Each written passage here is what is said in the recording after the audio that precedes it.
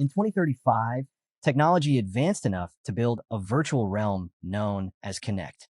The world looked and felt identical to reality, filled with lifelike AI characters, refined swordplay, and magic that existed only inside the game. With all these features combined, more than 100 million players poured into Connect. Before long, a large group of bodies lay scattered near the gate. A man shouted in agony as several daggers struck him, and he collapsed where everyone could see his game name Crash glowing above him. The others glared at Do-hyun, calling him a bastard, and one of them yelled for the group to rush him while he was alone. They declared him an enemy of the Empire and charged forward. Do-hyun watched them without reacting. The system revealed his ranking, 13th among psychokinetic users. One of the men drew his bow and screamed for Do-hyun to fall, but Do-hyun only lifted 2 fingers, redirecting the arrow midair and severing the archer's head. Their leader ordered his knights to release their shots. Arrows launched toward Do-hyun, but he lifted his hand, stopping every single one in mid-flight. The knights stared, stunned, just before he sent the arrows flying back at them. The leader urged them to dodge, but most were struck before they could move. Do-hyun rolled a dagger in his palm, tightened his hold, and dashed toward the leader, cutting his neck in a single motion.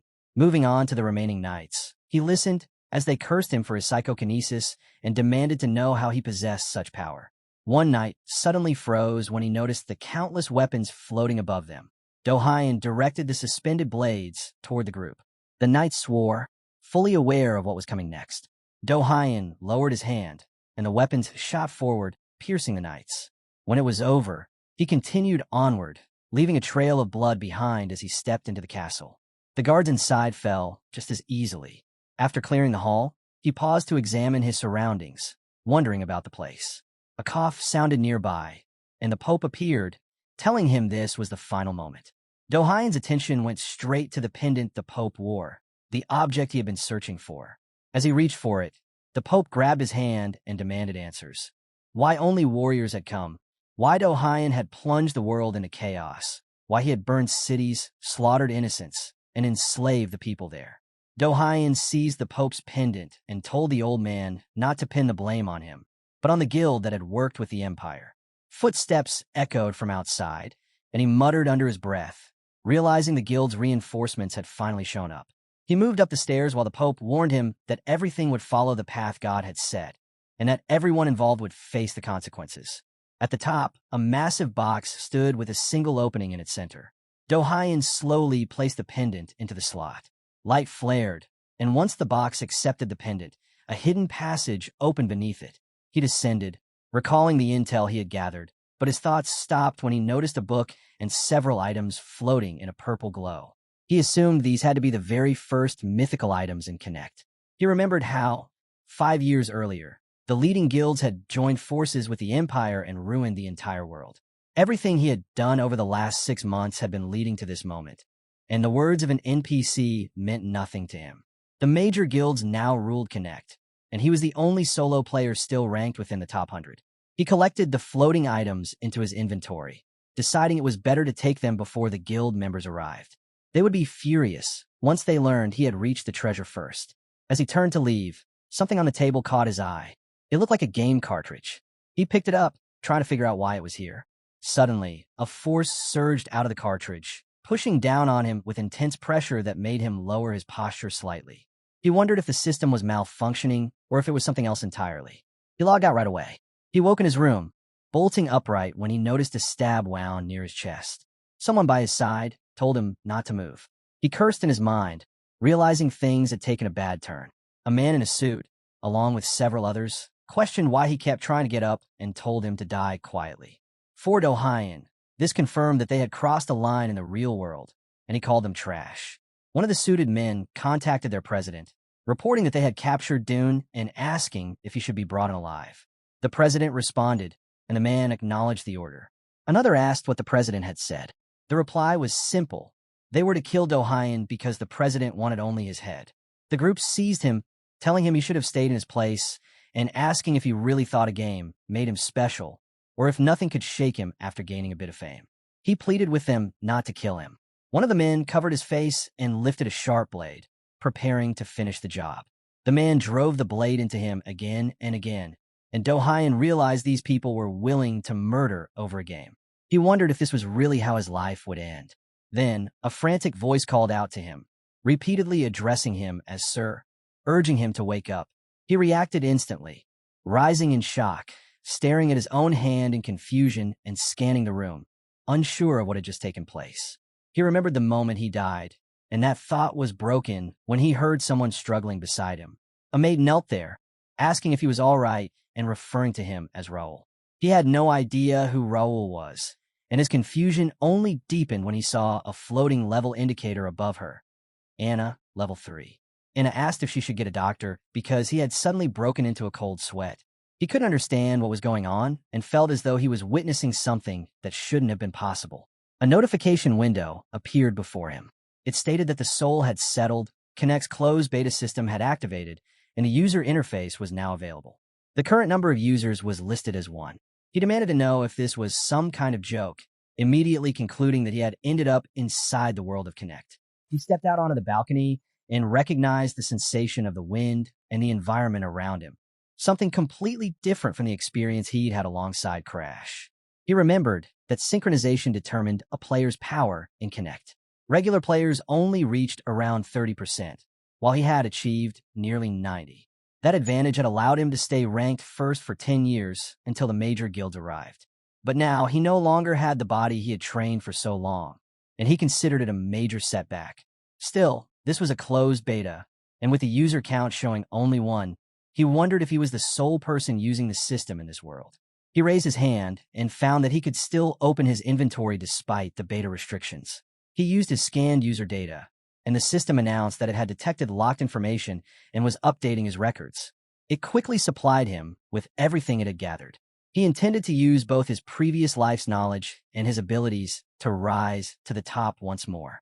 He endured the discomfort and reviewed his updated profile, discovering that his new name was Raul Ashton, the youngest son of the Ashton family, ruled by the 5th Count of the Reuben Kingdom. Ashton County had been the first region to fall in Connect. He recalled that the Ashton family was one of the kingdom's orthodox lineages, and that the Count and his eldest son had died suddenly, while the second son had vanished. A coup had taken place after the youngest son inherited the county. During that turmoil, the barrier around the Forbidden Zone collapsed, and their attempt to hold back the monster invasion had completely failed. Now Do-hyun understood that he was living as that very youngest son, R. Ashton. He looked ahead, knowing the beautiful city before him would be destroyed within 3 years. He returned to his room, deciding he couldn't let history repeat itself. He didn't have Bean or Crash in this lifetime, and that meant this was his final chance. He tightened his hand, remembering the struggles he endured when he lived as Do-hyun. Missing the opportunity to live here again would be unbearable.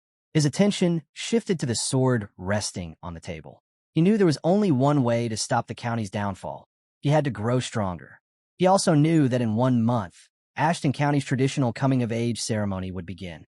If he could reach the semi-final round, he would earn entry into the Kingdom Academy, where he could build the strength needed to survive. But as he practiced, he suddenly collapsed, unable to understand why he felt drained after only a few swings. Then he noticed his level, just 5. He was 2 levels below the maid, and the tournament was approaching. He needed to start training immediately. A month passed, and the day of the ceremony arrived. He was surprised by the sheer number of participants. Looking around, he understood that every one of them was a potential opponent. He remembered his coach telling him that only 10 minutes had passed, yet he'd already felt worn out. He figured the strain was due to the pain he had endured throughout the month just to clear the qualifiers. He checked the system in his mind. The last time he had looked, his level was 13, and he knew his stamina was finally prepared. He had already formed a strategy for the matches, and he believed he could reach the semifinals. Then, without warning, he sensed an attack coming from behind. He moved instantly, dodging it as the strike smashed into the ground instead.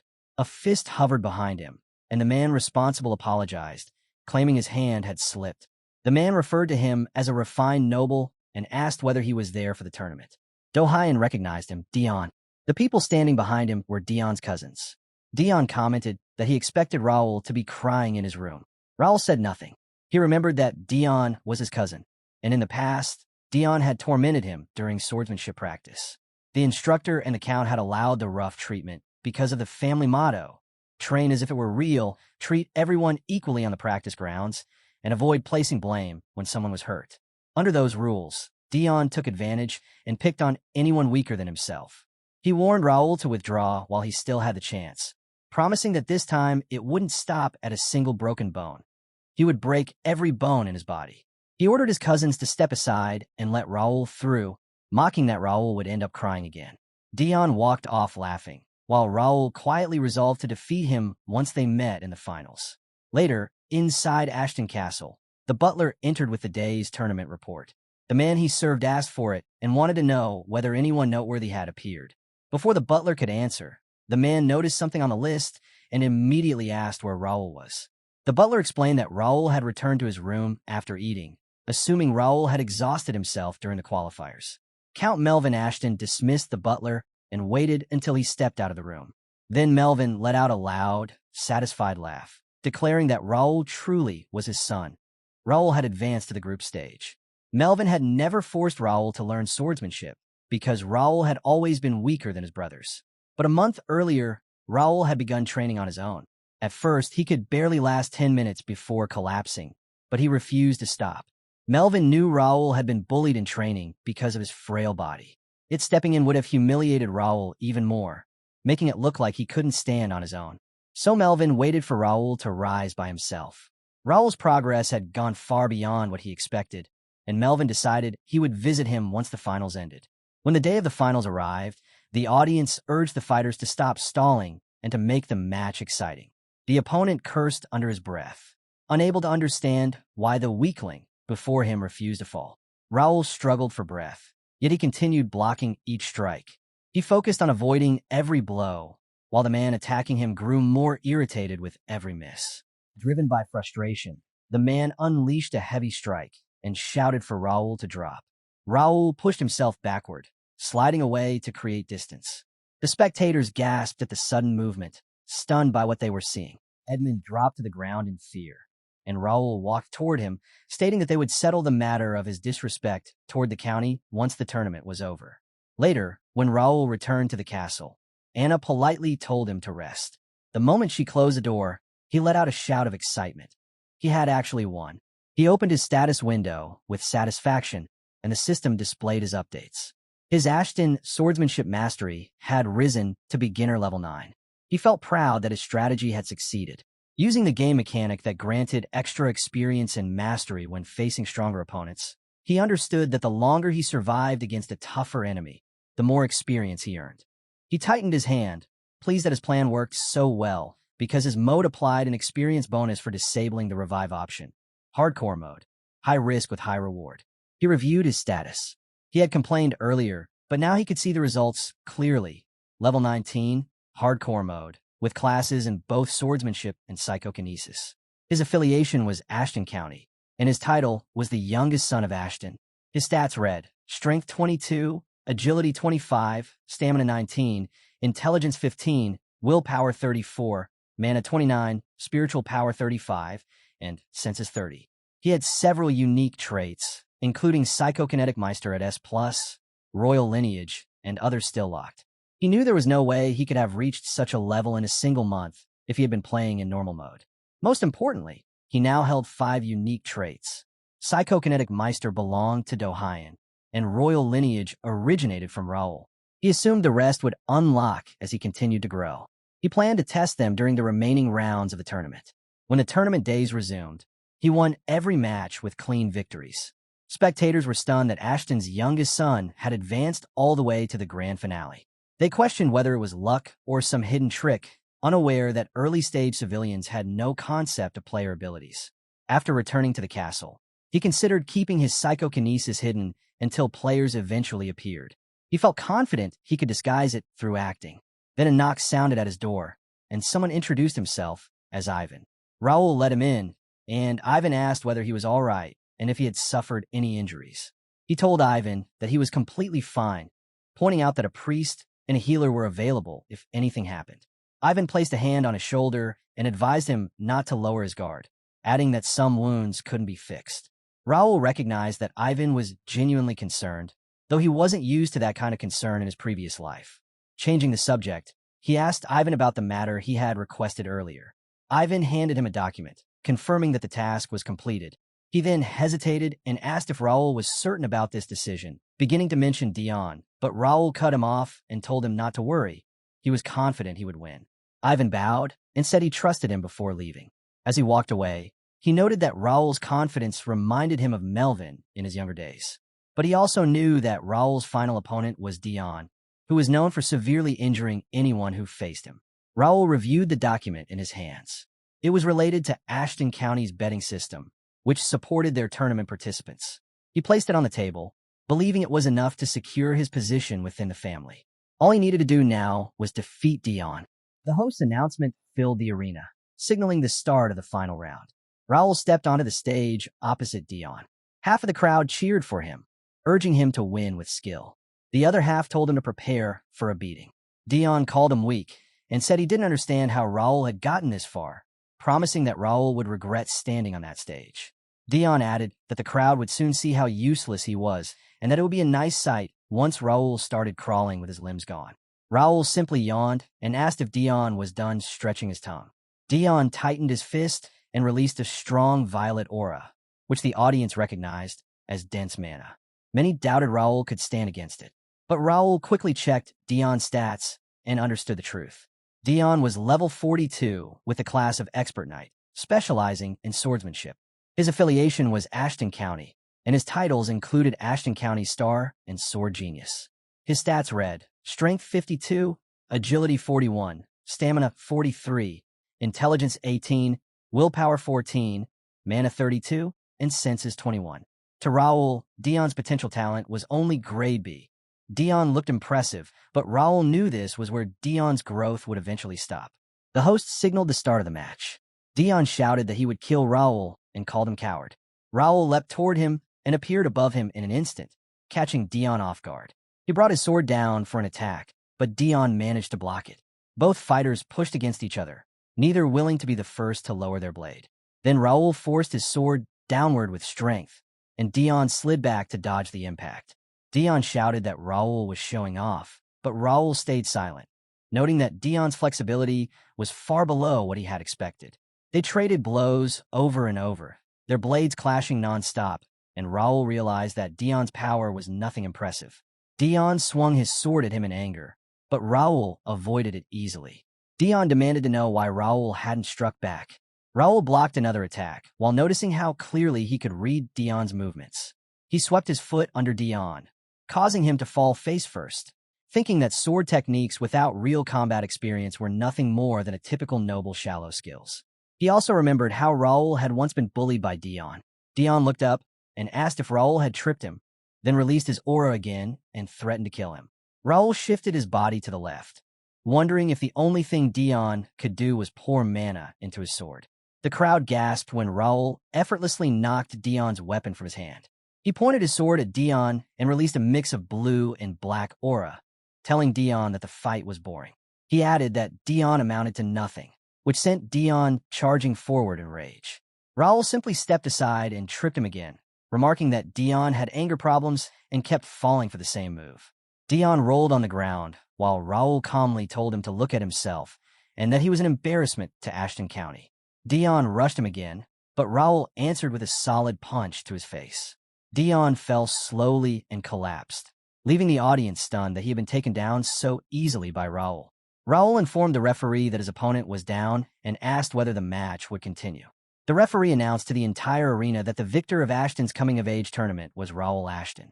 The crowd erupted, shouting his name and saying they had believed in him. Raul staggered slightly, thinking he was glad he won, but clearly suffering from terrible stamina. People around him panicked and immediately called a healer. A system window appeared in front of him. It stated that the coming-of-age tournament quest was complete. His rewards included experience points, 300 coins, and a random skill book of grade D or lower. His bonus rewards were additional experience, 5 grade D stat points, and a random skill book of grade D or lower. As the healers worked on him, he focused on the fact that he could now enter the Kingdom Academy. Ivan told Melvin how proud he was of the young master and how unbelievable it was that Raul had improved so much in just a month. Melvin didn't answer.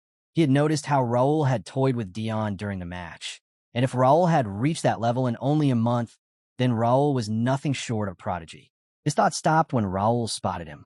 Raul called out to his father and waved, assuming Melvin had been watching the entire time. Melvin probably understood now that Raul was capable of entering the academy, yet he simply looked at Raul without saying anything. Later in the castle, Melvin told Raul that he couldn't allow it. Raul stared at him, stunned, and asked why. He explained that he thought qualifying for the semifinals meant he could attend the academy. Melvin replied that it depended on the situation, and from what he had seen, Raul needed to remain by his side a bit longer. Melvin added that Raul had collapsed after the fight, so he should stay put for now. Raul responded by saying that swordsmanship was a lifelong pursuit and asked if Melvin hadn't always said that himself. He told his father that going to the academy was part of learning more, just as Melvin had taught him. So Melvin couldn't stop him now. Melvin froze, then slowly smiled, realizing how much Raul had grown. He stood and said that if Raul truly wanted to go, he would have to get past him. Melvin released a powerful aura and pointed his sword at him, saying he wouldn't hold back and asking Raul what he planned to do next. A month passed. Knights traveled behind a carriage, and inside it, Raul was relieved to finally be on the road. He recalled the moment his father tried to stop him and how he told Melvin that the choice was his.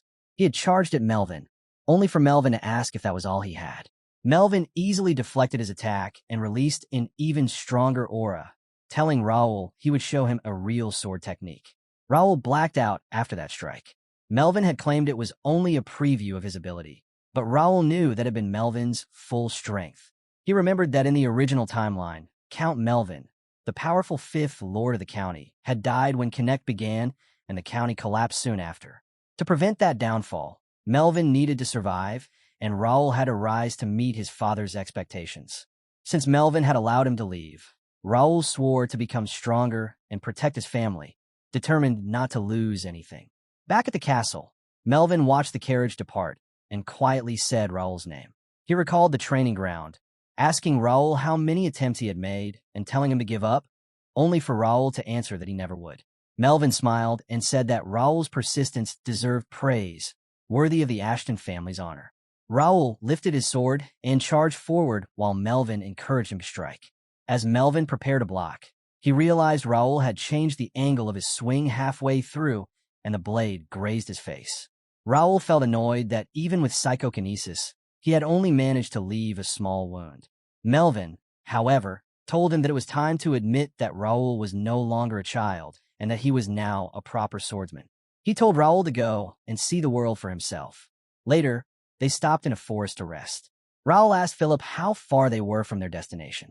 Philip, 42 years old, level 92, a high knight, affiliated with Ashton County and the Golden Bear Order, carrying the title Sword Breaker, with potential grade S and stats of Strength 82, Agility 76, Stamina 81, Intelligence 68, Willpower 77, Mana 76, and Senses 73, along with unique traits like Overskilled Commander's Strength and Sword Obsession, replied that at their current pace, they would arrive in 5 days.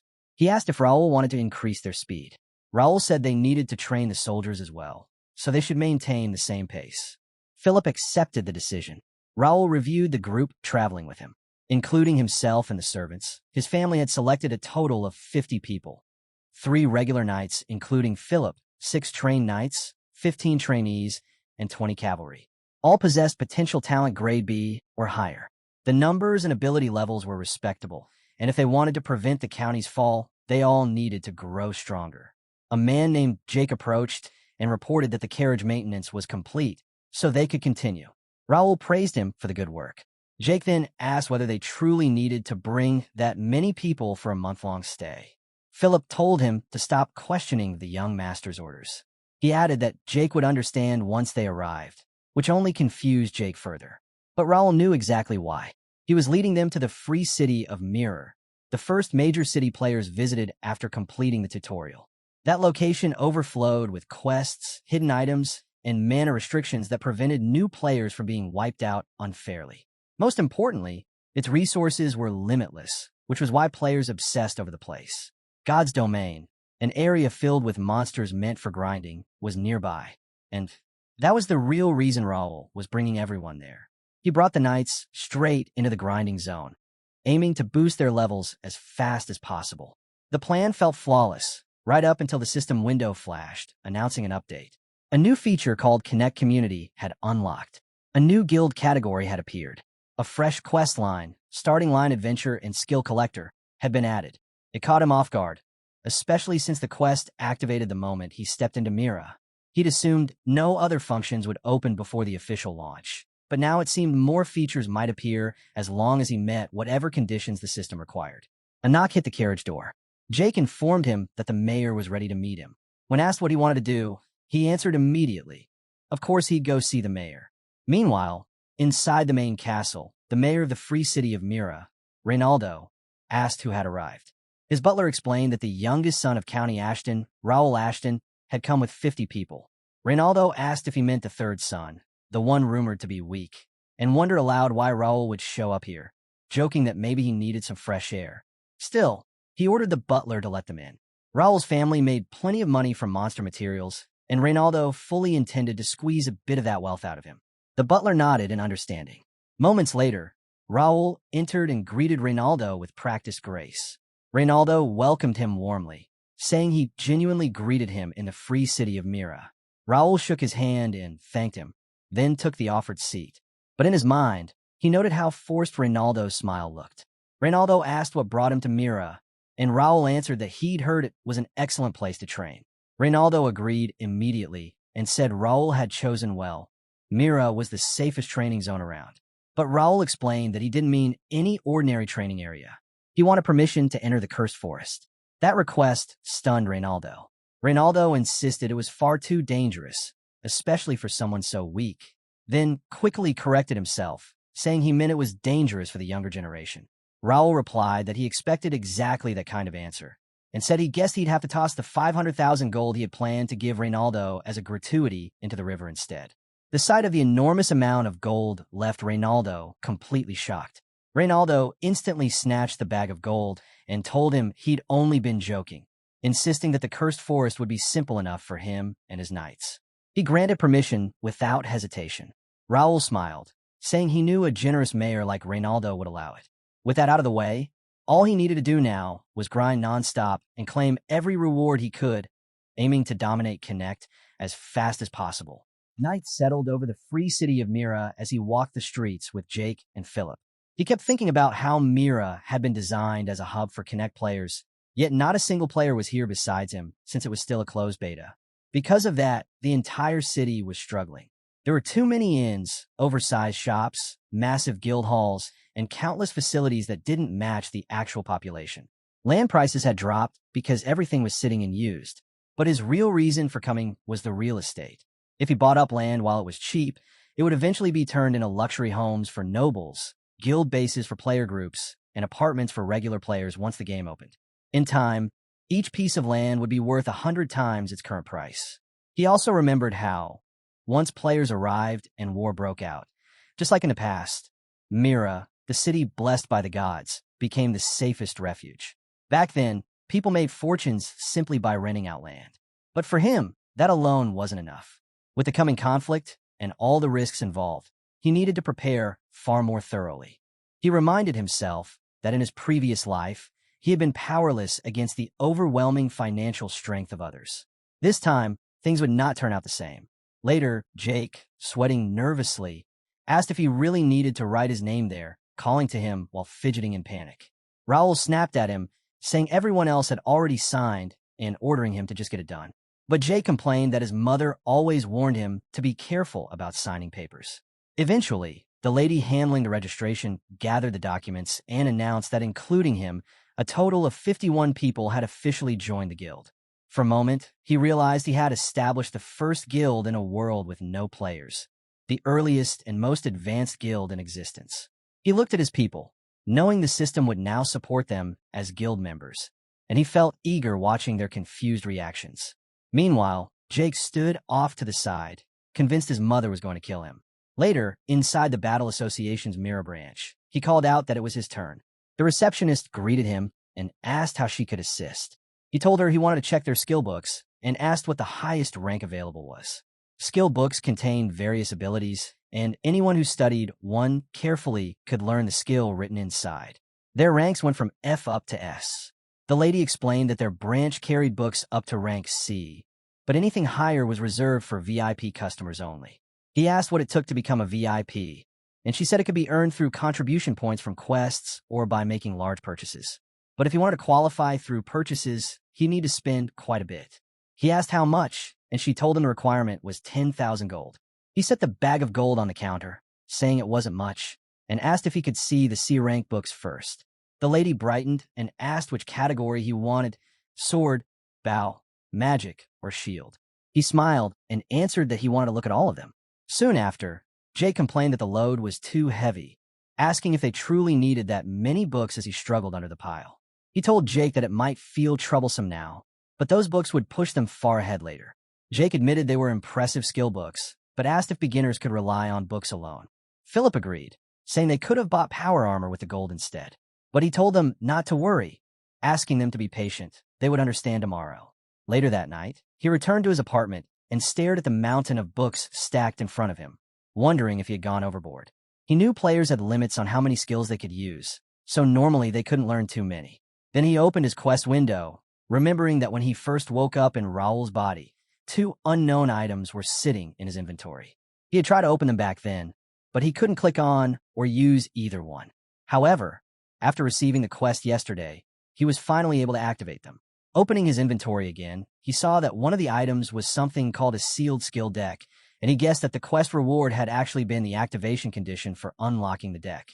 Checking the system, he saw that the skill collector quest had an unknown grade. Its description instructed him to gather at least 10 skill books and register them inside the skill decks, with extra rewards depending on the types he collected. The main reward was activating the decks, while the bonus included unlocking traits and gaining skills. He quickly grabbed a handful of books, realizing he needed to open the decks and hold a skill book at the same time. As soon as he did, he saw the register prompt appear. The dex book moved on its own, startling him. A deep purple light burst from it and shot into the skill book. Words poured out from the decks, and he instinctively released the book in his hand, shocked that it actually worked. But he noticed the tiny amount of mana inside the book had vanished afterward. At this rate, doing them one by one would take forever, and he wondered if there was any way to register everything at once. Suddenly, the books all lifted into the air, leaving him stunned. Purple light surged again from the decks and streaked toward every book hovering above him. One by one, the books dropped to the ground when the process finished. He opened the decks and flipped through its pages, wondering if it had really understood what he wanted, unable to believe the result. The system confirmed that the quest was complete. His skill decks, classified as rare, were now active. His bonus rewards appeared. The trait skill collector, ranked X, was unlocked, and the skill copycat, ranked S, had been acquired. He tapped on skill collector first. Its effect simply activated the skill decks. Then he checked copycat, which slightly boosted the chance of learning skills for books. Opening it fully, he saw its mastery was at beginner level 3. Its effect was to steal a skill from an examined opponent and automatically add it to the decks. As mastery increased, he could obtain higher ranked skills, and the ability itself would grow stronger. He thought it was broken beyond belief, being able to take another person's skill for himself. Then the system displayed the details of the skill decks. It was a rare grade item with the properties upgradable and bounded. The description explained that it was a replica of the mythic skill decks that once stored ancient techniques. Each time it crossed dimensions, its records reset, and the decks would only regain its true power after meeting special conditions. Right now, the decks were holding records of 525 skills. He recognized it instantly. It was the same mythical item he had received just before his death. Some pieces of his past life, like his psychokinesis trait and certain items, had followed him here, but all of his skills had been reset, and even this was only a replica of the original. He also noticed that the remaining unknowns in his inventory were the 3 Great X traits and 1 sealed item, making him wonder what kind of power they carried. The next morning, the knights were in a panic after seeing the system windows. They shouted over each other, asking what the status screen was and what a guild chat meant, insisting they needed to find a priest immediately. Meanwhile, the butler greeted him, and he stared back with tired eyes. He hadn't slept at all. He had spent the entire night reading through every page of the skill decks. He greeted Bernard and asked if he'd explained everything to the knights, and Bernard confirmed he had followed the instructions exactly. Then he eagerly asked if Bernard had tried using a skill book and Bernard nodded. He knew Bernard had been a servant of the Ashton family and Ivan's stepson. Bernard had worked for the county since he was young and had been trained personally by Ivan. He had sharp memory, worked fast, and handled tasks precisely. One of the reasons Raul had chosen him. But there was another reason as well. Bernard extended his hand, and a gust of wind burst out. Raul exclaimed in surprise, praising him and saying he knew Bernard could do it. Bernard, now aware that he possessed wind manipulation, responded politely. The system displayed Bernard's information. 27 years old, level 21, with classes in Servant, Beginner, and Windwalker. His affiliations were Ashton County and the First Guild. His talents were administration, management, and wind power. His potential was grade A. His stats were 17 strength, 18 agility, 24 stamina, 53 intelligence, 46 willpower, 23 spiritual power, and 41 senses. His unique traits were sharp manager, cold head, and like the wind. Raul knew that although Bernard lacked in certain areas, he had outstanding potential for both service and combat support. Having finished his preparations, he told Bernard to get ready. Bernard asked what he meant, and Raul replied that once the knights adjusted to the system, they would depart immediately, heading straight toward God's domain, the Cursed Forest. Deeper inside the Cursed Forest, an ogre hurled its axe at him with enough force to crack the ground. He slipped out of the way and told the creature it was far too slow. He moved in to strike, but before his fist even connected, the ogre's head burst apart. He dropped back to the ground just as the ogre's body toppled and told the hidden ones to come out already. A swarm of ogres emerged, shouting that the human was strong and needed to be killed. Their leader called out to his group and ordered the charge. All of them rushed toward him at once. He simply adjusted his stance and told them to bring it on. The Cursed Forest, God's domain, was more than a simple grinding zone. Technically, God's domain referred to the entire city of Mira. Players who were injured were healed, and anyone who died revived in that blessed city, which made it the safest refuge. Inside the forest, however, the blessing only worked on monsters. That meant monsters always respawned, no matter how many were slain. Humans couldn't revive there, and they couldn't carry monster loot out of the forest. If a civilian walked out with it, the item crumbled to ash. It was considered property of the gods. Only players, with the system's assistance, could bring monster drops outside. Philip asked Jake why he was giving explanations when their young master was the one doing all the fighting. Meanwhile, Raul was still battling the ogres. When only the leader was left, the ogre stared at him and demanded to know what that power was. He lifted several weapons scattered across the ground with his ability and asked if the leader meant this power. The ogre froze when the weapons floated straight toward him, and then they sliced him apart. He told the fallen leader that the ability was called psychokinesis, with Jake chiming in beside him. Jake remarked that it was a convenient power, but Philip snapped at Jake to stop talking and keep skinning the ogres. Jake sighed, saying he didn't travel all the way to Mira just to do that, though he admitted the training had paid off. Jake called out to him while he was gathering ogre blood. Raul laughed and thanked them, saying their progress was possible because of everyone's efforts. All of them could grow stronger by studying the skill books. Philip realized Raul had been right. He remembered swinging his dagger forward earlier, using the hit-slash skill he had learned, and watching an ogre split cleanly in half. Raul asked him how it felt, and explained that this was exactly why he had bought skill books instead of power armor. Philip admitted it was incredible. He knew he had picked up the skill unusually fast, and wondered how Raul even discovered such a strange method. Then the system displayed the guild chat window, and Philip's eyes widened when he saw a message. He immediately told Raul to check the chat. But when he looked toward Raul, Raul was already furious, saying he had seen it too and that they were returning to Mira immediately. Meanwhile, in one of Myra's alleys, a man pointed a sword at one of Raul's people and said he should have done it earlier. He then stabbed the man, explaining that it had been difficult to hold back after seeing Ashton's men walking around. Another man, holding a bloodstained sword, called out to his brother and said they should have listened to him sooner. They could have done this earlier, before stabbing another member of Raul's group. One of Raul's men asked why they were doing this, but another attacker cut him down and asked his brother if their great-grandfather hadn't warned them to be careful, reminding them they were all here because they had caused trouble. The first attacker was Ramon, the eldest son of Viscount Randall. The second was Jerry, the Viscount's second son. And the third, Cale, was the Viscount's youngest. A wounded man on the ground told Ramon they would regret this. Before he could finish, Ramon stabbed him again and pulled the blade out, making him scream. Ramon continued stabbing while laughing, telling him to inform Raul to hurry back since they had unfinished business with the young master. Ramon commented that it was strange how they kept reviving, looking down at the man who was healing and calling them bastards. Jerry laughed and said they should deal with that Raul kid the same way. But Kale reminded Jerry that noble families weren't supposed to be pointing swords at each other inside the free city. Ramon asked Kale what the problem was, saying they could just claim they never did anything and no one would be able to prove otherwise. He told his brothers that if they thought about it, this was perfect, they could crush the Ashton family completely. Ramon even turned to them with excitement, saying their great-grandfather might praise them for it. But before he could finish, Ramon's head burst apart. Kale shouted for his brothers in shock. When they turned around, they saw Raul standing there, demanding how they dared do this and declaring that attacking Ashton County was a crime that required more than worthless deaths in return. The brothers stared at him, stunned.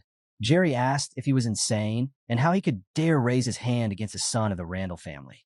Kale demanded to know where the knights were and how Raul had even arrived here. One of the knights, a sword pressed to his neck, said in fear that they were the main force of the Ashton family. Philip and Jake had their weapons drawn, holding the Randall knights at bay. Philip reported that they had surrounded the Randall forces as ordered and ensured no civilians were nearby. Bernard and Jake stood by, quietly watching the enemy. Raul praised them for their good work. Then, using psychokinesis, he lifted his wounded men from the ground and let them rise gently into the air. He told Bernard to take them to the shrine, and Bernard acknowledged the order with respect. Raul then opened his inventory and drew his sword, saying he would clean up the garbage himself. He knew Randall Viscounty was similar to Ashton County. They were one of the 5 warrior families of the Reuben Kingdom. But unlike the Ashtons, the Randall family lacked a long history. The 4 warrior families had only become 5 when their current lord, Vice Hudson D. Randall, reached the swordmaster level.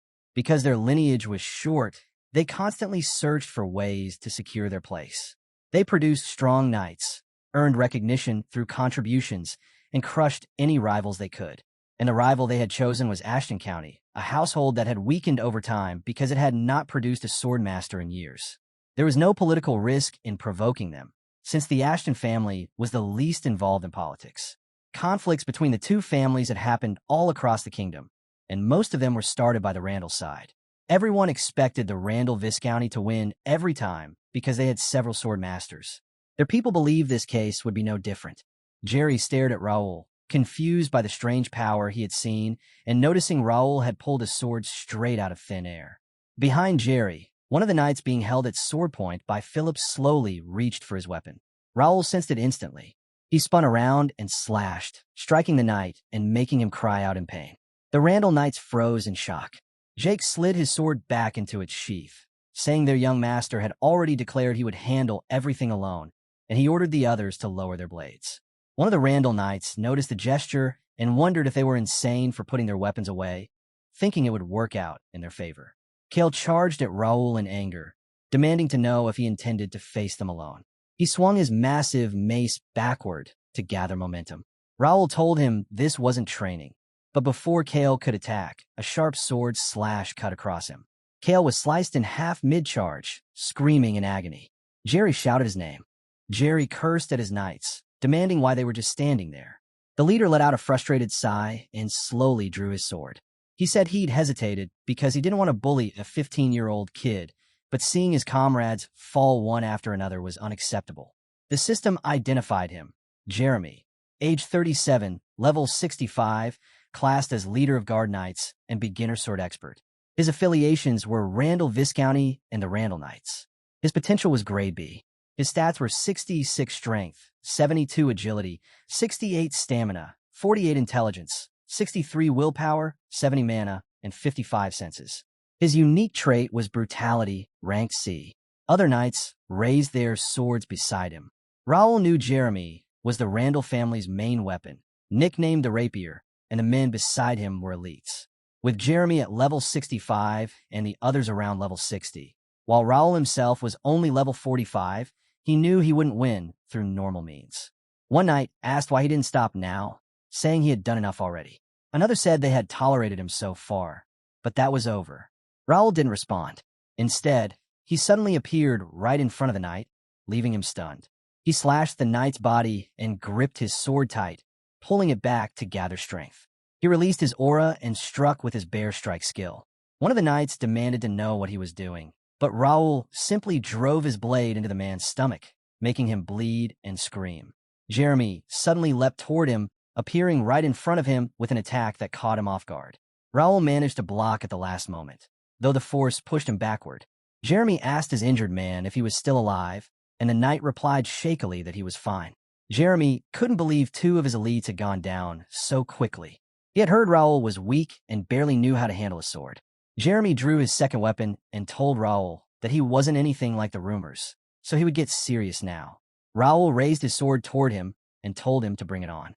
He noticed Jeremy was holding both a rapier and a parrying dagger, making him wonder if Jeremy was using the Randall family's sword technique known as shooting star. Jeremy smiled, saying he liked Raul's courage, and pointed out that every wound healed Mira. He told Raul he couldn't possibly fight them all alone, but Raul replied that Jeremy was the one who seemed confused. He bet that Jeremy and his knights hadn't trained even once since arriving in Mira. Jeremy was startled and asked how he knew. Raul told him the truth. Those men shaking in fear, even after their wounds had healed, were proof enough. They weren't used to dying. Jeremy leveled his weapons, realizing Raul didn't just understand combat. He could see straight through people. That made him dangerous. Jeremy ordered one of his men to cover him from behind, and the knight agreed. Jeremy darted forward, thrusting his rapier. Raul braced himself with his sword while Jeremy and his partner attacked nonstop, slicing his face, arms, and everywhere they could reach. The knight beside Jeremy spotted an opening and rushed in. Jeremy yelled at him to stop, but Raul swung forward, cutting the man clean in half. Jeremy called his man a fool, but there was no time to waste. He activated the Randall sword vision and unleashed the shooting star. Raul was surprised for a moment, then raised his sword defensively and told Jeremy to bring it. Jeremy launched continuous strikes with shooting star, a technique famed for dominating one-on-one battles. Raul realized he was being pushed back even with psychokinesis. He didn't understand how. He had been dominating earlier, yet now he was barely keeping up. He moved in, ready to push Jeremy all the way back.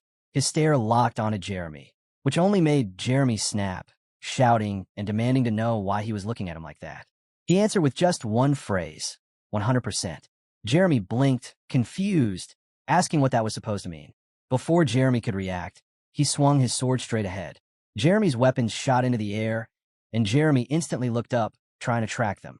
At that moment, the sword pierced the ground, and the system window appeared. His opponent's skill analysis had reached 100%, and Copycat was ready. A new prompt appeared, telling him to reproduce the exact movement using Copycat to engrave the skill into the deck. Jeremy's weapons were still falling, but he lifted them with psychokinesis, catching Jeremy off guard. The weapons drifted straight into his hands as the system instructed him to activate Copycat. Randall's sword skill, Shooting Star, Grade B. He triggered it, pointing the weapons at Jeremy. The Shooting Star skill fired back at its original user, and Jeremy shouted in disbelief, demanding to know how he was using Shooting Star so perfectly. Covering himself with his arms, he yelled through the pain, asking who had betrayed them and taught Raul that sword technique as the strikes kept landing. Suddenly, he appeared under Jeremy and said he'd learned it from himself. Jeremy, still confused, tried to question him, but he drove the blade into Jeremy's side and pulled it free. Jeremy dropped to his knees. The system displayed a new reward. Randall sword skill, Shooting Star, Grade B Mastery, upgraded to Intermediate Level 1. The skill was now fully engraved into his deck. Another message told him to equip it in the skill deck slot if he wanted to use Shooting Star freely. He looked at Jeremy, knowing the fight was finished. Copycat was powerful, but it was difficult to use. It could only copy a single skill at a time, and he couldn't lose sight of his opponent once the ability started. Even blinking risked resetting the entire analysis, which was why he never looked away from Jeremy's attacks. And stealing a skill was only possible in a one-on-one battle. He opened his skill display. The system listed his default skill slots. 1. Ashton Vision Sword Skill, Bear Crush, Grade A+, Intermediate Level 2. 2. Psychokinesis, Grade S, Intermediate Level 2. 3. Mind Skill, Grade A, Intermediate Level 1. 4. Copycat, Grade S, beginner level 6. 5. Basic meditation, grade E, beginner level 8. He picked up the ticket, noting how the B-grade skillbook draw ticket felt especially satisfying. He wondered again if the tournament reward had really given him nothing but flunks, because even thinking about it now felt absurd. Setting the ticket down on the table, he said he didn't need anything incredible, but at least this time it should be something mid-tier. Then he snapped the ticket in half, hoping it wouldn't end up being another flunk. A bright light burst out of it, and he froze for a moment when the system confirmed the reward. Rivera's spearmanship, grade B. He shouted in excitement. Spearmanship was something he needed for his next destination, the capital, and he told himself his luck was still sticking with him. Then he remembered there was one more important task he had to finish in Mira, something that would require a full month of work. He promised himself he would see it through. A week later, he was deep in the forest, driving his sword forward and striking the ogre in front of him. The system window appeared as he wiped off his sweat, showing that he had leveled up to level 51. It also showed that he had reached the required level for a promotion and needed to choose a possible advancement. The system confirmed his current jobs: sword user and beginner psychokinetic. His proficiency in job-related skills: Ashton family hereditary swordsmanship, Randall swordsmanship, and psychokinetics had all risen to mid-level as well. He had met every requirement. His job changed from sword user to sword expert, and his beginner psychokinetic job advanced to intermediate psychokinetic.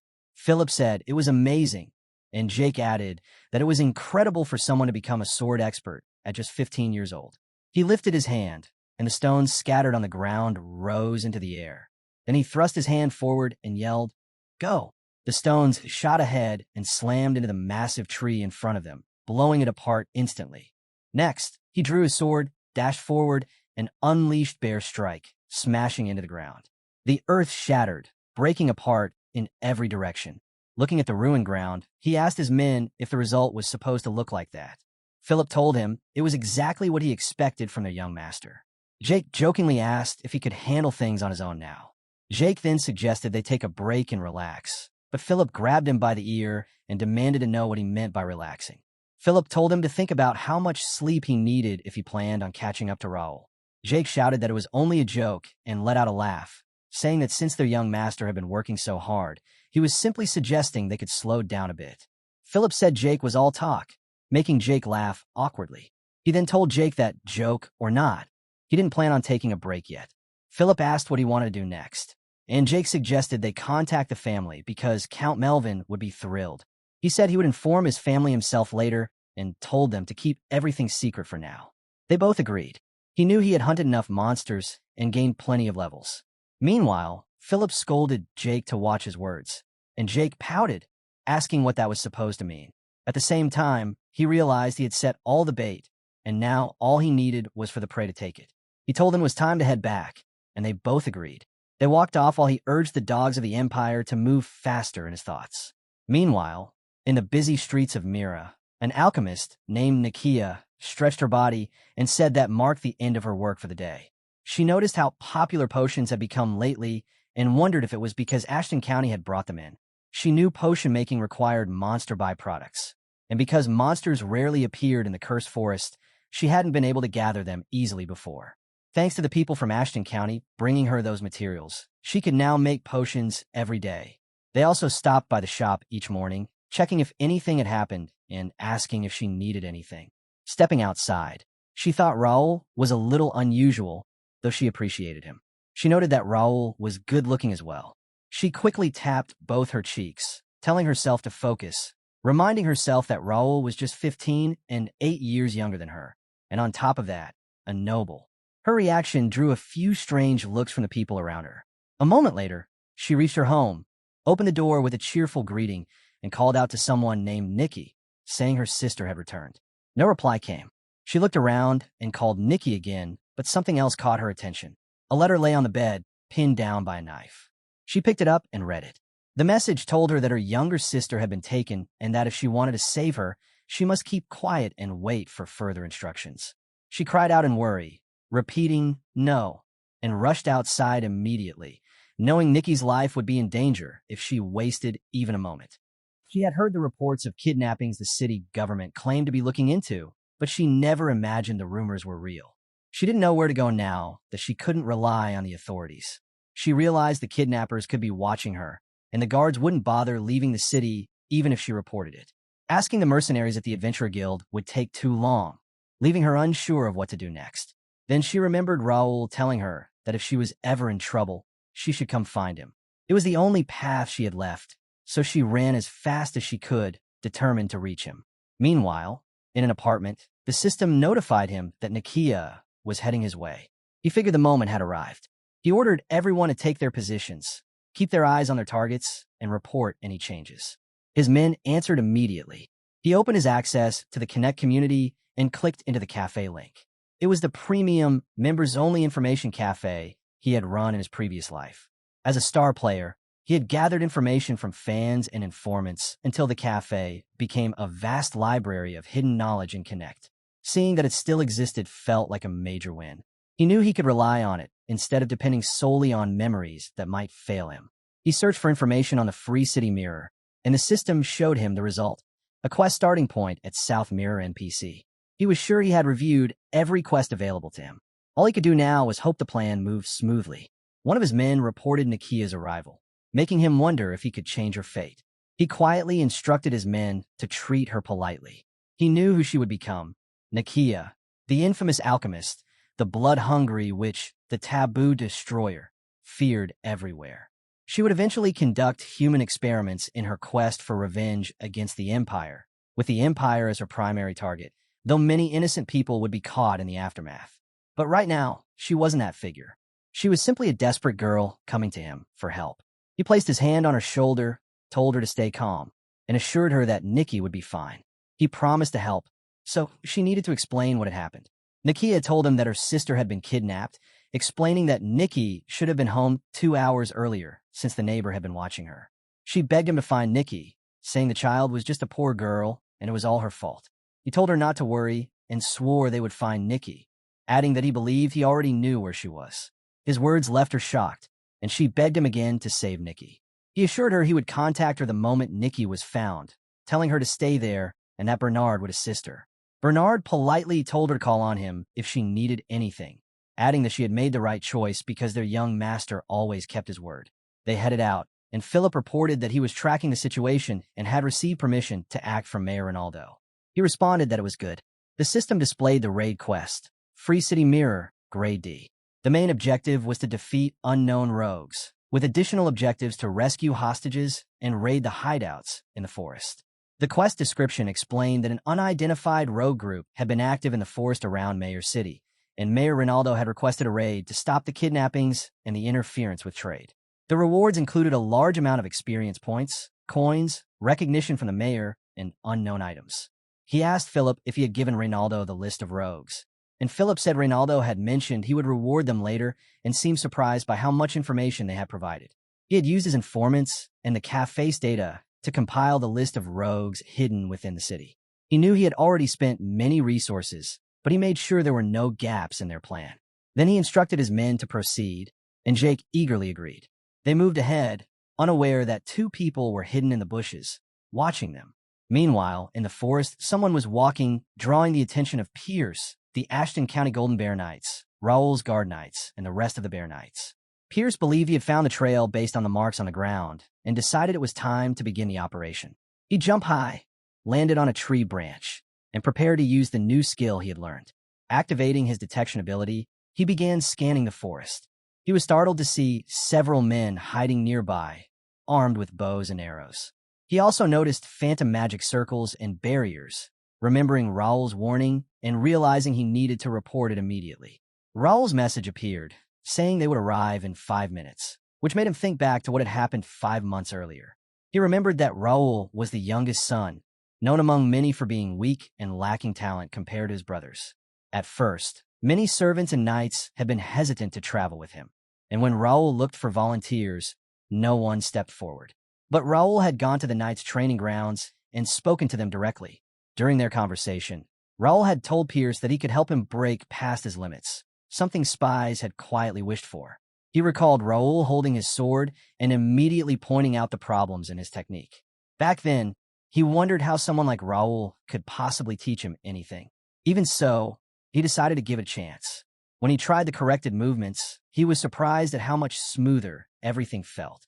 He remembered Raul advising him to learn Bear Crush, but explaining that Pierce's strength came from agility, not brute force. Raul also recommended sharpening his bow skills, saying he had heard Pierce was a skilled marksman. Very few people knew about his bow ability, yet Raul had seen right through him. That made him wonder if Raul really was someone who could help him grow. In the end, that was why he chose to follow Raul, convinced it was the best choice he had ever made. He figured that those who had rejected Raul's request were probably regretting it now. He didn't know why Raul had been hiding his power, but with the skill books Raul provided, he reached the high expert stage and could train his other abilities. None of it would have been possible without Raul's guidance. Today, he thought, might finally be the day Raul revealed his true strength. He noticed someone approaching. He quickly dropped from a tree branch and bowed along with the other knights, announcing that he had arrived. Looking forward, the system displayed information, an unknown rogue hideout of unknown size. The status window showed a 3-circle or higher magic circle that distorted vision and another 3-circle magic that disrupted anyone attempting to approach. He had to choose between destroying the magic circle or finding a way inside to gather more information. He noted that rogue hideouts always looked the same, no matter which city they were in, and that spies from the Cronin Empire were hiding in Mira. Most Connect players received quests from beginner cities like Mira, usually involving hunting monsters or defeating rogues. But among those rogues were unusual ones. A slave trader kidnapping people inside the city, mercenaries try to rise in status, and the most dangerous of all, the Cronin Empire spies, the Imperial Hounds. They hunted players and blackmailed them to stop them from joining forces. They were important in the late game, and he couldn't afford to leave them alone. He called Pierce, who immediately drew his bow and fired, shooting down the men concealed behind the magic circle. They stepped into the barrier, and he saw that no one was stationed near the entrance. He considered using a dispel scroll from his shop purchase, but paused when he saw the mana flow. He wondered whether he could handle it himself. Putting the scroll back into his jacket, he chose to infuse mana into his weapon instead. He grabbed a dagger from his inventory and hurled it at the mana flow.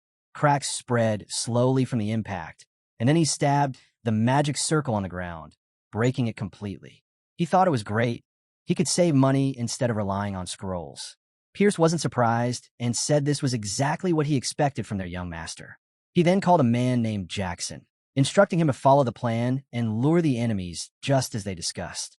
Jackson said he would wait for the signal, and Pierce agreed. Pierce dropped from the tree branch and joined them, feeling confident with elite knights at his side. He told himself that they should hunt every last one of them. Soon, they reached a massive door. He told everyone they did not need captives and that they would eliminate all the enemies. He reminded them to use the rapier for the final strike. Jake said he didn't understand why they needed to use a stick, but he would follow orders, even if it didn't seem like a situation requiring that kind of weapon. He ordered Pierce to stay back and watch for them, locate where the kidnapped people were being held, and prioritize rescuing Nikia's younger sister, Nikki. Pierce said he understood. He then called Philip, who nodded. He activated his psychokinesis and told the group they were going inside as he pushed open the massive door ahead of them. They continued walking inside while Pierce watched their backs. They moved through the tunnel until the hideout came into view. He glanced at Pierce, and Pierce understood immediately, fading away into the shadows. The system notified him that Pierce had successfully infiltrated the enemy base, making him think that it was time to begin the hunt. He looked upward and saw the high cave ceiling and the wooden fences scattered throughout the area. The rogues inside were around levels 30 to 31, not much different from regular thieves. Since he had already checked the base layout, it was time to give out orders. He raised his hand to Jake and Philip, signaling instructions. He ordered Jake to take the left side, Philip to go straight ahead, and he would handle the right. When he closed his fist, they all rushed toward their assigned directions. He sprinted up the stairs, then leaped forward. The men at the top turned, confused about who he was.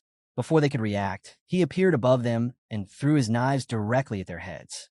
Landing on the stair railing, he quickly reached behind him, grabbed his bow, aimed at another man, and fired, finishing him off. Philip was busy slashing the enemies in the center, while Jake was doing the same on the left side. Someone from above spotted them and shouted that intruders had arrived. That man ordered the guards to protect the fences and ordered them to kill the attackers. More enemies rushed in as he fired arrows at them. Their numbers increased, and they started blocking his shots.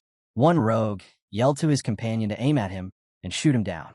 Arrows flew toward him, but he used psychokinesis to stop them midair. One rogue panicked, asking if he had somehow bounced the arrows away, and told his companion to call for backup downstairs.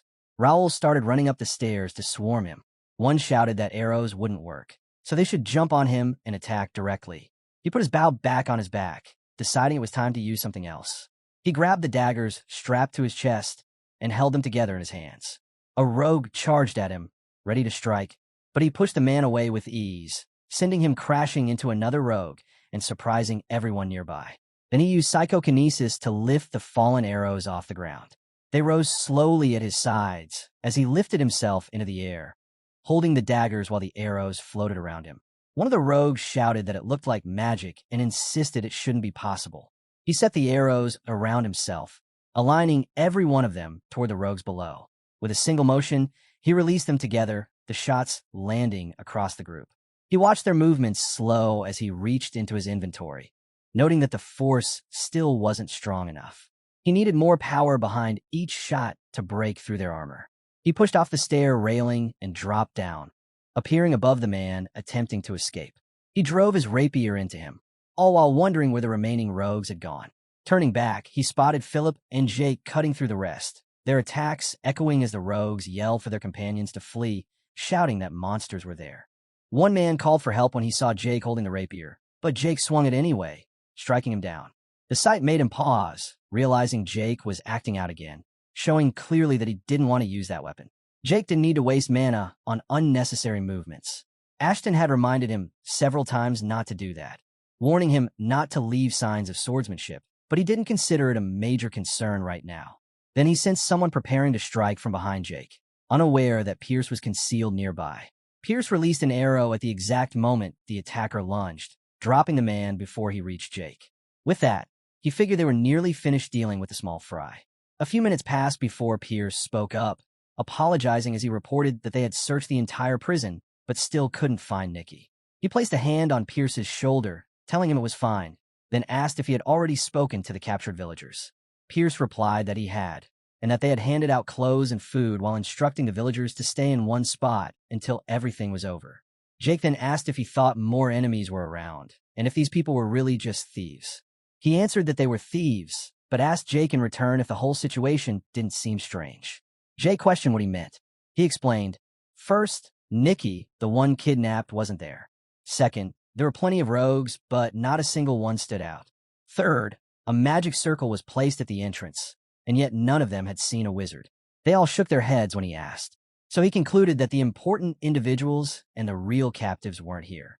Jake agreed, but pointed out that without finding the actual location, their effort meant nothing, then asked Pierce if he thought the same.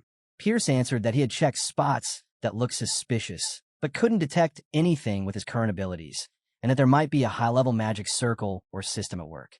He then told Pierce proudly that he had only joined their guild less than a month ago, yet his progress was impressive, and soon no one would be able to deceive his eyes. Pierce thanked him in return.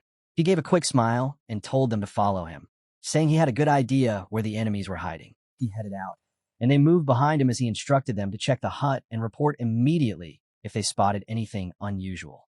They answered with a simple agreement. A short while later, he pushed open the room door. Philip informed him they hadn't found anything strange, but he only asked if this was the fourth hut. He drew the rapier from his inventory and told the group to prepare, saying the real task was starting now. He kicked the table aside, raised the rapier with both hands, and drove it hard into the floor. The wooden boards burst apart, revealing a hidden door beneath. Using psychokinesis, he pulled the door open and saw a staircase descending into a basement. Before they could proceed, he heard movement under the ground. He warned them that something was coming. A massive monster's hand suddenly burst from below, reaching for Jake. Jake quickly backed away and demanded to know what it was, dodging just before the creature could grab him. Huge monsters climbed out of the hole, their growls echoing through the room. More of them moved up the steps as Philip warned everyone not to spread out, explaining that fighting would become more difficult if they separated. One monster lunged forward, but he rushed to meet it, driving the rapier into it with full force. The creature staggered back, reacting to the strike. Philip called out that these were Imperial Demon Cavalry and that their weak points differed from humans, so they should target the head.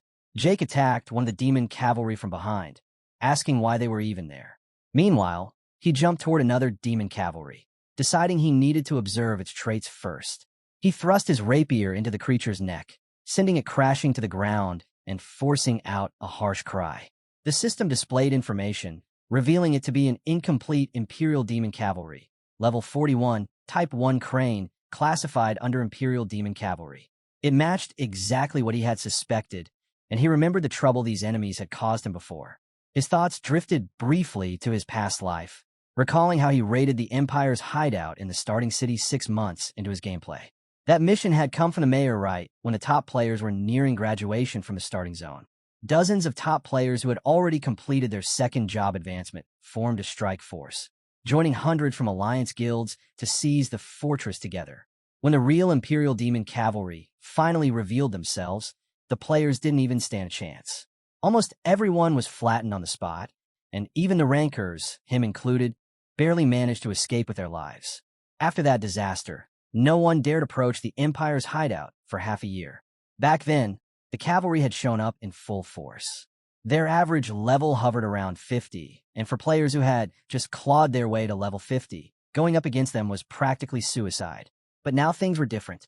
The cavalry was incomplete, their stats were lower, and he had a squad of elite knights behind him, fighters well above level 80. Even better, he could clearly see every one of the cavalry's vital points scattered across their bodies. With that advantage, he sprinted toward the charging demon rider, leapt upward, and drove his weapon through each weak spot in one clean rush. That alone was enough. Moments later, the Imperial Demon Cavalry lay defeated. Jake kicked the fallen demon in frustration, while Philip questioned why Imperial forces were wandering somewhere practically in the kingdom's front yard, and more importantly, what they were supposed to do next. He answered without hesitation. They were going in. They were past the point of turning back. Pierce suggested calling for reinforcements, but he refused. Every minute wasted put the captives at greater risk. They had to move before the enemy contacted anyone outside. Suddenly, Philip and Jake stepped ahead of him with their shields raised. They told him to stay behind them and focus on searching with Pierce while they handled the fighting. He thought it was a bit unfortunate, but he knew this wasn't the moment to get greedy. He would still get his share of the experience, even if someone else landed the killing blows. After everything he'd done so far, letting others carry him for once didn't sound bad at all. Philip and Jake descended first, and he couldn't help feeling relieved to have subordinates this dependable. He followed right behind, and as Jake pushed open the door, he commented that they should have drowned the enemies in boiling stool water for what they'd done. Inside, the floor was littered with bodies. Rows of large and small tubes held murky green liquid with monster parts and pieces of demon cavalry floating inside. Pierce remarked that the Empire had no fear at all, doing chimera experiments on foreign soil, as if it were nothing. The cavalry they had just fought must have been crafted from the kidnapped citizens, though he hadn't expected the Empire to go this far. He took in the scene, remembering how many times he'd seen similar sights in his previous life. Even so, it still sent a chill through him. When he first reincarnated, he had briefly considered joining the Empire since they would dominate the entire continent within 10 years. But their emperor was a lunatic, and serving him would have been like tossing yourself into a furnace with an explosive strapped to your chest. Rumors about the emperor were wild and countless, but there was one thing he knew for certain. The emperor never treated humans as people. Anyone without royal blood was sorted into ranks based on usefulness and forced into labor until they broke. Once they were no longer of value, they became test material or food for the Imperial Demon Cavalry.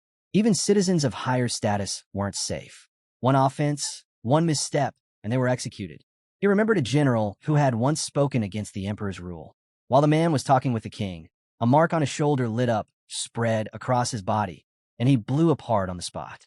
The memory stuck with him as clearly as if he'd witnessed it firsthand. There was no way he would cling to someone like that to survive, nor could he accept watching innocent people turned into experiments. Philip suddenly called out to him, telling him to look below. When he did, he saw magicians forming a spell while a knight pushed them to activate it, so they could secure an escape route. Pierce checked the area with his skills. For knights, 3 wizards, and 10 Imperial Demon Cavalry. The wizards were focusing on a magic circle near the cave entrance. Philip quickly assigned roles. He'd handle the knights himself, Piers would take the wizards, Jake would intercept the cavalry, and he was to support all of them. Jake complained, wanting to clean up from behind instead. But the moment Philip shot him a sharp look, Jake turned away. Pierce didn't waste time. His arrow flew toward a wizard, and someone shouted that intruders had arrived. As the enemies reacted, they all leaped down into the fight. He aimed at another wizard. Fifth circle casters. They had to be taken out first. Ordinary arrows couldn't break a barrier spell, so he pushed some psychokinesis into the arrow's path. Once the energy was gathered, he released it, followed with another shot, and shattered the barrier completely. A wizard dropped instantly. At least the teleport escape plan had been stopped. The knights saw the magic circle break.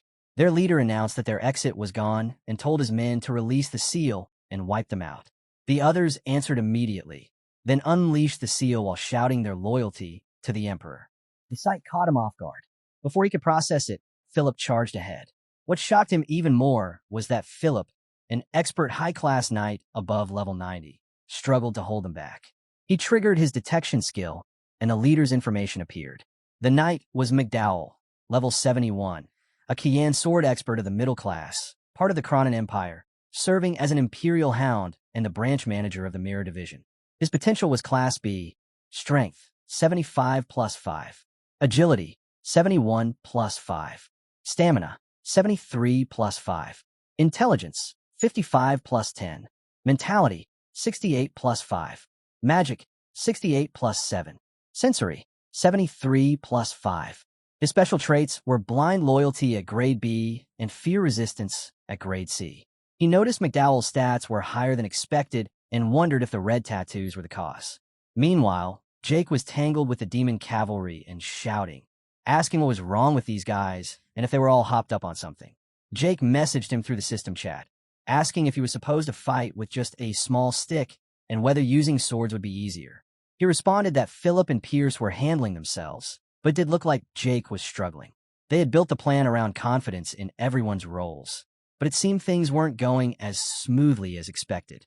Jake sliced lightly at the cavalry in front of him, then complained loudly, asking whether he had really said Jake was having a hard time. He clarified that he only said it because Pierce looked like he was struggling, making Pierce stare at Jake without a word. Jake, irritated, rushed the knights and yelled at them for causing all this trouble, declaring that they all deserved to fall. He took out his rapier, and he also drew his own weapon from his inventory, deciding it was time to step in. He struck one of the knights and hit a vital point instantly, cutting its arm clean off. Jake saw that and paused. Something about the way he identified weak spots so quickly felt strange. McDowell shouted that he hadn't expected his forces to be pushed back and demanded to know who they were. He noted that they were using rapiers, which suggested Randall Viscounty, but something about their swordsmanship didn't match. His instincts told him these weren't Randall fighters. Jake fired back, asking why a man with one foot in the grave needed that information, and told McDowell to stop talking if he was ready to continue. He called them the Empire's dogs. McDowell snapped, furious that Jake dared insult the Imperial Hounds. Then his attention shifted to the one standing at the center. McDowell's expression changed as he wondered if that person was the leader.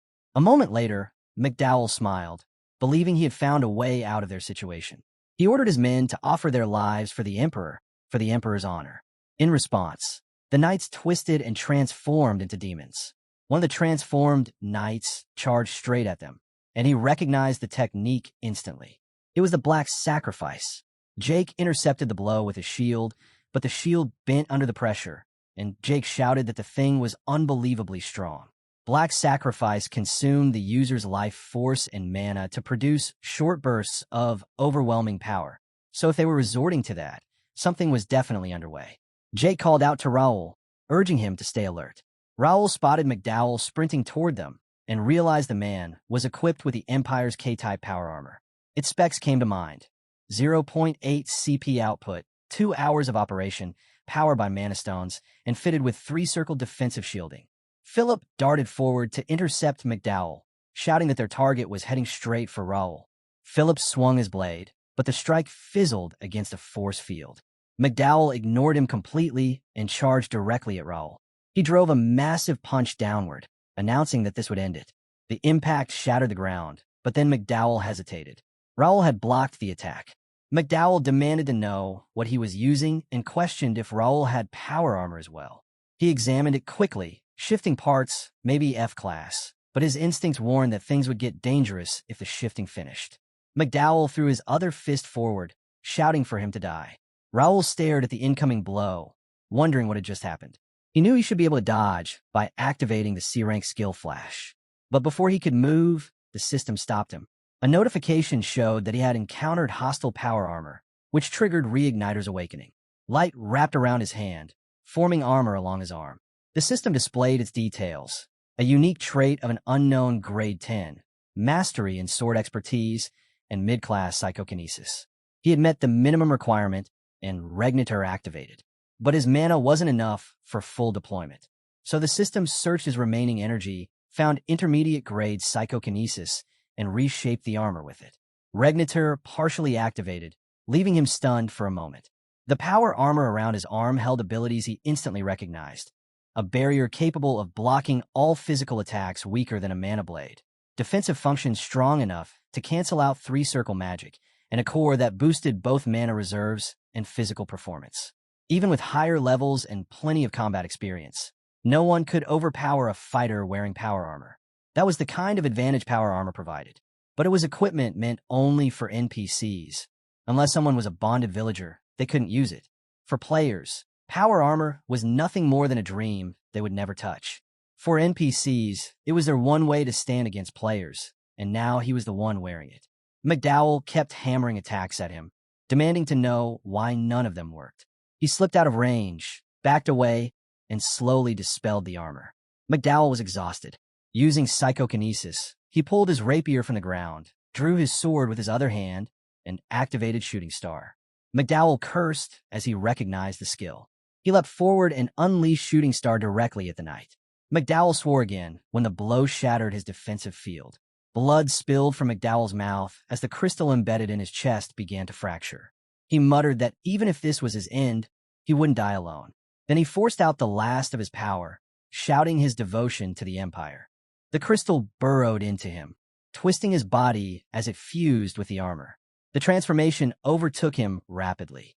The system then alerted Raul that Reignitor had detected a forbidden fragment of power. He didn't know what that meant. Another message appeared. The seal was partially released because of an oath. Light burst from within him. The light wrapped around him, and the armor formed across his body piece by piece until it enclosed him completely. The system announced that Reignitor would reveal its true form for a short time. A shining armored foot stepped out of the glow, and he emerged fully clad in complete power armor. McDowell had also finished his transformation. The knight growled and lunged, but he only voiced his contempt, which sent McDowell into an even more frantic charge. McDowell threw a massive punch. He lifted one arm and blocked it. The impact made every fighter around them stop and stare.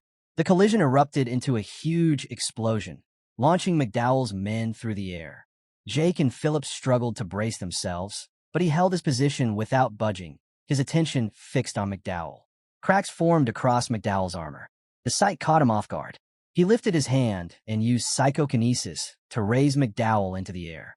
His psychokinesis tightened around McDowell, drawing out a strained cry. He squeezed harder, telling McDowell to disappear, and the power armor shattered bit by bit until McDowell collapsed, motionless, as the regular effect faded away. He stood there, stunned that he had actually managed it and aware that he had barely made it in time. A sudden cough of blood escaped him, prompting Philip and Jake to rush over, asking if he was all right. He lifted his hand to signal that he was fine, thinking about the strange sensation he had just felt. It was nothing like the experiences he'd had as a player. It felt as if he had reached for something limitless. He knew the strength came from borrowed power this time, but he vowed that one day he would achieve that level on his own. Moments later, the damaged magic circle broke apart, revealing a pocket teleport device and a mana stone. He decided he would examine them later. Pierce reported that they had found Nikia and the other hostages, though some had already died. He told Pierce there was nothing left to be done for them, and to gather their belongings so they could be returned to their families. Pierce agreed and added that Niki's condition was bad, so he urged him to hurry and leave. A few minutes later, as they headed toward the cave exit, Jake asked if they were really abandoning valuable items. He asked Jake if he intended to take them, and Jake answered immediately, saying the items were too useful and too valuable to just leave behind. He admitted that Jake had a point, McDowell's power armor could serve as evidence against Imperial spies. But he also knew how difficult it was to deal with the Imperial Hounds. They were a major threat to minor nobles, and many players had simply given up after running into them. For now, it was smarter to focus on strengthening his faction instead of provoking the Hounds. He assured Jake that everything was within the plan and told him not to worry about it, adding that Jake was the one who finished things anyway. Jake protested, saying that was only because he was told to stand back. He promised Jake a bonus for his work that day and told him to return and rest. Jake brightened immediately, confirming whether the bonus and vacation were real and reminding him he couldn't take them back. He walked off cheerfully, leaving him uncertain if Jake was foolish or sharp. He turned to Pierce and ordered a report. Pierce stated that they had successfully guided their opponents exactly as planned and had no issues to report. He glanced at Pierce with a small smile, deciding to watch their reactions later. He already knew it would be obvious, but he still wanted to see what kind of faces they'd make after falling for the setup. Elsewhere in the forest, someone asked how much farther they needed to go. Ramon snapped at their guide, demanding to know if they were even heading in the right direction. He was sure they had tracked Raul into this forest, yet they hadn't found a single trace of him. They were still recovering from the shrine incident and had lost money and swords because of Raul. Jeremy pointed out that they only lost because they couldn't use mana skills inside the city, even though they had brought 12 knights and Jeremy himself had power armor. Ramon looked up, saying this was their chance now that Raul was outside the city. The robe guide pointed ahead, saying the location was right there. They moved forward and stopped in front of cave. Kale hesitated, saying it looked dangerous, but figured they wouldn't know until they went inside. Ramon insisted they go in. After all, they came out of the city specifically to find Raul. Moments later, their mood flipped completely. A pile of gold lay before them. Ramon laughed and told his brothers that even if they hadn't found Raul, this was a great discovery. Jerry added that there were magic items, artifacts, and even bodies of wanted individuals, with the power armor being the biggest prize. Back in the city, the knights stationed at the gate spotted riders approaching and were surprised to see their young master returning. One knight thanked him for his efforts and reported that they had raided a hideout in the eastern forest and rescued the hostages. He commended their work and asked where the rest of the team was. The knight explained that they had arrived only after completing their own mission. These were his training knights and the first members of his guild. 6 of them had advanced to expert rank through training, while the rest were close to reaching that level. All of them could use mana and had learned Ashton County's sword techniques. He ordered them to gather supplies from the north and west hideouts. With more than 100 members now, he felt confident that ordinary criminals wouldn't stand a chance against them. Then he gave the command to move out, and the group answered in unison. They arrived at their destination, and the knight guarding the area stared in disbelief, asking if they were from Ashton County and why so many of them had come. Seeing the hostages being supported and carried, he turned to the knight on the ground and asked if he was the captain. The knight confirmed it. The captain explained that they had guided the civilians there as instructed, earning his approval. The civilians hurried forward, anxious and hopeful, asking if Raul had truly rescued the hostages and if they would finally reunite with their children. At the front, Nikia spotted Nikia and rushed toward them. Raul pointed out Nikia beside him, and Nikia thanked him again and again. He told her that Niki's condition wasn't good and that she needed treatment at the mansion. He called out to Bernard, who reported that a priest was already waiting there. Raul looked at Nikia, thinking about how many lives he had saved, people who were originally meant to die, and how he had changed the future of an alchemist who had once been consumed by vengeance. He wondered if Nikia's path toward becoming a grand alchemist would shift now, and if the items and potions she would have created might no longer exist. Still, he needed her for the county's future, and everything had begun to change since the moment he returned to the past. While his thoughts lingered on Nikia, he straightened himself. He had no problem with history diverging. He had already decided not to hesitate in shaping someone's future. He was no longer someone who acted with soft intentions. Even today, he believed he could have saved more lives had he moved faster rather than focusing on quests and winning Nikia's attention. He had completed the quest overnight and protected the city, yet something still felt off. Then he noticed an elderly woman clutching a pair of gloves and crying out for a son who had never returned. These were people of the lowest rank, individuals who couldn't afford commissions. Some had never even been given a chance. He realized that everything he had done had been centered around leveling up and clearing quests. When he first reincarnated, he had planned to simply live in the present, but he had kept treating life like a game. Living by the system wasn't necessarily wrong, but he started to doubt whether following only the system's assigned quests was truly the right way forward. He realized he had been planning everything through the mindset of his former player's self, Dohyun. But he began to wonder if that perspective had been limiting him. If he couldn't find something unique that only Raul, Ashton County's noble, could accomplish, something beyond what any player could do, he might end up repeating the same failures as before. Raul turned to Philip and asked if he could see the discouraged people gathered nearby, then told him to gather their personal information and circumstances. Philip asked if he meant every single one of them, and Raul confirmed it. Raul instructed him to provide consolation money to anyone who had lost family or had family kidnapped, and to help them secure work. He regretted assigning more tasks to Philip, who had originally come to fight. Philip commented that this was unusual, saying Raul normally only involved himself when it benefited him directly. Still, he assured Raul that no one would refuse the request. Then Philip looked toward Jake, hinting that there might be one exception. Jake took offense and demanded to know why Philip was staring at him, insisting that he didn't mind doing something good. Jake then asked if Raul was planning to give him some vacation time after handing out financial assistance. The civilians thanked Raul as they left, wishing him a long life.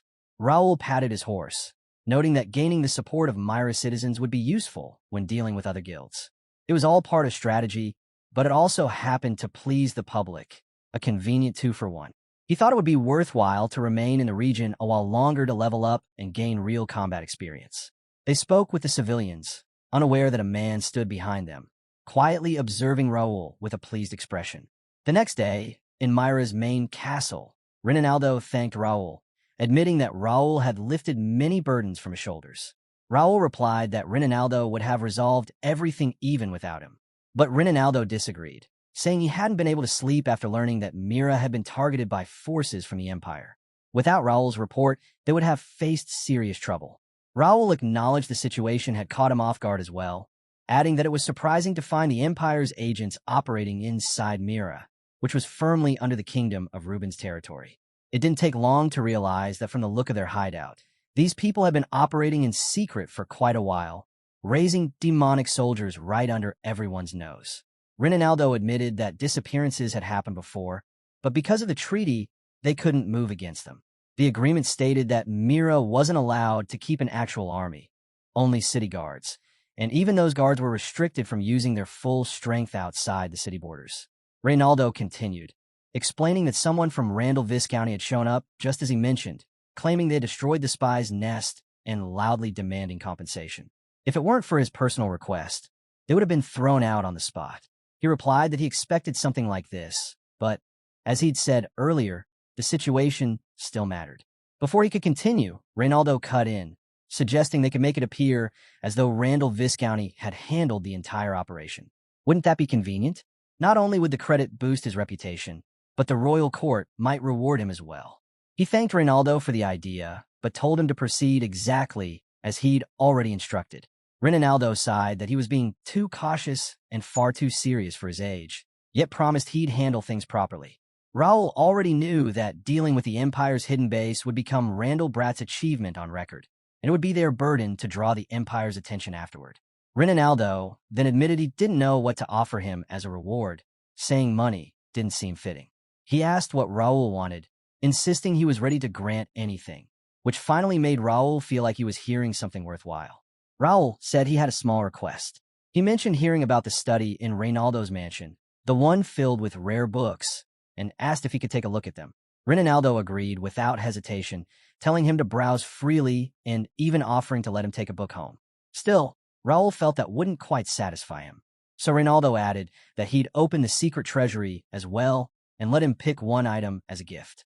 Raul expressed his gratitude, noting that Reinaldo was, as expected, impressive. Reinaldo proudly said he knew how to give generously when the time called for it, though some still called him stingy. Raul quietly wondered why Reinaldo was boasting when he was supposed to reward him anyway. A short while later, Raul reached Reinaldo's library, and the butler informed him he'd step aside, urging Raul to take his time exploring the collection. He wondered if this really was the place and reached for one of the books, thinking that even if they looked like ordinary texts, they might actually be a hidden collection of skill books. When he opened one, the system asked if he wanted to acquire the B-rank skill book Thunder Pierce. As he looked around the room, he couldn't believe it. Every single book in the library was a skill book, and just seeing them all in one place felt satisfying. He reminded himself that there was no promise he'd ever get another chance to come back, so he began carefully searching for the one he needed. Then he spotted a soft glow coming from a book on the top shelf. He knew he had to check it out. The system revealed that it was a study of ancient rituals, spells, and methods for mental cultivation. He pulled it out from the center, noticing how long its title was, and opened it. The system immediately identified it as the Corcus Meditation Art, Grade S. It was a meditation art made only for users with psychic abilities, offering a full 24-hour automatic meditation effect and allowing constant mental training. Its description said that ancient psychics used it to build spiritual power and cleanse the soul through nature communion and mental imagery space. There was also a popular belief that meditating near an oak tree boosted its efficiency. Finding a meditation method exclusive to S-level psychics thrilled him, and he was glad he could finally obtain it. He remembered that in his previous life, he had reached top rank early on using only AB rank meditation art. But eventually, he lost that position because his spiritual power capacity couldn't keep up. When he tried to search for a higher rank method later, the large guilds and high rankers had already sealed off all paths to skill books. Superpower-related skill books always had terrible drop rates, and even basic information about them was scarce. Eventually, though, details about the Corcus meditation art came out. According to a flame magician ranker from Japan, Sakata Shigehisa, each mayor in the starting cities had secretly kept one S-rank skill. The superpower skill he had just found had been hidden in Myra's library. He also remembered obtaining an S-rank skill book back in the starting city, Ignet, in his past life, though it had been for magicians and useless to him then.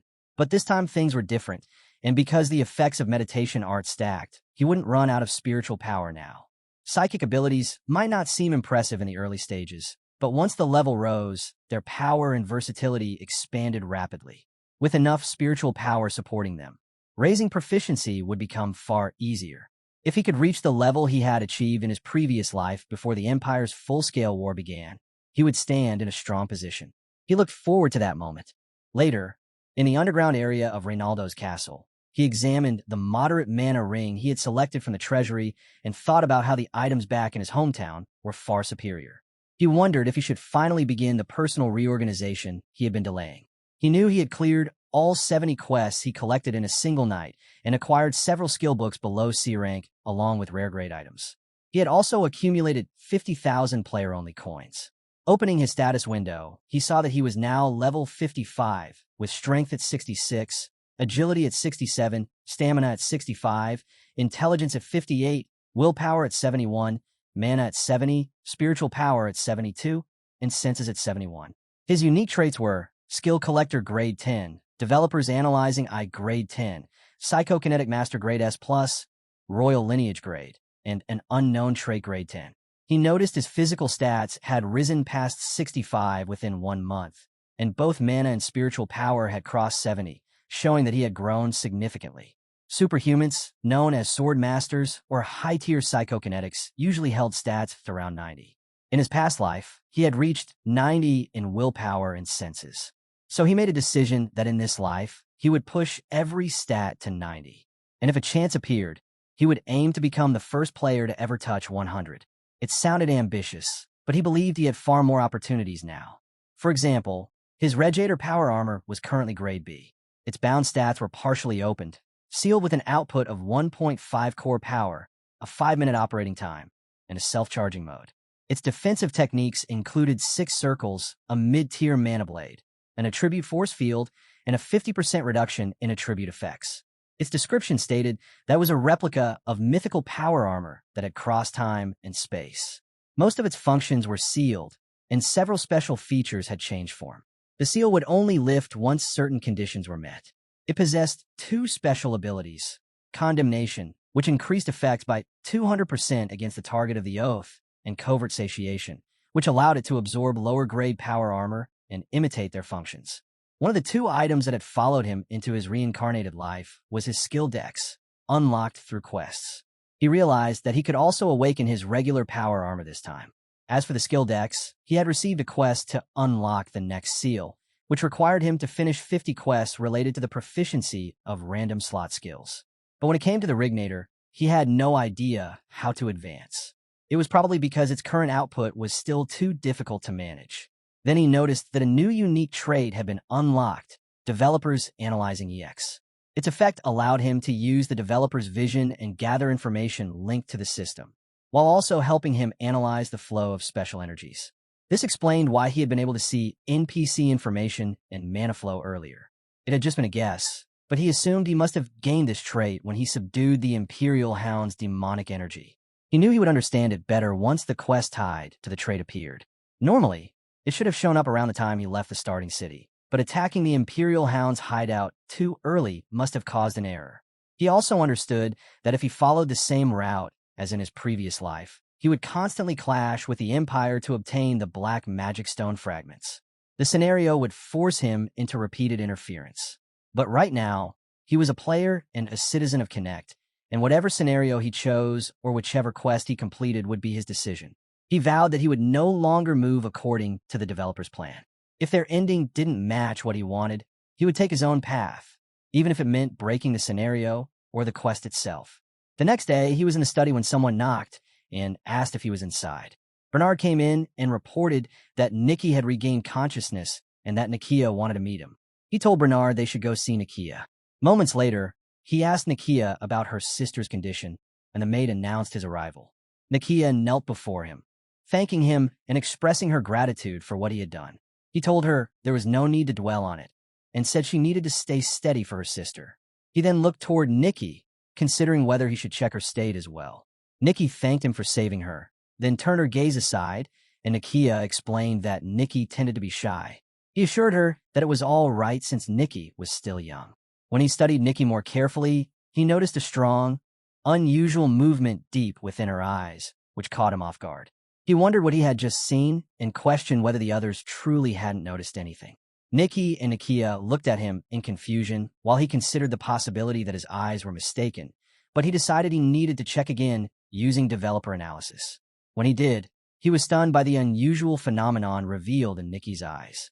He had assumed Nikki was simply a child, yet the system displayed her status. Level 5, Class Unknown, Affiliation Free City Mira. Her talent was Unknown, and her potential talent was marked as SS. Her stats were Strength 5, Agility 3, Stamina 3, Intelligence 60 to 30, Willpower 65 to 25, Mana 62 to 61, and Senses 52 to 45. She possessed 3 unique traits, all listed as unknown. He couldn't believe that Nikki's potential was SS. He also noticed that her illness was suppressing her stats, and he wondered what would happen if he cured it and unlocked her actual abilities. He admitted to himself that he couldn't imagine how powerful she would become. Nikia, worried, asked him what was wrong, bringing his attention back. He told her it was nothing, though he knew he needed to investigate Nikki's condition further. A few days later, he was in the library reviewing documents, thinking that he had gathered everything necessary and that his matters in Mira were nearly complete. Things had gone smoothly. They had uncovered more rogues and slave traders and rescued 50 additional people. Mira had become the safest place, and the new guild house was finished, with some members already settled in. Many of the rescued civilians were eager to work with them, and several of them were skilled, giving him confidence in every direction. The only unresolved matter was Nikia. Bernard announced his entrance, and Nikia stepped in shyly. After they sat down, he asked her about Nikki's condition. Nikia said Nikki was doing much better thanks to the priest's efforts and expressed gratitude again. He acknowledged her words, but understood she wasn't being fully accurate.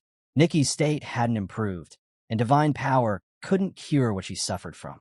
He explained that he had called her because there was something he wanted to discuss. She responded that she understood, and then asked if it was true that he planned to leave that day, saying she hadn't thanked him properly yet. He confirmed it, adding that he had stayed longer than intended and was now on a tight schedule. She told him to ask whatever he wished, saying she would help however she could, believing that there had to be a reason he had supported her and Nikki so much.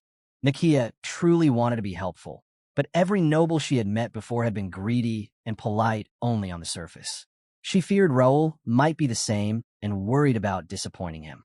He told her it wasn't what she imagined and handed her the documents, asking her to read them first. She accepted them with uncertainty, then froze once she saw what they contained. She accidentally let the papers slip from her hands when she reached the pardon letter stating that every sin from her past was forgiven and all charges against her were lifted. In disbelief, she asked if it was real and wanted to know how he had managed it. He answered that, fortunately, it was an issue that could be resolved with money. He knew the documents fully erased her past offenses, and though he had spent a significant amount to gain approval from the Alliance, he considered it nothing compared to her value. She thought about how she had endured 5 years of hardship caused by her mana restriction, something she believed she could never escape, and now Raul had cleared it with ease. She felt foolish for ever comparing him to other nobles and for being narrow-minded. He asked if she could tell him how her mana had been restricted, but only if she was comfortable sharing. She explained that when she was young, she left her hometown.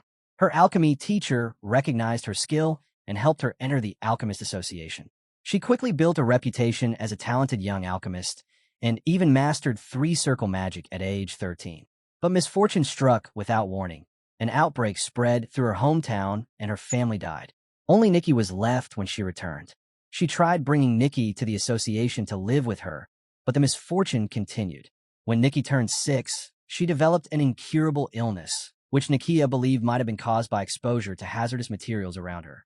She spent 2 years searching for a cure and reached the 5th circle at 18 during that time, but it meant nothing to her. With Niki's life fading, she ran out of options and broke a taboo by using alchemy on a person, keeping Nikia alive with materials stolen from the association. Nikia couldn't remain awake without medicine. Eventually, Nikia was caught violating the taboo, expelled from the association, and placed under mana restraints. After wandering for a while, they settled in the city where they currently stayed.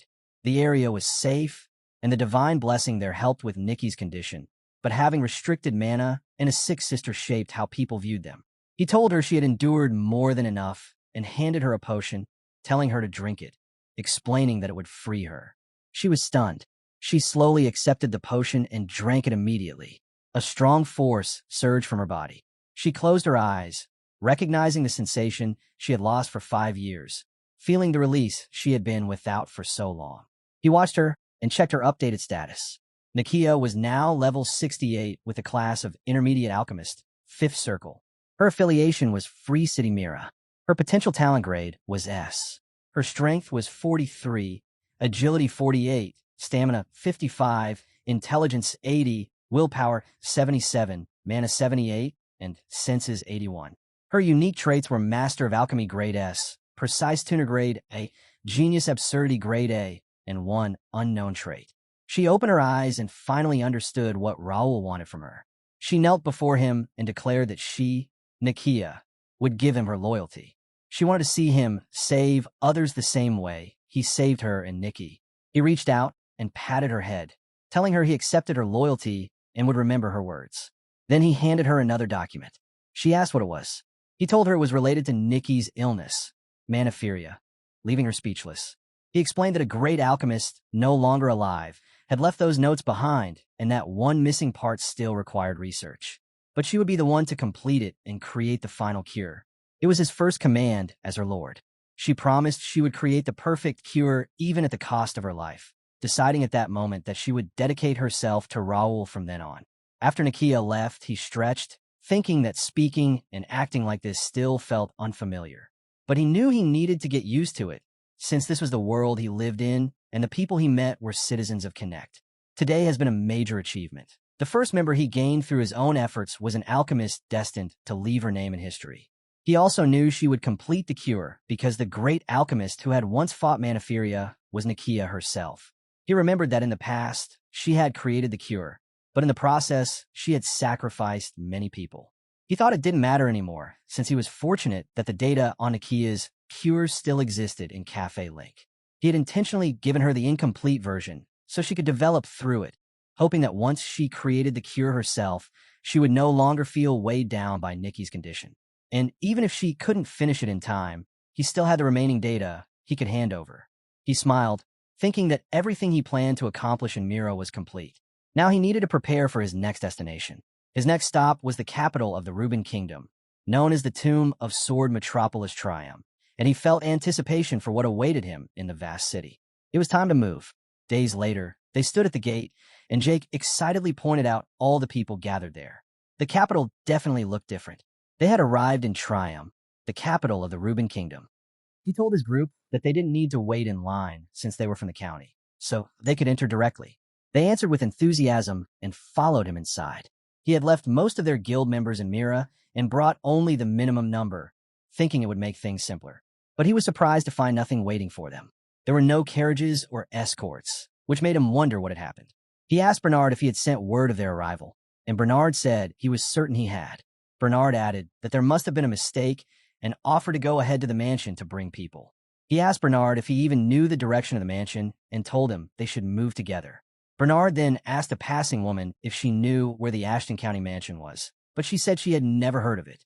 Bernard asked more people, and one man responded by asking if Ashton County was the warrior family and whether there was even an Ashton mansion in Triumph. He suggested they try the Noble District. At the gate of the Noble District, the patrol apologized, explaining that they had never heard of an Ashton County mansion there, so they could not grant entry. He hadn't expected his family to be well known, but he hadn't expected complete unfamiliarity either. Suddenly, Jake raised his voice at the patrol, shouting that soldiers were risking their lives fighting monsters in Ashton County, while these people didn't even know where Ashton was.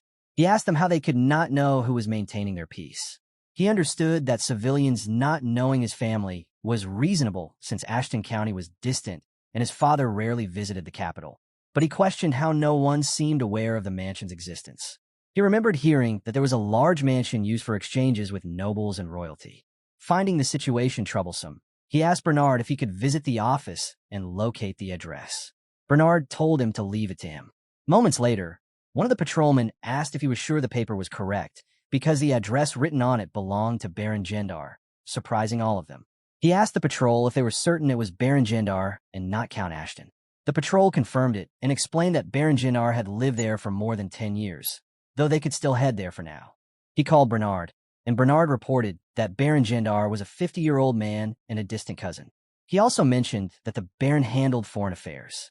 Raul said he understood and told everyone they would visit the mansion themselves. A few minutes later, they arrived. The guard asked again who they were. Philip answered that they were with Raul, the youngest son of Ashton County, and asked where the foreign affairs officer was. But the guard simply asked what Ashton County was and whether they had an invitation. Philip questioned what he meant by invitation, and the guard asked if they had come to a party without one. He pointed to the side, telling them to wait there until he returned. Raul felt annoyed hearing that there was a party, and Jake trembled with anger. Jake jumped off his horse, grabbed a guard, and demanded to know what was happening. He asked whether they were seriously making the owner wait outside, and said he did not care who Baron Gendar was, ordering them to call the Baron out. The other guards shouted that there were intruders and blew whistles. But then, instead of fighting, they dropped their spears and ran away in fear, leaving Jake stunned. He asked what had just happened and whether they had really fled. Then he told the others they should head inside.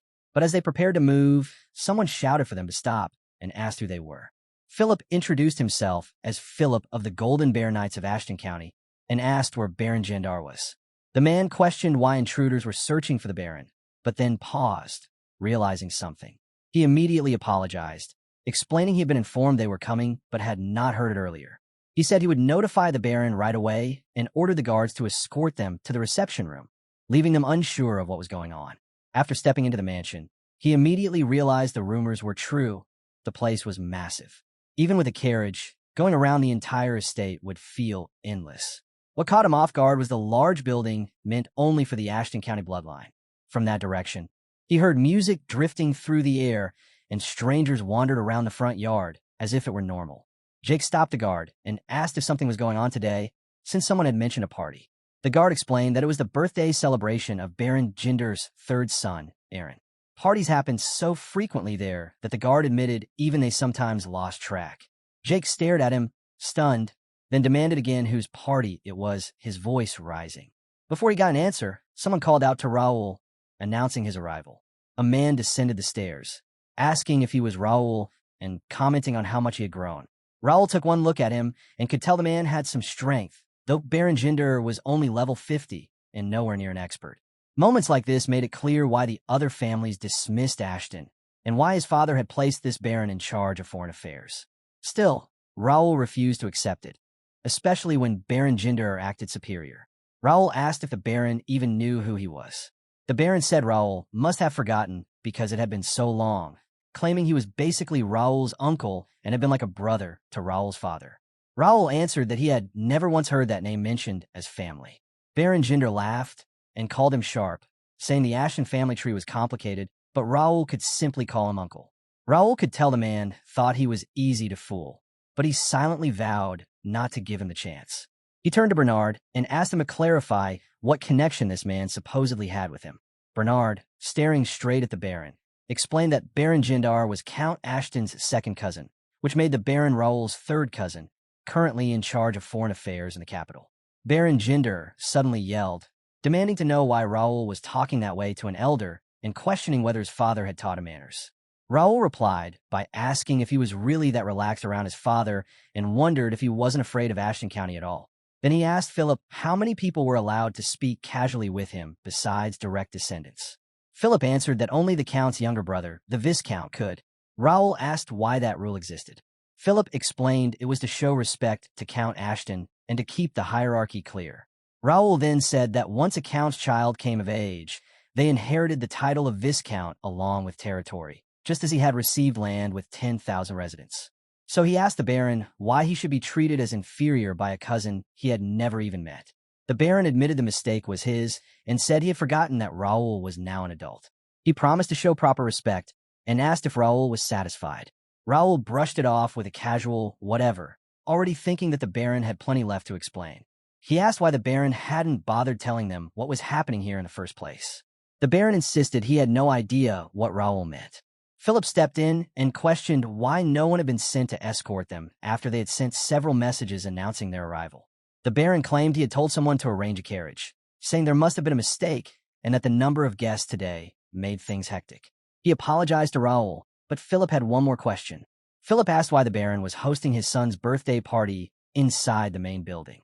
The Baron answered that such a large celebration was necessary to display their status and that it was part of foreign affairs, so they shouldn't concern themselves with it. With a mocking tone, he asked what the guard could possibly know about noble customs. Philip let out a quiet breath and decided to drop the argument since Raul was present. At that moment, Piers handed Raul a piece of paper, explaining that he had found the invitation lying in the yard. Raul held it up to the Baron, pointing out that nothing on it connected the event to Ashton County. Only the Jindar family's names and symbols appeared. The Baron, suddenly uneasy, insisted it was simply an invitation and that it was officially tied to Ashton County. Then, more firmly, he repeated that it was just an invitation and that Raul should stop pressing the issue because the matter was beyond his authority, even as the young master. He suggested that if Raul wanted to argue, he should do it back home. Raul asked if the Baron truly believed the party was appropriate. The Baron confidently said yes, explaining that it had always been tradition to use the party hall when the mansion wasn't occupied. Raul reached into his coat, reminding himself that the Baron wasn't entirely wrong. Nobles often lent out mansions, but only with Count Ashton's direct approval. He then pulled out the documents and informed the Baron that, as the temporary acting count, he was ordering him to shut down the party within an hour and provide a full report of all expenses. The Baron erupted, shouting that the order was absurd and that Raul had lost his mind. He argued that he couldn't send guests away and demanded to know who had given Raul such authority.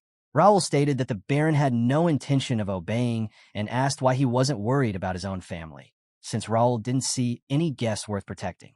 He reminded the Baron that giving him an hour was an act of generosity and asked if he needed to go to the hall himself and address the guests directly. The Baron finally backed down and said he would end the party, but warned Raul that he would regret it. Raul slipped the documents back into his coat, thinking the worst that could come from this was his father scolding him a little. What bothered him more was figuring out where the Baron had gotten the confidence to act this boldly. And since there was still no solid proof behind the rumors of Ashton County's downfall, he wondered if he might find something useful here. Maybe he would even stumble on something valuable. Soon after, irritation hit him. The place they had brought him to wasn't the main building at all. It was one of the mansion's annexes. The man guiding them explained that the Baron had arranged it because the main building was too crowded and wanted Raul to have a quiet area. Raul knew it was nonsense. He yanked his horse around and shouted that he didn't want to hear another word and was heading to the main building. His group agreed immediately and followed. When he reached the main building, he shoved the door open with force and demanded to know if they had lost their minds. His anger rose when he saw the Baron and the entire Baron's family comfortably inside. The three-story main building and the Count's office were meant only for the Count's direct family, and seeing them living there enraged him. He demanded to know how the Baron planned to justify this, and asked if it was now some kind of tradition for ministers to claim the Count's office for themselves. The Baron replied nervously, saying they were only borrowing it for a short time and that the Count barely visited once a year anyway, so leaving it unused would be a waste. Raul drew his rapier and ordered the Baron to get out immediately. He gave a warning that if they didn't clear the mansion by the end of the day, he would personally deal with all of them, family or not. Then he announced that he was stripping the Baron of his position as Foreign Affairs Minister, leaving the Baron stunned. Raul added that if the Baron had complaints, he could return tomorrow with documents proving he had fulfilled his duties correctly. The Baron stormed with anger, but ultimately left the building with his family in silence. Raul watched them through the window, figuring they were finishing the cleanup. He reminded himself he still had to gather the materials he came for and worried that some of them might have been thrown away because of the mansion's condition. Luckily, everything was still intact. Looking around the office, he noticed that all documents related to the mansion's management and finances had been left untouched. He thought they must have been overly confident to assume nothing would change overnight.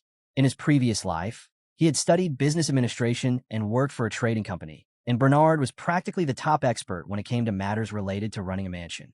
Philip came in to report that the Baron had left the mansion with his family.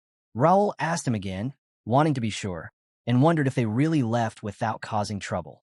Philip said it was unexpected, but they had quietly gone with only the clothes they needed. Raul told him to let it go and asked if it wasn't obvious what they were planning. He said they would come back eventually, so there was no reason for them to remove every last belonging. Philip asked if that was truly fine and suggested giving them time to sort things out properly. Raul answered that it was better to cut out the rotten parts quickly, and the Baron was easier to deal with when he was acting arrogant. He also knew that once he secured a proper location in the capital, he would have to use this place as a base for the first guild unit. And since it was still his home, he couldn't allow random people stirring up trouble inside it. Pierce added that it seemed the Baron had some support behind him and wondered if anything unusual might happen. Raul told them not to worry because whatever tricks the Baron tried to pull wouldn't matter, and that they needed more confidence in their own county. Jake suddenly grabbed Philip and Pierce, asking why they were acting so tense and telling them to stop speaking like everything was doomed. He suggested exploring the mansion and following the young master's orders. Raul laughed and said Jake was right, adding that they might need to use force the next day, so they should all rest except Bernard. He dismissed the group. As Jake led Philip and Pierce away, he shot Raul a playful wink from behind. Once they were alone, Raul told Bernard that they both knew what needed to be found. Bernard answered that it was well within his area of expertise. Raul reminded him that time was short and said they should begin immediately. The next morning, 2 daggers clashed sharply against each other. Raul lifted 2 more daggers with psychokinesis and shouted for another round. He hurled it straight toward the pair floating in the air. But before the blades met, the daggers trembled and dropped to the ground near Bernard, who had been controlling them. Raul told Bernard he had improved a lot and admitted he hadn't expected him to already handle 2 daggers at once. Bernard replied that he still had far to go. It had only been a month and a half since Bernard awakened his power with the skill book, and the progress was hard for Raul to believe. Bernard was clearly not an ordinary talent. It wasn't easy for a wind-type mage to control a weapon with that level of precision. At the rate Bernard was improving, he would reach the intermediate stage in about 6 months and become a rare, multi-talented psychic.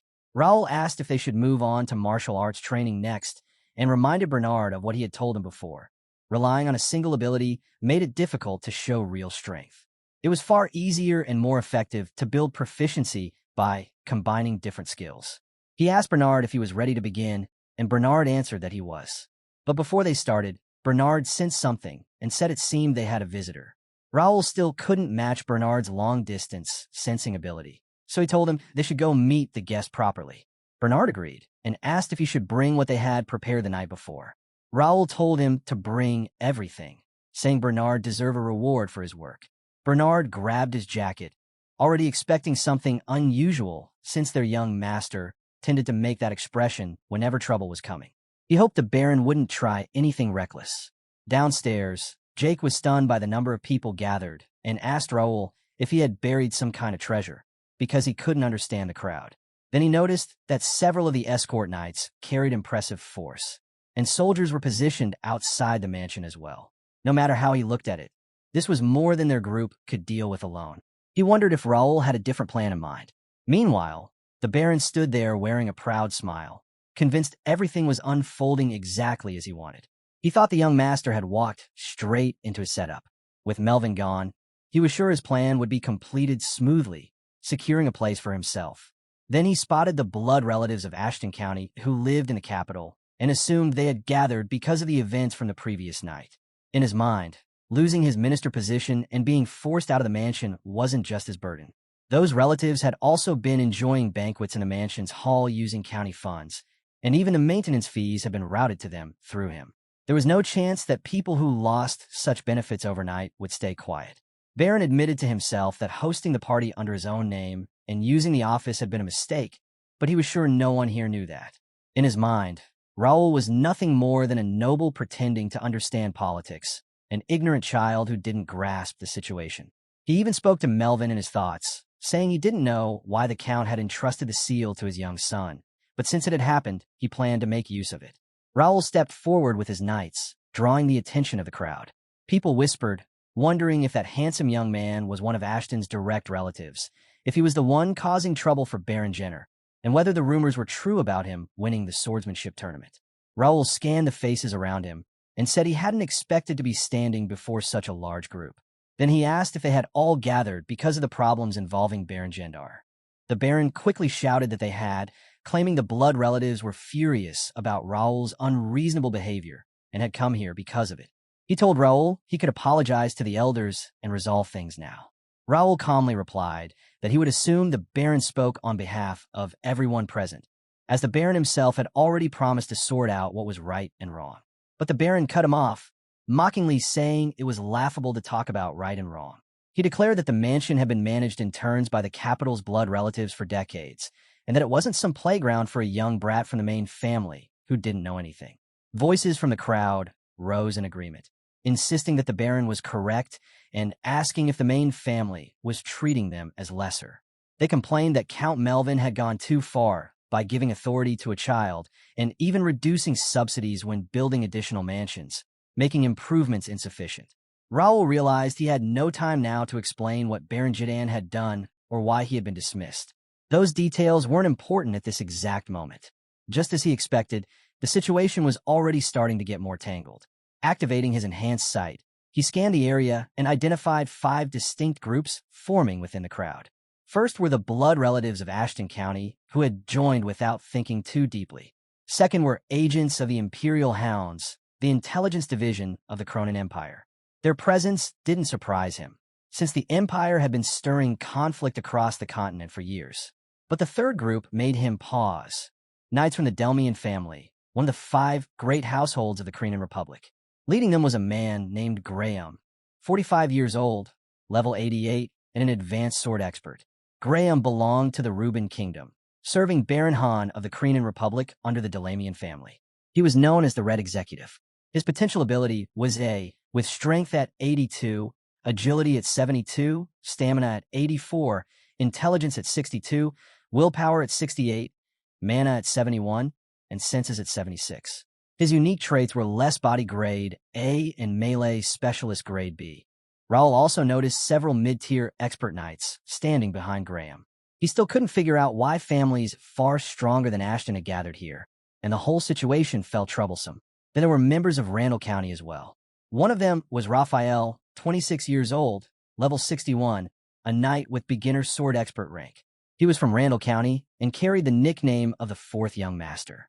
His potential ability was B, with strength at 61, agility at 65, stamina at 58, intelligence at 61, willpower at 53, mana at 60, and senses at 55. His unique traits were Royal Lineage Grade B and Agile Grade C. Raul wasn't sure about Raphael's skills, but he wondered why someone like him, a man whose very status acted as a weapon, would show up here.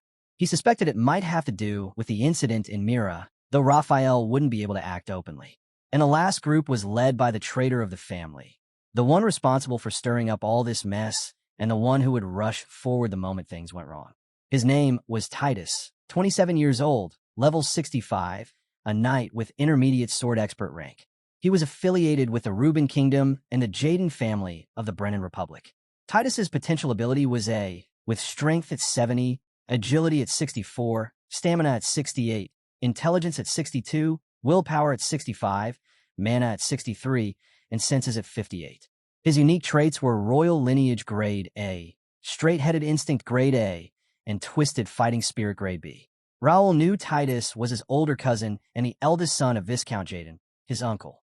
His father, Count Melvin D. Ashton, had two brothers, the eldest, Jaden, and the youngest, Austin. Among the three, Melvin had been the most talented, but because of primogeniture, Jaden had originally been expected to become the next count. Jaden had always been arrogant and aggressive, hurting or killing anyone who irritated him. When Melvin achieved intermediate expert status and gained more support than Jaden, the balance changed. Feeling threatened and jealous, Jaden attempted to assassinate him.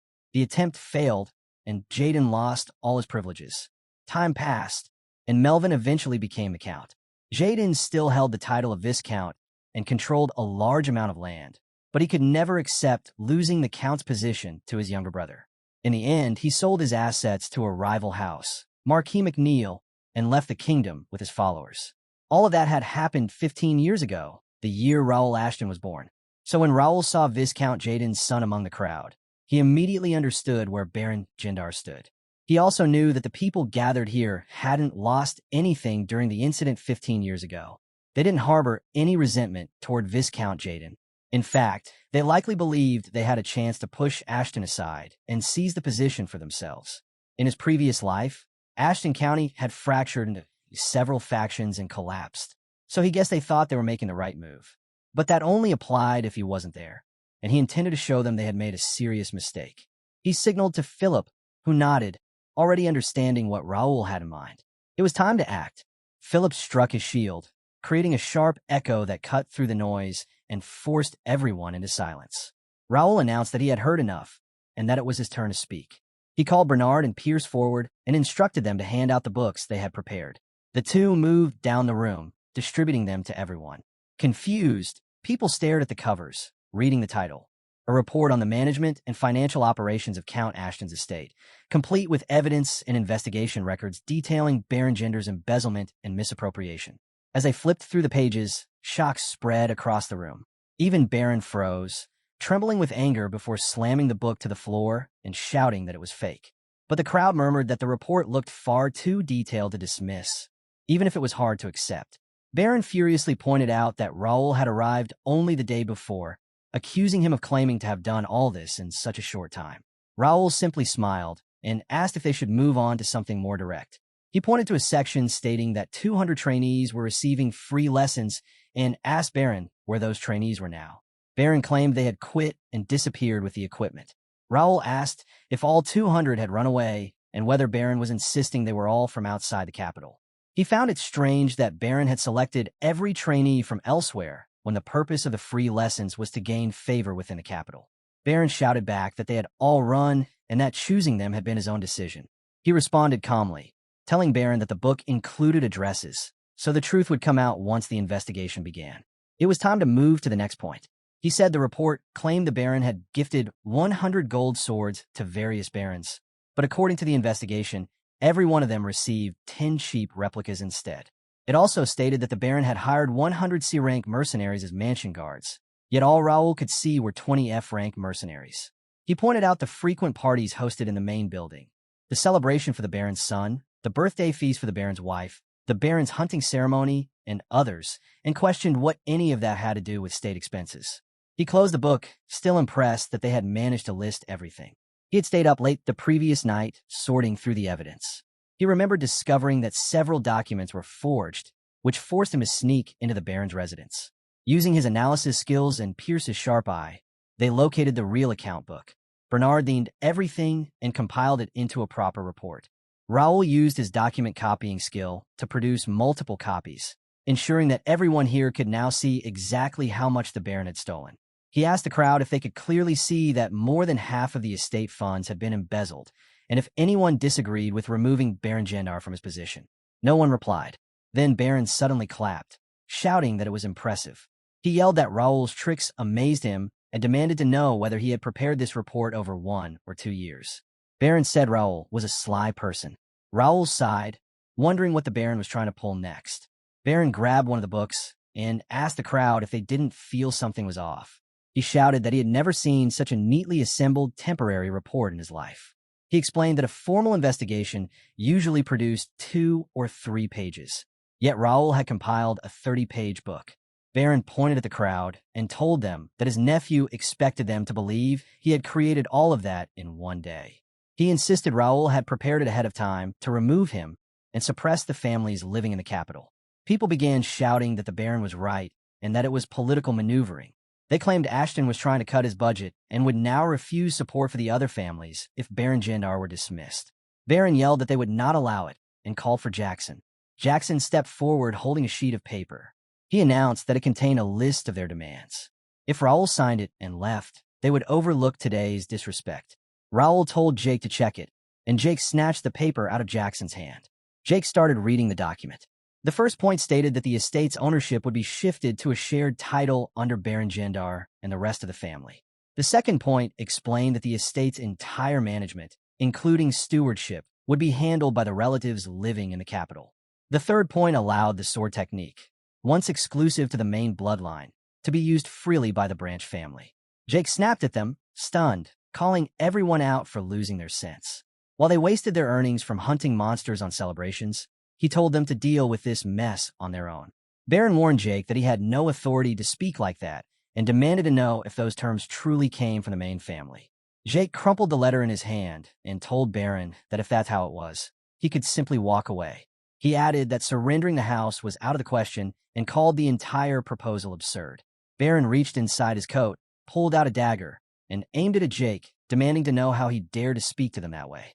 Pierce and Philip instantly drew their weapons, and the knights behind Baron unsheathed theirs as well.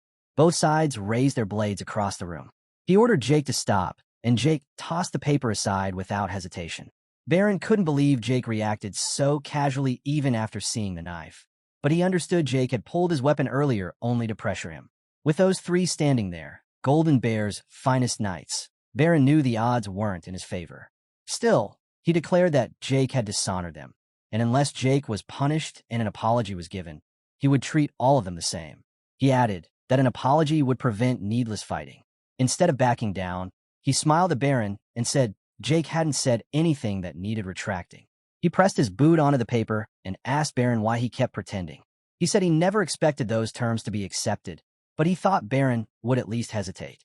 Then he drew his sword, lifted it, and drove it into the stage, telling Baron that maybe he had overestimated him. He asked if Baron really believed he would sign the document while he opposed it, and urged Baron to say what he truly wanted. Baron recalled hearing that the youngest was the frail one with little talent, yet Raul's strength caught him off guard. Even so, he vowed not to back down. Baron shouted that bluffing was useless and declared that no one would be allowed to leave unless that paper was signed. The knight shut the door, and Baron repeated with full confidence that the only way out was by signing. He told him to think it through. After a brief pause, he told Baron that what he was doing was no different from declaring war on the county. The nobles immediately shouted at Baron, saying this wasn't part of the plan and asking if he had lost his mind by pushing things toward a conflict with the country itself. Another noble stepped in, declaring that they wanted nothing to do with this and demanded to be allowed to leave. Baron called them fools and said it was already too late, insisting they were stuck in this together. Then he asked if they really believed Count Melvin would let them walk away without consequences. He cut them off and asked Baron if they were finished talking, then pressed him again for his next move because he wasn't signing anything. Baron barked back, saying he must not grasp the situation, and warned that with a single command he could send hundreds of knights and guards charging at them. He asked if Golden Bear honestly thought they could hold out. Baron allowed himself a small grin, convinced that the hidden trump card he prepared would overwhelm even Golden Bear. Raul noticed several people standing by, simply watching, confirming that nothing stood in his way. He pointed his sword at Baron and asked, "So what?" Forcing Baron to question why Raul was still so sure of himself when he believed an entire force of armed men could corner him. Baron glanced behind him, thinking about the secret weapon he hoped not to use, knowing that bringing it out meant there was no going back. He pulled out the badge, accepting that he had no choice, silently wishing Raul had been as weak as the rumors claimed. Holding it up for all to see, he shouted that Raul dared bring falsified papers and treat him with open disrespect in front of everyone, and he declared he was seeking justice. Baron hurled the badge toward him while calling out his full name, formally demanding proof of lineage. Whispers rippled through the room, noting that he had just issued a duel request that could only be invoked once in a lifetime. It was the sole method of challenging someone above you, and using it on his own nephew was an extreme move. He asked Baron if he was actually serious and why he should even accept it. Baron told him to view it as one last mercy, saying it was better than having his seal seized by force. Then he said that after this, he would have the privilege of stripping his nephew's seal in a legitimate duel. Baron demanded an answer, warning that refusal meant he would resort to force. Raul paused, and Baron assumed he already knew the outcome despite the confident act. Raul then asked for the conditions and added that he doubted Baron would be the one fighting. Baron explained the rules. 3 fighters from each side, each pair facing off one-on-one, and whichever team had the last person standing would win. Since this was proof of lineage, Raul would need to select 3 fighters from his own bloodline. Philip protested, shouting that Raul was the only one from Ashton's line, making it unfair. Baron replied that there were several others with shared lineage in the room, and if they believed Raul was in the right, they could join him. He said it wasn't his responsibility if no one stood beside Raul. Philip nearly charged at Baron, but Raul stopped him and asked Baron what the wager was. Raul said that if he lost, he would sign the paper. Then he asked what Baron was putting on the line. Baron claimed it didn't matter and asked whether Raul wanted anything from him. Raul replied that since the duel was supposed to be fair, the wager should be as well. He declared that if he won, he would claim all the family estates represented by the nobles who had signed the document. The nobles were stunned. Raul added that if Baron didn't accept, then there would be no duel, and asked for his answer. Baron tried to figure out what Raul was planning, knowing this would only push the other families to stand against him, though that outcome wasn't necessarily bad for Baron. And if Raul refused to sign, the estates were worthless anyway. Baron agreed and asked if Raul was officially accepting the duel. Philip insisted there were other ways to handle things. Raul knew Philip was right, but he had already chosen his path, especially after the system issued a quest. He wasn't backing out while the prompt hovered before him. A new quest called Proof of Lineage, ranked Grade C. The goal was to win the duel. The bonus goal required winning alone. The description said the capital families were acting unreasonably, and he should silence them through skill. The rewards were experience, coins, and an unknown bonus. Raul asked Philip if he thought he would lose. Philip said that wasn't the case, only that unexpected factors could appear. Raul messaged Philip through the system, telling him not to worry because if anything went wrong, Philip could break in. Philip replied that he guessed they were thinking the same thing. Raul understood that the duel was mostly for show and that the others likely wouldn't honor the result if they lost. Even so, he told Baron he accepted and asked who the judge would be. He also warned Baron not to become unreasonable after losing.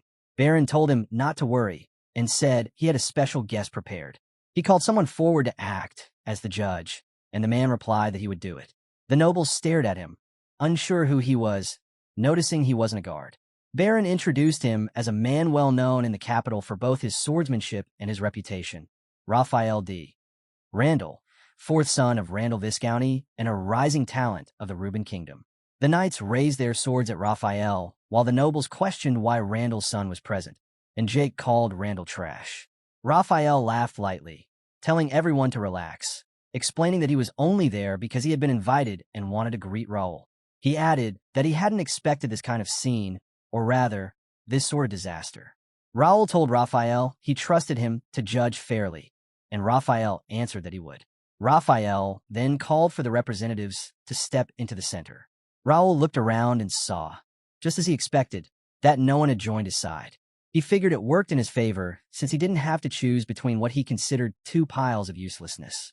Raphael announced the start of the first match and called forward Jin family's 3rd son, Aaron. Aaron believed Raul had ruined his group before, and he thought Raul was supposedly the weakest Ashton. Raul, however, looked like someone confident just because he won a small rural competition. Aaron swore he would make Raul kneel. Raphael signaled the start of the duel, and Aaron charged in instantly, swinging at Raul and declaring it over. Raul simply used his detection sight and countered. Raphael raised his hand and declared Raul the winner of the first round. Everyone was stunned that Aaron went down from a single move, asking what had even happened since none of them saw it. Baron trembled in frustration, calling Aaron an idiot for wasting their only chance to restore the family's pride. Raphael asked if they should proceed, and Raul nodded. Raphael repeated the question to confirm, and Raul again gave a nod. A man stepped forward and told Raphael he would take the next match. Raphael saw the man with long earrings and recognized him as Baron Kespi, a respectable swordsman in the capital, which made him look forward to the round. Kespi told Raul they should begin right away and attack the moment he finished speaking. Raul met the strike with his sword. Kespi lifted his blade with a slight tremble and said Raul's fundamentals were solid. They traded blows back and forth as Kespi noted Raul's sharp reactions and steady form, realizing how Aaron had been taken out instantly. Kespi lifted his sword with force, thinking that the move wasn't something he should use against someone 20 years younger, but the stakes didn't leave him a choice. He triggered his bear strike technique and told Raul to take it head-on. The impact created a loud blast, but Kespi froze when he saw Raul holding the attack back. Raul wondered why Kespi tried to use such an unrefined version of his family's sword techniques against him. Kespi had no idea that when two people use the same sword art, the one who trained in it properly always held the advantage, and he never imagined stopping a mana-coated strike would be that simple. Kespi said he couldn't believe the bear strike failed, wondering if it was because that technique came from Raul's own family line. Then Kespi lifted his sword again, asking what Raul would do about it, and began swinging repeatedly. Raul blocked every blow with ease. Noticing that Kespi had mixed in another sword style he must have picked up in the capital. At least it made his form slightly better. Then Raul heard nobles yelling that Raul wouldn't last, claiming he was just a kid with no real battlefield experience and that he was foolish to think family sword arts meant anything in the capital. Raul glanced at them, recognizing them as people who abandoned their duties out of insecurity and jealousy, leaving their hometowns behind so they could cling to life in the capital. Yet he knew there were relatives with other talents who also went to the capital for bigger goals. Those ones weren't present because, unlike these complainers, they had distanced themselves from the family line and built their own lives. Raul gripped his sword and struck Kespi. He told Kespi it was a shame. If Kespi had focused on mastering the family sword art instead of forcing together different styles, he might have broken his limits. Kespi snapped back, demanding what a kid like Raul could possibly understand, shouting that Raul had no right to give advice to someone who'd trained Bear Crush for 15 years, calling him arrogant. Kespi then unleashed the Tempest Wolf technique, and a massive wolf-shaped force formed and lunged at Raul. The nobles cheered, saying Kespi must have learned a master-level sword art during his time with the guard unit and that he would win this round. But right before the attack hit him, Raul stared down the wolf and cut it clean through, shocking Kespi. Raul sprinted forward and told him that what mattered wasn't the type of sword art someone learned, but how well they learned it. Kespi raised his sword to defend, calling Raul an idiot and asking if he really thought he could fight him with such a basic stance. Raul's blade neared Kespi's chest, but the last moment Raul dropped low with sudden speed and struck Kespi's leg. Kespi wondered what kind of stance that was, realizing Raul had changed direction in an instant. Kespi wondered what Raul was doing now and guessed it might be the fifth form of Bear Crush, the comb and pierce, as Raul moved in for another strike. Kespi swung back, but Raul blocked it, revealing the eighth form, the horizontal slash. Kespi stared, trying to predict what was coming next. Would it be the third form, twist and pierce, or the sixth form, vertical slash? Raul attacked again, and Kespi managed to block, but he was already falling behind. Raul shifted forms so quickly that Kespi couldn't read his next move. Even though Kespi caught the blade in time, he still felt the impact smash into his hand. He held on, wondering if linking sword forms at that speed was even possible. He knew sword arts were built from core sword forms. Horizontal cuts, vertical cuts, thrusts. Those forms created the foundation. Normally, fighters combined several techniques to keep opponents guessing. But Raul was chaining forms repeatedly in just moments, and each transition was so precise that Kespi couldn't predict anything. He wondered if this was simply the difference in talent. Raul struck again, hitting Kespi's hand cleanly. Kespi yelled as his grip gave out, and his sword clattered onto the floor. Raul aimed his blade at Kespi's neck and told him that even the basic chain of sword forms was more than enough here. Then he asked Kespi if he still thought the family sword arts were lacking.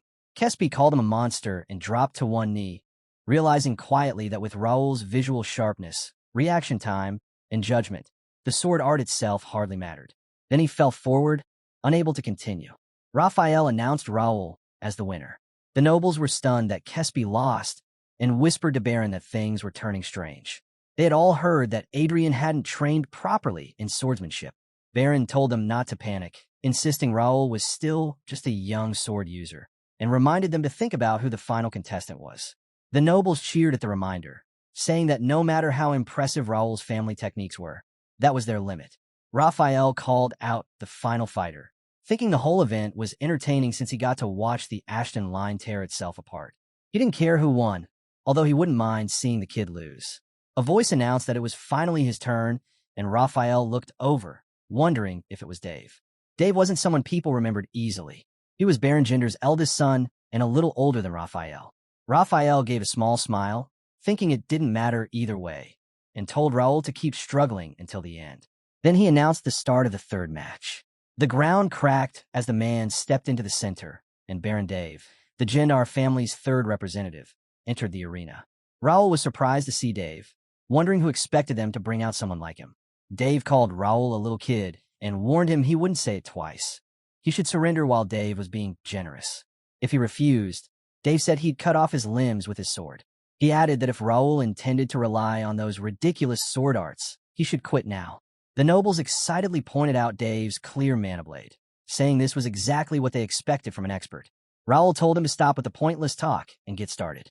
Dave leaped at him, saying he'd give Raul what he wanted, but not to blame him afterward.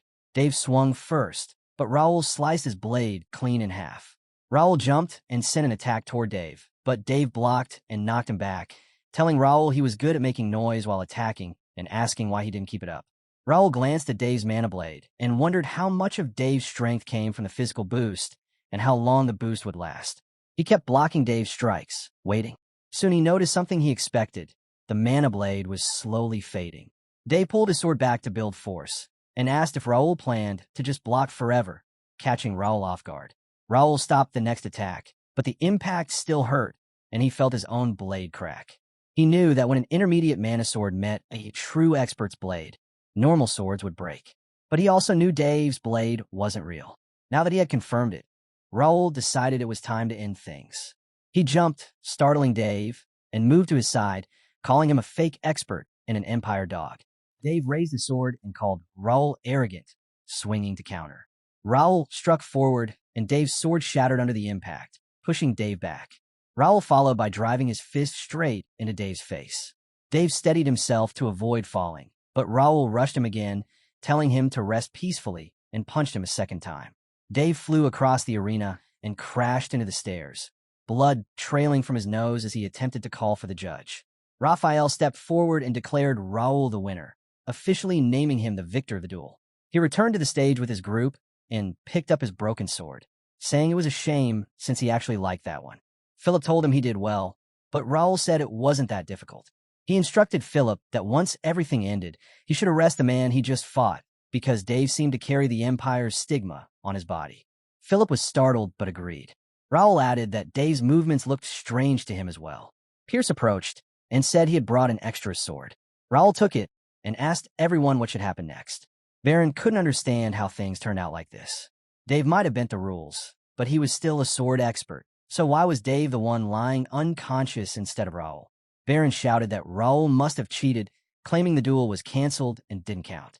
Baron looked around, realizing nothing was working and every plan was falling apart. Then he remembered the papers and thought he had to keep them because they were his only way to stay connected to Gendar or the Randall line. He ordered his men to seize the papers from Raul, shouting at them to move. He declared there was no turning back and commanded them to attack Raul. Raul smiled, having expected this, and told his knights to play along for now. Jake shouted excitedly that he had been waiting for this moment. Suddenly, someone yelled at the attackers not to approach Raul. Raul saw the people stepping forward and found it unexpected that the servants were standing on his side. A fight broke out. The nobles backing Baron clashed with the mansion servants supporting Raul. Raul knew he needed to figure out what was happening. Then the system window appeared, making him realize he had run into an unexpected opportunity. Baron called the servants worthless traitors and asked how they dared to turn on him, demanding to know if this was how they repaid his so-called kindness. One of the servants fired back, asking what kindness he was talking about when he was the one who had stolen the donations meant for them. They said they hated the county only because they didn't realize he had been the thief. If Raul hadn't stepped in, they would have stayed trapped under Baron forever. Raul recognized them as the ones Ashton County had recommended for the Royal Academy. They had done well in the coming-of-age tournament and received county scholarships. And because the academy dorms were closed during break, they were staying at the mansion. They were supposed to stay in a mansion during break, and their living costs were meant to be covered. But Baron Jendar took everything and even forced them to work as servants to avoid hiring staff. Jake said it was insane, shocked that Baron went that far just to steal. No wonder Baron had authority there. Raul told Jake that in the end, the wrong person had been given power, and he doubted Baron started out this way. Jake asked what they should do, since someone would get hurt if the fight continued. Raul told him not to worry because he would arrive soon, making Jake ask who he meant. Suddenly, the doors burst open, stunning everyone, and a massive man ordered the guard aside, demanding they recognize who he was. Baron asked his guards what was happening and who the intruder was. One guard reported that they had a problem, but before he could finish, he cried out as someone stepped on him. The huge man demanded to know who dared swing a sword inside Ashton County's mansion. People stared at the enormous figure, noticing his arm was as thick as an ordinary man's waist. They realized it had to be Dylan and asked why the next count had shown up. Dylan walked in with several top knights behind him. One of Baron's guards froze, and Dylan glared at him, then hurled the guard's heart against a window. Dylan ordered everyone to stay down and asked where the kid was, while people whispered in shock, saying Dylan was the strongest in the kingdom. Dylan spotted Raul on the stage, stabbed his sword into the floor, and lifted Raul up, calling him his youngest brother. Dylan held him high, asking how he was doing, whether anyone had bullied him, if he was eating and sleeping properly, and if he was hurt. Raul told him he was getting dizzy and asked to be put down, so Dylan laughed and set him back on the ground. Dylan told him he had grown a lot these past 2 months, but said it still wasn't enough. If he were a man, he needed muscles like his. Raul asked if Dylan actually traveled all the way from home like that. Dylan laughed and said of course he did. Clothes felt uncomfortable now, and he enjoyed showing off his body in the capital. Raul was frustrated, thinking the heir to the county was wandering the capital shirtless. Dylan patted him on the head and told him that whatever happened, a man had to stay strong. If Raul had a body like his, Dylan added, none of those clowns would have even tried drawing their swords at him. Dylan drew his sword and asked if it was time to finish things, demanding to know who dared to raise a blade inside Ashton Mansion. The knights at his side lifted their swords toward the nobles, forming a tight wall. Raul understood that everything should be settled by now, yet he still wondered why Dylan had arrived with the vice captain and so many top-ranked knights. He counted roughly 25 intermediate sword users, more than enough to overwhelm the Baron's household. The Baron cursed inwardly, realizing that his attempt to shift the situation had collapsed. He also noticed Randall's fourth son, Raphael, trying to hide among the Brennan Republic knights he had secretly brought, only to find they had already turned their backs on him. Dylan began to walk slowly, saying they should check who else was here. His gaze shifted to the side, landing on Raphael. He ordered Raphael to greet his brother. Raphael stepped forward and greeted Dylan, saying it had been a long time. Dylan placed a hand on Raphael's shoulder, noting that he hadn't changed. Then he asked which son Raphael was, and Raphael answered, fourth. Dylan followed up by asking if he still teamed up with the third and sixth sons to bother younger kids. Raphael shouted back that he didn't and said it was all in the past. Dylan asked if Raphael was raising his voice at him, and Raphael quickly denied it. Dylan brushed off Raphael's shoulder and remarked that Raphael seemed to have enjoyed himself today, but staying any longer wouldn't end well for him. He reminded Raphael that this was now a family matter and said it was better for him to step aside. Then Dylan asked if Raphael truly wanted to remain or if he preferred to head home. Raphael replied that he had things to take care of, and Dylan allowed him to leave. Raphael walked off, clutching his sore shoulder, and Dylan called out, telling him to inform Randall's first son to visit him if he ever wanted a duel. After that, Dylan ordered everyone else to clear the area since it was a family issue. However, anyone who had drawn a weapon was told to stay behind because there were still things to discuss. Dylan then asked what they planned to do next and demanded that the Baron bring out the document he wanted signed. Hearing that, the Baron began shaking. Later that night, the Baron thanked Dylan for coming and asked if he thought his actions were a bit excessive. Dylan laughed and asked whether he truly believed that. The Baron pointed out that Dylan had brought the vice captain and many elite knights, so the turnout was quite large. He also asked how Dylan's wife and son were doing. Dylan laughed again and said that since the Baron had asked for help, he naturally had to bring the best people he had. He also told Dylan that he still felt everything was overboard, reminding him that he had reached out only late last night, so Dylan must have rushed to gather everyone and hurry to the capital. Dylan replied that he understood exactly why all of this happened and asked why he thought their father had handed him the stamp in the first place. Dylan said it became easier to handle the situation precisely because he arrived. He knew Dylan was right. If the heir hadn't shown up, things would have been far more complicated. Dylan had traveled through a portal to get there, and he guessed it must have cost around 3,000 gold to bring everyone through it. He forced himself to stop thinking about that amount. Then he asked Dylan what he planned to do with a group of nearly 30 people, and Dylan answered sharply that they would pay for what they had done, and he wasn't going to let any of them walk away from it. He reminded Dylan that they were still their father's brothers, and asked if Dylan thought their father would approve. Dylan answered with a smile, saying their father hadn't said anything against it, so this was the perfect moment to finish things. They had let those people off for years, and their funds had drained because of them. He could tell it was Dylan's plan from the beginning rather than their father's. The cafe link had mentioned that Dylan Ashton was skilled in politics and calculations, and seeing it now made him think that Dylan was unstoppable with both strategy and strength. Dylan lightly tapped his head and asked if he looked worried about the possibility of him killing them. Then Dylan told him not to worry because he was only planning to cut off their funds and added that he had done well today. He insisted he didn't do anything and only charged toward them because they were being troublesome. Suddenly, Dylan pulled him into a tight hug while loudly calling him adorable and asking how he could say he did nothing when he was the one who prepared the report and beat them in the duel. He told Dylan to save that for Libby instead since he was a grown adult now. Dylan shook him and said he wanted to, but his sister-in-law never let him near Libby. He wondered why, considering he was Libby's father, but he doubted Dylan would ever get the chance to handle Libby with those large hands anyway. Then he told Dylan he had something important to say and handed him a sheet of paper. He explained that it was the record of his and Baron Jinder's proof of lineage and asked what he should do with it. Dylan looked over the records and said that the houses of all 27 people who had requested his stamp now belonged to him, and he could manage them however he wanted. Then Dylan asked if he needed any help. Raul reacted with surprise after hearing that, since he knew the item was easily worth around 100,000 gold, and he assumed the family would handle everything because it involved a family issue. Dylan explained that the reward was something Raul earned through a proper duel, so it belonged to him alone.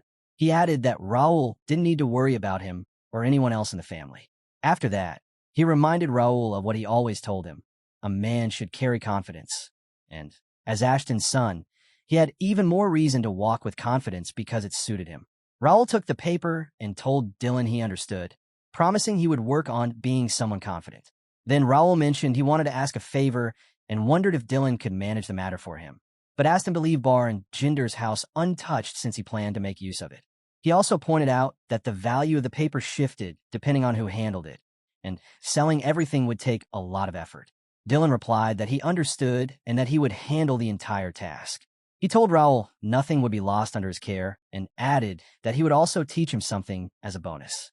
He told Raul to meet him at the field the next morning. When Raul asked what the reward was supposed to be, Dylan stood up and flexed his muscles, saying he would teach him how to build muscles like his. He then asked Raul if he was excited to learn, and Raul said he absolutely was. Dylan said that of course he was excited, and that even their father and Lawrence were curious, but he would only teach Raul. That made Raul wonder if Dylan truly had some hidden method for muscle building, because he was curious as well. After that, he went through a brutal month of training with his brother and decided he would never train with Dylan again.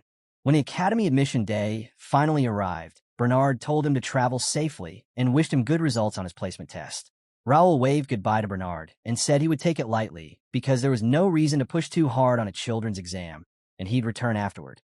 Dylan asked him if he truly planned to take it easy, and Raul answered yes, asking Dylan if there was any need to try hard. Dylan told him he would head home once the admission process ended, and Raul didn't need to think about him. Raul felt puzzled because he expected Dylan to tell him to put in effort.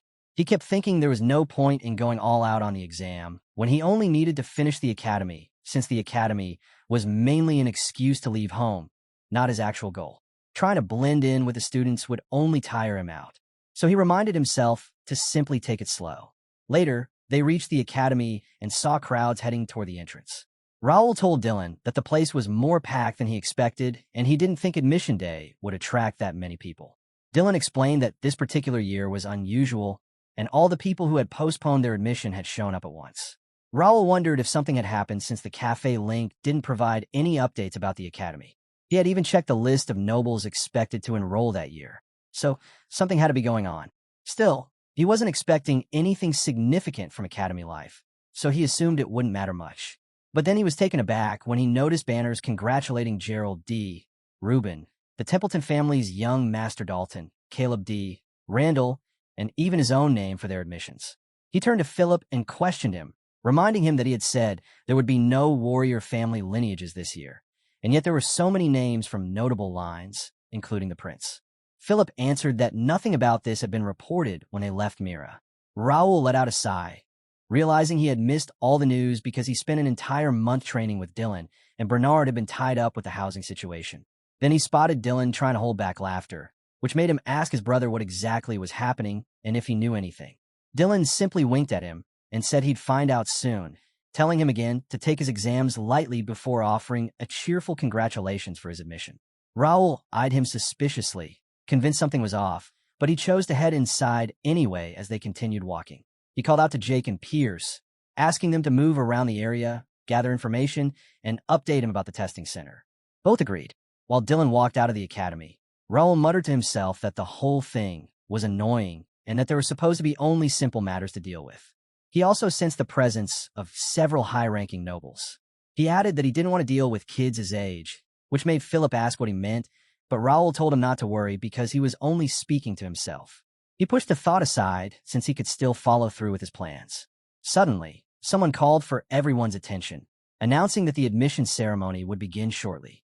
A man stepped forward and greeted the crowd, welcoming them to the Reuben Kingdom Academy. He said the staff would be introduced next. Raul felt he could ignore this part since he had already researched the academy staff, so there's no need to focus. But then he froze when a figure appeared on stage, and the host announced that this man would serve as the academy's temporary vice president, as well as the head of the magic and administration department. The man then introduced himself as Alfredo Gray. He knew Gray was one of the 3 sages on the entire continent, an 8th circle arch wizard, which made him question why Alfredo Gray had shown up there at all. Gray greeted the crowd and introduced himself as Gray, the Academy's temporary vice president and a member of the respected and long-standing Reuben Kingdom Academy. Raul knew that the 8th Circle Arch Wizard Gray, famous for unmatched illusion and vision magic, was also recognized for his alchemy work. That only made him wonder even more why Gray had come to the Academy. Gray was known for drifting from place to place and was often called the nomadic sage. Even the Grey Tower had to ask the Information Guild where their own master was traveling. This made Raul question whether the person standing on stage was really the Academy's vice president. It didn't match anything he expected, since Gray was supposed to appear only after the alliances were formed. Gray then announced that the Academy would add vision magic training to the curriculum and that a demonstration would take place during the placement exam. After that, Spence D. Templeton, the Academy president, stepped forward and explained that, as Vice President Gray mentioned, the curriculum for the year had been changed and the placement exam materials had been updated to match. He instructed the students to pay attention to everything that had been shared. Raul assumed the level was probably still similar to what he already expected, and he had planned to take it lightly anyway. Spence continued by telling everyone that one remarkable student would receive a special reward based on their placement exam performance, and he wished them good luck. While Raul was thinking about that, the system suddenly appeared in front of him. He always assumed the test was only meant to divide students into classes and had never heard anything about a reward. What surprised him even more was the system presenting a scenario quest titled Placement Exam, marked with an unknown grade. The objective required him to enter S-Class through the placement exam, and the extra objective pushed him to take the top rank. The penalty stated that failing to reach S-Class would result in a 5% deduction in skill mastery during his time at the Academy. The description mentioned that many talented students were entering that year, which made it a chance to raise his family's prestige. The quest rewards included experience points, coins, and an additional reward depending on his final performance, making him feel that the quest didn't seem particularly difficult. He knew the sword department at the academy had 5 classes: S, A, B, C, and D. The top 60 out of the 600 students would enter S class, so he figured qualifying wouldn't be hard. The real question was whether he should aim for first place. He thought about the fact that he didn't even know what the top reward was supposed to be, so pushing that far might not be necessary. Jake then reported back, saying they mentioned a special reward, though it didn't seem particularly impressive at first. When Jake handed him the paper, he took it and wrote down the perks for the top student. The list included access to every floor of the academy library, a private training center equipped with vision magic facilities, and personal items crafted in the academy workshop. He thought the offer was amazing and realized he needed to aim for first place since they were giving access to the training center, the full library, and special items from the workshop. He understood that academy lectures increase skill mastery, but they didn't offer experience points or any additional rewards. His main reason for attending the academy was to meet an important figure outside his homeland. He also admitted that hunting monsters and exploring dungeons were far more useful to him than sitting in lectures. But if the training center truly included vision magic, that changed everything. Even if the monsters were illusions, he could still earn experience points. The only issue was the cost of maintaining the magic, but if everything was covered, he wouldn't have to worry. The library was another major reward.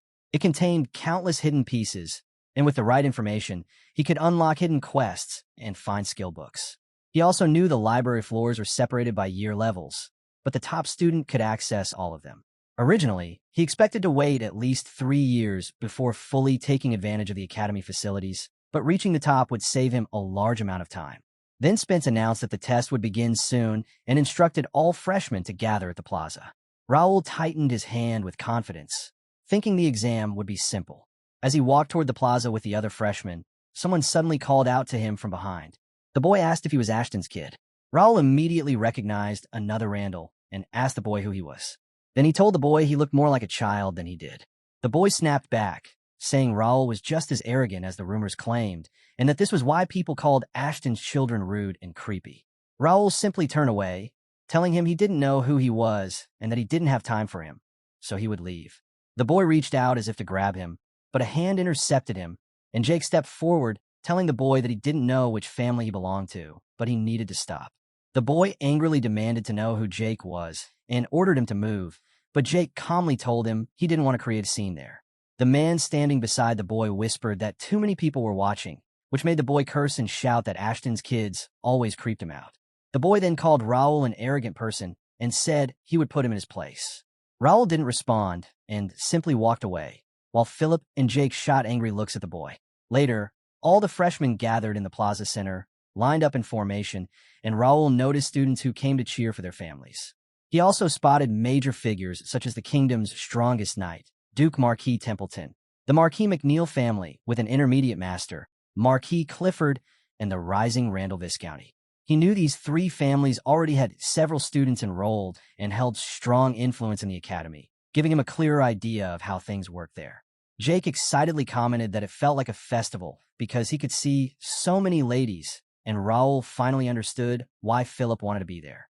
Philip glared at Jake, prompting Jake to quickly add that he already knew their young master would take the top spot, and he wanted to witness everyone's reactions when Raul ranked first. Then Jake noticed Raul's fan group struggling to keep up and asked if they weren't from their own family. Jake said he couldn't believe they were falling behind in a moment like that, and wished Raul luck before heading off to help them. Philip bowed with respect, and Raul told them he would meet them later as he checked the paper again to review the exam instructions and the list of freshmen. He saw several familiar names, which made him wonder why they were all gathered that year. Many of them were well known in his past life, especially Dalton from the Templeton family and James from McNeil, both expected to reach the master level within 10 years. He realized the situation wouldn't be as easy as he originally thought. Then someone announced that the first test would begin shortly and instructed them to move to the small auditorium. He smiled to himself, thinking they were still just kids, and mentally apologized since the top position was already his. The placement exam began, starting with the written portion. He knew he didn't need to study because Cafe Link in the system community contained all the information required. The written test ended quickly. The second part was the physical strength test, and the invigilator told them to enter the gym in groups and follow the instructions. When he stepped inside the gym, he was stunned to realize it was a mana restriction field. The instructor announced that the test measured pure physical strength and mana was completely forbidden. He ordered them to step forward when their names were called and follow the directions. Raul looked at the machine in the center, thinking it resembled a punching machine, but the data showed it was actually a strength meter. Still, it undeniably looked like a punching machine. The instructor called a student forward and ordered him to strike the machine. The student set his feet, drove his fist forward, and slammed the device with full force. The instructor announced that student number 202 scored 1,418 points, then moved on to the next participant. Raul noticed they recorded the better score out of 2 attempts, and most results seemed to fall between 1,000 and 1,500 points. He thought the numbers weren't particularly impressive, but then he noticed the person standing in front of him. The man had a stamina stat of 43 and a strength stat of 50 and was ranked in the top 5 of his group. So Raul decided to pay attention. When a man launched his punch and struck the machine, the score shot up to 2,250 points. The instructor shouted that it was an exceptional number for someone from the McNeil family, and incredibly high overall. Raul realized this was the first student to break past 2,000 points, giving him a clearer picture of the competition. Meanwhile, in a private room, the Academy's higher-ups watched the test through the image transmission system.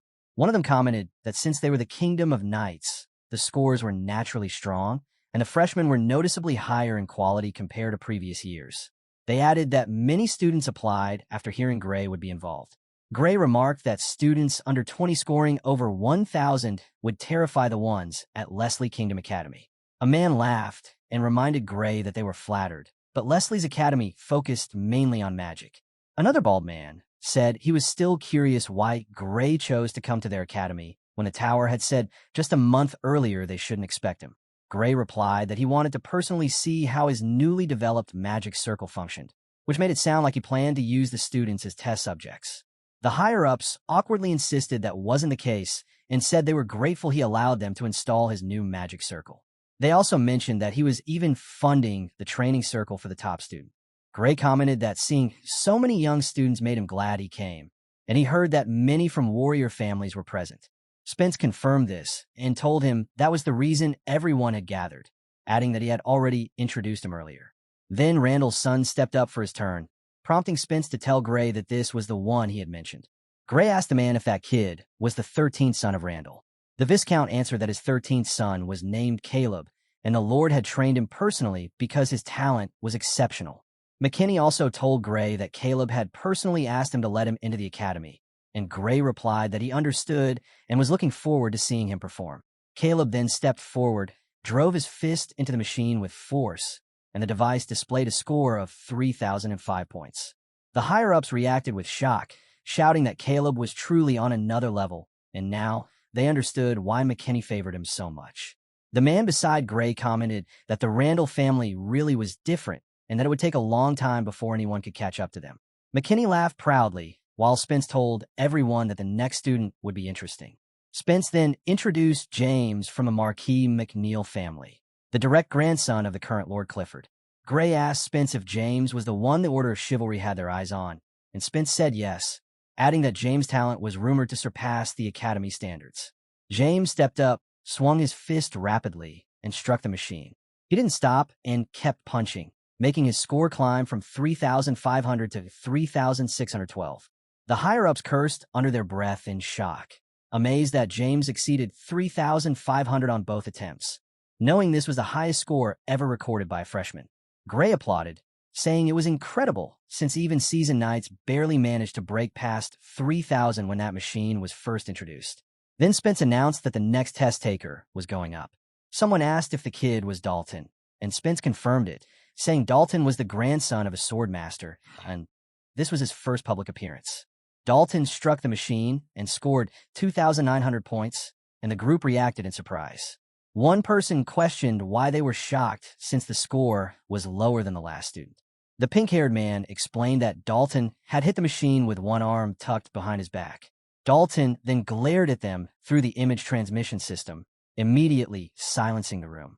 On his second attempt, Dalton scored 3,008 points.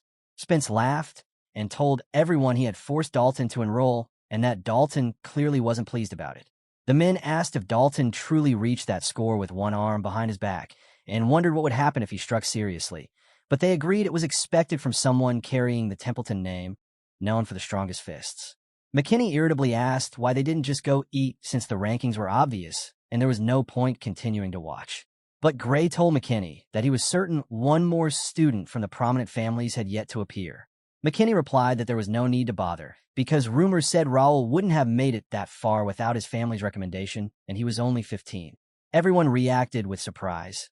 Knowing most freshmen, there were around 19, and they wondered how Raul was supposed to compete with them.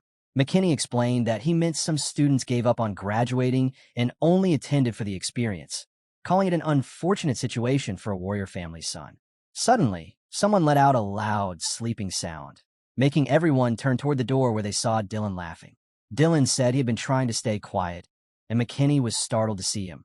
Though Gray simply mentioned that Dylan was the man from Ashton he had spoken with earlier, noting that he was well-mannered and persuasive despite his appearance. Dylan walked closer and told Gray it was an honor. Gray asked how he could forget that impressive body and intimidating face, then asked Dylan why he laughed and if he could share the reason. Dylan looked straight at McKinney and said it was amusing hearing old men talk because believing only what one already knows is nothing but egotism. Before he could finish, McKinney angrily asked what he was implying. Dylan then asked if McKinney had really said Raul was only there for the experience since he came to the academy at 15, and if McKinney had ever considered the opposite. Maybe Raul came early because he had nothing to learn from the academy. McKinney shouted at Dylan to stop spouting nonsense, saying no one had ever graduated before age 20, and there was no way a 15-year-old could manage it. Dylan calmly replied that just because it had never happened didn't mean it couldn't. McKinney told him he was unbelievably arrogant and asked if Dylan was claiming that his brother could leave a mark on the academy's history. Dylan said he didn't know, as he wasn't a prophet, but he was also curious about what Raul was thinking.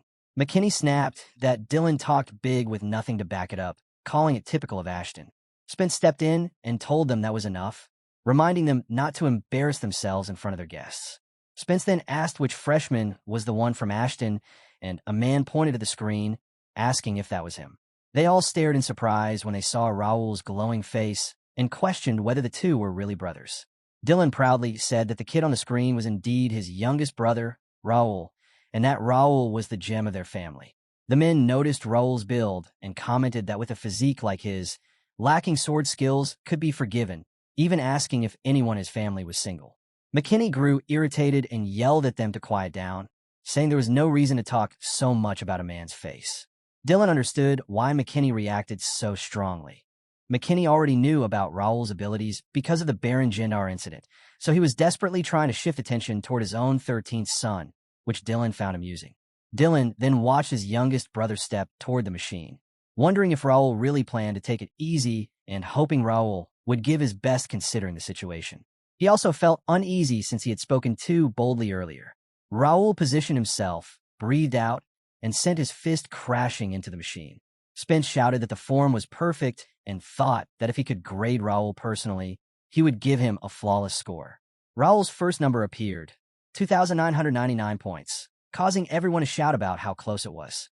Spence still found it impressive for a 15-year-old and thought it would have been even better if Raul enrolled a year later. Raul prepared for his second strike, thinking everything was unfolding just as he planned. Several higher-ups cheered for him, encouraging him to reach 3,000 and telling him not to worry about his age and to strike with confidence.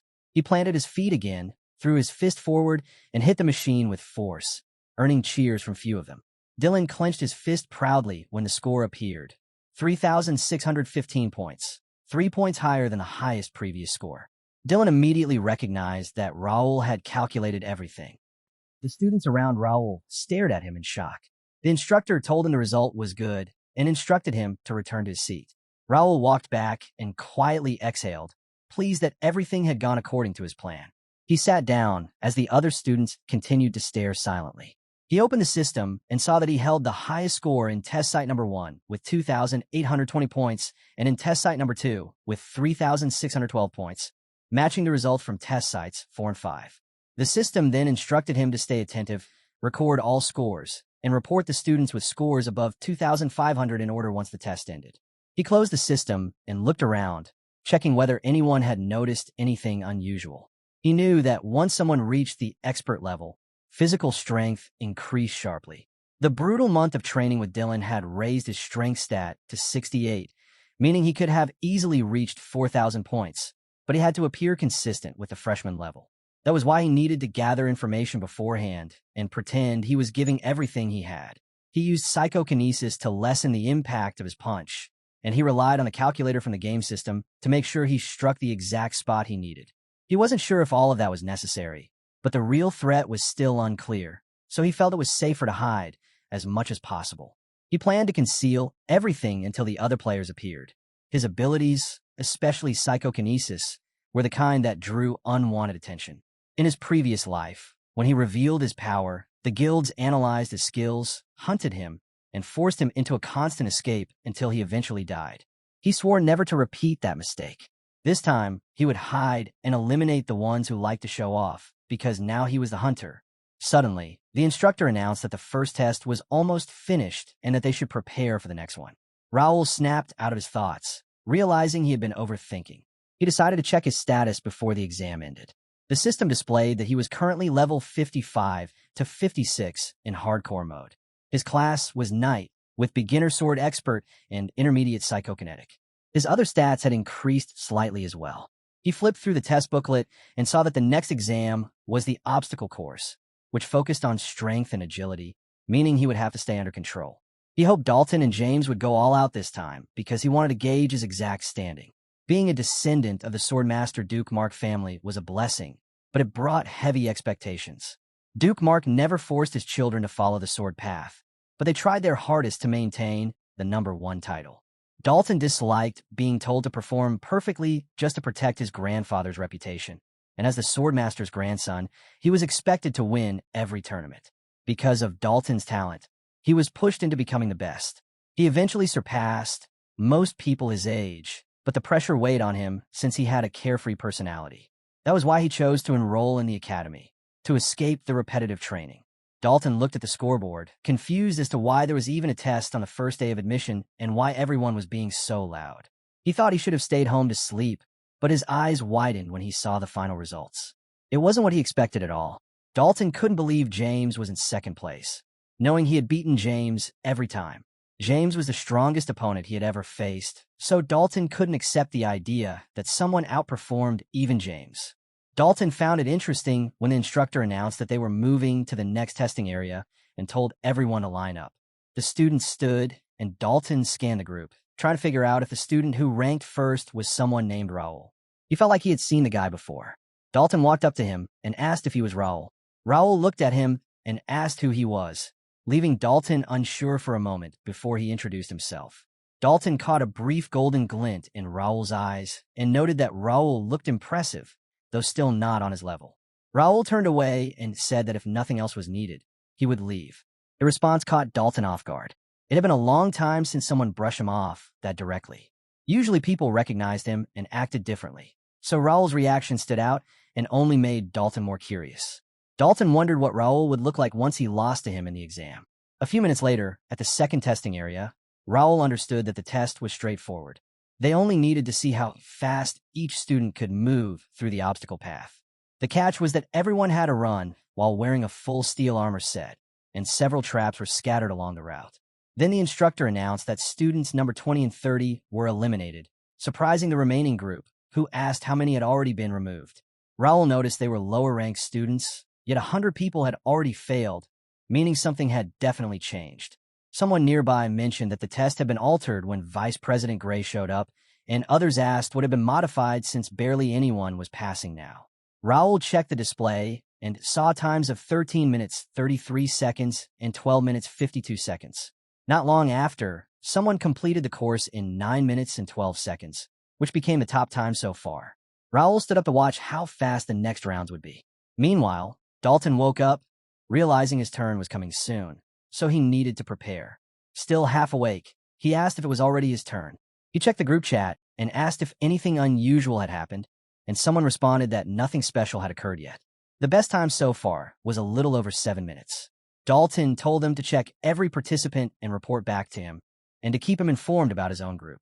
They agreed, and Dalton noted that several tests were happening at once, making it difficult to track everything. He planned to do his best to keep up with all of them as the instructor called Raul's name. He told the instructor that he already knew the rules, and the instructor confirmed it before explaining that every trap and obstacle was created through illusion spells, but the impact would register as real. All damage would be tracked, and if the reading went beyond what his armor could withstand, he would be disqualified. He replied that he understood. With that, the instructor gave a signal to start, and he took off immediately.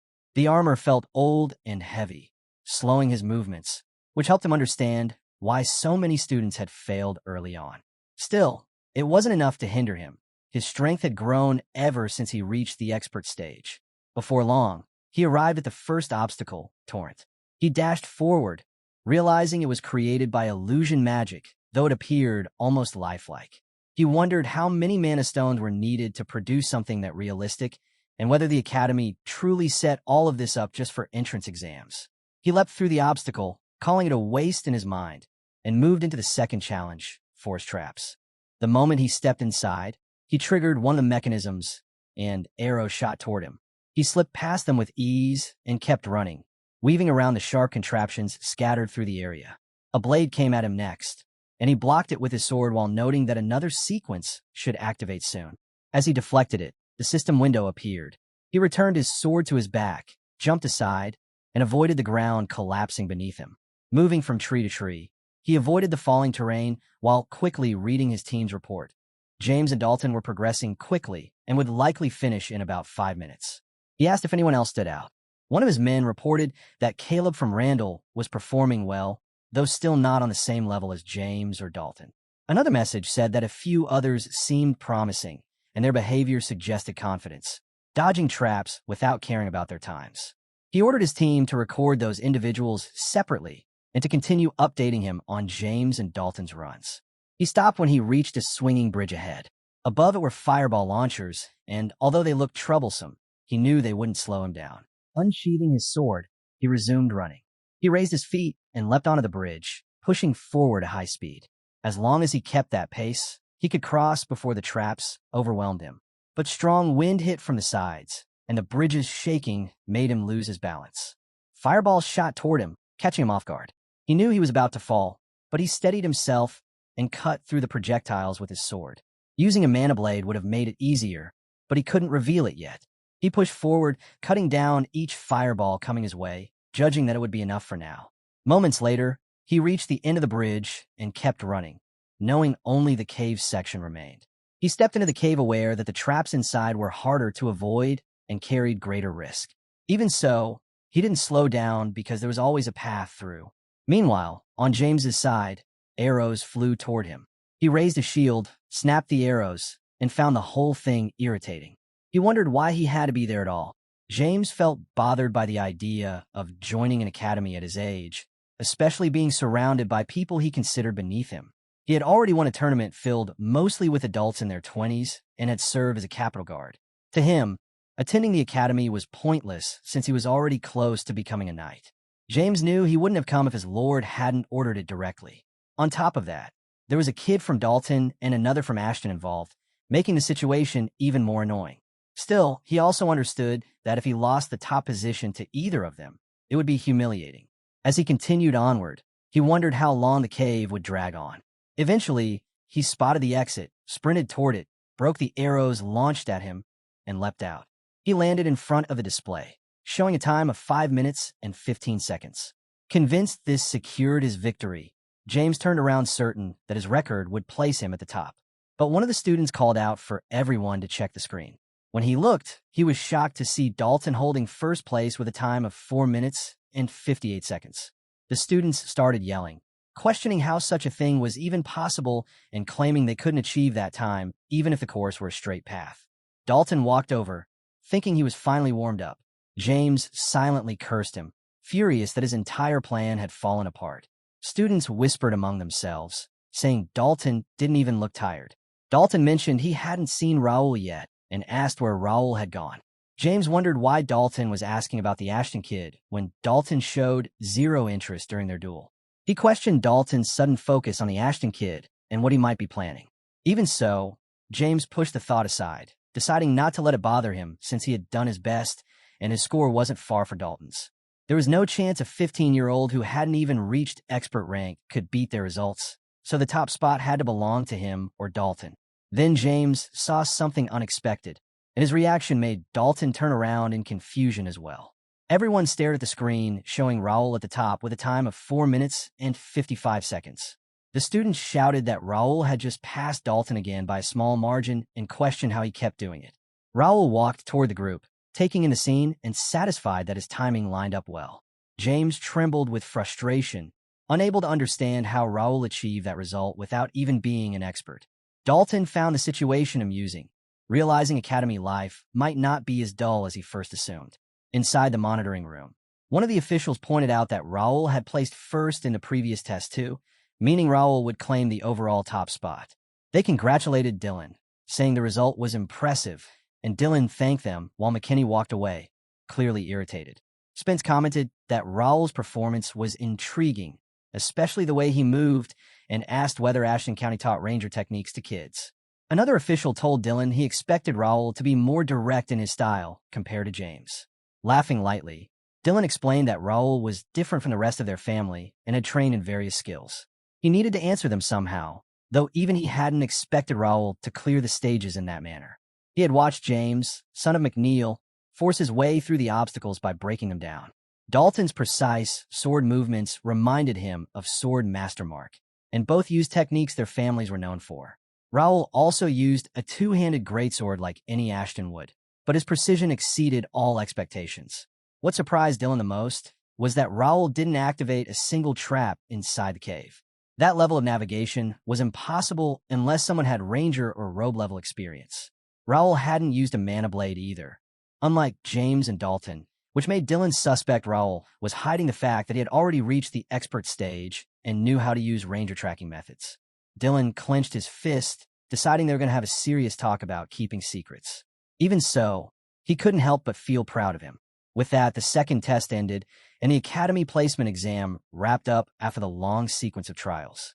Raul's allies congratulated him for taking first place, and he stepped into the carriage to avoid drawing more attention. He felt drained and knew he had held back, hoping they would believe it. For now, everything seemed to be moving smoothly, so he planned to stay quiet and rest. His thoughts drifted to his past, and he remembered himself angrily demanding answers from someone while holding a woman in his arms.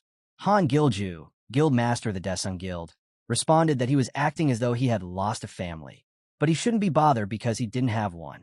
He had grown up without a family. Gilju told him that he had invited him to join their group peacefully, and if he had accepted, none of this would have happened. Gilju also said he knew he was ranked first and questioned whether he really believed he could take on all of them alone. He fixed a stare on Gilju, but Gilju casually commented that he looked intimidating and wondered why he was acting that way over an NPC. He had assumed Gilju didn't know anything, but the girl had been everything to him. They had met during the main quest, and she had guided him from then on. He had spent over a year protecting her from every threat, and she had become like family to him. Yet he still lost her to a guild that had nothing to do with the quest at all. Gilju mockingly told him to go ahead and try attacking since he had already decided to kill him. Gilju then ordered his men to take him out, and they rushed toward him. Without even standing, he unleashed his power and wiped them out instantly. Using psychokinesis, he lifted the knives scattered around him and gathered them in a circle above. Gilju demanded to know how he was doing that, saying that even for a rank 1 player, his ability seemed excessive. He gently placed the girl's body on the ground. Gilju cursed the gacha company, complaining that he only ever got terrible skills despite spending so much. The expression on Gilju's face shifted the moment he saw the blade aimed straight at him. He demanded to know why Gilju's guild was targeting guide NPCs and ordered him to explain immediately. He asked Gilju if he wasn't afraid of the penalty. Killing a quest NPC carried extreme consequences. The player's account would be permanently removed, and any linked accounts banned as well. He shouted that the quest simply continued with a new guide no matter how many were killed. So why risk the penalty at all? Gilju taunted him, asking what penalty he was talking about and whether he truly believed they feared it. Gilju said only people like him cared about consequences and claimed that plenty of players were willing to kill NPCs for as little as 10,001.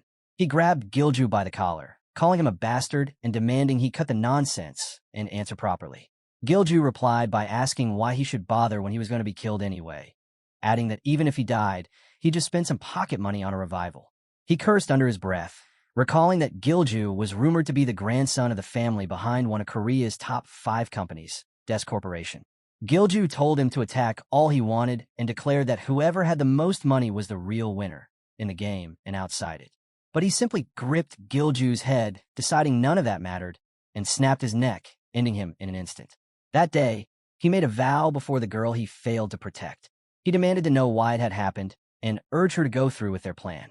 Then he shouted at Gilju, declaring that he would kill him over and over until the game itself grew tired of letting him respawn, swearing that he would erase the Dent Guild from the world entirely. He woke up afterward, realizing it was the first time he had ever dreamed about his previous life. Something felt wrong, and while he was thinking about how he couldn't keep the promise he had made to that girl, an envelope notification appeared. He tapped the icon, wondering if it was connected to the alert he had just heard. When he opened it, a message thanked all players for using their Connect system and introduced their upcoming update schedule. The announcement revealed the Presenario version 1.0 update, the opening of a hidden ancient dungeon, a new dimension gate system, certain NPCs turning into quest NPCs, and changes to the guild system. The update was scheduled for a month later, which translated to 521 May 28th in Connect time. It also mentioned that, depending on how Presenario progressed, an even larger update with open beta service would follow. He stared at the information in shock. He knew it would happen eventually, but he hadn't expected it to arrive so soon. It meant he would meet Gilju again, and this time, he intended to protect her. The real issue was that he couldn't predict the precise update time, so he wasn't ready. He calculated that he had a month left and that nothing major would occur immediately after the update, but missing the upcoming window would delay his entire plan. He had to move quickly. He decided that he needed to dominate as many scenarios as possible before other players appeared, because his future choices hinged on how well he used the time remaining. Scratching his head, he realized he needed to level up and grow his guild first. He had to get to the academy library soon, and still had to think about how he would visit other free cities. He questioned whether he even had enough time for all of it, but resolved to plan everything thoroughly. That night, Raul stayed awake, drafting a detailed plan, working out the most efficient strategy he could manage. Meanwhile, in a certain residence, Silver Zero, the Imperial Hound leader, announced that it was time to begin. In the same house, Silver Zero repeated the command, signaling the start of their operation. A report about the royal family came first. The messenger stated that the king had not appeared in public except during regular meetings, and the Sword Emperor had skipped his grandson's admission ceremony, attending President Mark McNeil's freshman event instead. Silver Zero acknowledged their work and informed them that the home base had sent the official order earlier that morning. In exactly 1 month, their grand plan would commence. The group in the meeting erupted in cheers, shouting that their efforts would finally pay off. Silver Zero struck the table with his hand, ordering them to quiet down. He reminded them that this was only the first stage, and they needed to understand that their responsibilities were even more critical moving forward. He then called for Number 7 and asked whether the investigation regarding Mira was finished. Number 7 reported that the initial work was complete, but he still couldn't confirm whether the kingdom itself was involved. Because of that uncertainty, getting closer to the site had become difficult. Silver Zero asked him what he was trying to imply. Number 7 stated that he was certain Randall had a hand in it. One of the men stood up, calling it nonsense, pointing out that Randall had made no noticeable moves. He questioned whether Number 7 was suggesting that the exiles in Mira had attacked their camp. Number 7 replied that the signs pointed in that direction, especially since the Randalls declared their advance in Mira on the exact same day. More importantly, the power armor and equipment they recovered all carried tracking spells linked to Randall. The man angrily demanded to know how Randall could manage such a feat with their current strength. Silver Zero stopped them and asked Number 7 if there were any suspects besides Randall. Number 7 said that the youngest son of Ashton County had also appeared, not near their base, but within the city. Silver Zero asked if he believed they might have collaborated, and Number 7 responded that he did not think so. Silver Zero instructed him to remove Ashton from the list and asked if anything else remained. Number 7 said the next lead wasn't confirmed, but one of their members claimed to have seen someone who might be gray. Silver Zero told them to halt the investigation for now, as there was no reason to focus on smaller matters when their major operation was about to begin. For the moment, they would simply send Randall a warning. The group agreed. Silver Zero then asked number 3 about the situation at the academy, reminding him that James was supposed to secure the top position according to their plan. Number 3 explained that an unexpected factor had appeared. They had controlled Dalton's progress, but Ashton County's youngest son, Raul, had unexpectedly taken the lead. Silver Zero called for number 6, demanding to know what was happening since he was responsible for monitoring Ashton. Number 6 admitted that he had no clear explanation. Raul had shown no notable ability the previous year, but suddenly began displaying remarkable skill this year. He was still within their monitoring range, but number 6 couldn't determine whether Raul was hiding anything. Silver Zero asked number 6 whether Raul could interfere with their plan. Number 6 answered that he didn't believe it was possible, since Raul was only a 15-year-old kid. He added that he intended to use Raul later on, and even if that failed, he already had a backup plan prepared. Silver Zero noted that Raul seemed to be appearing in multiple places, but with the grand plan drawing near, they had no room to focus on a child. He told them that Gray mattered far more than Raul, and that they needed to figure out why Gray had surfaced at this moment. Their attempt to approach Gray through the top entrance had failed, so it was time to begin the next phase. Silver Zero then asked number 8 about the underworld situation, and number 8 reported that one guild was causing problems, but the issue was nearly resolved. He promised everything would be finished before the grand plan began. Silver Zero acknowledged him and told everyone that he would repeat this one last time. They had a month left. They needed to ensure nothing went wrong and keep their guard up until the very end. Even a single small variable could destroy the entire operation. The next day at the academy, Raul waved goodbye to his men, thinking that pulling an all-nighter was exhausting, but at least it would prevent future trouble. He remembered choosing to commute instead of living in the dorms to handle his work more easily, and he had arranged a schedule so that classes were only 3 days a week, focusing only on encore subjects. As he walked inside, students asked if he was the top entrant of the year. They whispered that he was only 15, and despite the many gifted applicants that year, he still took first place. They mentioned that he ranked first in the written test as well, saying he had intelligence, skill, and looks, and joked that life was unfair. As Raul continued down the hallway, he overheard someone asking whether Raul came from a major family and why someone like him would even need the academy's diploma. Another student shouted that if they had learned advanced sword techniques like Raul, they would already be a knight.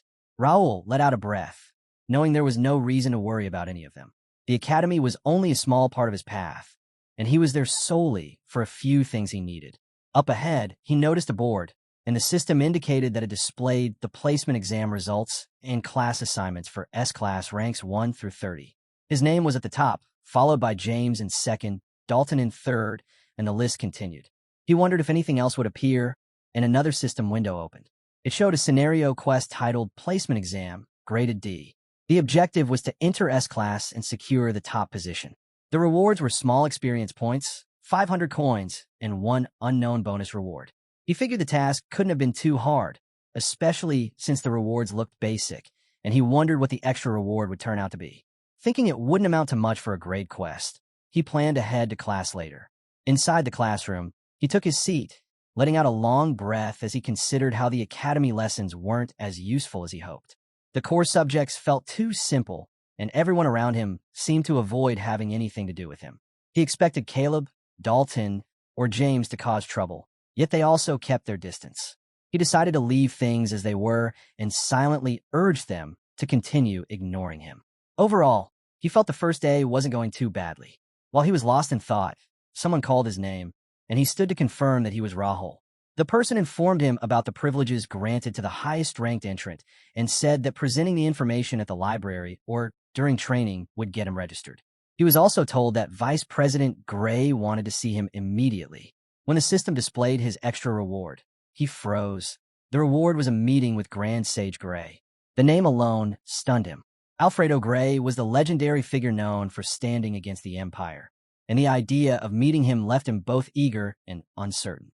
He knocked on Gray's door and waited for permission to enter. Gray called him in and asked for a moment to finish some paperwork. Raul stepped aside respectfully, noting how closely Gray matched the widely shared images and clips among players. Even with his refined bearing, Gray carried a presence that drew Raul's attention, leading him to take a discreet glance. That single look startled him. Gray's level was in the triple digits, shown as unknown. His class listed him as a Grand Sage, an Eighth Circle Magician, and a Master Alchemist. His affiliations included Rubin Academy, Vice President, Grey Tower Master, along with 2 more unknown groups. His titles included Nomadic Sage, Tower Master, plus 2 unidentified ones, and most of his stats were hidden. His unique talent, marked as Great SS, was Master of Mana, and 4 additional unique talents were also concealed. Raul couldn't understand why the system refused to reveal more, especially since the details he saw were already common knowledge. Out of nowhere, Gray asked if he was able to see certain things, causing Raul to freeze for a moment. He realized Gray was looking at a sheet of paper, yet it felt like Gray understood everything he was doing. Feeling slightly tense, Raul said he had heard that meeting Gray wasn't easy and that he would take his leave. Gray, however, told him it was fine and explained that he would be staying at the academy for a while. Gray asked if he could stay a bit longer, mentioning that he wanted to learn more about Raul, including those unusual eyes of his. Caught off guard, Raul wondered who exactly this man was. A sudden jolt ran through him as he became sharply aware of Gray's presence. He suspected Gray might already know about his all-piercing eye, or maybe Gray was simply making a guess. Gray apologized and said his work was finished, then casually added that Raul looked better up close. Raul kept reminding himself to choose his words carefully, especially since Gray's presence kept him on edge. Gray told him to wait for a moment while he brought tea. In the next instant, Gray handed him a cup of tea and Raul thanked him. Considering Gray's reputation as a renowned magician, he expected the tea to be made through magic, yet Gray prepared it just like anyone else would. A servant behind them adjusted the sofa so the two could sit facing each other. Gray took his seat, and the servant quietly exited the room. Gray congratulated Raul for taking the top position and complimented him on his impressive showing. He then explained that the purpose of this meeting was simply to ask a few questions and told Raul not to worry. Raul reminded himself that this was the first time they had met outside the test grounds, and he was certain he hadn't done anything special enough to draw Gray's attention. With no other choice, he stayed cautious with each response. He asked why someone like Gray, a Grand Sage, would be interested in him. Gray then asked if Raul had heard of a group called the Imperial Hound. The name struck Raul immediately. 50 years earlier, the continent of Connect had fallen into crisis when the Cronin Empire launched its invasion. Several kingdoms were pushed to the brink of collapse. Yet in moments like those, heroes always rose to stand against the threat. They risked everything to stop the Empire and force them back beyond the Monster Mountain. 50 years of peace followed. The kingdoms had even settled their conflicts through the battles with the Empire, but they still prepared for the possibility of another attack. During those years, Alfredo Gray established a tower to train gifted individuals and traveled throughout the continent. In the midst of that, one of the people under his guidance was the alchemist Raul had previously saved Nikia. Gray could have stepped in to help her during her expulsion from the association, but he was away handling important matters. When he learned that Nikia had been pardoned, he traveled to Mira. He stayed there to look after her and saw Raul and his group's willingness to help others. Through that, he uncovered the truth behind the Imperial Hound operation. Gray had already learned that Randall benefited from Raul's efforts, and he found it remarkable that Raul handed over the achievement to another family just to avoid drawing attention from the Empire. From that, Gray concluded that Raul was young, yet already planning for what lay ahead instead of clinging to recognition placed before him. Raul also refused any rewards for helping civilians. With all that in mind, Gray saw him as the ideal person who could one day rise as a hero of the world. Gray wanted to observe him closely. This was the hidden story behind why Gray chose to come to the academy, though Raul would only discover it much later. Returning to the moment in front of Gray, Raul still had no idea why he had been called, but knew he needed to stay alert. He tried to decide how to respond to the question about the Imperial Hound. In the past, Gray was known for repeatedly triggering quests related to the Cronin Empire, yet Raul couldn't mention the Empire at this point. There was no reason to get involved with it. While Raul kept thinking, Gray stepped in, noting that Raul seemed like the cautious type. He advised Raul that if anyone else asked about this topic, staying quiet, just as he was now, would be the safest option, since anything tied to the Imperial Hound was far too dangerous for him to deal with. Gray went on to say that he had been keeping an eye on Raul since Mira, and that he admired how Raul handled the conflict there with impressive ability. Because of that, Randall would face significant problems. Hearing this, Raul was too stunned to speak, wondering how Gray knew all of it. And if Randall found out, dealing with the fallout would be no easy task.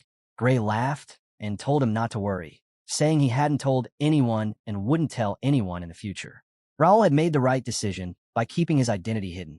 People his age usually felt the urge to show off, but Raul had made a strong choice. Raul asked how much Gray knew and why he was choosing to remain silent. Gray took a calm sip of tea and asked Raul if he understood why the Cronin Empire was dangerous. Raul guessed it was because of their military power. Gray agreed, but told him to consider the matter more deeply. He asked whether Raul believed the Empire's land and population far surpassed those of the kingdoms. Raul thought about it and concluded that while the Empire did have vast territory, most of it was barren. Their population was similar to a single kingdom's due to the severe environment. Gray explained that the real danger was information. The Empire held extensive knowledge about the kingdoms, yet the kingdoms knew almost nothing about the Empire. The Empire lay beyond the Monster Mountain and the Forbidden Barrier. The only path between them was the rift. The kingdom had built a wall near the entrance and stationed an army there to stop invasions. Even so, the Empire still managed to send spies through. That meant the Empire had a complete informational advantage over the kingdom. If the Empire launched an attack right now, they would do so with full confidence in their chances of winning. The same pattern had played out in his previous life, which made the situation even more alarming. The Empire had manipulated the players into triggering the war and was close to claiming victory around the time he died. Gray explained that the fight against the Empire required more individuals like Raul. Young people like him would serve as the kingdom's hidden advantage when the time came to shift the outcome. Raul considered the possibility that Gray had contributed to Nikia's advancement in his past life. If that was true, then gaining Gray's interest could work in his favor. Instead of struggling after turning down Gary's offer, he could use this chance to grow faster and eventually take down the Empire. Gray interrupted the silence, saying he had one thing left to mention. Something was developing outside, and he needed Raul to stay under the radar while making careful choices. Raul agreed. Pleased, Gray reached into his coat and took out a gift, leaving Raul puzzled. Gray said he would need it in the future and that the box also contained instructions he should read later. When Raul opened it, he saw a ring that appeared costly, and he sensed mana coming from it. He asked Gray if he was certain about giving him something so valuable. Gray said it was his reward. Raul wondered what he had done to receive such an item. He stood, thanked Gray, and left the room. The meeting had made him tense, but it went far better than he expected, and he even received a present. He took out the ring, and what he saw surprised him. The system identified it as Gray's polymorph ring, rated unique. Its effect allowed the wearer to completely transform into a designated form. The limitation was that all stats dropped by 30% while transformed. Running out of mana would force the wearer back into their original appearance. Another effect allowed the user to summon its creator, Gray, once. Raul was relieved to obtain an item with such strong capabilities, something he needed badly. Because of his position, he faced many restrictions. He needed guards for every outing and had to be careful with every move. He had been searching for an item that could hide his identity. This ring didn't just conceal his identity, it altered his entire appearance. Very few magicians could even use a polymorph spell since it required a 6th circle level. On top of that, he had the option to summon Grand Sage Gray. He felt the weight of Gray's expectations, but he also knew Gray would support him in every way. He planned to use the ring thoughtfully. 2 weeks passed, and his academy life continued smoothly. No one seemed inclined to cause trouble for him, since he kept to himself. The only issue was the one person who refused to leave him alone. Dalton approached him again, asking if he was free today because he had found a good armory. Raul replied in a sharp tone, telling him not to bother him since he was busy. Dalton looked disappointed and said that if he returned alone, his instructors would make him train. Raul had expected a peaceful academy life, but an unexpected variable appeared in the form of Dalton. Ever since they met, Dalton sat beside him constantly. He clung to Raul and bothered him every chance he got. He didn't even consider making friends with anyone else. Although Dalton was irritating, he hadn't caused any real problems. In fact, his presence kept others from bothering Raul. Raul used that as a chance to excuse himself. He told Dalton that he had plenty of work to finish and needed to head to the library. Dalton should look for someone else to tag along with. Dalton muttered that he should have worked harder and taken the top rank, so Raul wouldn't be able to run off to the library. Raul advised him to calm down and try reading a few books. Dalton grumbled that he would rather swing a sword than read anything, then finally turned away and left. Raul was relieved to see him go. He walked into the library.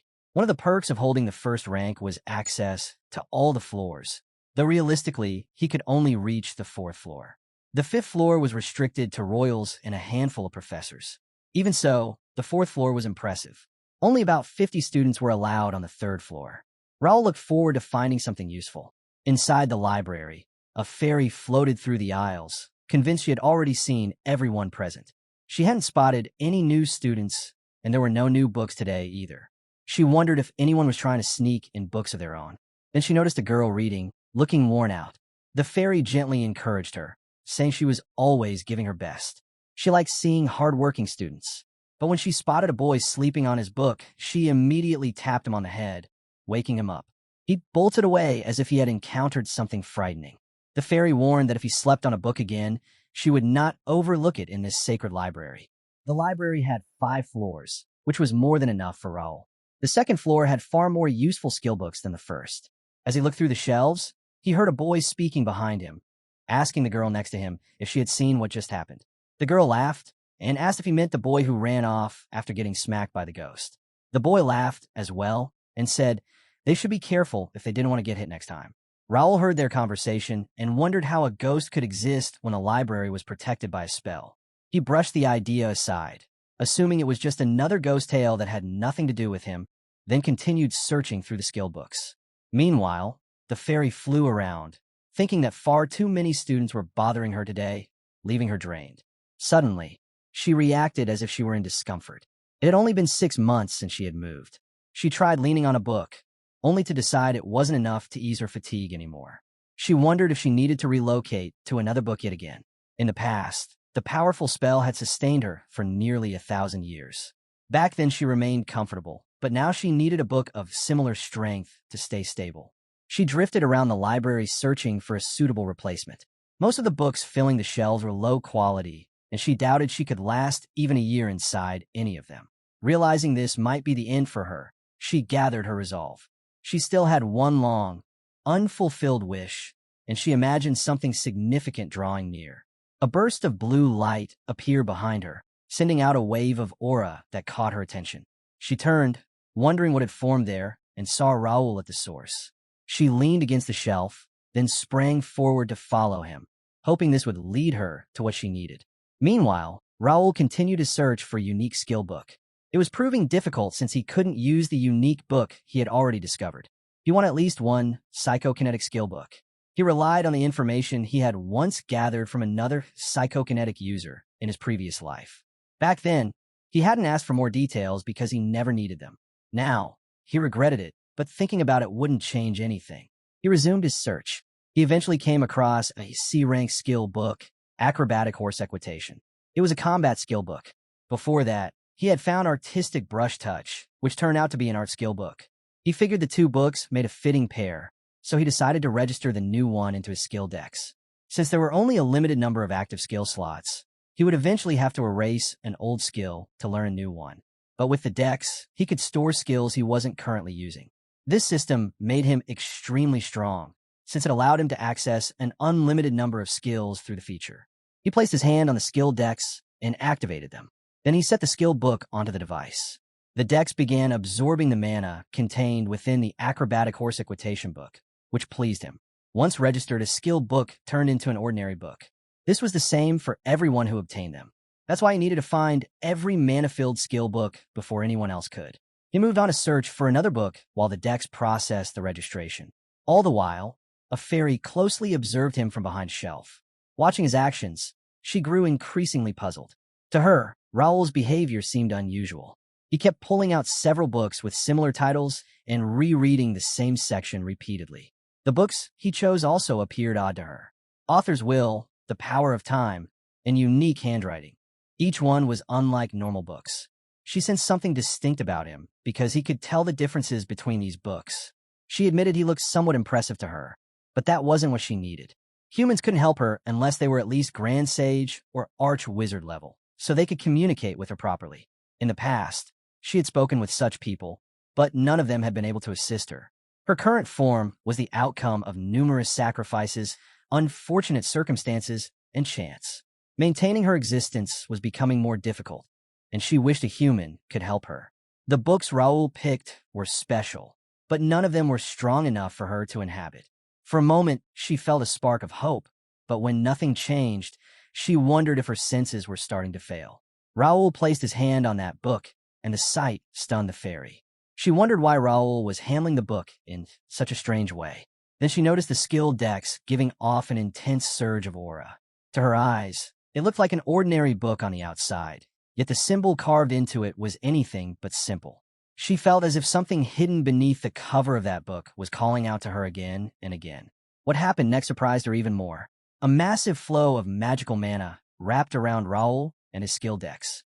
She watched the power move from one book to another, or rather, watched it get absorbed completely. What left her speechless was not the absorption itself, but what came after. She could not see any difference at all in the item that had taken in all that power. She had never witnessed anything similar in her entire life, and that alone pushed her curiosity further, making her want to get closer and examine it. Raul then walked away to search for more skill books. Seeing this as a perfect opportunity, she quietly approached the skill decks. This was the very first time she had ever encountered a book like this one. She extended her hand and tried touching it. Nothing happened, even after her fingers touched the surface. Confused, she remembered how the Great Spell Book and even the religious book had once shared their stories with her, spoken to her, and allowed her to stay within them. She could not accept that the skill decks were refusing her completely and rejecting every trace of her influence. Determined, she tried to pry it open by force. After several attempts, she grew exhausted and sat down on top of the book itself. She kept wondering why her charm and her presence were not working on the skill decks at all. Suddenly, a shadow fell over her. She froze on the spot. Raul's voice broke the silence as he asked what she was doing on top of his book. Looking at her, he wondered who that child was. He guessed she might be a fairy or possibly a ghost, but he had no idea why her figure looked translucent. To him, she seemed to be fading away little by little. Hearing him, she panicked and asked if he could really see her. She had no idea how that was even possible. Then she turned around and ran as if everything depended on it. Raul watched her leave, puzzled but calm. In his view, there was no reason to run after her, since she clearly seemed drawn to the skill decks itself. Sooner or later, she would come back on her own. Tracking down more skill books mattered more to him than chasing her around the library. The system then notified him that rank V's skill, acrobatic equitation, had been successfully registered to the skill decks. Skill-enhancing efficiency had increased by 10.5%. Once the absorption was complete, he became eager to test the new skill right away. He opened his inventory and saw that he had around 700 skills registered already, making the entire list look chaotic to him. Even in his previous life, no one had managed to collect as many skills as he had. The one thing that still bothered him was that his skill decks remained only at a rare grade, and he had no idea how many more skill books he would need to gather before he discovered Hat's full power. While he was thinking over all of this, the fairy called out to him, addressing him as human. She asked him about the book he had in his possession and wanted to know exactly where it was. He noticed her return and found it quicker than he expected, so he decided to take the lead right away. He asked whether she planned to apologize first for touching his belongings, adding that he wasn't required to respond to any of her questions in the first place. His blunt tone caught her off guard, and she quickly apologized for handling the book without permission. Before she could recover, she realized he could hear her voice clearly, which was unusual enough to shock her. She lifted herself into the air and bowed as she introduced herself. Her full name was Ravelina Ariel Meridian, though she told him he could simply call her Ravel. She identified herself as a forest fairy, one who valued harmony and order above everything else. Raul introduced himself in return, letting her know his name was Raul and that he had enrolled in the academy earlier that year. He then commented that she didn't resemble the typical image of a fairy he had always heard about. After hesitating, she explained she wasn't a standard fairy at all. She was closer to a ghost, and most humans refer to her as the library ghost. Raul asked whether that meant she actually was a ghost or more like a wandering presence observing from the side. His question seemed to bother her, and she demanded to know if he thought she was some kind of monster. She said she existed in a state between living and dying, a rare being that didn't fit normal definitions. Raul didn't dwell on her explanation and instead shifted the topic immediately, asking what made her so focused on his skill dex. Ravel brightened instantly as she said his skill dex wasn't just unusual. It was rare, even among rare items. Her excitement made Raul ask whether she already had knowledge about the book. She admitted she didn't because the book never responded to her, but she was confident it was special. She folded her hands together and asked if he would let her inspect it directly. Raul considered the idea.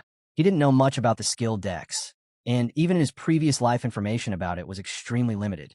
There was a chance she might be able to enhance it somehow. Since the skill dex was bound to him, he didn't have to worry about her taking it away. She continued pleading until he finally agreed, but only if she shared every detail she discovered. Ravel thanked him enthusiastically and moved closer. Raul opened the skill dex, and as she placed her hand over his, a wave of energy surged through her. Something within that energy shocked her. She jerked back immediately, flying away from the book, unable to accept what she had just sensed. She said the book's very appearance violated established rules. Raul asked if she was all right, but she flew back toward him, filled with relentless curiosity. She wanted to know where he had found the skill dex. Her insistence irritated him, and he told her to calm down, saying she should be the one explaining things instead of interrogating him. She pointed at the skill dex and said it carried the power of a creator god, an ancient creator god who was believed to have vanished long ago. The revelation left him stunned for a moment, and he turned to the book, repeating the phrase, ancient creator god. Raul then asked whether the power of such a being truly existed inside the skill dex. The idea didn't appeal to him at all since he knew nothing about the subject. Ravel noticed his lack of interest and grew irritated, asking if he wasn't even impressed. She insisted that anything related to the creator god was a major issue, yet he was treating it casually.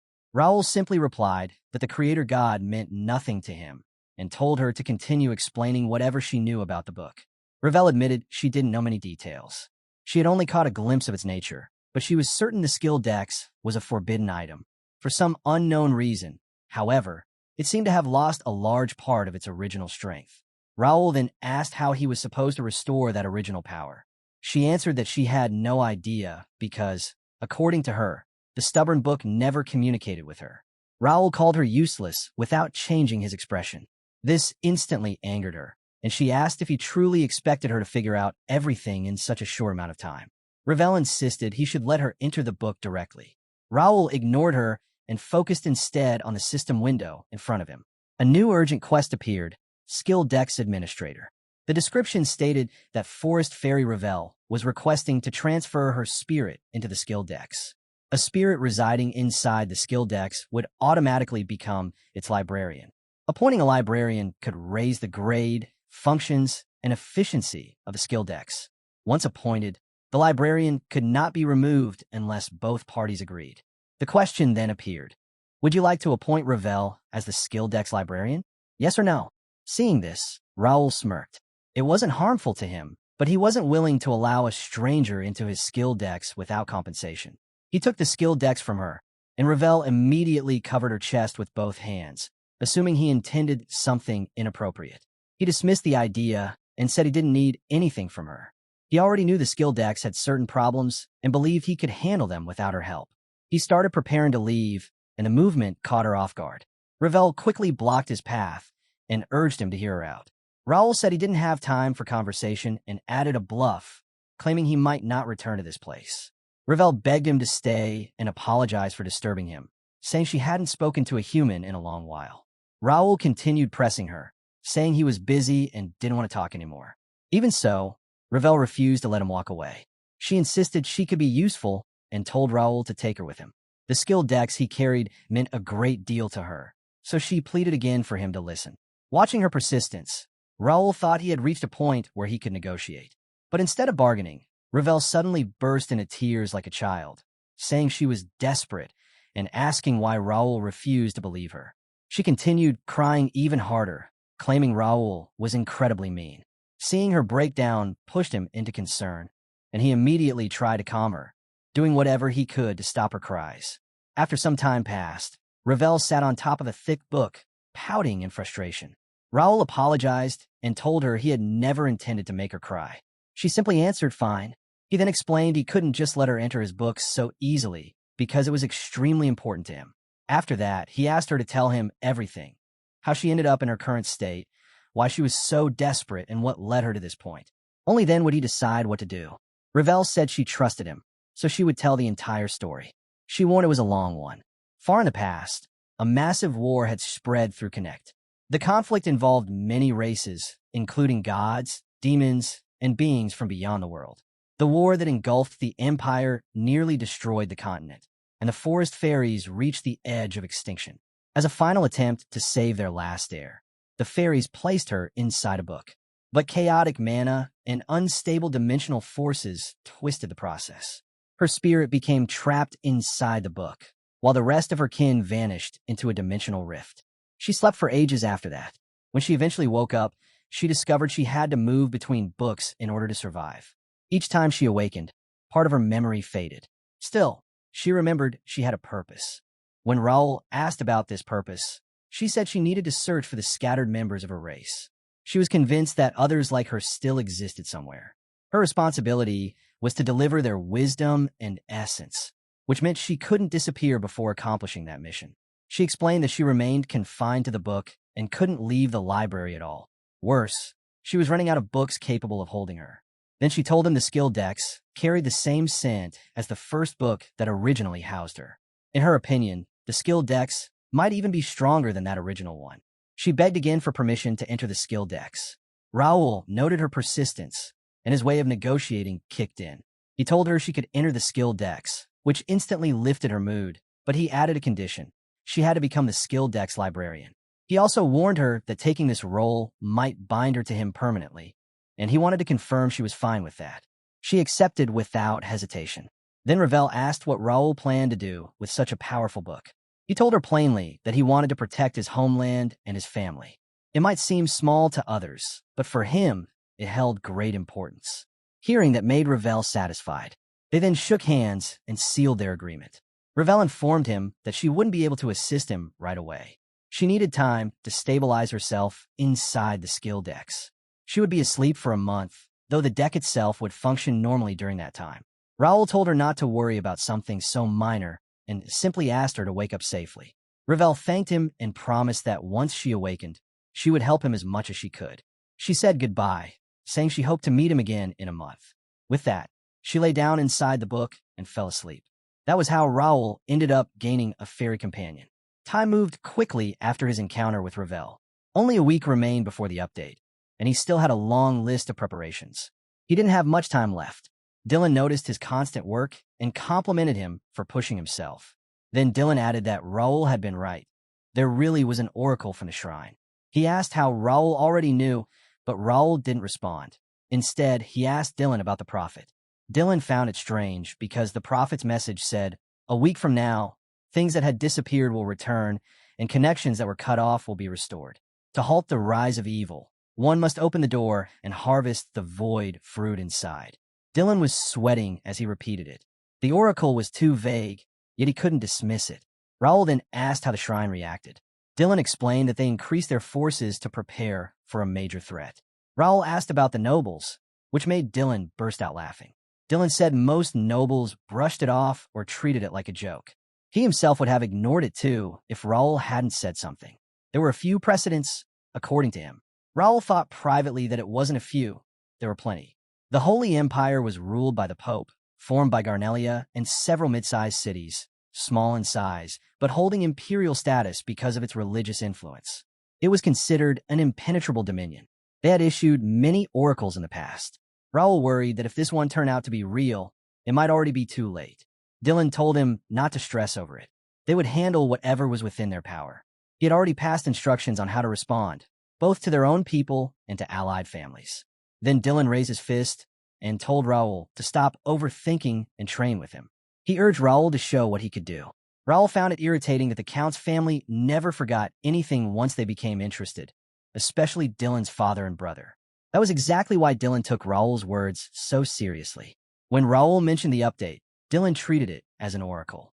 And ever since Dylan discovered Raul's psychokinesis, he had been constantly pushing Raul to demonstrate it. Later on, Dylan shouted, "Next!" forcing Raul to exert everything he had to block Dylan's strike. Dylan yelled again, telling Raul to stop relying on his skill and focus on building his physical strength instead. He, on the other hand, was barely holding himself together. Even though he had sworn never to train with Dylan again, he still ended up in the worst possible situation. No matter how many times he tried, he simply couldn't get used to the kind of training Dylan forced on him. Sweat poured from him as if he had stepped out of a bath. He had only agreed to train with Dylan because Dylan kept insisting, but the result was that his muscles developed well. Along with that, his psychokinesis-enhanced body reached the same level it had in his previous life. Dylan's focus, however, rested entirely on the physical aspect. That was why, despite his overwhelming physique, there were plenty of gaps in his actual combat technique. The enemies awaiting them when the war broke out wouldn't be forgiving. Dylan needed to become stronger. Raul believed that if Dylan combined proper combat skills with that monstrous physique of his, he would become more dangerous than any demonic beast. In Raul's eyes, Dylan was already noticing that the gap between them was decreasing each time they sparred. Eventually, Dylan would realize he could no longer overpower Raul using brute strength alone. When that happened, Raul intended to help him find a combat skill suited for him. He would gain access to more skill books once the dungeons opened. To handle the disaster waiting in the future, he had to strengthen the people around him as much as possible. Thinking about all this, he smirked to himself, calling himself a genius in his own head. His plan felt clever enough to amuse him. Sometime afterward, he sat inside a carriage. He had nearly finished the tasks that needed to be handled before the update. What bothered him most was how indifferent everyone acted despite the shrine's oracle being made public. When he questioned local lords about their response, they only laughed, saying that it wasn't the first time the shrine had announced something strange. Raul thought of himself as unlucky. He needed the kingdom's cooperation to advance through the scenario. Monsters would invade through the gates, and a war with the Empire would follow. There would be moments when massive numbers of troops were necessary. The kingdom's forces had to be strengthened and preserved for that. There were limits to what he alone could manage. Even though he was a count's son and had knowledge of the future, he was still just a 15-year-old kid. Because of that, he focused only on what he could realistically accomplish. He attended academy lectures and searched for skill books in the library. Whenever he had no classes, he traveled to 3 additional beginner cities.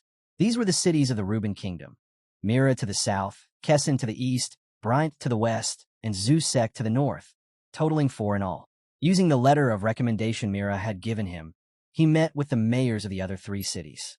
When he offered to invest in their cities, they accepted easily since their situations were similar to it. He then launched large-scale civil engineering work in the Central District and set up branches of the first guild there, spending roughly 3.5 million gold. The cost was huge, but worthwhile considering the city's future growth. All construction needed to be completed before players began arriving.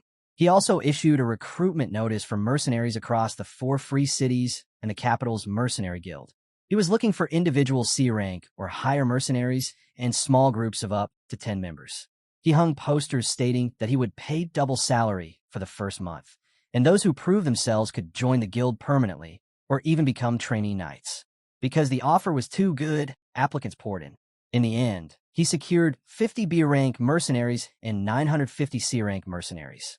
C rank mercenaries were trained soldiers from other lands or fighters with at least 3 years of experience, while B rank mercenaries could be skilled swordsmen or leaders of small groups. Hiring all of them cost around 30,000 gold, and maintaining them would cost even more, but to him the expense was worth it. With this force, he wouldn't need to worry even if a major battle broke out. Other nobles thought he had lost his mind, unaware that he could afford such massive spending. Some even suspected he had hidden motives for gathering so many capable fighters. After that, he ordered Philip to assemble every guild member. Philip reported that all 45 members were present except for the executives. They had been split into 10 groups and completed their training. Philip also summoned the regular knights stationed there. Raul praised him and reminded him not to lower his guard. He told Philip they had a mission later that night, and Philip acknowledged it. A lot had changed. 6 trainee knights had reached the expert level and were promoted to regular knights. Including Philip, Jake, and Pierce, there were now 9 official members of the First Knight. The remaining trainees and soldiers were attached to the First Knight division as well. Now his first guild would make its first public appearance as the First Knight. First guild rank, beginner level 10 influence. Local, Rising Guild Master. Raul D. Ashton Vice Guild Master. Philip Administrative Officer. Bernard Total Members. 50 regular knights. 9 trainee knights. 35 administrators. 5 buffs. EXP plus 10%. Proficiency plus 10%. He checked the guild member stats and was shocked. He had selected individuals with talent rank B or above, but their potential was far greater than he expected. He wondered how strong they would become in the future. He had done everything within his power to prepare for the update. All he could do now was hope everything unfolded according to his plan. The system displayed the remaining time before the update. 0 days, 6 hours, 17 minutes, 32 seconds. The scene shifted to a hidden location. Inside the meeting chamber of the Imperial Hound, Silver Zero asked for updates. Number 8 reported that the royal family hadn't taken any significant action, only increasing patrols around the capital. Number 9 followed with news that the Templeton family made the same move, and the McNeil family had responded in an identical manner. Silver Zero gave no reaction and turned to Number 6, asking whether Ashton County was religious. Number 6 immediately denied it, explaining that although Ashton maintained a decent relationship with the shrine, they weren't a religious house. He then added that Ashton County had begun preparing before the oracle was even announced, which suggested they had access to another source of information. Silver Zero then asked about Alfredo Gray. Number 6 answered that there was nothing unusual. Alfredo was focused entirely on academy matters at the moment. Silver Zero then addressed Number 8, asking if he had successfully infiltrated the mercenary group. Number 8 lowered his head and apologized, admitting that they attempted it, but all attempts failed. Hearing that, Number 5 was astonished and couldn't stay composed. He argued that they were recruiting nearly 1,000 people, yet none of them managed to slip inside. Number 8 explained they passed the initial test, but were filtered out during the main test. According to him, Raul possessed some sort of special ability. Silver Zero went silent at that comment. Number 8 then asked whether Raul should be considered a threat since, from what he saw, Raul gained nothing from the whole situation. Number 5 agreed, saying he thought the same and that such insignificant nobles could never interfere with their larger plan. After listening to their arguments, Silver Zero finally instructed them to keep Raul under surveillance for the time being. Then he asked for the status of their agents. Number 8 reported that all agents were already positioned. Silver Zero concluded that their great plan was finally reaching its starting point. The day they intended to eliminate the pig nobles was drawing near. Folding his arms, he told everyone to stay sharp. Before dismissing the meeting, he ended with a declaration that all of it was for the Emperor. Once the room emptied, Silver Zero quietly muttered, "Raul Ashton." Later that night, the streets were crowded. Among the people, a child tugged on his mother and pointed to the sky, asking what those things were. The mother looked upward and saw countless pink meteors streaking across the territory. She stared in confusion, unable to understand their appearance, and then realized something was wrong. She grabbed her child tightly, and the child clung to her. People around them began yelling that an earthquake had struck. The mother urged her child to hold on and stay close. The child trembled in fear and cried. He slowly opened his eyes and saw a massive red door in front of them, looking nothing short of an entrance to hell itself. Everyone froze in fear at the sight. One person asked what it was, while another pulled his partner close to shield her. A hand wrapped in cloth-like bandages pushed its way out from the gate. In the next instant, a swarm of goblins armed with vicious weapons rushed out. With a single swing of his sword, Jake cut down half of them, saving the mother and her child. His resolve didn't waver for even a moment. He then shouted that the area had become a danger zone and ordered everyone to evacuate immediately. The mother thanked him, shaken but relieved. 3 mercenaries supported Jake as they held the gate back. Jake then contacted the control room. Outer Wall 4, Area B, Section 32. Gate confirmed. Initiating defensive protocol. After reporting, he instructed his men to escort the civilians out and remain alert. The scene shifted as Pierce made his report. Outer Wall 3, Area F, Section 21. Gate detected. A few monsters emerged, but civilians remain unharmed. Then Philip reported from Outer Wall 1 that a gate had appeared in the Noble District, Section 3. He assured the control room that they would clear the area and pass it to the guards afterward. Inside a mansion, Raul acknowledged each report and told them to continue their work. The gate in Outer Wall 4, Area B, Section 32 was outside their current capacity, so the team requested backup. Raul ordered everyone stationed at Section 14 to move to Section 32 and support them immediately. In front of him, a large map of the county was spread open, with red markings showing where the gates had appeared. More goblins continued pouring out of the gate in Outer Wall 3, Area F, Section 21. As the situation escalated, it became clear that the difficulty was rapidly rising. The update had officially begun. Raul called for Bernard, who arrived almost instantly. Raul instructed him to determine which squads to deploy and send reinforcements to each affected section. Bernard acknowledged the order without hesitation. Raul had anticipated chaos, but not on this scale. They had prepared as much as possible, yet it was still a close call. From the start, there had been barely any information about the quest. All he knew was that the kingdom suffered massive damage in 521 due to the appearance of these gates. He had no idea how many would appear, where they would open, or what ranks they would be. Under normal circumstances, he would have preferred to clear the gates himself. But now he wasn't acting alone. He had to reduce civilian casualties while coordinating the full strength of his guild. If he had known the gate ranks in advance, he could have placed his troops with much more efficiency. Just then, the system window appeared. Limited quest, gate rush rank, X objective, clear as many gates as possible. The notice announced a strict deadline, 30 days. Dimensional gates of unknown origin were spreading across Connect, appearing in cities, fields, and defensive zones without any clear pattern. No one understood how they worked or why they appeared, but the message was direct. Everyone had to clear as many gates as possible to calm the civilians who were already losing confidence in the system's safety. Rankings would determine the rewards, and whichever individual or guild reached first place might receive a special prize that the system did not describe. The gates refreshed every midnight. That single line in the system window made him stop. He cursed under his breath, though he had already expected something like this to appear eventually. Connect was built with a rigid scenario structure, and the system protected it with absolute authority. If anything threatened the outline of the scenario, the system adjusted things immediately. It could attach unique requirements to quests, throw sudden missions at players, or force follow-up quests that had to be completed whether the player wanted them or not. He understood that even if he cleared a large number of gates, the final outcome might not shift in his favor. But he couldn't afford to abandon the responsibility placed on him. He needed to reduce the damage as much as he could before the situation grew worse. A report arrived from Outer Wall 2, Area 3, Section 17. The scout team had located the Golden Gate he had warned them about earlier. Hearing that made him tense. The gate wasn't acting up yet, but the pressure surrounding it was steadily growing. He immediately shouted for the team to keep their distance. A gate like that had a strong chance of pulling in anything that moved too close. He told them again to stay alert and avoid direct contact. To secure the area, he sent 3 Birang mercenaries to maintain a special watch. Philip, who was handling communications, confirmed the orders without hesitation. Right after that, a new Birang gate appeared.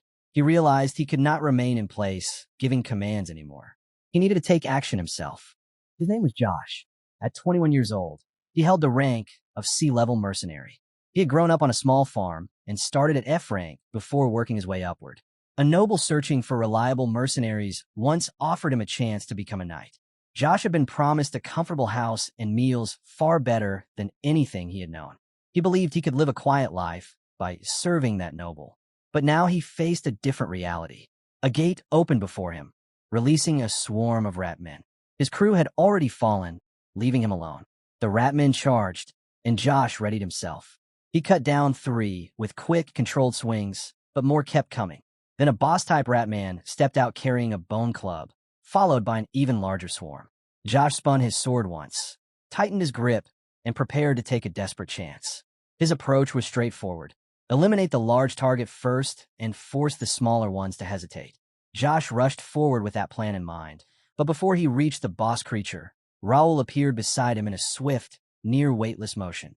Using telekinesis, Raul lifted every weapon scattered across the ground.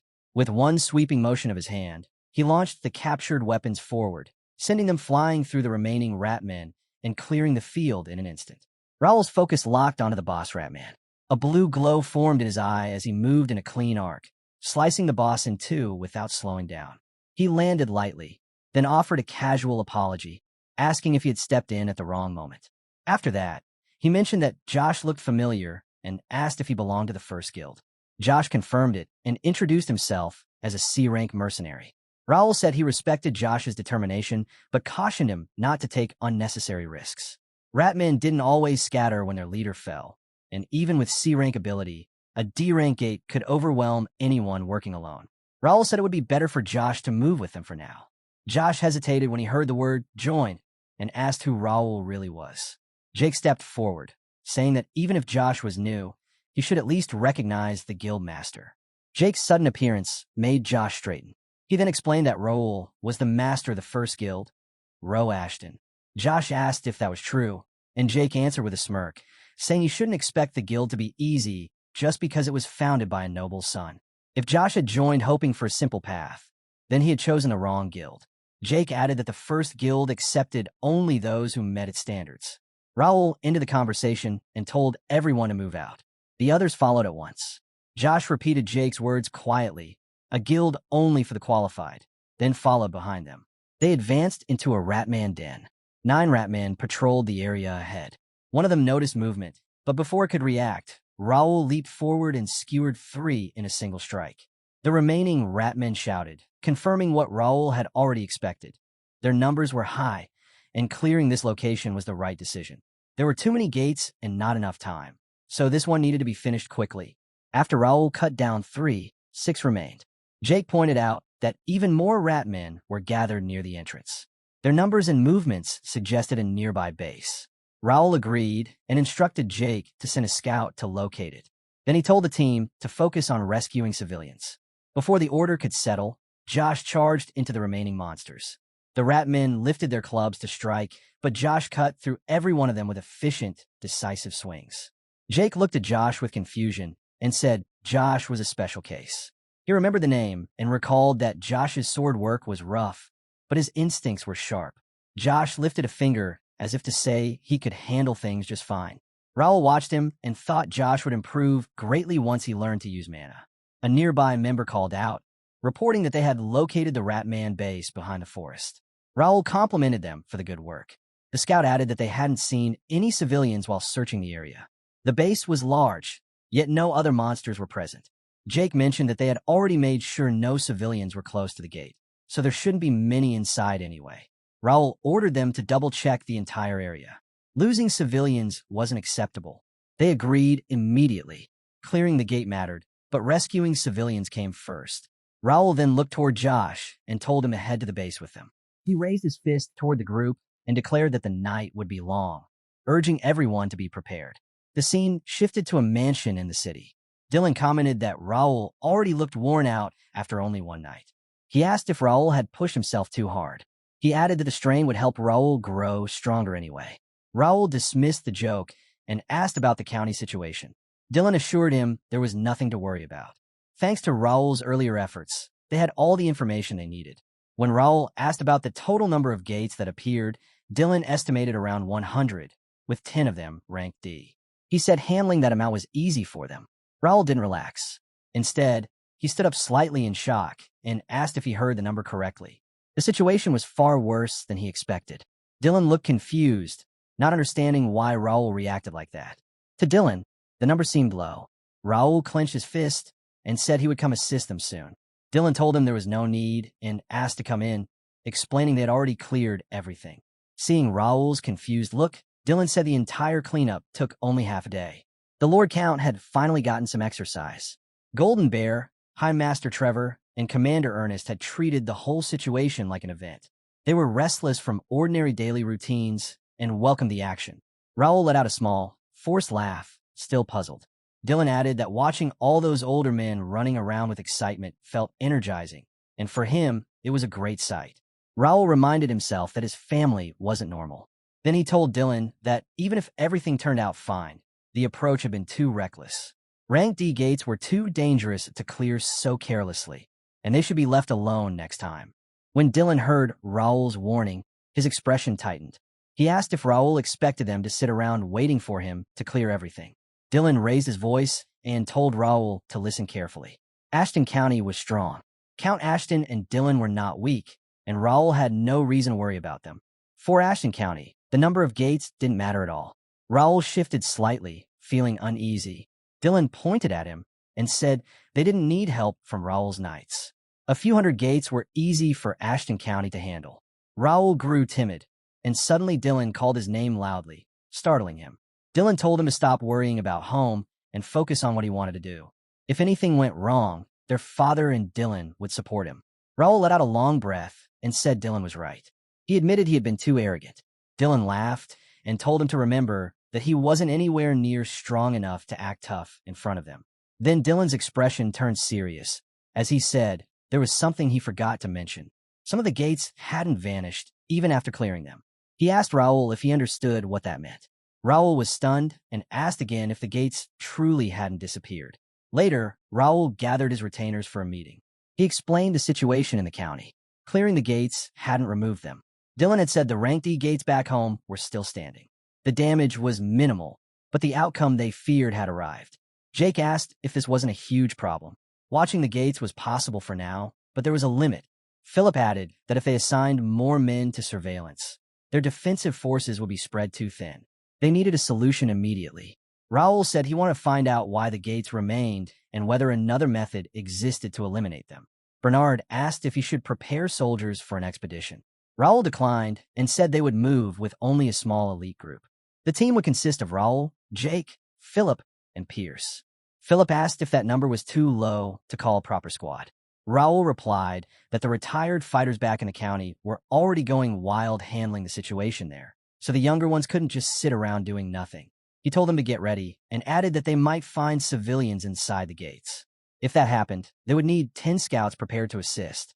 Bernard understood and stepped back to prepare.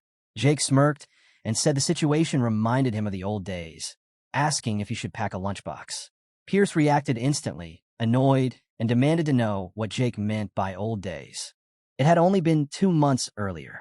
Pierce warned Jake not to relax, reminding him they weren't out on a picnic. Jake cursed back, saying he was only joking. Inside the Golden Gate, rat men and goblins rushed at them from all sides. Raul asked the group if they were getting tired, and Jake answered that he wasn't even warmed up yet. They were surrounded by goblins as they moved in. Raul reminded everyone they didn't have time to waste and needed to move fast, asking if they understood. Before he could finish, the monsters charged. Raul cut through the front line in one swing. Beside him, Philip drove his weapon into a rat man. Jake, on the other side, tore through monsters without slowing down, almost as if he was playing a game. As their numbers dropped, Jake began to lose interest. A goblin jumped at him from behind, catching him off guard.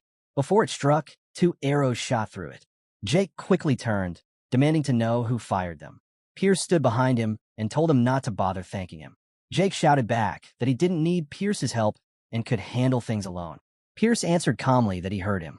Jake became even more irritated and asked if Pierce wanted to bet on who could score more kills. Philip smacked Jake on the head and said this wasn't the time for games. Raul scanned the situation. Nothing unusual stood out except the uneven terrain. Josh approached to give a report, and Raul told him to continue forward. Josh explained that the rough ground slowed them down, but nothing else seemed strange. He also confirmed there were no civilians nearby. Raul considered the structure of gates. They were designed so only players could reach the core areas. He had already expected that. Gates and dungeons could theoretically be cleared by Kinect's NPCs, because NPCs were far stronger than players, but players would never accept that. Because of this, strict rules existed. NPCs were forbidden from entering gate guardian rooms or dungeon boss zones. No matter their strength, NPCs could not close a gate. Raul needed to figure out another method. At that moment, the system window appeared. A notification stated that the gate clear conditions had been met. Another alert followed, announcing that a hidden space had been discovered, triggering a hidden quest, Guardian Elimination. A warning beneath it stated that the quest would expire after 30 minutes if he didn't accept it. Raul accepted the quest. The system displayed the details. Hidden quest, Guardian Elimination Grade. D objective, eliminate the gate guardian. Description, a powerful guardian is protecting the gate. Remove the guardian and neutralize the gate. The reward listed EXP, gold, and a low-tier random item box. At any other time, Raul would have welcomed it, but he didn't have the spare time to handle a hidden quest now. He asked the others if they could see the notification. Philip answered yes, then asked if they were supposed to locate the gate guardian themselves. He doubted any of the monsters they had fought so far matched that role. Josh called out to Raul, asking if the creature ahead was the guardian. Raul turned, stunned by what he saw. A massive monster stomped across the ground, releasing a heavy, violent aura. It held a round, oversized club. The system identified it as Rank D Gate Guardian, Dark Corrupted Goblin. Philip was taken aback, wondering if that giant goblin was truly the guardian. Jake commented that it had come straight to them, making things easier. Philip agreed, relieved they wouldn't have to search for it. Josh stepped forward confidently, saying he could handle it, but Raul cut him off and ordered him to stay back. Josh swallowed and obeyed. Curious, he asked why the young master was taking the fight himself. Philip explained that Raul always led the charge. Raul overheard and sighed inwardly. NPCs like them couldn't gain rewards from defeating Guardian. Even so, he wanted to see whether destroying it would make the gate collapse. The Guardian attacked first. Raul blocked the strike easily, pushed it aside, and used the opening to finish it in one decisive move. Jake said the young master made it look simple. Philip added that the Guardian never stood a chance. Josh watched in surprise. Raul had blocked a strike from something that large and created a clean opening. He wondered if this was what a guild master's strength looked like. After the quick victory, Raul assessed the Guardian's strength. An inexperienced mercenary would have been overwhelmed. He waited for the gate to collapse. A system window appeared, exactly as he expected. But then more windows materialized with unexpected messages. The first one read, Guardian of the Gate defeated. Gate collapse sequence starting. A second message followed, error detected. Compulsion activated. Gate collapse sequence halted. A third appeared with additional information. This gate is registered as a scenario gate. The entrance will close and reset every midnight. Raul stared at the overlapping system messages, feeling a bit uneasy as he processed what they meant. Raul let out a short exclamation and examined the item closely. Moments later, he told the others to pay attention and revealed a black sphere. He identified it as a core. He explained that it served as the heart of power armor and could be used to craft high-quality equipment. It was a grade D core, a rare mineral found only inside gates and dungeons. When processed correctly, it could be turned into power armor. Philip asked if the core had come from inside the giant goblin. Raul confirmed it and told them to gather the remaining pieces. After finishing the dungeon monster, Jake asked if core was really that rare and valuable. Pierce responded with irritation, asking if Jake had been asleep while Raul explained everything earlier. Raul turned his attention back to the gate. Even though he had personally defeated the Guardian, the gate still hadn't collapsed. That didn't bother him. He had no intention of interfering with the scenario anyway. Instead, they could use a gate that regenerated endlessly to grow stronger without limit. Raul announced that reconnaissance was complete. From this point on, they would begin clearing every Durant gate in the capital of Tum. Jake responded with excitement, saying they had been waiting for that command. Raul added that they needed one more mercenary for the next gate. He looked at Josh and asked if he wanted to join. Josh was startled and asked if Raul meant him. Raul explained that since he had taken Josh's chance to stand out earlier, he would give him this opportunity instead. Josh accepted immediately. Raul complimented their spirit and ordered the team to move out. As they stepped through the next gate, Raul wondered if the area was a dungeon or simply an underground cave. Without the light from the gate behind them, the entire place would have been completely dark. Raul was relieved he had brought a lamp. Jake muttered about the darkness and asked what kind of place it was. Raul told everyone to stay close and not wander too far from the entrance, warning that reckless movement could put the whole party in danger. He pulled out a magical lamp from his inventory, lighting their surroundings. Jake stared at the lamp and called it a rare item. He couldn't believe Raul had one, since a magic lamp was expensive even for high nobles. Philip admitted he had never seen one before, but agreed that it worked well. Raul told them to remain near the lamp as they explored. It would be dangerous to drift too far from the light, so they needed to stick together when fighting. Everyone agreed. Raul turned to Josh and said this would be his first mission, assigning him the responsibility of carrying the lamp. Josh questioned why something like that was being handed to him. Raul explained that Josh was capable and should prove what he could do as the guild's promising new member. Josh asked if Raul truly called him a promising member, and Raul confirmed it. Josh vowed to protect the lamp even if it cost his life, and Raul told him to give it his all. Raul thought that they might not understand it yet, but Josh was the fortunate one. Soon Josh would rise to S rank and be mentioned as a possible mercenary king. Josh's status window opened, showing his details. Name Josh, age 21, level 38, freelance mercenary, temporary member of the First Guild. Stats listed. Potential talent grade A, strength 53, agility 56, stamina 59, intelligence 32, willpower 48, senses 62. He also carried unique traits. Beast-like sensation grade A+, burning competitive spirit grade B, ambition to succeed grade C+. Raul turned to Pierce, asking about the situation ahead and whether he noticed anything. Pierce answered that something was shifting in the darkness. All he could confirm was the cold, murderous presence drifting around. In an instant, Pierce caught sight of a shape and released an arrow, drawing a sharp scream. Jake, curious, asked, "What happened? Did you see something? Did you land that shot?" Pierce replied, "At this point, I could hit them without even trying. They're already surrounding us." Out of nowhere, groups of giant bats rushed toward them. Raul called out, "Giant bats." They chase the light and attack anyone. Stay alert. Josh eyed the lamp, thinking about the light. Jake shouted, "Damn it, the whole swarm is heading straight for the lamp." Raul told Josh to lower the lamp for now, since it was too much to handle alone. Before they could continue, Josh yelled, "These annoying bats daring to charge at someone like me." He moved quickly, cutting down the incoming bats with his sword. With a confident tone, he declared, "Not a single mark will touch this lamp from their attacks." Jake quietly told Raul that he had praised the rookie too much, and now the rookie had gone overboard. Raul replied that enthusiasm was fine, but he wanted to treat this as a kind of entry test. Josh called out to Jake and Philip, addressing them as seniors, asking if they planned to just stand around. Jake teased him, saying he was too slow. Far too slow. Philip added that a promising member like him should be able to deal with this level alone. Nearby, a scorpion shifted in the shadows as they continued forward. After some time, the group made their way deeper into the dungeon. Jake noted that they had gone pretty far, yet he still didn't spot anything. He then asked if the cave was nothing but bats. Seeing his careless attitude, Philip reminded him that it was still a D-rank gate. Philip told Jake not to lower his guard. The young master was staying alert, so they should follow his lead. Josh, glancing at Raul, turned to Philip and addressed him as Mr. Knight, asking if their boss meant the young master's strength. Philip, slightly thrown off, steadied himself and said that depended on what Josh meant by strength. The young master improved every day and lacked nothing as part of the Ashton family. But in pure sword skill, he was likely below Jake. Jake acted like a fool again, shouting that the oversized bugs were disgusting.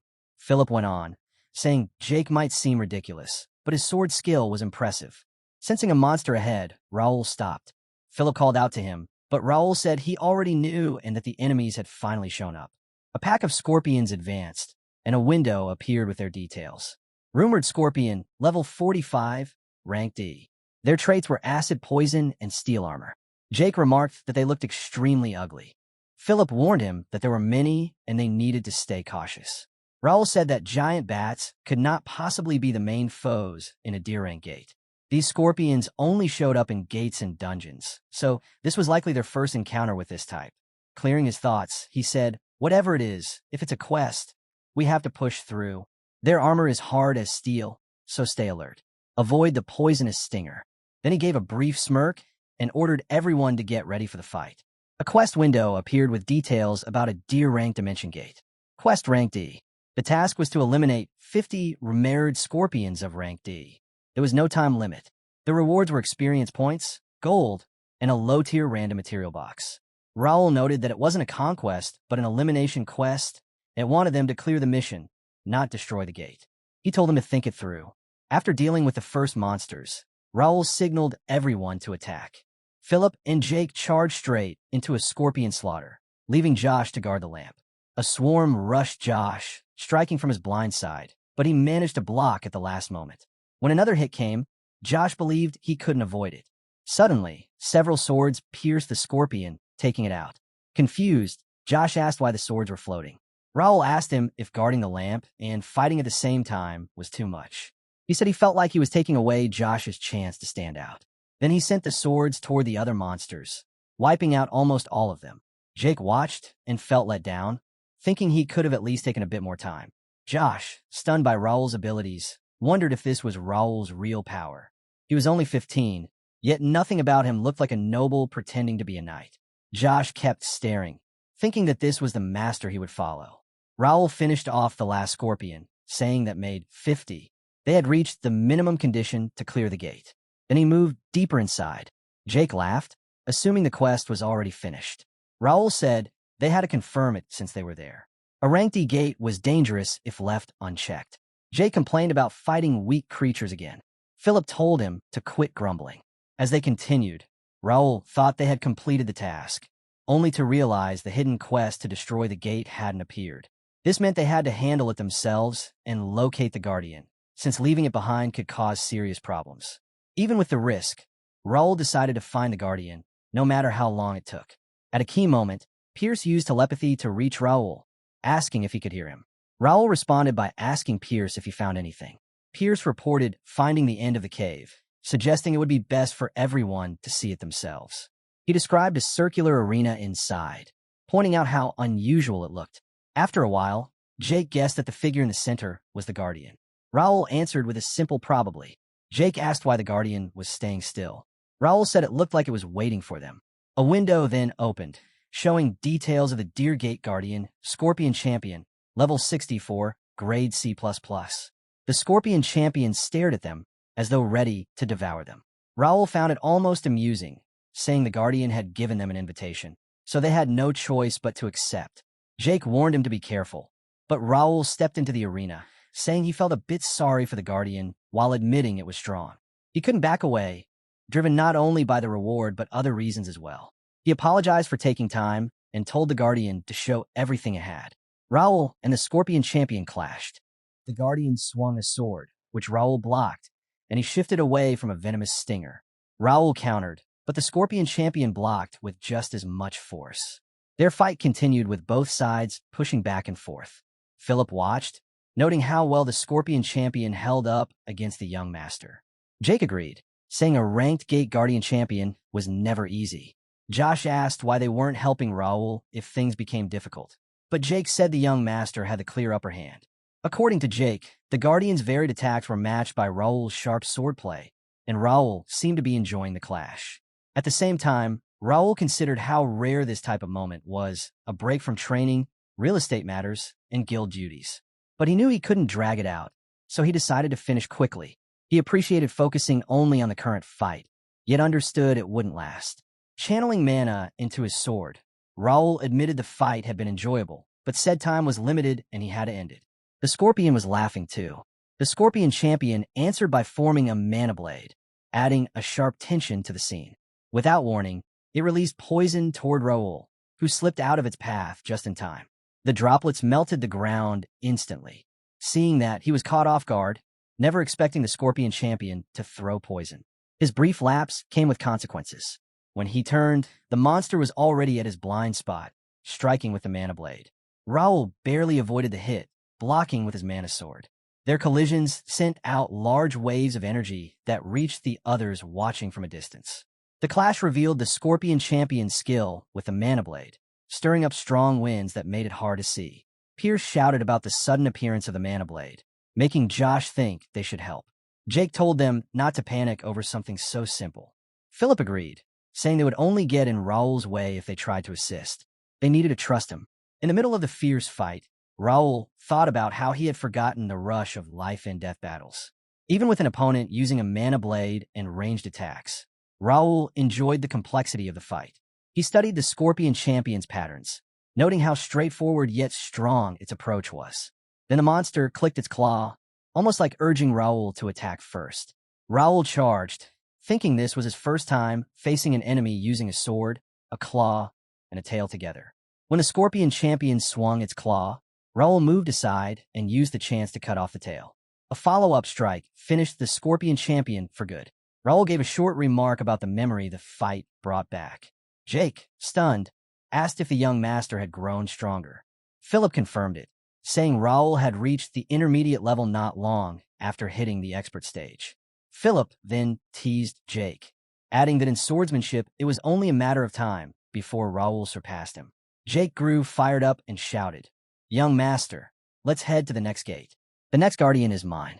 I claimed it first. As Raul looked at Jake's sudden declaration, he wondered what was going on with him.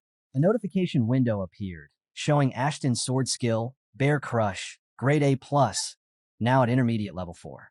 His class shifted to Knight of Intermediate Sword Expert, marking the defeat of the Gate Guardian and the completion of a hidden quest. He noted how far he had come. Then he mentioned that it took a while and apologized, saying it must have been dull to watch. Josh quickly responded, saying it was incredible. Josh felt satisfied, saying the fight had refreshed his eyes. Raul accepted the words and thanked Josh. Philip asked what they planned for the next gate, and Raul answered confidently that they were behind schedule and needed to move on quickly. He reminded them that today would be long. Jake felt energized, eager to clear more gates with no break. After 7 long hours, they managed to clear 4 rank D gates. After resting fully, mercenary units under Bernard's command were sent into the rank E gates. They completed all their tasks and handled every gate that appeared in the capital, Turium. Around 500 were lost, and about 700 were saved on the first day. While many believed the danger had passed, Raul understood this was only the start of a coming street war. People around the city discussed the events, with one asking if he had seen the gate. The other replied that he had, even spotting orcs coming out. Rumors spread about people being dragged into the gates, and the bartender explained why mercenaries and knights had gathered. Another man said it was surprising that they predicted the situation and prepared for it. A girl mentioned they came from Ashton County, and another added that Raul, the youngest son, was leading. The news stirred excitement, and one girl shouted that it was amazing. Meanwhile, Raul rested on the sofa, and Bernard placed a blanket over him. At the Randall County mansion, a man read a newspaper covering the neutralization of gates in Turium. He kept reading. The report said the renowned warrior family from Ashton County had returned. Turium citizens had chosen Raul Ashton as the figure of the moment. In front of him, a man with a ponytail stood in fear. The next article discussed Ashton County's major rise, hinting at possible political involvement. The man reading could not continue and tore the paper. He said he could not believe everything they had built was undone in a single week. Turning to Brian, he asked what sense any of it made. Brian assured his father not to worry about such a small setback. But the man used his mana and pressed down on Brian, forcing him to kneel. Disappointed in his son, he compared him poorly to the heirs of Ashton County. When he withdrew his mana, Brian tried several times to stand but couldn't. The man shouted that he had fathered over 30 sons by the age of 60, yet all of them were useless, while the sons of Ashton had already surpassed them. Then he released Brian. Still breathing heavily, Brian tried to rise on one knee. The man scolded him for failing to endure the pressure, questioning how he could call himself an expert knight. Brian could only apologize and ask for forgiveness. The man then ordered Brian to report everything since his seclusion training. This man was the Count of Randall, Hudson D. Randall. Brian revealed an official document sent from the shrine 2 weeks earlier. Hudson took it and began reading. It was a current status report confirming 73 gates, with 40 cleared in a week, and the number still rising. Casualties listed over 3,200 civilians, 15 knights, and around 1,300 troops missing or dead. The report stated that knights were hesitant to enter gates, increasing troop losses. As an immediate step, gates were blocked and placed under watch. Brian's update only fueled Hudson's anger. Brian stood there shaking and called to his father. The next moment, he was sent flying, crashing through the door. Hudson ordered him to leave.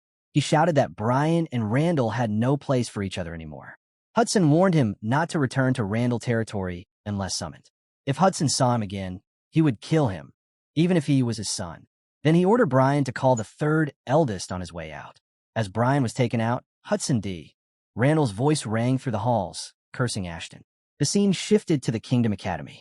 Students were filled with chatter, all centered on Raul of Ashton County. One of the maids whispered to another, "Hey, isn't that him? The young master. I heard he leads his knights and made a major contribution. And from what I've heard, he's good-looking too." Another maid joined in, saying, "Oh yeah, he's the youngest to ever reach the top rank." A man added that he heard Raul's knights were paid very well. But not everyone agreed with the praise. Caleb D. Randall scoffed, calling everyone foolish for admiring someone who, in his view, did nothing. Another student backed him up, saying Raul's family probably handled everything for him. Saving a few civilians from a gate wasn't much to show off. Caleb declared he would prove he was better than anyone once support from his family arrived.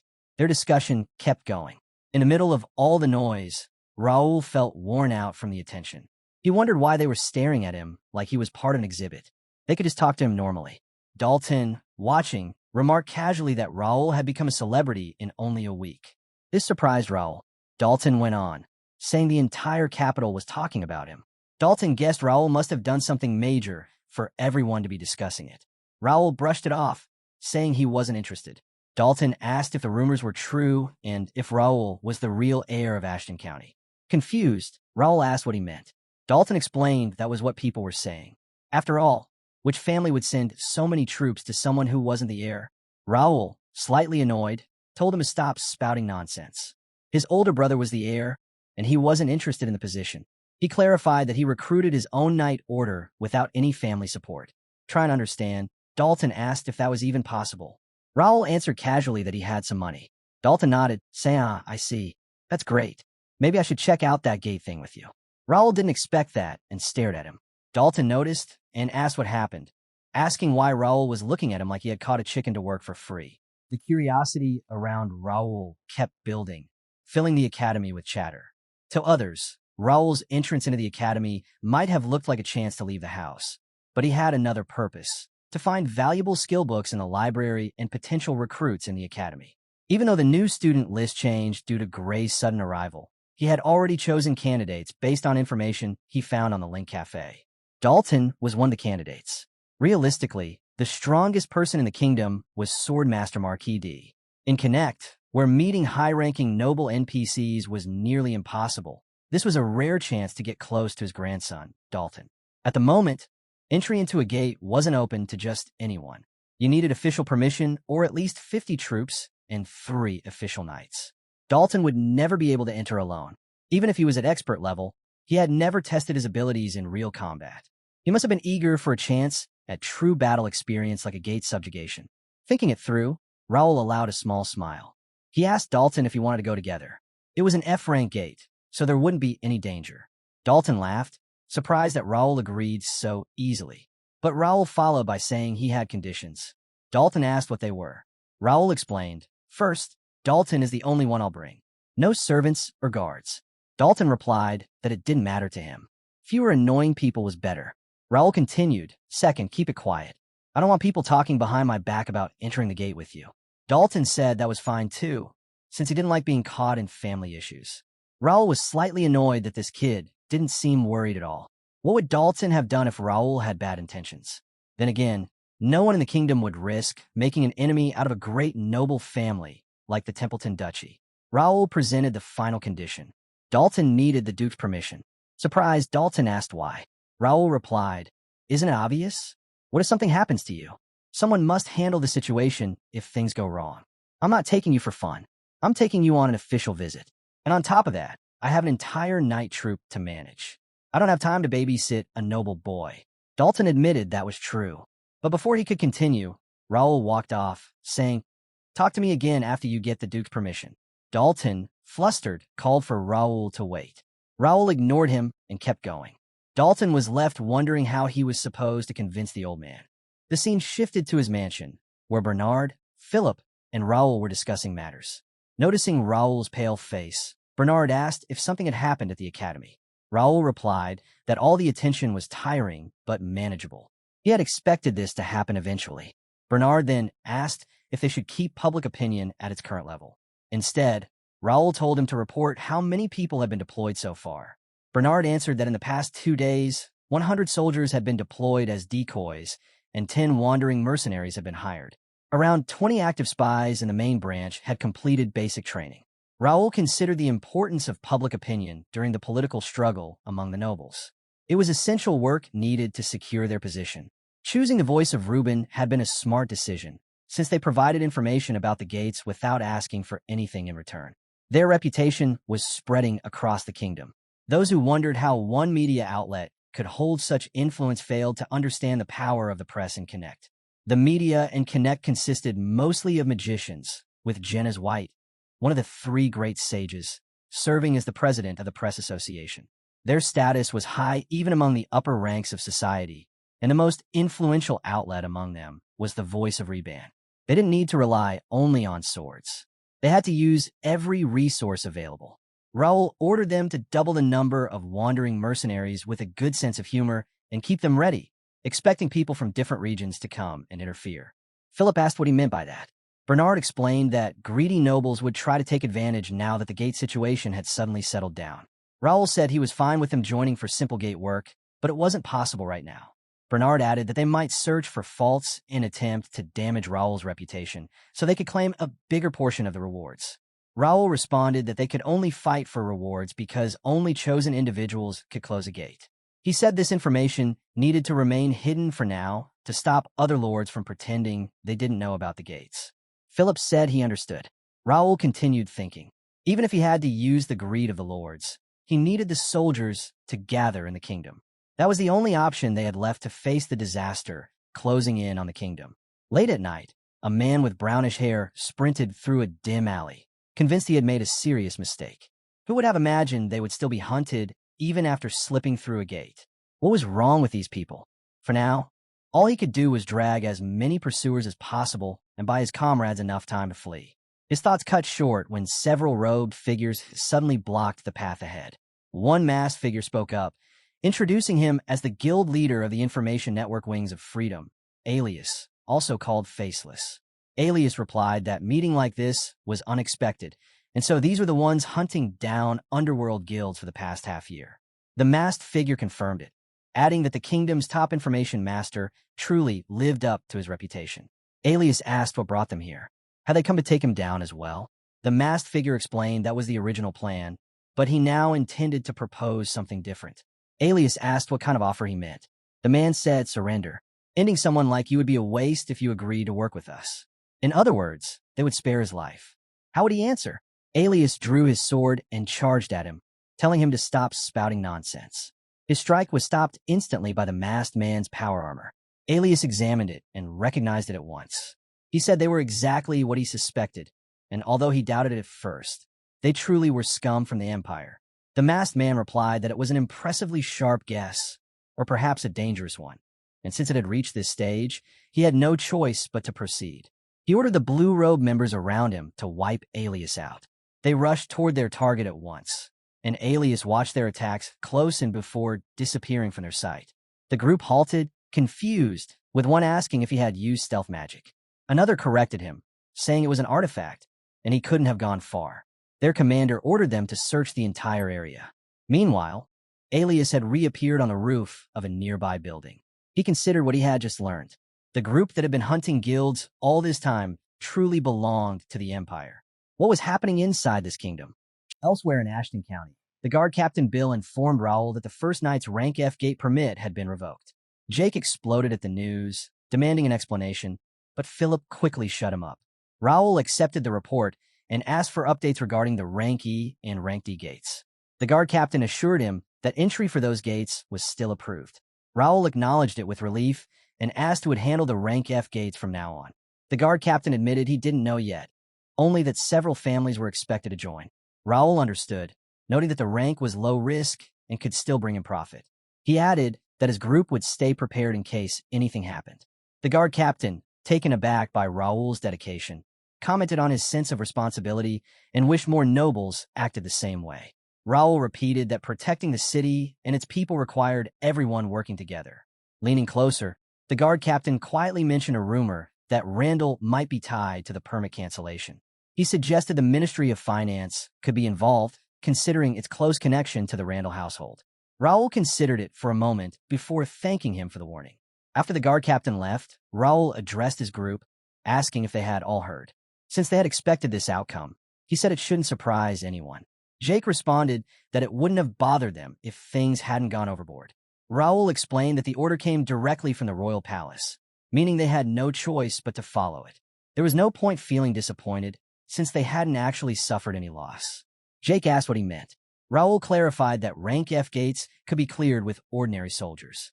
Using hired mercenaries paid with their own money was wasteful, especially since the work they offered wasn't impressive. It was far better to put their efforts into rank E gates and above. Jake agreed. Philip then asked what should be done with their men once they withdrew them from rank F duty. Raul instructed that they be sent to the outer gates for training. They would use this chance to clear the remaining gates beyond the walls. Those who lacked interest in the rewards wouldn't last long in the first place, so this shift could benefit them down the line. He added that gate management was demanding, and what they needed most right now was merit, recognition, and personal progress.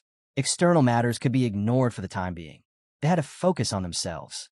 Raul emphasized the importance of directing the mercenaries properly and strengthening their own skills. The group answered in agreement. Raul reflected on the week ahead. The annual night investiture ceremony was coming soon, providing the perfect moment for their knights to stand out.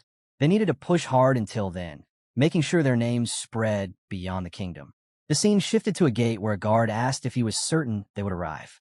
Captain Bill replied that he had no idea, so the guard shouldn't bother asking him. The guard wondered what they would do if something went wrong. Captain Bill asked what he meant and said they would handle it because they were both useless if they didn't follow the noble's orders. Just then, a knight told them to step aside. At that moment, Asen D. Carrington, the fourth son of Viscount Carrington, arrived with his knights. His men announced his arrival and ordered everyone to clear the way. Captain Bill stepped forward, saying it was an honor to meet him, introducing himself as Bill, the one currently managing the gate. Asen asked if that was the gate they were entering, and Captain Bill confirmed it. Asen immediately told his men to move. Captain Bill asked if he meant they were going in right away, but Asen ignored him and told his knights to follow him inside. Captain Bill tried to ask about the horses, and Asen reacted by kicking him, knocking him down. Asen told him to remember his place and not to ask him to get off his horse. Captain Bill attempted to speak, but Asen cut him off, calling him a peasant and ordering his knights inside. A guard went to check on him and asked if he was fine. Captain Bill said to forget it. He had already warned the noble kid. If anything happened to the horses inside, it wasn't his problem. He thought to himself that horses weren't allowed inside because of the high mana density. Even if Asen made it out, the result would not be pleasant. He figured they would be busy collecting bodies later. They passed through the gate. Asen looked around and asked if this was what the inside looked like. He claimed he didn't see anything. One of his knights explained that only orcs or goblins showed up here, so there was no reason to tense up. Asen thought he could find something valuable if Raul Ashton hadn't shown off earlier.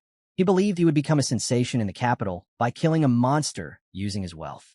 He planned to clear every gate left open to overshadow him.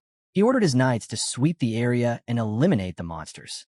He split them into groups and sent them out. Marco, a Praetorian guard, spoke up with concern. Splitting up inside a gate was extremely risky. He suggested they keep the men together and send scouts instead. Asen questioned him, asking if he was scared, and doubted they would clear gates effectively that way. Suddenly, Marco heard movement behind them. He turned and saw monsters closing in. He trembled as he shouted for the young master and told Asen to get behind him. Asen, upon seeing the approaching monsters, also began trembling. Marco ordered the knights to stay steady, hold their formation, and get ready for battle. Meanwhile, Captain Bill from a night guard entered Raul's office and reported that people were missing. Raul asked what he meant and whether he was talking about the group that had entered the rank F gate. Captain Bill confirmed it, explaining that every team that had gone inside had not returned. Raul asked how many teams had entered during the past 2 days. Captain Bill replied that 10 teams had vanished, all of them qualified to clear the gate. Raul considered the possibility of a transformation inside the gate, something usually seen only in higher rank gates. He wondered if something else within the gate was causing the disappearances. Before he could think further, Bernard approached and called out to him.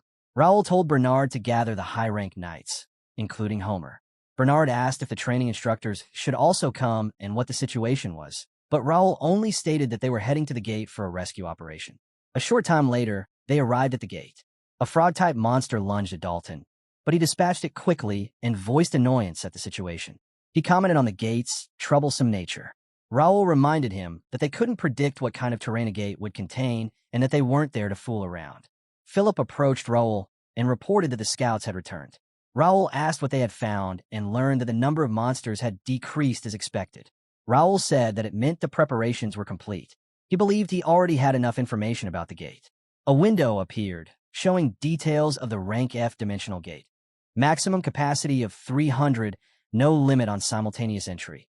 Current occupancy at 132 out of 300, and a current stack of 0 out of 2. The gate type was eliminated. Raul continued thinking, noting that aside from the conquest teams, no one else should have entered. Yet the gate's data said otherwise. He realized that the situation was a trap, though not one meant for them to fall into. After a moment, Raul said that this location should be suitable. He asked Homer for his thoughts. Homer answered that it was acceptable, as they could overlook the flat ground facing the swamp. He also believed the location was suitable. Raul said they would begin immediately and declare the area their base, instructing everyone to take their training positions. Homer acknowledged the order. Hearing this, Dalton asked what Raul intended to do on the hill. Raul answered that they were building a fort. Dalton, confused, questioned the idea of creating a fort out of nowhere. Raul told him to pay attention and learn. Raul activated the magic formation and signaled Homer to proceed. Homer instructed the group to activate the artifact. A formation lit up in the sky. Winds surged, and countless stone bricks descended from above. Dalton, unsure what was happening, shut his eyes against the dust as the stone walls took shape. When he opened them again, a fort stood before him.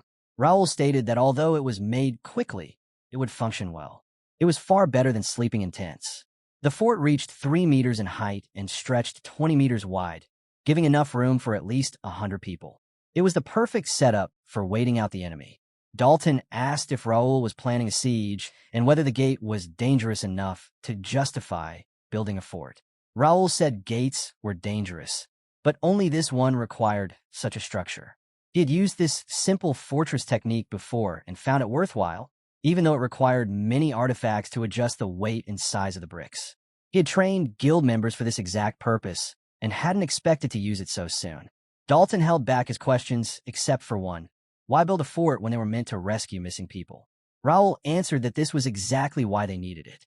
Dalton pointed out that forts were usually for defending against attacks, so why use one during a rescue?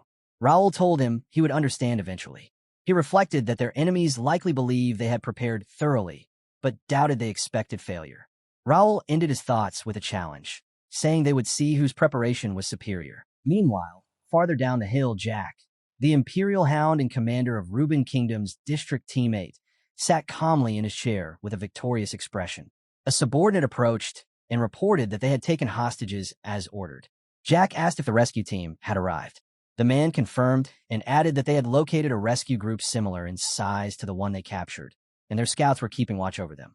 Jack rested his hand on the sword at his waist, saying he hoped this group would at least offer some entertainment, then began walking as he commented that the nobles of this kingdom were so weak he had not enjoyed himself in a long time. He suggested they head out for a hunt, assuming everyone would follow the captain's command. Before he could continue, another man hurried over with a report. The scout watching the rescue team claimed they were inside a fortress doing nothing. Jack paused, surprised, and asked what the scout meant by a fortress. Inside the fortress, Dalton lay on the ground yawning, wondering if their opponents were actually coming, since he hadn't come all this way to sit around. Someone told him not to get too relaxed, as the enemy would appear soon. Dalton, acknowledging the purpose of the fortress, asked who exactly they were waiting for. He was told there was no reason to hide it, and he should look for himself. Still confused, he glanced outside and spotted Jack approaching with a crowd of masked men. When Dalton asked if those were their foes, the answer was yes. Jack grabbed one of his men and demanded an explanation for the fortress, asking how it was even constructed. The man stammered that he had no idea. Jack raised his hand to signal his troops, while Dalton commented that their enemies likely believed they had executed a perfect trap, only to realize they were the ones caught. The knights drew their bows, taking aim at the advancing group. Philip raised his hand as well, telling the knights to prepare. He remarked that the enemy clearly never expected a siege at a gate and were not equipped for one, which must have unsettled them. Seeing Jack's foul mood, he considered provoking him and then shouted at them, calling them the Empire's dogs and asking why they were wandering without a leash. Jack grew furious. Philip continued to mock them, saying their heavy armor made them look confused and asking if they were lost. Jack smiled, calling Philip an arrogant kid and asking if he was from Ashton while drawing his red sword. Jack yelled that even though he was arrogant, he certainly had courage, and Jack looked forward to cutting him down, promising to kill him personally. He then ordered his men to charge, declaring that they would take the fortress. Philip smiled, knowing the enemy had stepped into his trap. He drew his sword from his inventory, and Dalton did the same. Dalton admitted he still didn't fully understand the situation, but was certain the opposing group was from the Empire. He ordered his men to fire, and the knights released their arrows. The masked men evaded and blocked the shots, shouting that everything they did was for the Emperor's glory. One knight froze as a masked attacker closed in, but the strike halted when Dalton appeared in front of him and cut down two masked men midair. Dalton called them filthy Empire dogs, adding that fighting frogs felt cleaner than dealing with them. Jack, irritated at seeing yet another bold youngster, said the situation was becoming more interesting. He signaled for the next phase. A masked man blew a horn, and Dalton was stunned as monsters appeared behind Jack. Jack laughed while the creatures growled at the fortress. He mockingly told them to see how long they could keep talking now. Dalton asked what those creatures were and if they were monsters. Jack explained they were the Empire's mana soldiers, noting they looked more advanced than before and were likely the Empire's finest, which aligned perfectly with his plan. The soldiers inside the fortress panicked as the mana soldiers advanced. One of the mana soldiers let out a furious roar. Dalton shouted that it was a monster and that the Empire had truly created something intense. An Empire soldier sprinted toward the fortress, and Philip warned everyone not to let it get close. He commanded them to fire again, and arrows struck the mana soldiers, but the attacks didn't leave a mark. Dalton observed that the soldiers were simply knocking the arrows aside. Philip calmly explained that ordinary weapons couldn't harm the Empire's creations. Dalton asked how they were supposed to deal with them, and if he had a plan. Philip said he did, but he needed a hand. He asked Dalton what he thought and whether he was ready. Dalton agreed, saying that was why he was there. Philip told him they would begin the plan immediately. One of the mana soldiers slashed its long claw against the fortress, shaking the structure and causing panic among their troops. Philip ordered everyone to hold their position and told the spearmen to advance. Jack watched, amused, saying they actually believed they would be safe by hiding in that fort. He then shouted that he would show them what happened to anyone who challenged the Empire and declared he would tear their fortress down. Jack froze when he saw Raul and Dalton leap from the fort. Dalton struck the leading Empire soldier, but the creature didn't react at all. The mana soldiers roared at them, and Dalton cursed as he realized his sword couldn't cut through their bodies. Raul agreed, saying this wouldn't be simple. Jack mocked them from afar, asking if they had left their fort just to attack and shouting that he admired their foolish plan. Dalton, irritated, asked Raul if they were really going to listen to Jack's constant taunts. Raul replied calmly that they had no intention of doing so. The Empire soldier facing them stiffened when Raul revealed his mana sword, and Raul told Dalton it was time to silence Jack. Dalton grinned and activated his sword's mana as well. He asked if he was free to fight however he wanted, saying that was all he needed to hear. An Empire soldier charged at them, and the two met it head-on, cutting through it and sending its blood flying as it roared in pain. They immediately leapt toward the other mana soldiers, cutting them down in an instant. Jack watched, unable to process what he was seeing. Raul dashed to the right, destroying another mana soldier with one slash. Dalton matched his pace, eliminating another, leaving Jack stunned and furious.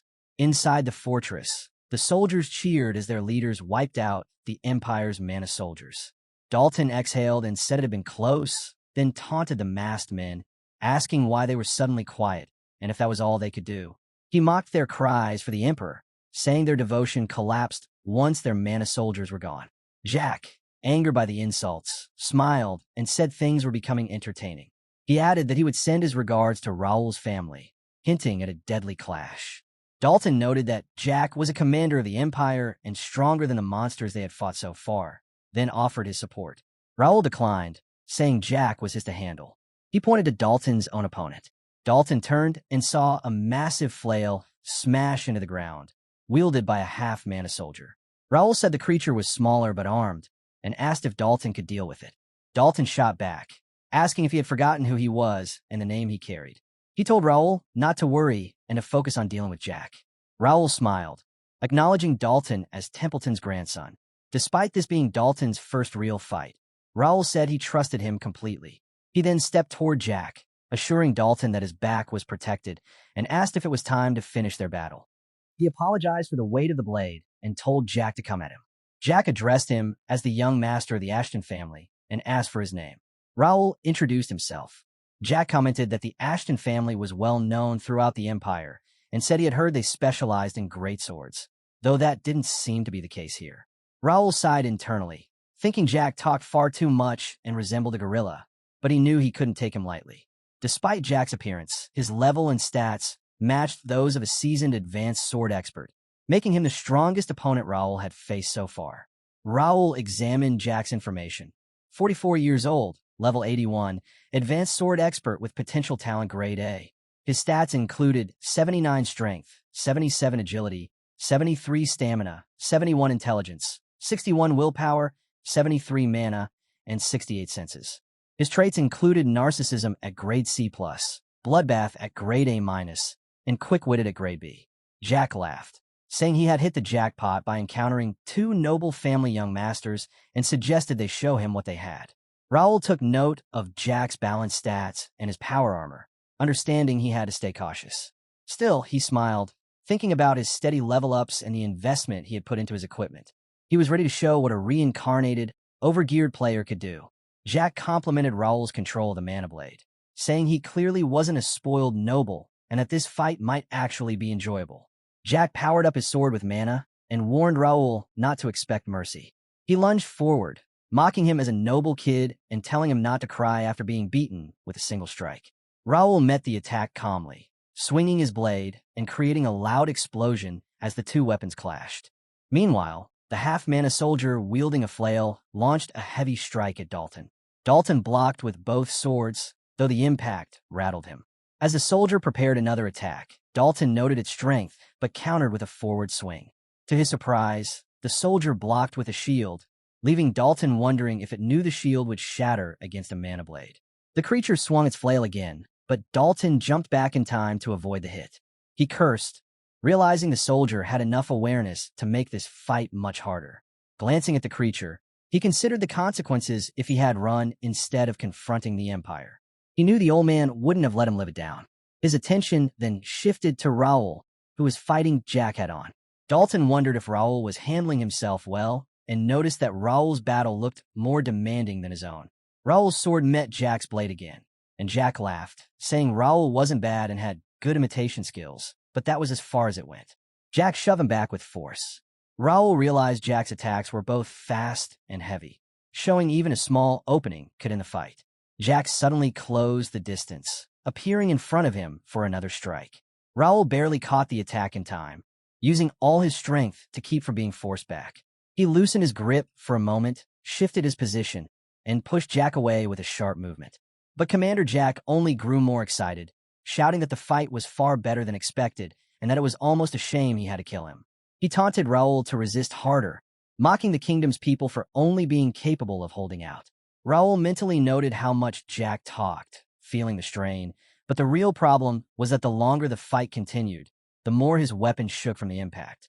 He could end everything instantly by releasing Ragnator, but doing so would endanger everyone nearby because he couldn't fully control it.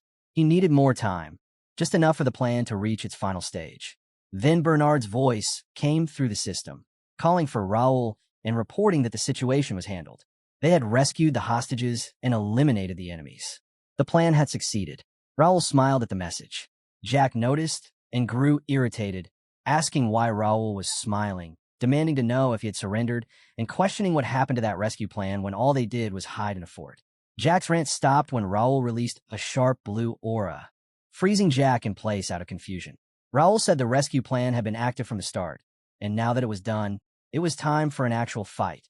He told Jack to come at him again, calling him an Empire fool. Elsewhere, inside the Frank Gate, Marco was struggling to catch his breath. A masked man mocked him, saying he had heard nobles from the kingdom were all cowards except for a few families, and now he could see it was true. He laughed at Asen, calling him a rat shaking even with his knights around him, saying the sight was amusing. Marco told Asen to stay steady and focused, though inside Marco cursed, realizing he hadn't expected the Empire to be involved and knowing they were caught in a trap. He also doubted their chances of escaping alive.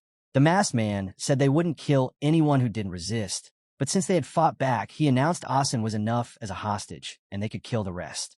As the masked men advanced, Asen was terrified, while Marco prepared to fight.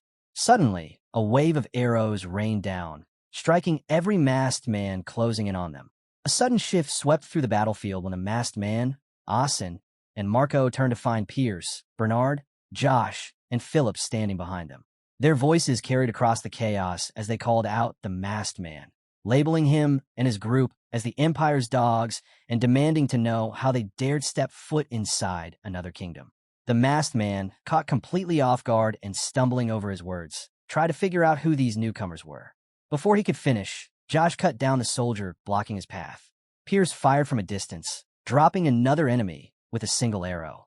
Bernard lifted several men straight off the ground using psychokinesis, leaving them suspended and helpless, while Jake moved through the battlefield with his sword, clearing out every Empire soldier in reach.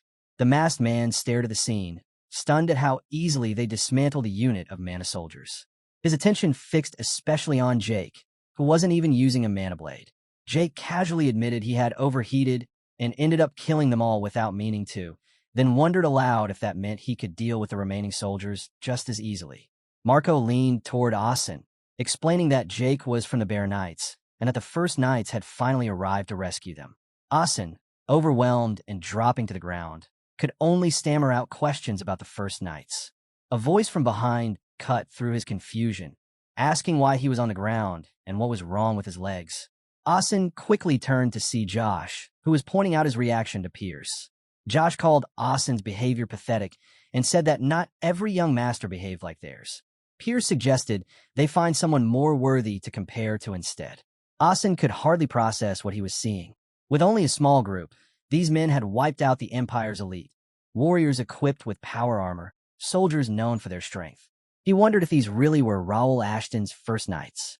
At that moment, Bernard addressed Raul, reporting that the rescue mission was complete and that the enemy forces had been defeated. Everything had unfolded exactly as planned on the hill. Jack, hearing this, asked what Bernard meant.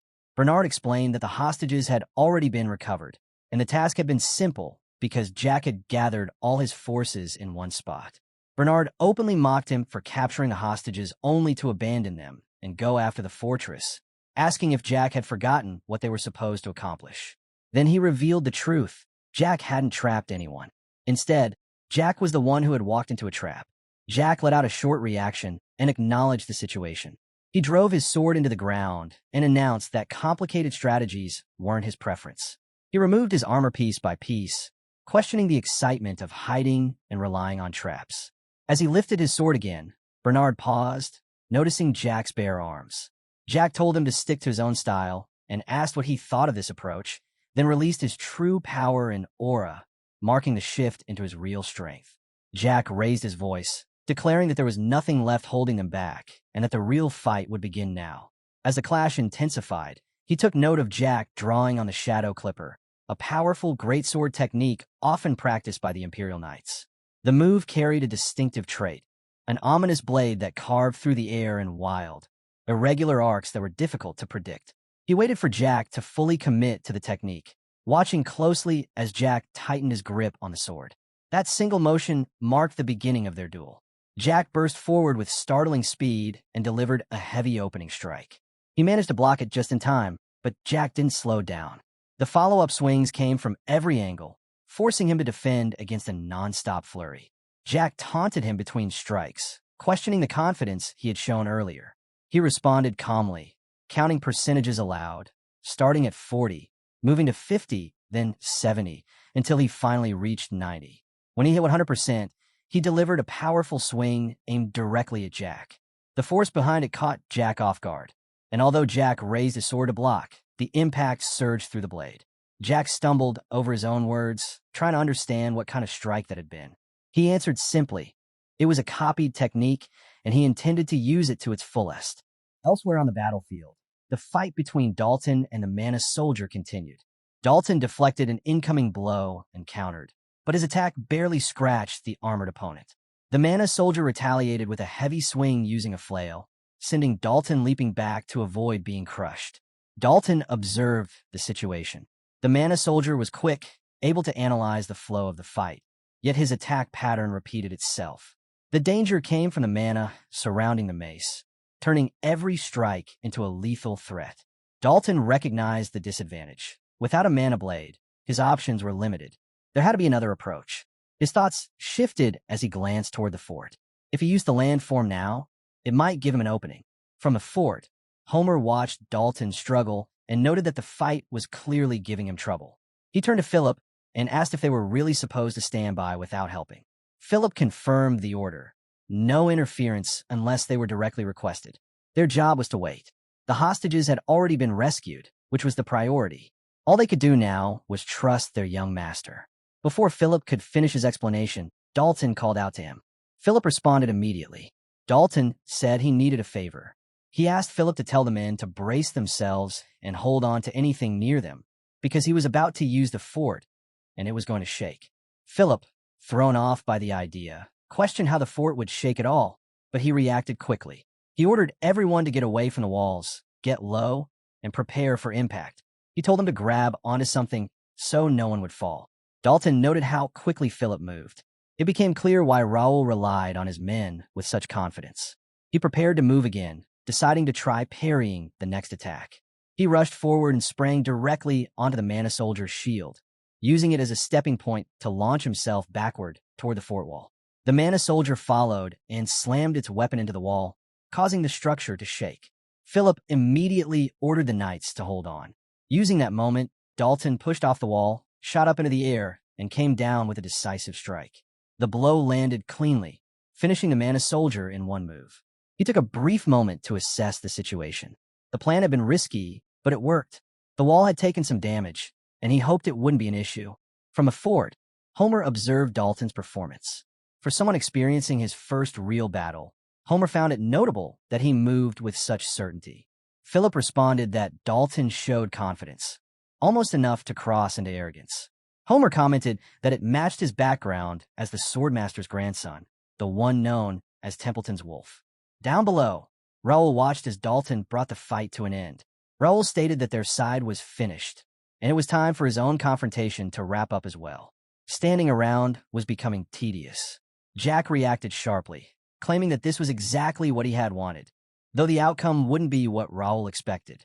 Jack acknowledged that Raul copied the technique well, but insisted that a reproduction would never compare to the original.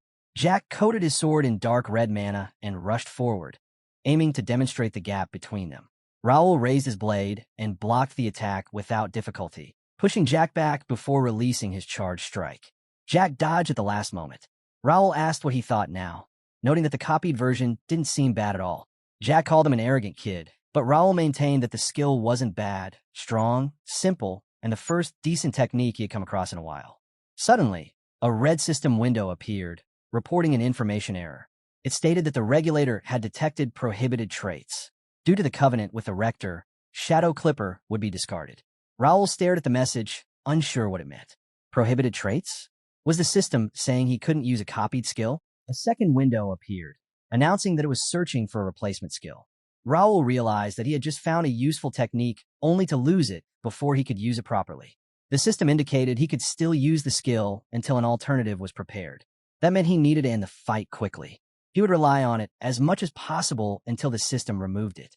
He immediately rushed in and launched another attack. Jack blocked it, but questioned why Raul had suddenly become so aggressive. He asked if Raul was in a rush now. Jack tried to counter, but Raul hurled a sword at him through psychokinesis. The blade barely missed. Jack demanded to know what was happening and where the sword had come from. More swords rose into the air around them, catching him off guard. He asked how such a thing was even possible. Raul asked if Jack simply hadn't noticed and wondered if he had developed tunnel vision. Jack said he wanted Raul to fight at full strength, so Raul stated he would show exactly that. He sent the floating swords forward, turning them into his next wave of attacks. Jake questioned the scene unfolding before him, asking what kind of ridiculous trick Raul was trying to pull. Raul claimed this was his best, yet as Jake blocked the incoming blades one after another, the attacks felt unimpressive to him. He demanded Raul stop playing around, drop the tricks, and face him directly. He didn't have time for delays and told Raul to attack him properly. Raul responded by launching multiple swords forward with psychokinesis, aiming them straight at Jake, while two large axes moved in from behind. Jake cut through the sword barrage with ease, but the axes forced him to exert more effort to stop them. At that moment, Raul increased the force of his psychokinesis and shoved Jake backward with a sudden burst of power. At the same time, Raul coated his own sword in golden mana and moved in from behind. Raul already understood the situation. He couldn't break through the power armor using makeshift sword techniques. That didn't mean victory was out of reach. Using psychokinesis on his blade while activating the standard power armor covering his arm, he shifted Jake's focus with the floating sword, then closed the distance. Raul stated that Jake was strong, but talked far too much. It was time to silence the Empire dog. He delivered a massive strike, and the impact triggered an explosion that rippled through the ground. When the dust settled, Jake lay defeated on the ground. Raul took in the result. Finally, the fight was over. Jake had been a difficult opponent, and the challenge should translate into a good number of level-ups. A system window appeared. Raul wondered if it had finally located the alternate skill. It had come just in time. The message displayed the new result. Alternate skill found, acquired skill, Radiant Aura, Grade A+. Seeing the name, Raul paused. Radiant Aura, the highest tier active skill used by the strongest Holy Knight. An overpowered ability capable of cleanse, blessing, and healing simultaneously. It was a skill he had rarely seen, and even back when he was considered trash, he had possessed it. He let out a small reaction and noted that this was a jackpot. Raul considered the situation. An ambush on a conquest team by hiding inside the gate was not something he expected. Their preparation was solid. There had to be a strategist behind it, which meant he needed to remain cautious. Dalton interrupted his thoughts as he approached, saying Raul had gone wild out there. Dalton explained he ended up punching the mana soldier in the face because he couldn't cut through the power armor. Raul replied it was nothing compared to Dalton using the fort wall earlier. Dalton brushed it off and said they had handled the rest of the enemies as well. This meant the mission was a success. Raul acknowledged his help. Dalton said he joined because he wanted some excitement, but he couldn't let his family name be tarnished.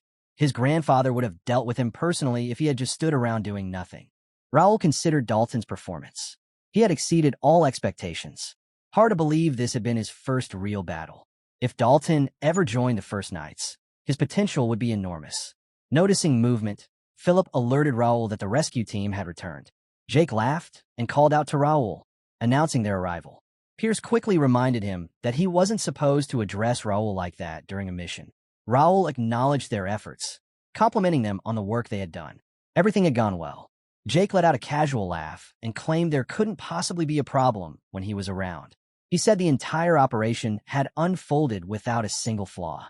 Bernard stepped forward and reported that there were no wounded, though a few casualties had occurred. They would need help transporting the bodies. Raul understood and planned to request assistance from the guards. Nearby, Asen D. Carrington watched Raul and evaluated him quietly. Something about the situation felt uncertain to him. Yet Raul's skill and command were undeniable. Asen wondered if Raul had built this knighthood entirely on his own. His thoughts were cut short when Dalton approached and asked if he was Asen. Dalton recognized him as one of the rescued hostages, surprised that the Viscount of Carrington had been among them. When Asen noticed Dalton, he questioned whether Dalton was also part of Raul's knights. He wondered how far Raul's influence reached. Raul stated that the hostages had been secured and the Empire's troops had been eliminated. With the battle finished, and with the new skill he had gained, he considered the results more than satisfactory. He ordered everyone to move out and head back. The following day, at the Ashton County mansion, Raul asked about the Empire soldiers they had captured. Philip explained they were handed over to President Gray in secrecy, following orders. Raul asked about their condition. Bernard replied that nothing had changed. The Empire had placed a spell on them that stripped them of their intelligence once captured. Without President Gray, extracting information would be difficult.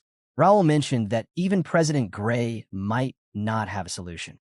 He expressed his frustration with the Empire and asked about their motive. Philip explained that all they knew was that the Empire soldiers disguised themselves as guards to enter the city. The situation would lead to a large-scale internal inspection. With no further information, determining their motive would be challenging. Raul thought aloud that an actual information network would be useful. The Empire's precision and methods were too dangerous to overlook. Better intelligence would be necessary for future defenses.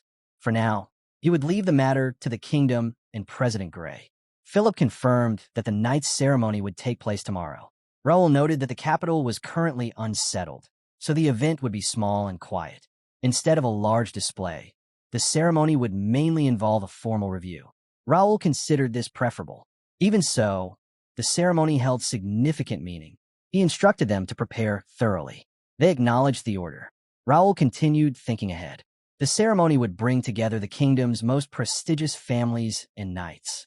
It would be the first knight's debut on an official stage. He needed to ensure their strength left a clear impression. Raul planned for the kingdom to reclaim its strength and stand against the empire. The first knights would be the ones to prove their dominance across the continent. The next day, as Raul and the first knights made their way through the capital, the streets filled with astonished stares. Citizens called out praises, referring to Raul as the guardian of the Triumph capital. A group of excited girls shouted for him, asking the young master to look their way. Raul gave them a brief greeting in return. Josh, however, looked uneasy as the girls continued calling out to him. His red hair drew attention, and several voices shouted for him as well. Homer glanced at him and asked if he had ever experienced anything like this during his time as a mercenary. Josh said he hadn't. Homer told him to get used to it. Under the First Knight's banner, this kind of attention would always follow. He encouraged Josh to respond to the crowd, telling him he deserved it. Josh gave a nervous greeting, thinking to himself that joining the First Knights had been a good decision. The crowd cheered as they continued through the capital. When they reached the gathering area, Raul observed that more people had shown up than he expected. Philip added that some freelance knights appeared to be present as well. Nearby, several knights discussed the sight before them. One knight pointed out that the first knights had arrived. Another commented that they were the new order responsible for resolving the gate incident. A third knight counted their numbers, wondering if every member of the knighthood was in attendance. Another brushed it off, claiming there was nothing impressive about them and calling them show-offs. Someone else remarked that he had heard their knighthood didn't have many regular knights. Raul noticed the attention they were drawing. There was nothing wrong with it. This was their opportunity to demonstrate what they were capable of, and raising awareness of their strength was beneficial. A man then approached Raul and addressed him directly, saying this was how he would finally meet the guardian of Turium. Raul asked who he was. The man introduced himself as Jerry D. Plank, the kingdom's financial director. He had heard about Raul's role in the gate incident and asked if they could speak privately. Raul recognized the name, Jerry D. Plank, the financial director. He wondered what the man wanted. Plank continued, saying he had finally met the busiest hero in the capital. He had wanted to speak with Raul for some time, but had been unable due to his schedule. When he learned Raul would attend the ceremony, he decided this was the only time he would have the chance. Raul noted that Plank had clearly come to see him on purpose. He questioned Plank's intentions. The capital's guard captain had said most of the financial department had ties to Randall. Plank might not be any different. Plank had clearly come to meet Raul personally. Raul knew a man like him wouldn't approach just to exchange greetings. He wondered if Plank wanted to evaluate him or learn what he was planning. Raul let out a short, casual response and said that being called the capital's hero was an exaggeration. He told Viscount Plank he simply acted as any noble of the kingdom should. Plank complimented him, saying Raul and his knights stayed humble despite their achievements. He added that Raul was just as remarkable as the rumors claimed, and that he would become a model for other knights. Raul replied that it was thanks to the financial department managing the kingdom's treasury. A knighthood could only function with their support. Plank called the remark flattering and reassessed Raul. This boy was more perceptive than he had expected. The financial department was hostile toward Raul due to his connection with Randall. Yet Raul spoke to him as if nothing was wrong. Plank understood why many had difficulty dealing with him. Raul said he had just one question for Viscount Plank. Plank asked what it was. Raul mentioned hearing that the financial department had banned the first knights from entering the gate and asked if Plank knew anything about it. The sudden question caught Plank off guard. He wondered how Raul could ask something like that so directly. Was Raul pretending to be naive, or was he implying he had evidence and wanted to see Plank's reaction? Plank said this was the first he'd heard of such a thing and insisted it must be a false rumor. There was no reason for the financial department to be involved. Raul said Plank was right. Plank shifted the topic, asking if Raul found anything about the Empire soldiers who ambushed them at the gate. Raul said they were prepared for every possible scenario. Plank claimed it was likely just another taunt, similar to the previous case, and shouldn't be taken as a true invasion. Raul answered by pointing out that the Empire troops had infiltrated quite deeply and moved in with surprising ease. It almost seemed as if someone inside the kingdom had given them information. Raul gave a small, light remark afterward, saying it was just an assumption. No way it could be real, right? Plank said this reaction was expected. He could see why people called Raul the protector of Turium. Meeting him had been worthwhile. Plank said he would take his leave and hoped President Gray would uncover something useful from the captives. Raul found that strange. The fact that President Gray was handling the captives was supposed to be classified. That meant the financial department had access to more information than expected. Plank said, of course, they managed a major part of the kingdom. He said the conversation had been enjoyable and hoped to meet Raul again. As he walked away, Plank considered Raul Ashton far more capable than the rumors implied. Not bad. He would enjoy destroying him. Raul watched him leave and thought Plank had chosen the wrong person to challenge. Trash talking was an essential part of being a connected player. Raul wasn't sure yet how Plank tied into the Empire, but he planned to push harder from now on. If Plank wanted to test him, then Raul would test him right back. Neither side would retreat. Within the crowd, a figure discreetly observed Raul. It was a faceless from the Information Guild. A voice echoed through the hall. The guidance competition would begin soon, and all participants were asked to gather in the lobby. Jake grinned and said the moment had finally arrived. He had been waiting for this.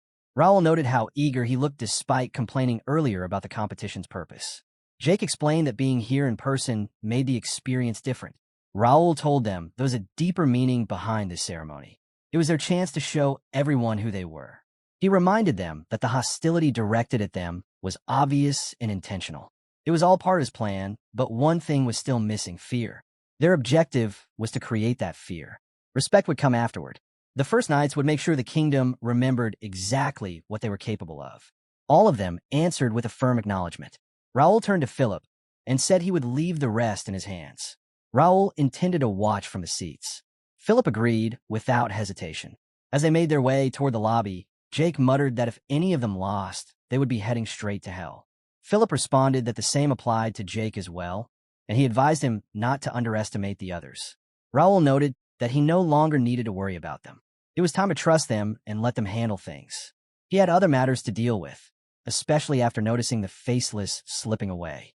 The Faceless entered a narrow back alley, but Raul was already waiting for him. Raul asked if he had gathered everything he needed. He questioned why Faceless was trying to hide his presence when he could simply ask directly if he needed information. Faceless was taken aback and asked when Raul had noticed him. Raul explained that he had almost missed it. Faceless' presence was difficult to detect, as expected from the captain of the Wing of Freedom, the strongest information guild in the kingdom. Noticing a Faceless was no simple task. Raul said it was time to stop the hiding and speak openly. He got to the point and asked why the Wing of Freedom had been following him. He preferred settling the matter peacefully. He didn't want a confrontation in public. Faceless asked if Raul understood what it meant for someone from the Information Guild to talk. Raul said he did, but insisted Faceless had no choice. If the guild master of the Wing of Freedom was out doing fieldwork alone, that meant something inside the guild wasn't right. Faceless was taken aback that Raul had already pieced everything together. Raul Ashton was just as sharp as the rumors claimed. Faceless pulled back his hoodie and said there was no point in being stubborn anymore. He would talk. He confirmed Raul's guess. He was the guild master of the Wing of Freedom, known publicly as Faceless. Raul acknowledged it, saying he appreciated how quickly Faceless grasped the situation. Now he wanted an answer. Why was the Wing of Freedom following him? Before explaining, Faceless said he needed to clear up a misunderstanding. He'd been tracking and investigating Raul, but that wasn't his purpose today. The man Raul had just spoken to, Jerry D. Plank, was far more dangerous than Raul realized. The scene shifted to the arena. Jake maneuvered around his opponent with flawless precision, drawing loud cheers from the crowd. Spectators shouted in disbelief as Jake claimed another completely one-sided victory. They wondered how many consecutive wins he had accumulated and noted he was surpassing even the well-established knights. The defeated knight stared at him, thinking Jake was a monster. How could anyone move that quickly while swinging a massive sword? Jake asked if the knight planned to continue. If the knight wanted to fight barehanded, Jake was willing. The knight finally admitted defeat, and the referee declared the win for the first knight. Pierce muttered that Jake was getting arrogant again, saying he needed someone to bring him back down. Josh, however, was thrilled. Philip commented that the young master was late. He had been the one emphasizing the importance of the ceremony. Philip wondered if something had happened outside. Outside, Raul continued speaking with Faceless. Raul mentioned Viscount Plank, someone the Information Guild considered dangerous. Faceless confirmed it. Whatever Raul imagined, Plank went beyond that. If Faceless was correct, They were dealing with a threat that could endanger the entire kingdom. Raul asked what he meant by they. Faceless explained the name, Imperial Hound. He asked Raul if he had heard of them. Raul answered that the Imperial Hound was the Cronin Empire's Special Intelligence Division, a unit often referred to as a myth because no information about them ever surfaced. Faceless confirmed it. Since Raul already knew the basics, it made things easier to explain.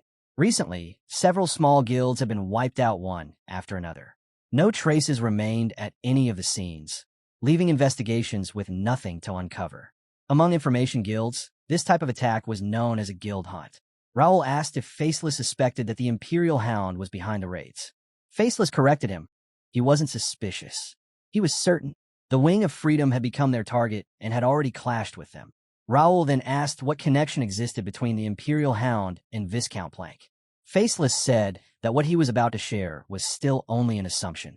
He believed many people within the kingdom were secretly cooperating with the Empire. Raul asked if he suspected the financial director, Plank, to be one of them. Faceless answered yes. He listed the accusations surrounding the financial department: close ties with several families connected to capital security, indirect interference during the gate incidents, and attempts to ban the First Knights from entering the gates. All of these actions were difficult to justify.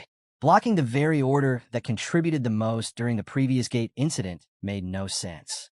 Then, right after that decision, the team investigating the gate was ambushed. Families allied with the financial department did nothing. And once evidence pointed toward the Imperial Hound, the financial department tried to suppress the information. Taken together, Faceless said it was reasonable to assume that if someone in the kingdom was cooperating with the Empire, that person likely belonged to the financial department. Raul thought that the Master of the Information Guild truly did know a lot. Faceless added that even so, they couldn't say with absolute certainty that the mole was inside the financial department. It could be someone unexpected, someone no one would suspect. He even suggested that the Master of the First Knights, Raul Ashton, could be that person. Raul found the idea amusing and asked why Faceless thought so. Faceless explained that the First Knights had appeared out of nowhere, showing extraordinary progress in a short period. By now, everyone in the capital knew their name. The turning point came with the appearance of the gate. No one else had been prepared for such an unprecedented event except the First Knights. They had known the structure of the gate, details about the monsters, and the methods to defeat them. To Faceless, it seemed as if the First Knights already knew the situation ahead of time. Raul thought to himself that Faceless had passed the test. Faceless continued. Causing chaos on purpose and then stopping it to build reputation was an extreme strategy, but one with undeniable results. He said he understood why people would find the First Knights suspicious. Raul decided that explaining everything piece by piece wasn't worth it. He would show Faceless instead. Faceless asked what Raul intended to show him. Raul made a proposal. He wanted Faceless to join the First Knights. Once inside, Faceless would discover for himself whether Raul supported the Empire or held it by the throat. Faceless asked if Raul was seriously inviting him into the knighthood. He thought Raul misunderstood something. Raul was still a suspect. How could he join a group he was investigating? Raul told him to doubt as much as he wanted. If Faceless stood beside him, he could judge Raul directly. The Wing of Freedom was already gone, and Raul needed skilled informants. It was a mutually beneficial offer. Faceless glanced toward the arena and asked if Raul was sure he could be away for this long. He believed this ceremony carried real weight for both him and the knights under his command. Raul, however, simply said, "Right now, this takes priority." Faceless responded, explaining that the knights were out there fighting to earn their place as official knights, and their master considered himself too absent from their efforts.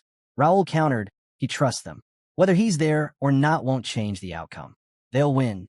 Faceless pointed out that the ceremony had drawn well-known knights from across the kingdom, making the entire event far from ordinary. Maybe, he suggested, their master was being too relaxed.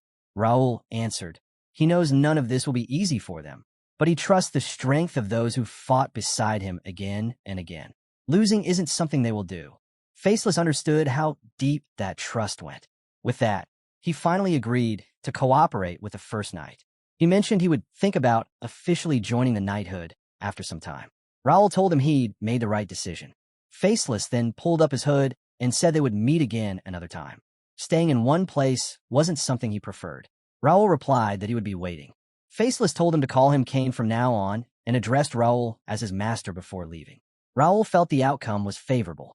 He needed a capable informant, and he had managed to bring the master of the Wing of Freedom to his side.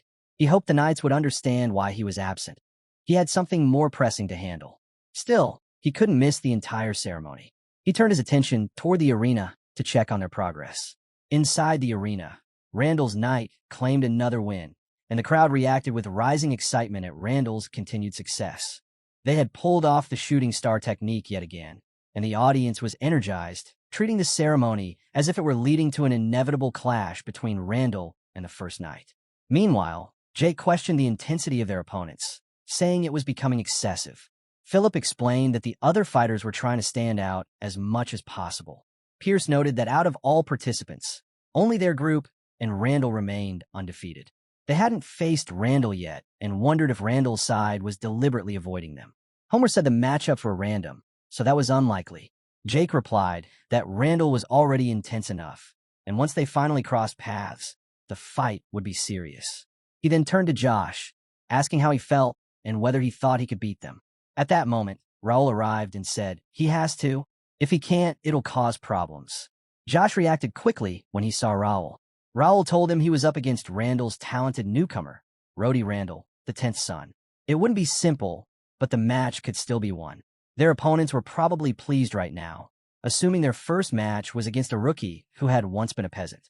Raul told Josh to overturn those expectations with his own skill. Josh replied confidently that he would win, then stepped forward. Homer questioned whether he was truly ready, noting that Randall would aim to go all the way. Raul assured him there was no need for concern. He wasn't going to lose, not even if he tried. Roy and Josh faced each other at the center of the arena, the crowd buzzing with predictions as the two prepared to clash. Roy let out a short laugh and said he had assumed he would finally be fighting the first night. Instead, he found himself matched with what he called a peasant. His interest faded immediately. In one swift move, he pushed Josh back and referred to him as a kid. Josh took a moment to size him up. A noble from one of the prominent 5 families. Someone who should be stronger than anyone Josh had fought before. Even so, giving up wasn't an option. He wasn't a peasant anymore, and he wasn't a mercenary. He belonged to the First Knights. He refused to lose his master and the rest of the knights by failing here. With that in mind, he shifted into a guarded stance. Roy dashed forward and unleashed a sword strike, but Josh met it cleanly. Roy noticed the response and said Josh could keep up with the swings after all. He closed in again, calling out, "Try this then." Yet Josh parried the blow just as easily as the last. Irritated, Roy sent a rapid series of attacks, but Josh blocked each one without difficulty. Roy burst out in frustration, calling him a peasant once more, and launched himself forward again, only for Josh to drive his leg out, catching Roy's leg mid-charge and sending him tumbling onto the ground.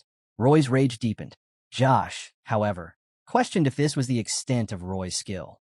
Every movement was predictable. None of his attacks carried any threat. If this was all Roy could do, then the match was already his. Voices from the stands rose in excitement. One spectator shouted that if everyone had witnessed that exchange, the Randall kid wouldn't have a chance. Another wondered if Josh had really been a mercenary before. He looked far too seasoned. Roy roared in outrage, demanding how a so-called peasant dared humiliate him. Josh shot back with a brief, "Embarrassed?" He didn't see any reason to worry about Roy's pride. He asked if Roy expected him to adjust his pace just to match his opponent's mood.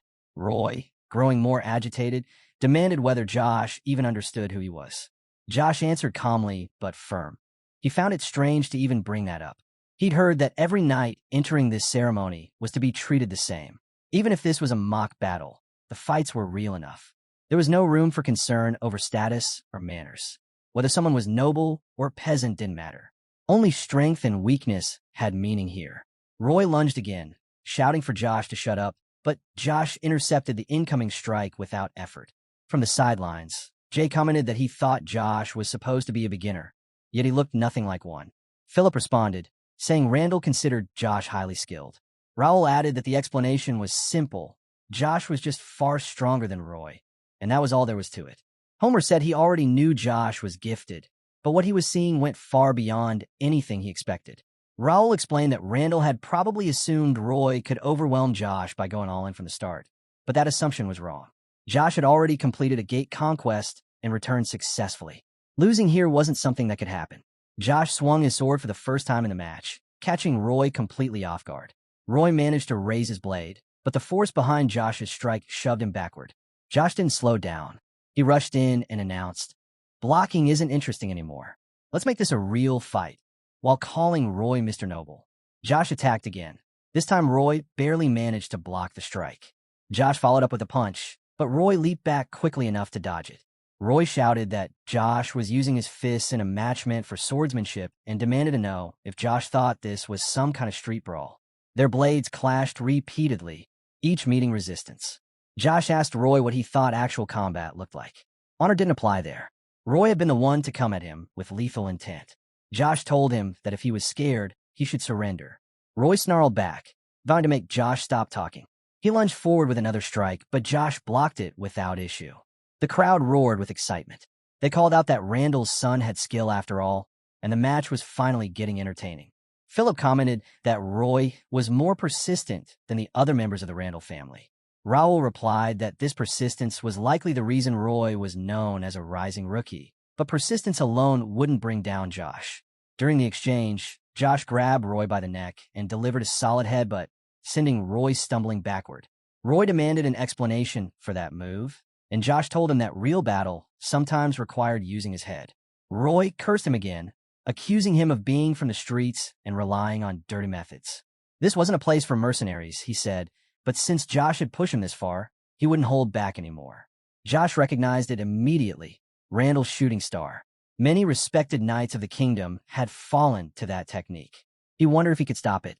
Roy dashed forward with full commitment, shouting that he would obliterate Josh and that being defeated by a Randall blade should be treated as an honor. But Josh noticed the difference. It was fast and sharp, but compared to everything he had faced while working under the first knight, it didn't come close. Josh surged ahead at the perfect moment, cutting through Roy's attack and landing a clean, decisive strike that ended the match. The arena erupted in shock. Raul watched with complete confidence, wearing a calm smile. Josh shouted that Roy kept repeating peasant this and peasant that, talking nonstop instead of fighting properly. He said Roy should have learned how to fight instead of learning how to talk. Whether someone was noble or a peasant didn't matter. Combat came down to strength. The referee declared the victory for the first knight. Josh held his pose as the crowd exploded with cheers. They shouted that the first knight had won and taken down Randall's shooting star. They expressed disbelief that a newcomer who used to be a mercenary had defeated Randall. The crowd declared the first knight as the strongest knighthood in the entire ceremony. A black-haired boy stared wide-eyed, amazed at how powerful the new order had turned out to be. Beside him, a brown-haired boy said the rumors were true. He believed the leader of this knighthood had to be Ashton's son, and he planned to send Ashton a congratulatory letter. The black-haired boy added that he would look for other relatives of Ashton living in the capital as well. Meanwhile, far from the cheering stands, Hudson D. Randall, Count of Randall County and the head of the Randall family, fumed over what had just happened. His knight had lost to a mercenary, even after being allowed to use lethal force. Even drastic attempts to shut down his opponent's ability hadn't worked. He wondered how Raul Ashton had managed to gather fighters of such overwhelming strength without relying on the Randall family for support. Understanding that the situation demanded immediate action, he made up his mind. Hudson told his knight captain there was no point staying any longer and instructed him to prepare to leave. When the knight captain questioned the sudden order, Hudson told him to hand the rest of the knights off to someone else and return with just a small group. The captain then asked where Hudson intended to go. Hudson said he needed to visit the financial department and speak with Plank. With that, they departed the arena. Back on the battlefield, the matches continued. An expert-level knight stepped forward to challenge Philip. He launched an aggressive opening attack, but Philip blocked it with precise timing, stopping him in place and leaving the knight stunned. Sweat formed quickly as the unexpected defense threw off his rhythm. Before the knight could recover, Philip slipped behind him. With a clean jump, Philip descended with a powerful sword strike.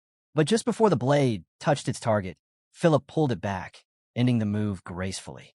The knight, rattled by Philip's speed, struggled to process the exchange. Philip simply acknowledged the match, telling him it was a nice fight. Accepting defeat, the knight stepped back. The referee then announced another victory for the first knight. The crowd burst into cheers at their continued undefeated streak. Jake commented that Phillips' one looked effortless. Josh admitted that Phillips' performance was impressive. Another spectator noted that Phillip had defeated an advanced expert cleanly, making the dominance clear. Someone with reddish-brown hair stated that Phillips' showing confirmed the first night as the central force of the ceremony. Meanwhile, watching from a distance, a bold figure, Jaden D. Ashton, Viscount of Jaden Viscounty, took in the scene and asked if the group on display was the first knight, the very knighthood Raul had created. The observer scanned the lineup and recognized several familiar faces among the first knight. Curious, he turned to Titus for clarification. Their conversation moved toward Raul, and Titus explained that Raul had always been steady and composed, even when he was young. With everything that happened during the gate incident, Titus guessed Raul had only grown more refined since then. Jaden commented on the Ashton family's changes. In the past, they had been content with simple swordplay out in the countryside, yet now they were showing remarkable progress. Their transformation caught his attention. Elsewhere, Medeiros, the commander of the kingdom's holy knights, watched the first night with clear interest. He said he had heard rumors from the capital describing them as the strongest group in the kingdom, and judging by their results today, the reputation fit. Medeiros even compared their performance to the level seen during ceremonies before the Great War. Beside him sat Carson, commander of the Royal Guards and president of the Reuben Kingdom Knights Association. Carson questioned whether it was fair to decide the best knighthood through this ceremony when major families like the Templetons, the Greers, and Ashton's Golden Bear had not joined the competition. With so many absent, he doubted whether the results could truly identify the kingdom's finest. Medeiros acknowledged the point, but also noted that the most surprising development was how a newly formed knighthood managed to defeat a member of the Randall family, one of the 5 great warrior houses. He then turned to President Gray, wanting to hear his thoughts. Before Gray could speak, Carson offered another detail. He had heard that the master of the first knight was currently enrolled at the academy. Gray answered that he had met Raul Ashton a few times. Carson followed up by asking what Raul was like. Gray jokingly asked if he could pose a question first instead. Gray then asked Carson and Medeiros whether they believed the kingdom was truly at peace. Carson replied that for knights, peaceful times didn't really exist. They always had to stay ready, regardless of how calm things appeared. Gray agreed and admitted he didn't know Raul well enough to speak with certainty. He couldn't evaluate the kingdom's situation with the same confidence as Carson or Medeiros, but he said he could imagine Raul becoming someone who might protect the kingdom if a great threat ever appeared. Still, he emphasized that this was only his personal thought, not a prediction. Medeiros let out a light laugh at Gray's compliment toward Raul and teased him, saying Raul must be Gray's favorite student. Carson, however, remained serious. He said he wanted to test Raul himself. To him, true skill in a knight wasn't proven by honor or reputation. It came from real strength and what someone could actually show in battle. Carson was set on finding out whether Raul's reputation was genuine strength or nothing more than a crafted image. He intended to measure Raul's true ability with his own eyes and judge the reality behind his name. Not long after, as anticipation filled the arena for the kingdom's official knighthood induction, a knight announced that the ceremony was about to begin. He called for Sir Raul Ashton, the representative and leader of the first knight, to step forward. The audience erupted into loud cheers, clearly impressed with the young master they had watched throughout the day. Before the ceremony moved forward, the knight in charge turned toward Carson and asked whether they should start. Carson held up a hand and addressed Raul instead. He said he had a request, something he wanted Raul to indulge him in before the formal proceedings began. Raul took a moment to consider Carson's words, trying to understand the purpose behind the current president of the Knights Association stepping in at this moment. Carson acknowledged the exceptional strength the first knight had shown throughout the entire event. Yet he also noted that only one of the great warrior families had joined the competition, which made the results incomplete in his eyes. As the Knights Association president, he wanted to personally measure the power of the first knight instead of relying solely on the matches they had already fought. He then looked Raul in the eye and asked for his thoughts. Raul understood the weight behind Carson's challenge. Carson wasn't just a knight. He was the president of the Reuben Kingdom Knights Association, the captain of the Royal Guards, and a beginner-level swordmaster. The difference between a swordmaster and a high expert was immense, making Carson the strongest opponent Raul had ever been confronted with. While Raul considered his answer, Carson spoke again. Seeing him hesitate, Carson commented that he expected the master of the first night to accept without delay. Raul knew the truth. Taking Carson's request would push him to his limit, maybe even past it. But refusing would undermine everything the first night had achieved in building their reputation. Nearby, Pierce leaned toward Philip and asked why Carson was trying to fight their master. Philip explained that Carson wanted to test the first night personally. This situation, he said, was nothing like the matches before. Their young master couldn't defeat a sword master yet, but if he refused Carson here, all the work they had put into raising their name would lose its impact. It was a challenge without a real chance of victory, and now it came down to how their young master would respond. After a short silence, Raul answered, "Sure." Carson looked momentarily puzzled by the unexpected acceptance. Raul clarified his meaning. A duel with the respected president of the Knights Association was an honor he couldn't turn down. He said he hoped to learn from the president through their exchange.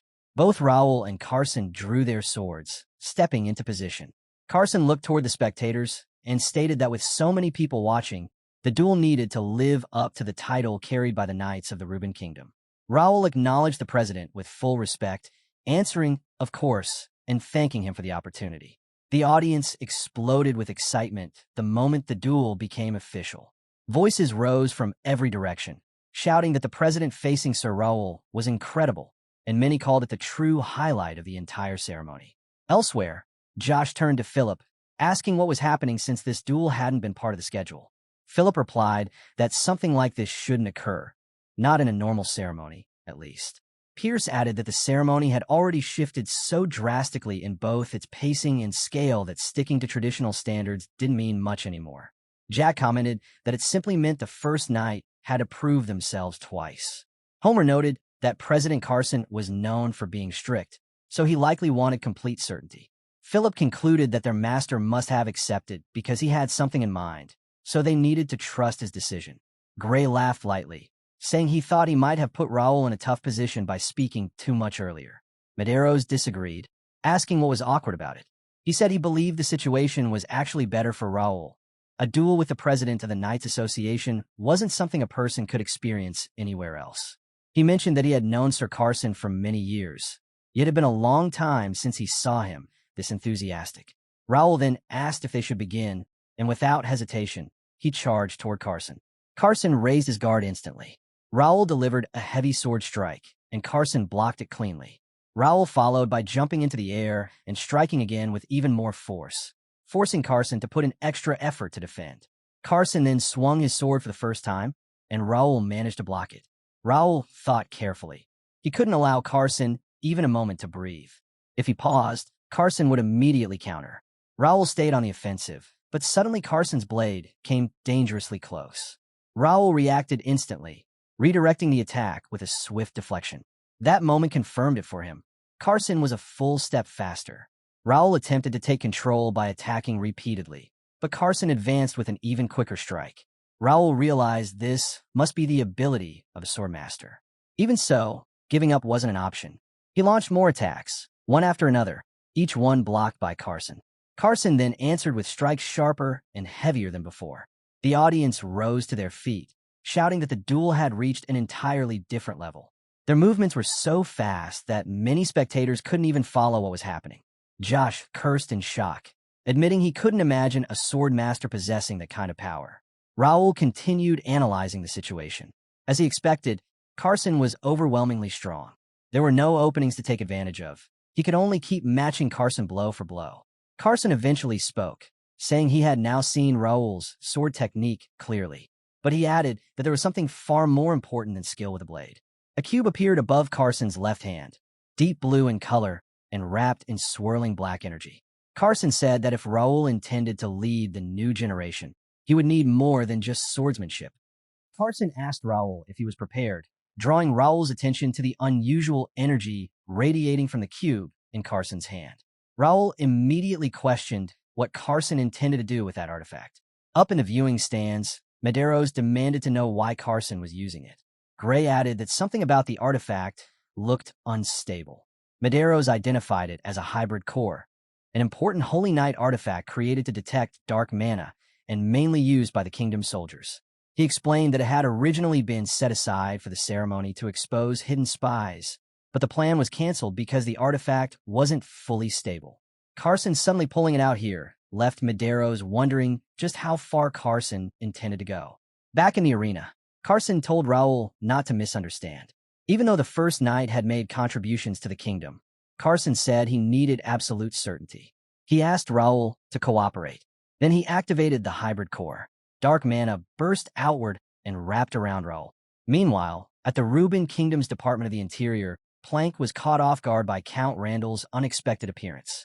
He mentioned hearing that Randall's knight was participating in the ceremony and seemed surprised that Hudson had left the event. Hudson confronted Plank immediately, questioning why he wasn't taking the ceremony seriously.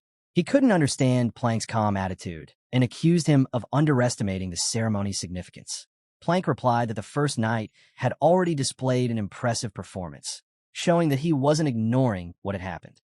Hudson continued, saying he was certain the first knight would become an obstacle and reminding Plank that preventing that kind of interference was his responsibility. Plank assured him that these rising problems were nothing more than minor issues, too small to affect their Overvel plans. Hudson challenged that idea, saying it made no sense to treat the Ashton kids as insignificant. Plank clarified his stance.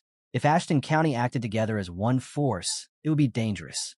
But Raul, standing alone without the county supporting him, was still something he believed he could control. Hudson went quiet for a moment, then explained the real concern. Raul's influence and popularity were growing rapidly throughout the kingdom. The first knight could become an even bigger threat than the Golden Bear Knights. He pressed Plank again, asking if he still believed they were a minor nuisance. The first knight was being led by a young, relatively inexperienced knight, yet he was already disrupting their plans. Even so, Hudson was certain Raul Ashton remained unaware of the real conflict building beneath the surface. He believed Raul had no idea how large the brewing struggle actually was. Back in the arena, a dramatic scene unfolded. Black mana spread outward from the core, covering the field. Spectators reacted with alarm, questioning whether the duel was still safe. The first knight members watched anxiously as their master stood within the swirling dark mana. Carson, observing from the center of the arena, noticed the divine power rising in strength. It was far beyond what he expected and left him momentarily confused by the sheer magnitude of it. Inside the storm of mana, Raul remained steady. He reflected on the constant alertness required of a knight, teachings he had absorbed again and again under the Academy president's guidance. Even in the chaos, he questioned whether he should still commit to the duel, holding to the duty expected of a knight sworn to defend the kingdom. Carson's astonishment grew as Raul not only passed the hybrid core's dark mana examination, but also controlled and used the divine power being drawn out of it. Carson wondered if Raul's divine power was on a level far beyond what someone of his position should be capable of. Then something happened that stunned Carson, Gray, and the entire arena. Raul gathered all of the divine energy into his arm and released a massive blast straight into the sky. The force and clarity of the attack left the spectators silent, unsure how to even react. Raul then looked directly at Carson and asked if that was proof enough. A man with bright red hair shouted loudly from the stands, declaring that Master Raul was God's apostle, pointing out the radiant wings of light that had appeared. The crowd, caught up in the moment, echoed the cry. They called Raul the chosen apostle, someone who could command divine power. They cheered for the first knight as God's knights, protectors of Turium. Amid the rising chants, Jaden turned away and announced that he had seen what he needed to see. Titus asked if he was leaving already. Jaden replied that now he understood why Randall was wary of Raul despite his age. He commented on how unexpected it was for someone this strong to come from their bloodline and looked forward to what would unfold next. Shortly after, a knight stepped forward and formally declared Raul Ashton as the leader of the Order of Knights, the master of the first knight and head of their order. The crowd erupted in another wave of cheers. At the center of the arena, Raul knelt before Carson to begin the official ceremony. Carson placed his blade on Raul's shoulder, acting as the representative of the Reuben Kingdom Knights Association. He asked Raul, now the master of the first knight, whether he swore allegiance to the kingdom and to the king. Raul answered firmly that he swore. Carson continued, asking whether Raul and his knights pledged to protect the royal family and the people of the kingdom with their lives, and whether they would take the lead in removing any threat to the land. Raul answered with a firm, I swear. Carson then asked if Raul vowed to train himself with humility and diligence, to abide by the code of chivalry, and to uphold the honor carried by the kingdom's knights. Raul responded again with unwavering conviction, "I swear." Carson continued the oath, stating that Raul and his knights must stand for strength, honor, and loyalty, protecting the kingdom's prosperity, preserving the dignity of the knighthood, and maintaining justice. With that, Carson officially recognized Raul and the First Knight as full knights of the Great Reuben Kingdom. When the ceremony concluded, Medeiros approached Carson and asked how he felt about Raul Ashton.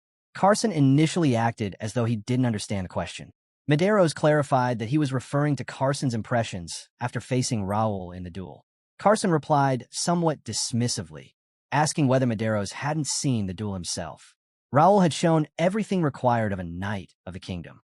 But Medeiros pressed further, explaining he wasn't looking for an evaluation of Raul's combat ability. Carson asked what he was trying to find out. After a moment, Carson admitted the real reason he had tested Raul. He wanted to understand what President Gray meant during their earlier conversation, remarks that had bothered him significantly. Carson explained that there were 3 particular points that troubled him. First, Gray's mention of a coming threat to the kingdom. Second, Gray's suggestion that Raul Ashton might become a savior if such a threat appeared. Third, the fact that these warnings came from President Gray himself. Carson asked Medeiros whether Gray had ever spoken about an approaching danger before or identified someone as a possible savior. He noted that although Gray called these statements nothing more than personal thoughts, Carson couldn't simply brush them aside. As a knight of the kingdom, he felt obligated to seek clarity. Medeiros asked directly whether Carson believed President Gray, whether Gray truly sensed an approaching threat that would require a savior.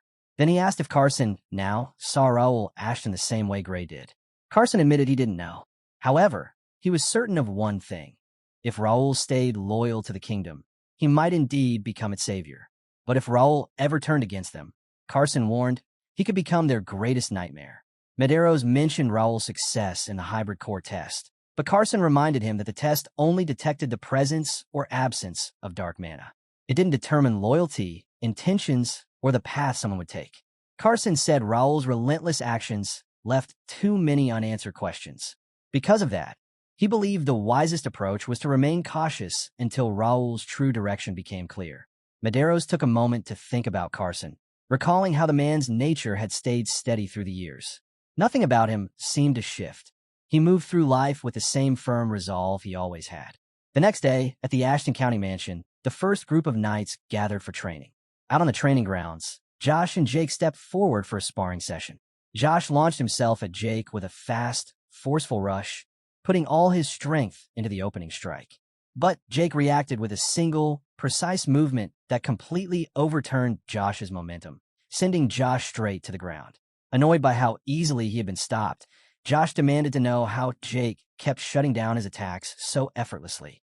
Jake broke it down for him, explaining that Josh's moves came in strong and quick, but they followed a pattern that made them easy to read.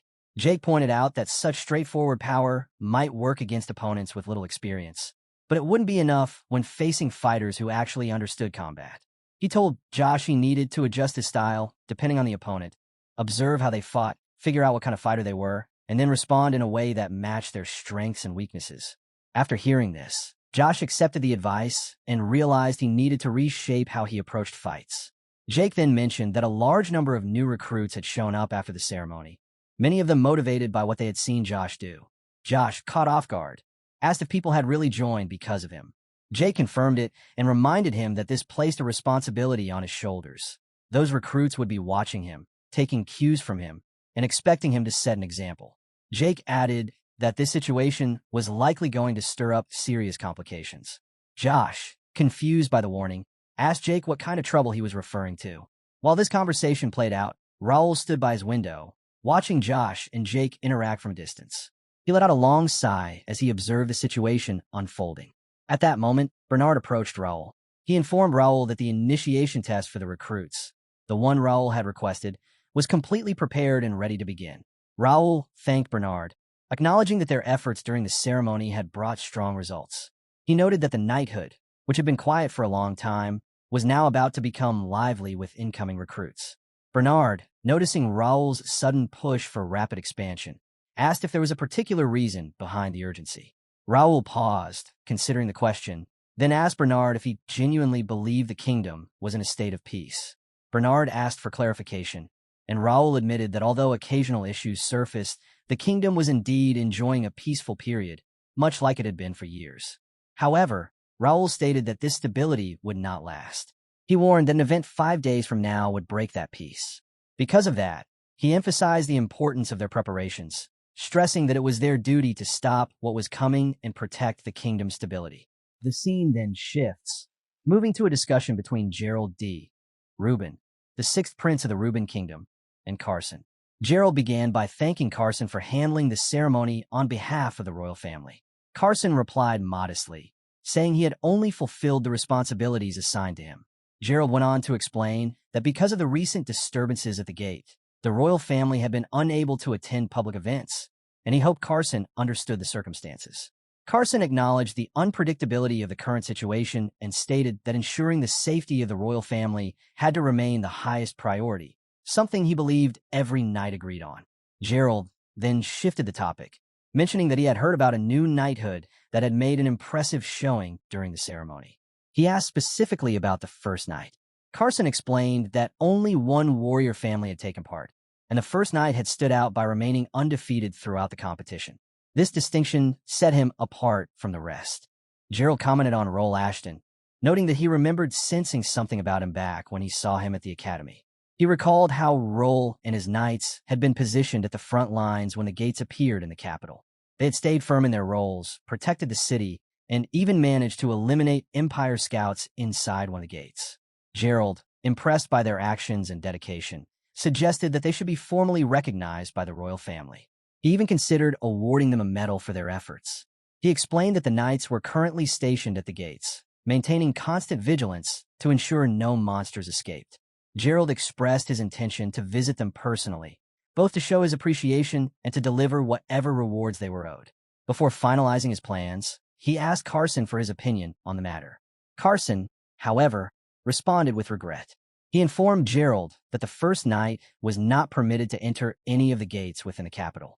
Gerald was taken aback, unable to believe that the same knighthood responsible for protecting the city during the gate crisis was now banned from entering those very gates.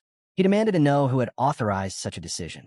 Carson explained that the restriction came from Randall, the individual overseeing the capital's defensive operations. Randall's reasoning, according to Carson, was that limiting access allowed for more efficient deployment of their forces.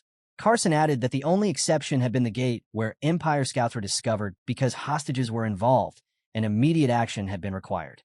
Gerald expressed clear dissatisfaction, stating that this was not the moment for disputes among noble families. Resolute, he announced his plan to meet Count Randall directly, determined to settle the issue and ensure that the knighthood received the proper acknowledgement and the access they had earned through their actions. Meanwhile, inside one of the gates, a system window appeared, displaying details about the monsters inhabiting that particular zone. Among the listed creatures was an armored boar, level 55, rank D, noted for mutation traits involving its horns and arms. At the same time, Raul stepped into the gate and quickly eliminated several armored boars clustered near the entrance, clearing the area with swift, efficient movements. As Raul moved deeper inside the gate, he took in a sheer number of armored boars roaming the area. The density of these creatures made one thing clear.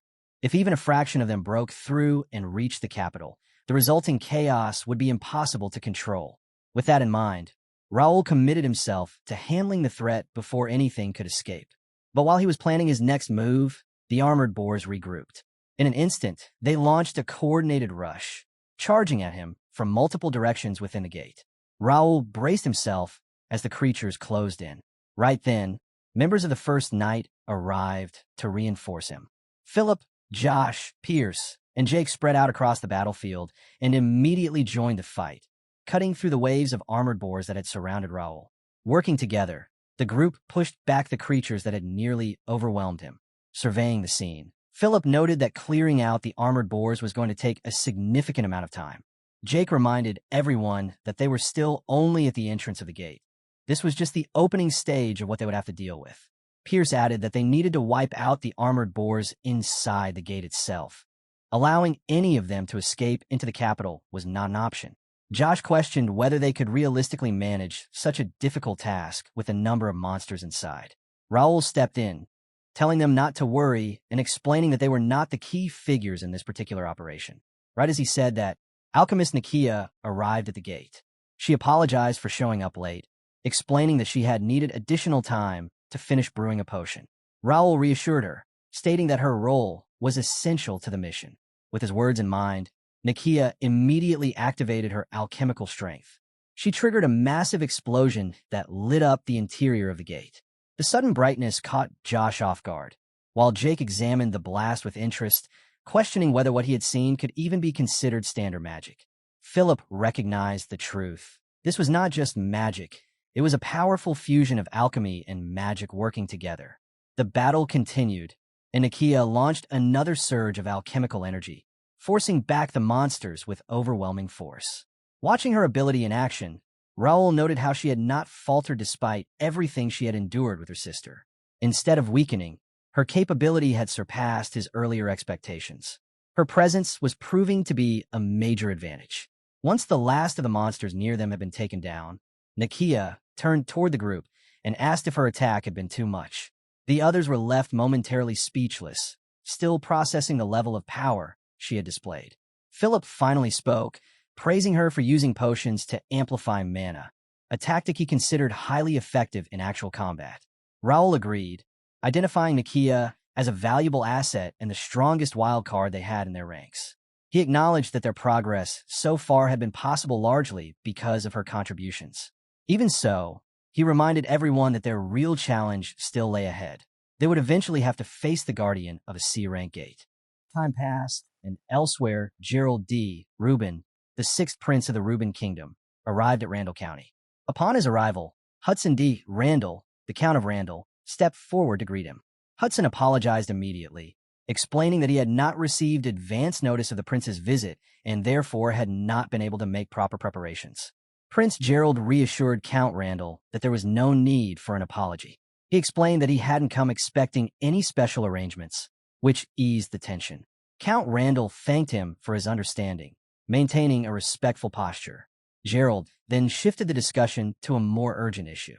He admitted he would have preferred a lighter conversation, but emphasized that the current matter could not be delayed. He brought up the ban on gate entry, something he had heard was requested by the Randall family, and asked the Count to clarify why the restriction had been imposed, particularly concerning the first night.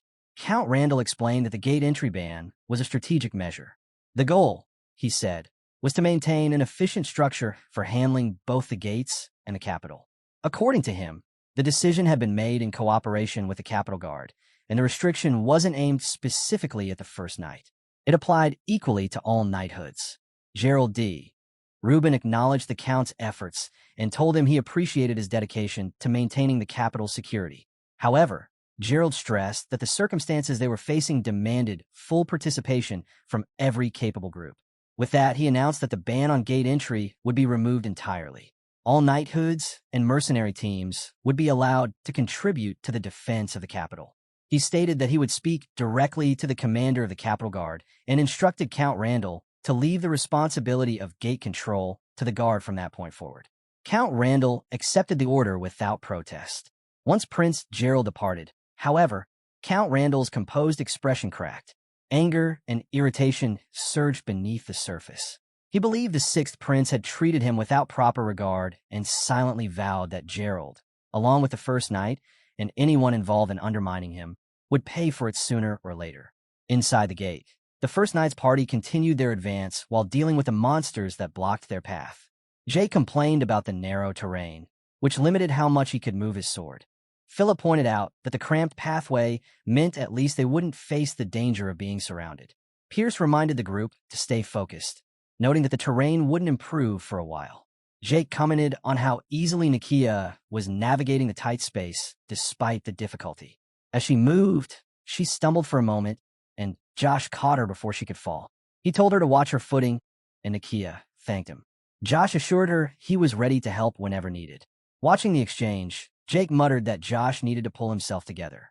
Raul assessed the situation and recognized how draining the gate's terrain was. Every stretch of ground consumed more stamina than usual. He explained that he had been able to enter the gate only because he was on good terms with the Capitol Guard. But since the operation wasn't officially sanctioned, he had been limited in how many members he could bring. While acknowledging how much Nikia strengthened their group, he also worried that the team might be worn out before the actual raid even began. Because of the terrain, he wasn't sure if stopping to recover would be effective. Right then, Nikia suggested that they take a brief rest to help everyone recover.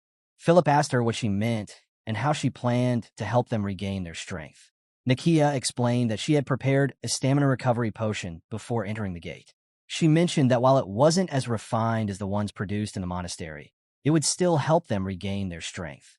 She handed the bottle to Jake, but before she could warn him, he lifted it and drank the entire contents in one long gulp. A powerful surge hit him instantly, running through his body with overwhelming intensity. Nikia quickly told him that the potion was highly concentrated and could easily have been shared among them. Fortunately, she had brought another bottle as backup. Piers commented that Jake's reaction was typical, acting first and thinking later, calling it a habit that came naturally with his muscular, straightforward nature. Raul, on the other hand, recognized the significance of what Nikia had created. The potion was normally something that required divine power from a trained priest. Yet she had replicated the effect using alchemy alone. He realized again that bringing her along had been a wise decision. With her contributions, the group would be able to move forward without hesitation. With their strength restored, Raul signaled for the group to continue their advance. Jake agreed with renewed enthusiasm, declaring himself ready to charge through any guardian or obstacle in their way. Philip then asked Nikia if she had a potion that could silence someone. Nikia simply answered that she didn't have anything of that sort. From a distance, a dungeon gate guardian watched their movements carefully. It was the Lion Mane Boreman, level 77, rank B, equipped with armaments and marked by mutated traits. The creature remained hidden as it observed the group progressing through the gate. The scene shifted to one of the prisons within the Reuben Kingdom. Vice President Gray approached the guards stationed there, thanked them for their work, and requested to interrogate the prisoner alone. The guards followed the instruction and stepped away. Gray walked toward the cell holding an Imperial Hound, then questioned the prisoner about his loyalty to the Empire. The Imperial Hound dismissed him, saying his attempt at acting was weak, and told him to drop the pretense. As the words settled, Gray's appearance began to shift. His features altered until the man standing before the prisoner revealed himself as Kane, the faceless master of the Information Guild. Recognizing the prisoner's perceptiveness, Kane admitted that it made sense why his guild had fallen apart under the Empire's specialized units. With that acknowledgement, he prepared to begin the interrogation. The Imperial Hound scoffed at him, stating that whatever Kane was planning wasn't a real interrogation, but a pointless performance. He laughed at the idea that threats or torture would persuade him to speak, claiming that such tactics would produce nothing of value. Kane exhaled and admitted that although those methods might be easy to consider, he could not use them. He explained that he was no longer part of the Information Guild under the Wing of Freedom. Instead, he now belonged to the First Knight, a group bound by strict rules that completely forbade torture. The Imperial Hound burst into laughter, mocking him for becoming the obedient servant of a noble household. He taunted Kane, daring him to attempt an interrogation using the First Knight's methods, doubting they would accomplish anything. Kane smiled and began outlining his approach, stating plainly that the First Knight did not rely on intimidation or pain. They did not use force, coercion, or anything resembling torture to obtain answers. Kane explained that the First Knight relied on a different approach altogether. Instead of using threats or physical harm, they used artifacts. He revealed one such artifact, a device capable of paralyzing the mind and forcing the subject to speak. With a small adjustment, it could also wipe memories from the past several hours, ensuring the subject forgot both the interrogation and their act of betrayal. Kane stated that this method was fair. He would obtain the information needed, and the Imperial Hound would not have to carry the burden of betraying the Empire. After laying this out, Kane asked the Imperial Hound to reveal their final objective. The scene shifted back to the gate, where Jake voiced his frustration. They had barely made it through the gorge when a dungeon appeared right after, adding another layer of difficulty.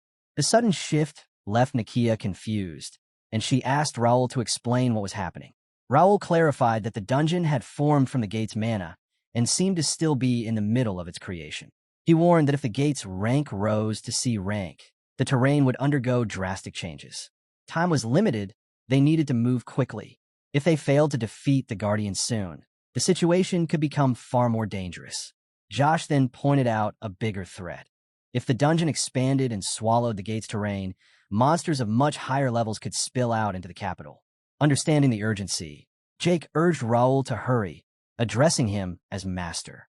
Raul, however, found the timing troubling.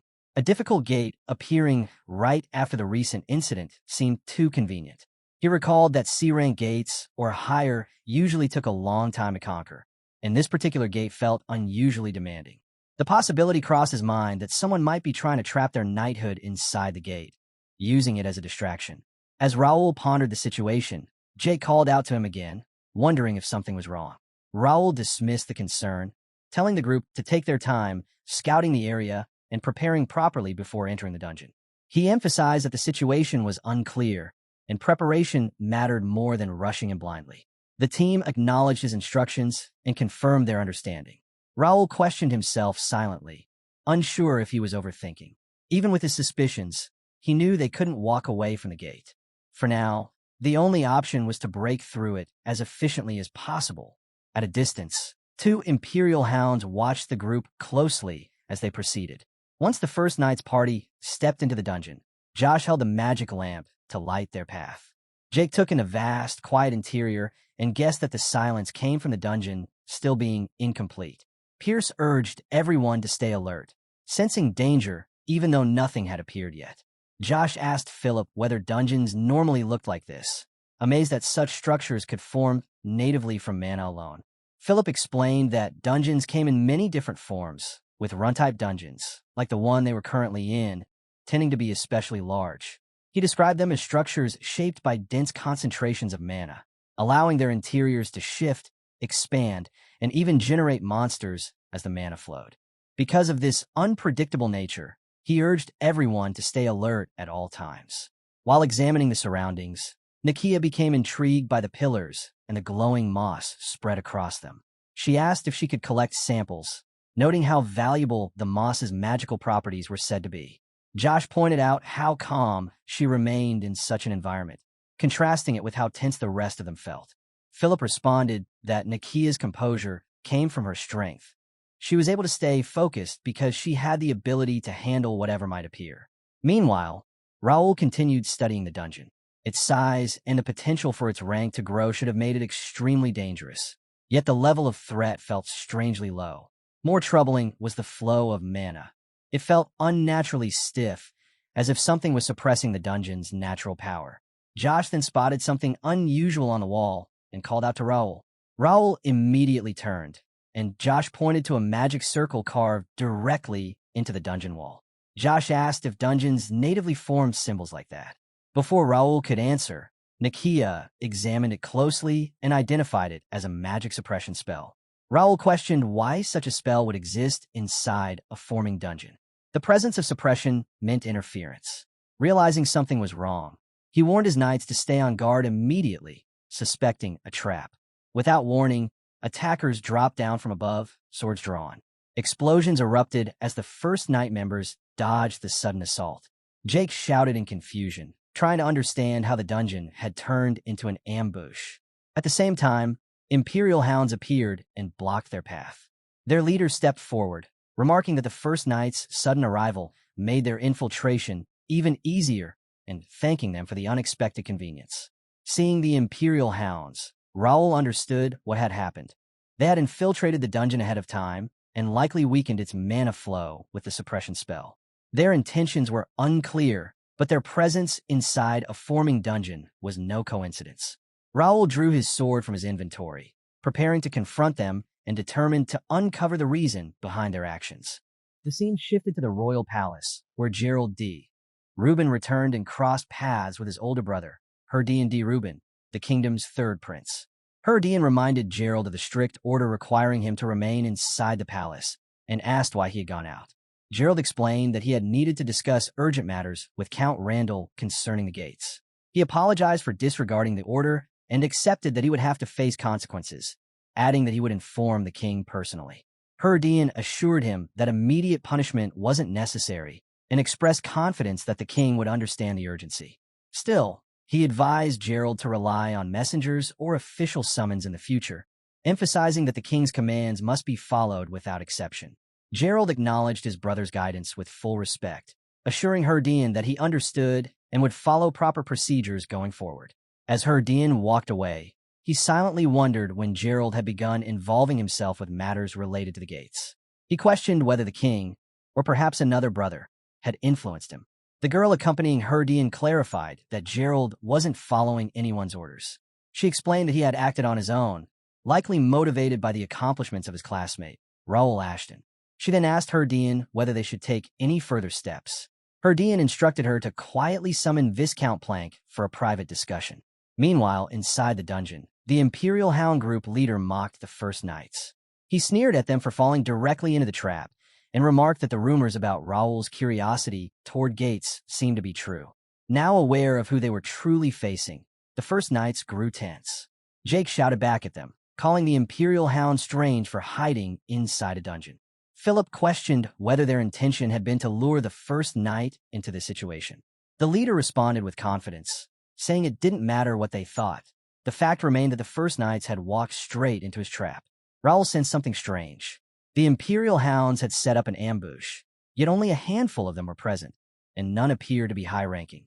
He felt uneasy about the arrangement. Turning to Nikia, he asked how effective the magic circle on the wall was at restricting mana. Nikia explained that the circle was a high-class mana suppression spell, further strengthened by the dagger artifact at its center. Hearing this, Raul pieced together what had happened. The magic circle had restricted the mana flow inside the gate, causing the condensed energy to raise the gate's rank unnaturally. Nikia agreed with his conclusion. Raul then questioned whether the Imperial Hounds had increased the gate's rank solely to lure them in. But considering the small number of enemies present, he suspected there was another purpose behind their plan. Jake taunted the Imperial Hounds again, questioning whether they seriously believed they could defeat the First Knights. The Imperial Hound leader responded proudly, insisting that their strength surpassed that of the kingdom's forces and reminding them that their bait had worked perfectly. Hearing the word bait, Raul grew even more uneasy. If these Imperial Hounds were only bait, then something larger had to be waiting. Jake, Philip, and Josh moved in at once, with Jake sarcastically hoping they hadn't been trapped just to hold a conversation. Philip quickly cut down 2 Imperial Hounds. Jake sliced through another pair, while Pierce eliminated 2 more. Josh struck down the group leader, who dropped to his knees as his sword slipped from his grasp.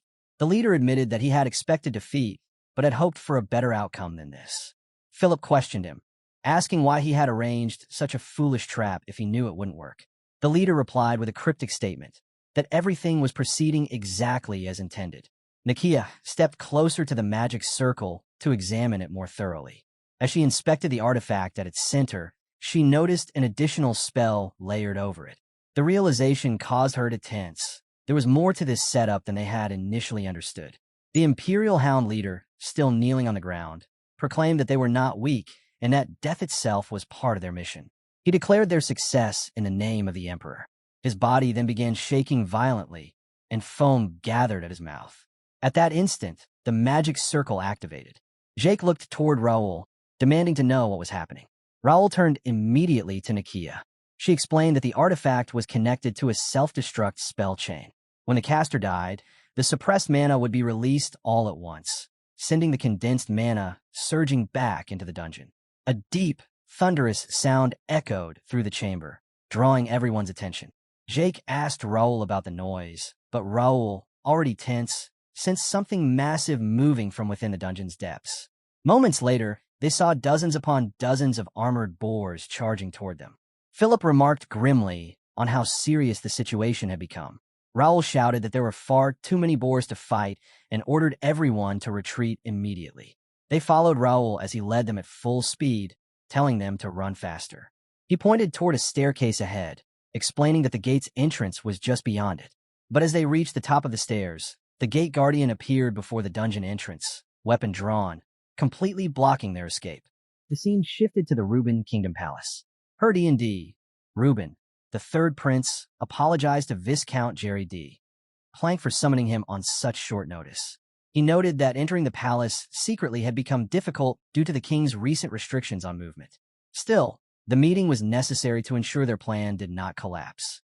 Plank, the kingdom's financial director, responded that it was his own fault for causing concern.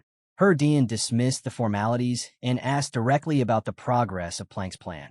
Plank reminded him of the advice he had given from the start. Achieving ambition required patience. Dion, visibly frustrated, stated that he had risked everything already and was unwilling to wait any longer. Plank, finally ready to deliver results, explained that he now had good news. Dion demanded clarification. Plank replied cryptically that Dion would witness the outcome of his patience after tonight. Meanwhile, Raul and his team sped toward the exit. Raul shouted that he could see the way out, but he stopped abruptly. A massive monster stood directly in their path. Jake shouted in disbelief, asking what the creature was. Philip suggested that it might be the gate guardian. Raul, uneasy, wondered why the guardian was positioned there when it normally shouldn't be. Before he could process it further, a system window appeared before him. Urgent quest: eliminate the gate guardian. Rank: be objective, defeat the guardian. The quest window displayed the full instructions. Eliminate the gate guardian that appeared with a monster wave. Reward: 28,000 experience coins bonus. Random B rank material box. Raul felt his anxiety rising. The timing couldn't have been worse. If they could just reach the valley, the narrow passage would give them a chance to escape the gate entirely. But facing the guardian right at the dungeon entrance felt deliberate, like someone had arranged every detail to trap them.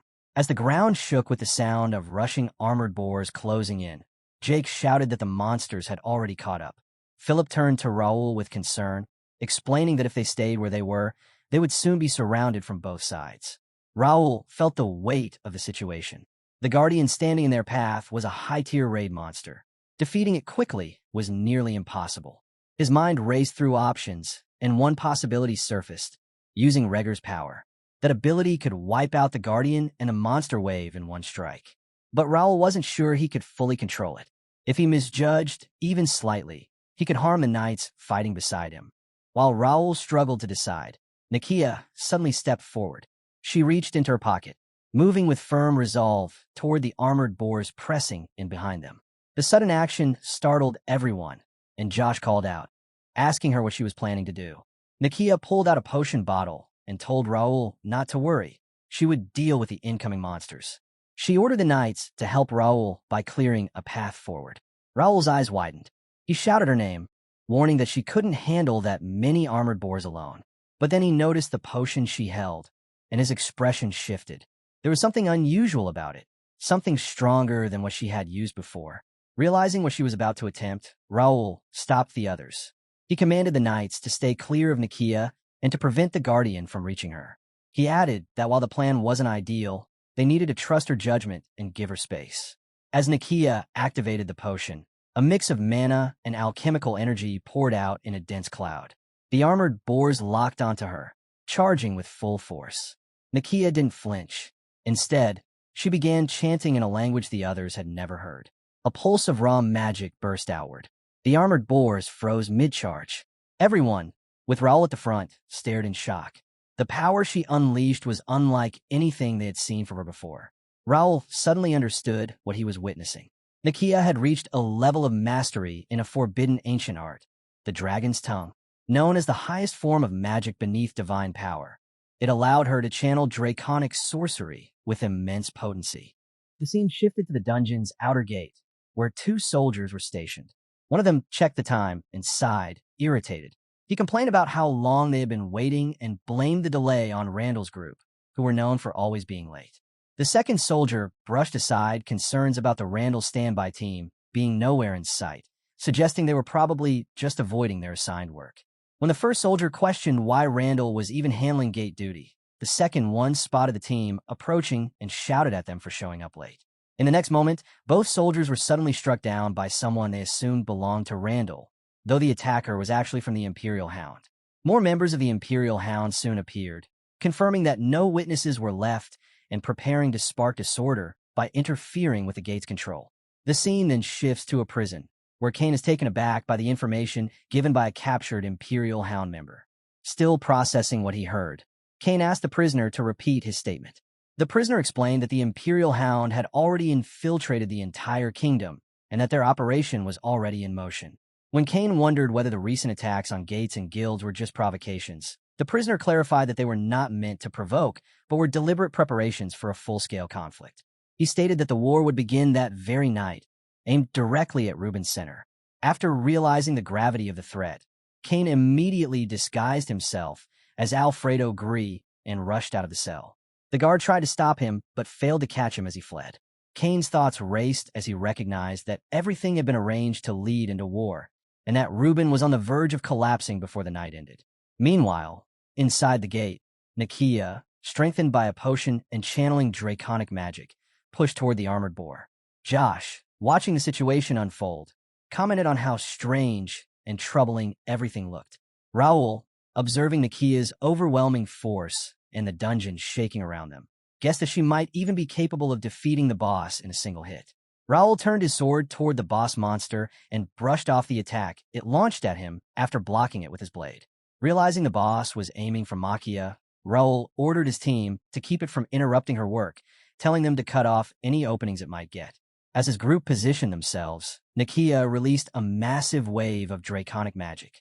Her spell wiped out the armored beasts ahead of her and carved a clear tunnel through her attack. Her teammates were stunned by the scale and effectiveness of her power. Raul, impressed by her overwhelming force, thought she had gone beyond expectations by eliminating the wild boar army with one spell. He noted that the boss monster's attempt to stop her showed it was threatened by her magic. Drained from the spell, Nikia nearly collapsed, but Josh caught her and voiced concern. Jake commented on her solo feat, and Philip was shocked. Raul then told Josh to take care of Nikia, and Josh agreed. Raul followed by acknowledging Nikia for pulling them back from danger. As the boss monster rushed in for another strike, Raul and his team shifted into formation. Raul told her, "Let them handle the rest," signaling that his group was prepared to take on the boss. Over at the western border of the Rubin Kingdom, Dylan, after cutting down the final orc, asked for a report on the current situation. The Knight Captain responded that there were no major threats, with no monsters or animals detected nearby. Dylan voiced his confusion, pointing out that they had been warned of a massive surge of monsters headed toward the border, yet they had only run into a handful of orcs and goblins. He also asked where the Templeton Knights were, since they were supposed to be stationed at the northern border. The Knight Captain confirmed that the Templeton Knights had been given an urgent order from Royal Intelligence. Dylan noted that having the Sword Master and his knights at the northern border hinted at a heavy threat, possibly even a dragon. He stated that something fell off despite how peaceful everything appeared. The Knight Captain agreed that the situation was strange, explaining that while knights are normally sent to handle monster outbreaks, it was odd for elite knight orders to be deployed along the borders. This movement of major forces could easily leave the capital exposed. Although the McNeil and Randall knights were still stationed in the capital, the overall situation still carried significant risk. Dylan considered everything and decided they should continue their search until sunrise.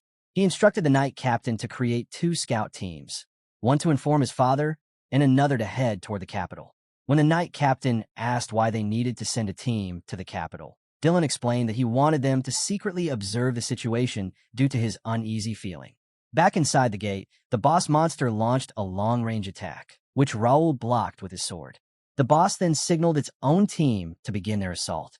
Philip and Jake jumped into the air to unleash sword strikes on the boss, but the monster easily blocked their blows and sent them backward. Pierce moved in quickly and fired arrows at the boss, only for the boss to grab them, surprising Pierce before kicking him away. The boss then shoved Philip and Jake aside, though they regrouped and prepared to attack again. But the boss monster suddenly targeted Jake with a heavy strike, launching him back across the area. Philip turned to check on Jake, but the boss struck him as well, knocking him to the ground. Raul then charged in and landed a hit with his sword, though it barely harmed the boss. In response, the boss monster roared and slammed the ground, triggering an explosion that sent everyone flying from the shock. When the dust faded, Pierce asked Jake if he could move, and Jake replied confidently that he was fine and that it was nothing. Pierce commented that the battle was far tougher than expected, noting how the boss monster moved with surprising speed despite its large frame, making it hard to deal with. He added that this boss was probably the strongest creature they had faced inside the gates. At the same time, Raul checked on Philip and asked if he could keep going. Philip said he could and cautioned Raul that this monster was unlike the other guardians they had encountered before. Raul clarified that the monster's increased strength came from a sudden burst of restricted mana, effectively raising it to a rank C guardian. He urged his team not to back down, explaining that fighting stronger enemies was part of their growth and that defeating this monster was tied to their role as First Knights. Raul instructed Jake and Pierce to hold their positions and wait for his command, aiming to take down the monster quickly. Jake and Pierce confirmed they were prepared. Philip then warned Raul that the monster reacted too quickly, making it difficult to find an opening. Raul, ready to use a specific tactic, reassured the group. He then gave the command to activate Radiant Aura, readying himself to use the ability to gain an upper hand. Once Radiant Aura activated, golden wings formed behind Raul, catching the boss monster off guard. Philip took note of the radiance, while Pierce and Jake sensed their bodies recovering. Remembering the technique Raul had shown before, Jake thought about how remarkable Raul was. Recalling that Raul had demonstrated the skill during a ceremony, Raul admitted this was his first time applying it in an actual fight and said he needed his subordinate support. He expressed his gratitude for their commitment and stated that helping them was the least he could do. He then encouraged them to bring the battle to an end, pointing out that they had already spent too long in the gate. When the boss monster charged at Raul, he moved out of the way by leaping upward and then countering with an attack, which the boss stopped with its axe. The boss quickly pushed Raul back with a fast axe swing. Raul noted the monster's quickness, identifying it as a serious threat, but decided to hold it down until it slipped. He focused entirely on intercepting its strikes. Nearby, Josh helped Nikia sit by placing her against a rock. He asked if she was conscious, and she replied that she was. Watching Raul fight the boss, Nikia became worried for him. Jake saw Raul fighting alone and wondered aloud if they should step in. Pierce reminded him of Raul's command to wait for a signal and stressed the importance of trusting their leader. As Raul continued trading blows with the boss, he blocked attacks while thinking he only needed a little more time. He considered using psychokinesis on the boss's weapon and applied pressure through psychokinesis, forcing the weapon downward and pinning the monster. Sensing the danger, the boss threw its axe aside. Raul then gave the order for everyone to strike together. Pierce released an arrow that landed on the boss monster, causing it to let out a sharp cry. Philip and Jake immediately rushed forward and struck together, delivering a strong combined blow that dealt heavy damage. Raul then stepped in and delivered the final hit, ending the battle and sending the monster collapsing to the ground. Tired from the fight, Raul sat down and placed his sword back into his inventory, mentioning that the battle had been tight. Philip approached and asked if Raul was all right. Raul said he was, though he needed a rest for a moment. Jake added that Raul had pushed his limits, pointing out that Raul had even used an area-type healing skill to assist everyone. Raul replied that defeating the raid monster alone would have been impossible and stressed how essential his team was. He also mentioned that after everything Nikia had done, he felt obligated to help as much as he could. Then, Bernard contacted Raul through the guild system, asking if he could hear him. Raul recognized Bernard and asked what the problem was. Bernard informed him that a serious issue had arisen. The capital and the royal palace were being attacked. Over in the Reuben Kingdom's palace, the scene was bleak with fallen soldiers lying throughout the area. The king stood facing his son Dion and Reuben, who was threatening him and had killed his brothers. The king questioned Dion, demanding to know why he was doing this and questioning his state of mind. Dion claimed that he was acting for the kingdom's future.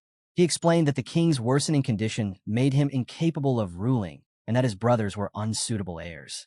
Dion stated that drastic action was required to protect the kingdom. The king, weak and trembling, asked whether Dion believed that saving the kingdom meant forming an alliance with the empire. Dion declared that it was time to end the struggle with the empire and secure peace under his leadership. At that moment, Carson entered the palace and launched a sudden attack on the empire soldiers, cutting them down before they could react. He then confronted Dion, but Dion blocked Carson's strike. Dion acknowledged Carson, referring to him as the Knights Association president. Carson shouted at Dion, calling him a traitor. Dion responded by saying he had been told that all obstacles in the capital blocking the revolution had already been eliminated, implying that Carson was not one of them. Carson then ordered the soldiers to move the injured king to safety. They began evacuating him. Dion dismissed the attempt as pointless, saying that nowhere in the palace or the capital could be considered safe. Carson countered that while things looked hopeless, Dion would eventually fall if they could hold the line. Dion rejected the idea of holding out, insisting that Templeton or Ashen reinforcements would never arrive. Carson retorted that Dion was wrong and that Templeton and Ashton were already on their way to save the kingdom. Meanwhile, near the gate, 2 Imperial Hounds stood watch. The first Imperial Hound questioned the purpose of their assignment, confident that no one would manage to slip past them that night. The second Imperial Hound agreed, saying their operation was perfectly arranged. The first then wondered about how things were unfolding in the capital, suggesting it was probably far more eventful there. Rose stepped out of the gate and instantly struck down the Imperial Hounds, eliminating them before they could react. He realized their presence at the gate confirmed Bernard's warning. If the boarders were seeing activity like this, then the capital was likely in severe danger as well. He determined they needed to move without delay. Jack, exiting the gate behind him, asked why Imperial Hounds were stationed there instead of the Randall. Philip guessed that Randall might have been defeated. Pierce disagreed, stating that if Randall had fallen, signs of a fight would be obvious, but the area was far too clean. Josh suggested that Randall may have escaped. Kane arrived and clarified that Randall had not fled. They had no reason to. He expressed relief that Raul had made it back unharmed. Raul asked for an update, wanting to know what had happened. Kane said the situation was serious and explained that the Imperial Hounds hidden inside the capital had launched their attack.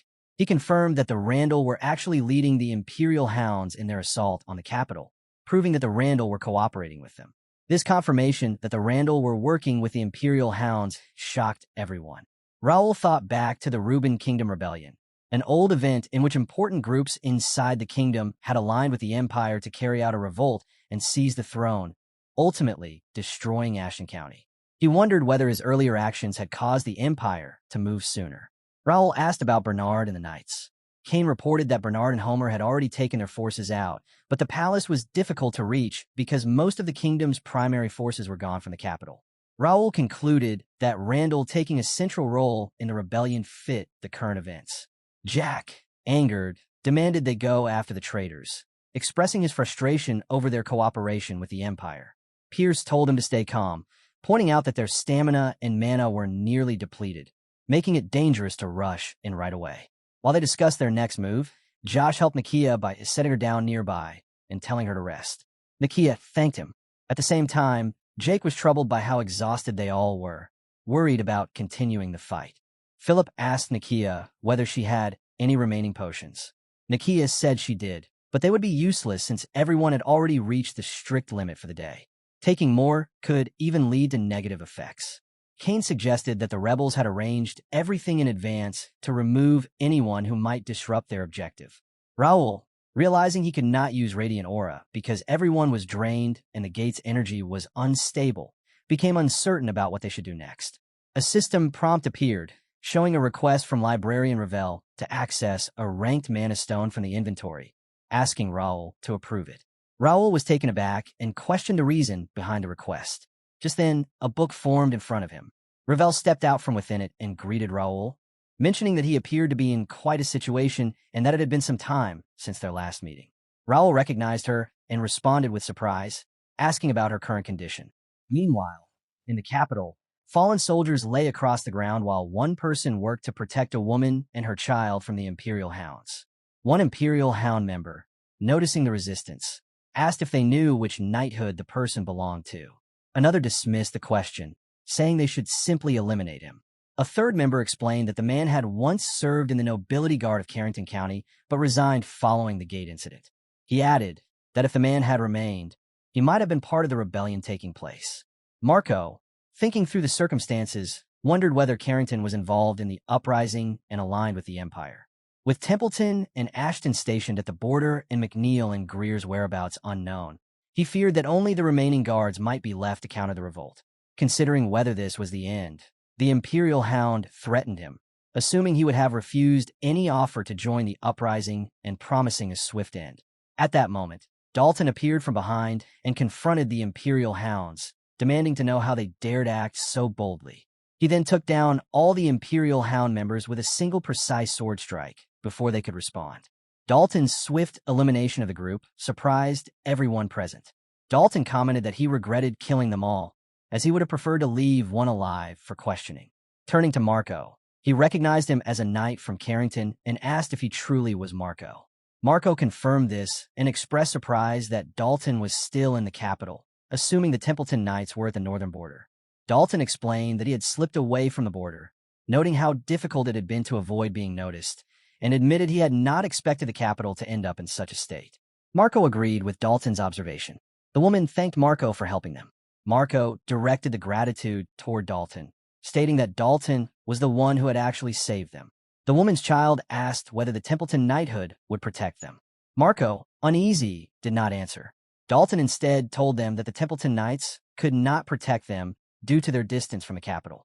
He reassured them by saying that Raul, guardian of Turium, was present, implying that he would provide the protection they needed. Meanwhile, back at the gate, Ravel greeted Raul and asked whether he had forgotten about her. Raul responded by asking if she was all right now. Ravel confirmed she was, stating that her mana was overflowing thanks to his earlier aid and expressing her gratitude. Raul replied that he was relieved and glad that she had recovered and was doing well. Ravel noticed how drained the group had become and quickly asked to borrow the mana stone, saying she could help. Jake, confused by Raul talking to what looked like empty air, asked if Raul was all right. Raul realized Jake couldn't see Ravel but didn't bother explaining. Instead, he asked Ravel directly if she could support them in this situation. Ravel assured him she could be trusted. Josh, thrown off by Raul using the guild code and speaking to no one visible, said something fell off. Nikia spotted Ravel and guessed Raul might be dealing with someone significant, telling the others they should give him a moment. Jake agreed. Ravel laid things out for Raul. With a mana stone, she could use a spirit spell to give everyone a temporary recovery that wouldn't be blocked by their potion immunity. It would force their maximum stamina higher, but only until sunrise, so they needed to finish the mission fast. Raul confirmed with Ravel once more, then turned to his team. He reminded them how urgent the capital situation was. They were exhausted, but he had a way to raise everyone's stamina. He promised he'd explain afterward, but warned the next fight would be nothing like before, and he couldn't guarantee complete safety. Even so, he asked if they were still willing to move forward. Every member agreed without hesitation. Meanwhile, inside the capital, the guards were clashing with the Imperial Hounds. One guard told another not to fall back. They had civilians behind them and had to hold the line. An Imperial Hound soldier scoffed at their determination, asking why they were resisting when the outcome looked inevitable. Another Hound added that there was no one left to protect them and claimed the Empire already controlled the kingdom. At that moment, Raul struck from behind, using psychokinesis to launch several swords at the Imperial Hounds. The guard were stunned by the sudden support. Raul called out, "Awaken your dormant bravery, warriors of the Reuben Kingdom. The first knight is here." Raul then cut down 2 Imperial Hound members, sending them crashing aside. The nearby guards cheered, recognizing him as young Master Raul, and the first knight, the guardian of Turum. Re-energized, they allied together, declaring their intent to follow the first knight as Raul and his group pushed toward the palace. Moving in formation, Philip spoke up, warning Raul that the rebels had likely already entered the palace and saying they should regroup their forces to reclaim it. Jake cursed the situation, blaming the Randall rebels and complaining that they now had to fight just to take back their own palace. Raul decided on a solo infiltration. He ordered his team to find Bernard and Homer while protecting the capital. Philip questioned the idea, surprised he intended to go alone. Ravel raised her concern as well, pointing out that he'd be facing an entire army. Raul replied that he didn't need to take on everyone. He only needed to start enough chaos to shake the rebels. Raul made it clear that their main goal was to wipe out the rebels inside the capital. Philip accepted the plan and wished him a safe return. Jake boosted Raul's confidence, saying the first night would show the Empire exactly who they were dealing with. Pierce added that once the capital was secured, they would meet Raul at the palace. Raul then checked with Forest Fairy Ravel, and once she confirmed, the two headed straight toward the palace. Inside the palace grounds, the Reuben Kingdom's 6th prince, Gerald D. Reuben had just taken down an Imperial Hound fighter. Royal Guard Captain Jose watched and commented that Gerald's academy training was paying off, especially against power armor soldiers. Gerald demanded answers, asking how Jose could side with the Empire when his family had always served the royal house. Jose pushed back, saying Gerald wasn't understanding the full situation and claiming he had held back as a final courtesy. Before the argument could continue, the third prince, her D&D, Reuben, appeared and ordered Jose to secure the back of the palace with his men, saying he would handle Gerald himself. Gerald froze, stunned that Dion was working with the Empire. Jose was equally thrown off, saying he thought Dion would be with Sir Carson. Dion explained that a report said the kingdom's guards had regrouped at the rear and he needed to deal with it, urging Jose to move immediately. Jose obeyed and left with his troops. Once they were alone, Gerald accused Dion of betraying Reuben by joining the rebels. Dion then revealed the truth. He wasn't Dion at all. He introduced himself as Cain of the First Night, explaining he had been undercover. He reassured Gerald that the area was secure for now and apologized for the confusion. Cain told him he was there under Raul's orders to extract him, and that Raul was already on his way, which surprised Gerald. At the palace entrance, Raul and Ravel arrived and found the gate lightly guarded. Ravel noted the small number of soldiers, and Raul attributed it to Cain's diversion. As they prepared to enter, Ravel asked how Raul planned to get over the wall, since jumping it wasn't an option. Raul answered by saying he'd make his own route. Using psychokinesis, he gathered loose stones and shaped them into steps, climbing up and over the wall. His sudden appearance startled both royal guards and Imperial Hound troops at the gate. Before they had a chance to react, Raul drew his sword and took them down in swift motion, leaving them on the ground. Looking over the fallen guards, Raul realized the royal forces were working alongside the Imperial Hound. The rebellion was clearly deeper than expected. He turned to Ravel, stated that the fight ahead would be tough, and asked if she was ready. Ravel confirmed she was ready, and both she and Raul rushed deeper into the palace. Elsewhere, the first guild soldiers were evacuating civilians from a burning area. A soldier reported to Vice Captain Homer that the fire threatened to consume the entire village. Homer put civilian rescue first, ordering his team to make sure no one was left behind. Bernard arrived and informed Homer that the rebels had started the blaze and that they didn't have enough manpower to contain it. Homer asked if Bernard's wind skill could put out the flames, but Bernard explained that the fire was too overwhelming, and using wind would only make it spread faster. Nikia then arrived and immediately took command, apologizing for her delay. Bernard, surprised, asked about her condition after what had happened at the gate earlier. Nikia said stopping the fire was urgent and explained that if they couldn't control the flames directly, they needed to change the conditions around them. She raised her hand and cast a spell that formed a massive magic circle above them. Bernard and Homer watched as clouds gathered, and soon rain poured down over the area. The soldiers cheered at the sudden rainfall and continued escorting civilians out of danger. Nikia expressed relief that her magic worked, and Homer commented on the strength of her rain spell. Bernard agreed that the rain would keep the fire from spreading any further. Jake, Philip, and Pierce soon arrived on horseback. Jake asked Bernard if Nikia was responsible for the rain. Bernard confirmed it and said he was glad everyone had made it out safely. Jose then asked where their master was, and Pierce answered that he had infiltrated the palace alone. Jose reacted in disbelief, and Bernard turned to Philip, concerned that even for the master, entering a rebel-controlled palace alone was too much. Philip reassured him, saying the master must have a strategy and they needed to trust him. Nikia added that the young master wasn't truly alone. He had a dependable companion with him, which left Philip puzzled. Inside the palace, after an extended clash, Dion struggled to stay steady and acknowledge Carson's earned swordmaster title. Carson responded by ordering Dion to drop his weapon and surrender, saying it would give him a chance to defend himself in court.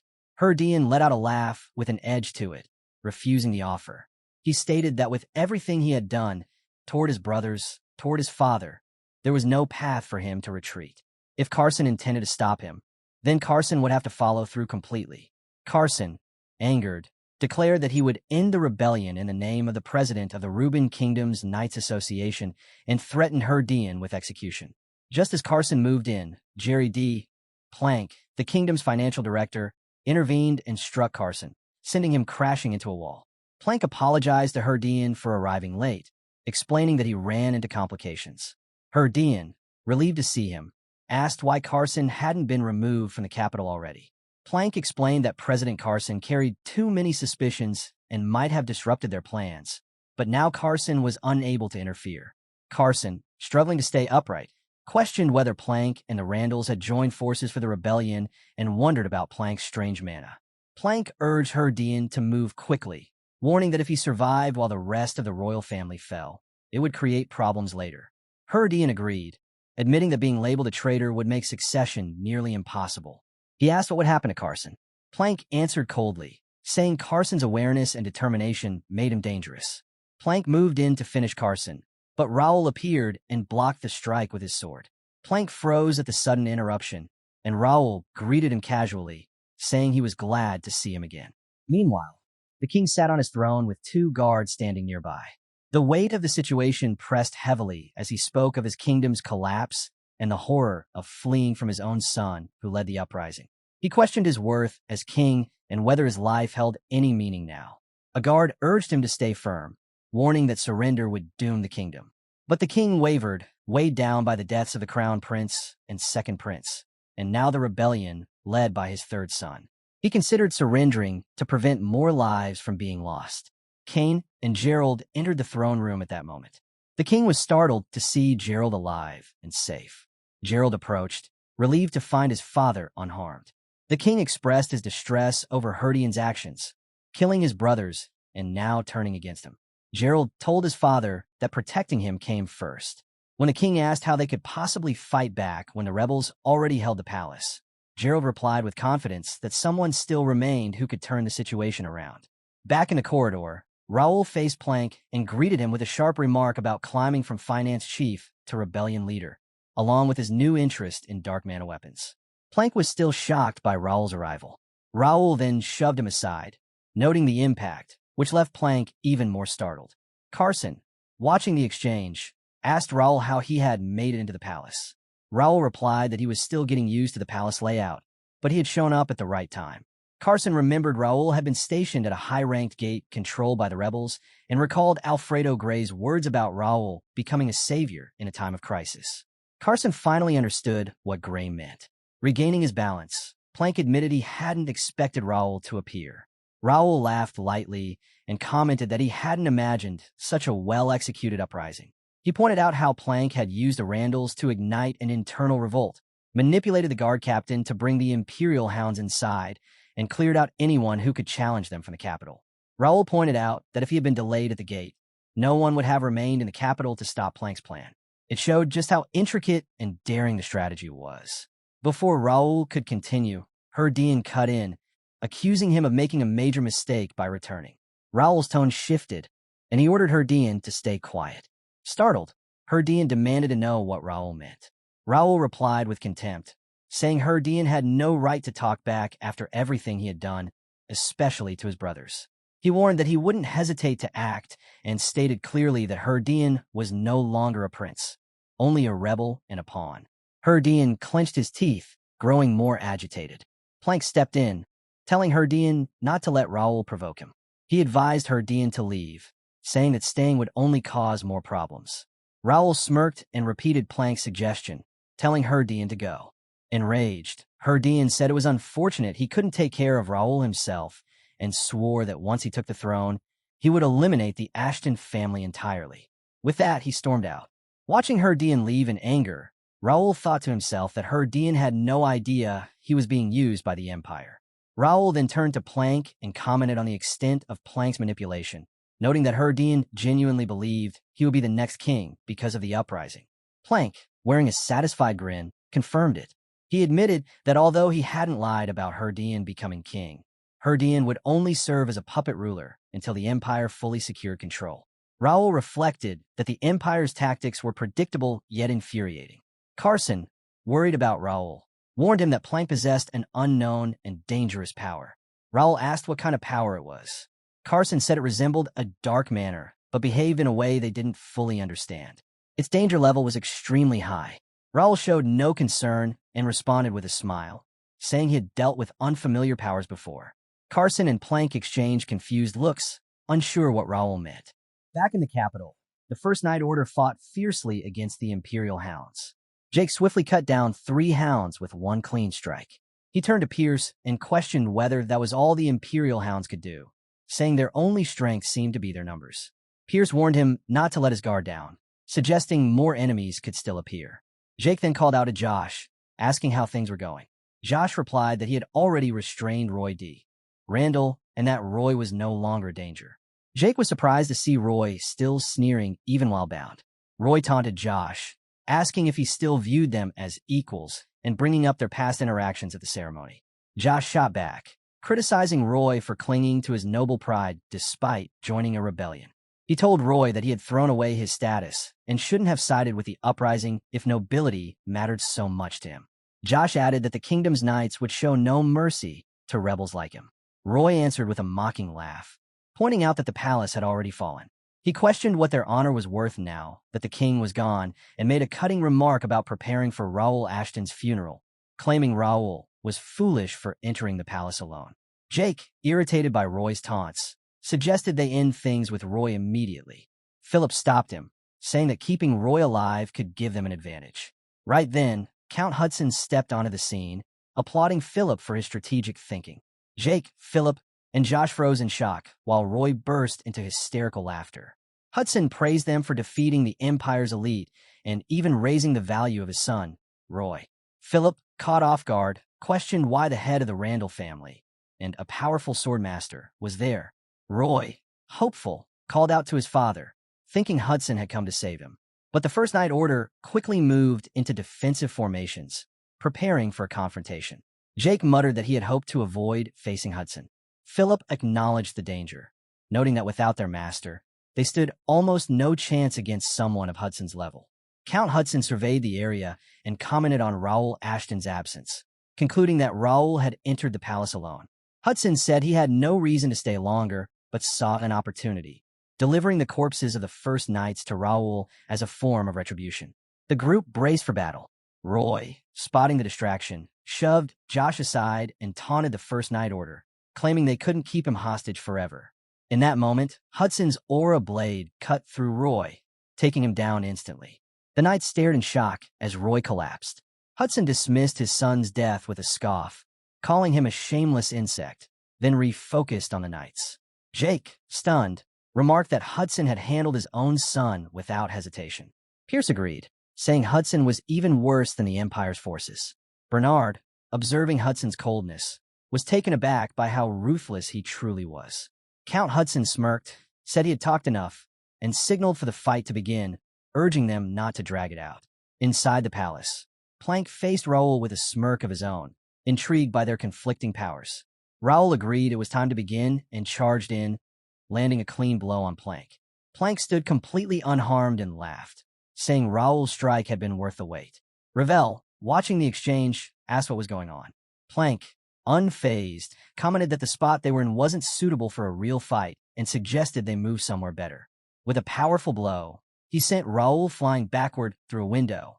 Carson and Ravel reacted with alarm, while Plank's wild laughter marked the start of the true battle. Raul crashed through the window and landed in the chapel below, steadying himself. He noted how close things had come to disaster and realized the situation was proving tougher than he expected. Ravel hurried to him and asked if he was all right. Raul brushed off the concern, saying he was fine. Ravel warned him to be careful, pointing out Plank's mastery of dark mana.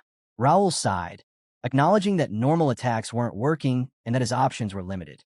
Plank's voice echoed throughout the chapel, announcing that the space was now suitable for their fight. Raul, confused, asked what he meant. Plank explained that he had chosen the chapel to give Raul more room to move, saying the previous space had restricted him. He asked Raul how he felt about the setting.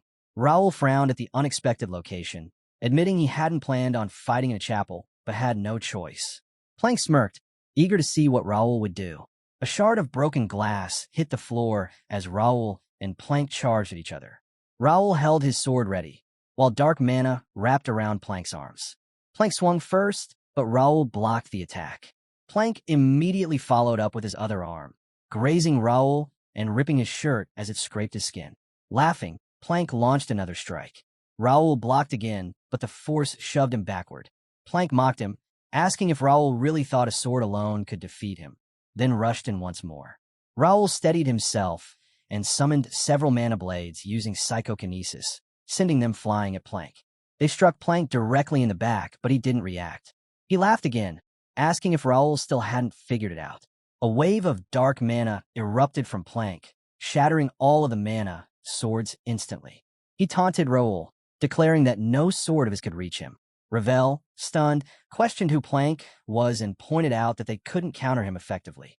Raul studied Plank and recognized not only his dark mana expertise, but the refined way he used it. Raul identified him as a high-circle dark magician. Using appraisal, Raul checked Plank's status. The results showed Plank as a level 88, six-circle dark magician and the finance head of the Reuben Kingdom. His affiliations were listed as the Reuben Kingdom, Plank County, the Cronin Empire, and the Imperial Hound. His title was number 8, the Prince of Society. His stats listed intelligence at 79, willpower at 77, mana at 78, along with traits such as Mad Wizard E and Fanatic B.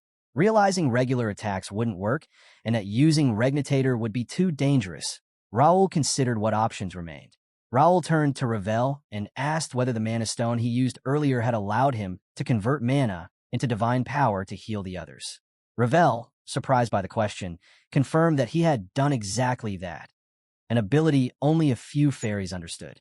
Raul then asked if Ravel could also convert divine power into a physical force strong enough to counter dark mana. Ravel agreed to attempt it.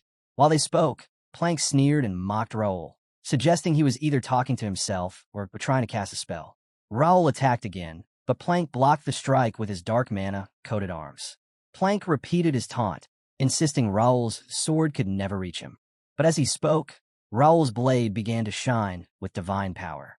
Startled, Plank pushed Raul back, shocked that he could wield divine energy. Raul thanked Ravel, acknowledging that the divine power had finally allowed the sword to touch Plank. Raul then activated his radiant aura in offensive mode. Ravel, concerned, warned Raul that using divine power in this form required 10 mana stones, and asked if he was certain about continuing. Raul assured him that the cost didn't matter. Plank, now serious, summoned 2 short swords formed from dark mana and shifted his attention fully to the fight. He noted Raul's durability and said the battle now required proper focus. Wearing a grin, he commented on how familiar they had become. Raul smirked and told Plank to continue. They both launched forward, blades colliding with force. Plank's dark mana swords clashed against Raul's glowing weapon. Plank tried to exploit an opening with his second sword, but Raul blocked both attacks. Holding off the assault, Raul used his psychokinesis to shove Plank backward, sending him crashing to the floor. Plank regained his footing quickly and smirked, acknowledging Raul's strength. They charged again, trading rapid strikes. During the exchange, Plank activated a magic circle he had drawn when he fell earlier.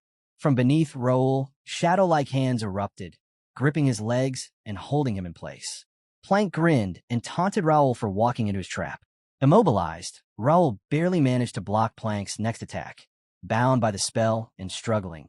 He was at a severe disadvantage. Plank mocked him further, saying Raul couldn't counter his magic. Raul responded by using psychokinesis to lift the ground under his feet, breaking the magic circle and destroying the shadowy hands. Plank laughed, impressed by Raul's method of escape, and unleashed even more dark mana, eager to continue the fight. Raul realized how close he had come to serious danger and questioned whether he had any real chance at victory. At the back of the palace, 2 Imperial Hounds stood watch. One noticed the falling rain and wondered if it was magical, impressed by the kingdom's spell work. The other dismissed it, saying the rain didn't matter. They already held the palace. The 2 Imperial Hounds continued discussing their guard duty when one of them noticed someone approaching. A man stepped forward and asked them to open the gate, saying he was transporting a noble. One guard, curious, asked if there was really still a noble left in the capital. Another, unsure of the stranger's identity, asked for clarification. The man introduced himself as the escort of Dalton D. Templeton, grandson of the Templeton Swordmaster. He insisted that someone of Dalton's status couldn't be abandoned. One of the Imperial Hounds was startled at the mention of Swordmaster's grandson and wondered why anyone from Templeton was still in the capital. Deciding to confirm the situation, he ordered the gate opened. Once the gate lifted, he questioned the man, asking if he was a citizen of the kingdom. The man stated that he was the vice captain of the Carrington Knights. Impressed, The Imperial Hound acknowledged Dalton's importance and approached the unconscious Dalton on horseback. Observing Dalton, he commented on the young man's appearance and wondered if the stories about his skill were true. Dalton suddenly awoke and startled him with a brief reply. Before the guard could react, Dalton struck and knocked him out, offering a quick apology for the sudden attack. Marco, Dalton's companion, turned to the remaining Imperial Hound. Drawing his sword, he told Dalton that using the Carrington name had allowed them to avoid suspicion, and now they could act openly as rebels. Dalton hesitated, saying it felt wrong, but agreed that if the palace had truly fallen, their mission had lost its purpose. Marco asked what they should do once inside, but Dalton admitted he had no plan beyond infiltration. Just then, Jose arrived and sarcastically remarked on the quiet at the palace's rear, implying that the prince's request for assistance had been pointless. Marco recognized him immediately as Viscount Jose, captain of the Royal Guard. Dalton was disheartened to learn that even the Royal Guard had joined the rebellion. Jose smirked and taunted Dalton, saying the swordmaster had abandoned him and scolding him for staying in the capital against orders. Dalton fired back, mocking Jose's skills and pointing out that despite being captain, he had never earned the title of swordmaster and was stuck with routine duties. Jose sneered and said he could kill Dalton easily, but would rather enjoy himself first. Dalton laughed, and Jose, still smiling, said he planned to present Dalton's head to the swordmaster. Dalton called him Captain Yapmaster and casually issued a challenge. Inside the palace, Plank charged at Raul. Raul understood the threat and took a defensive stance, gripping his sword with both hands and pointing it straight ahead. The tension rose as Plank advanced, dark mana flaring around him while Raul prepared for the impact. Plank acknowledged Raul's strength, admitting Raul had exceeded his expectations, but declared that this moment would mark the end of his efforts. He revealed that the power he wielded rivaled the might of the kingdom's greatest swordmasters, though it came with a cost Raul could not hope to match. Raul listened and analyzed Plank's abilities.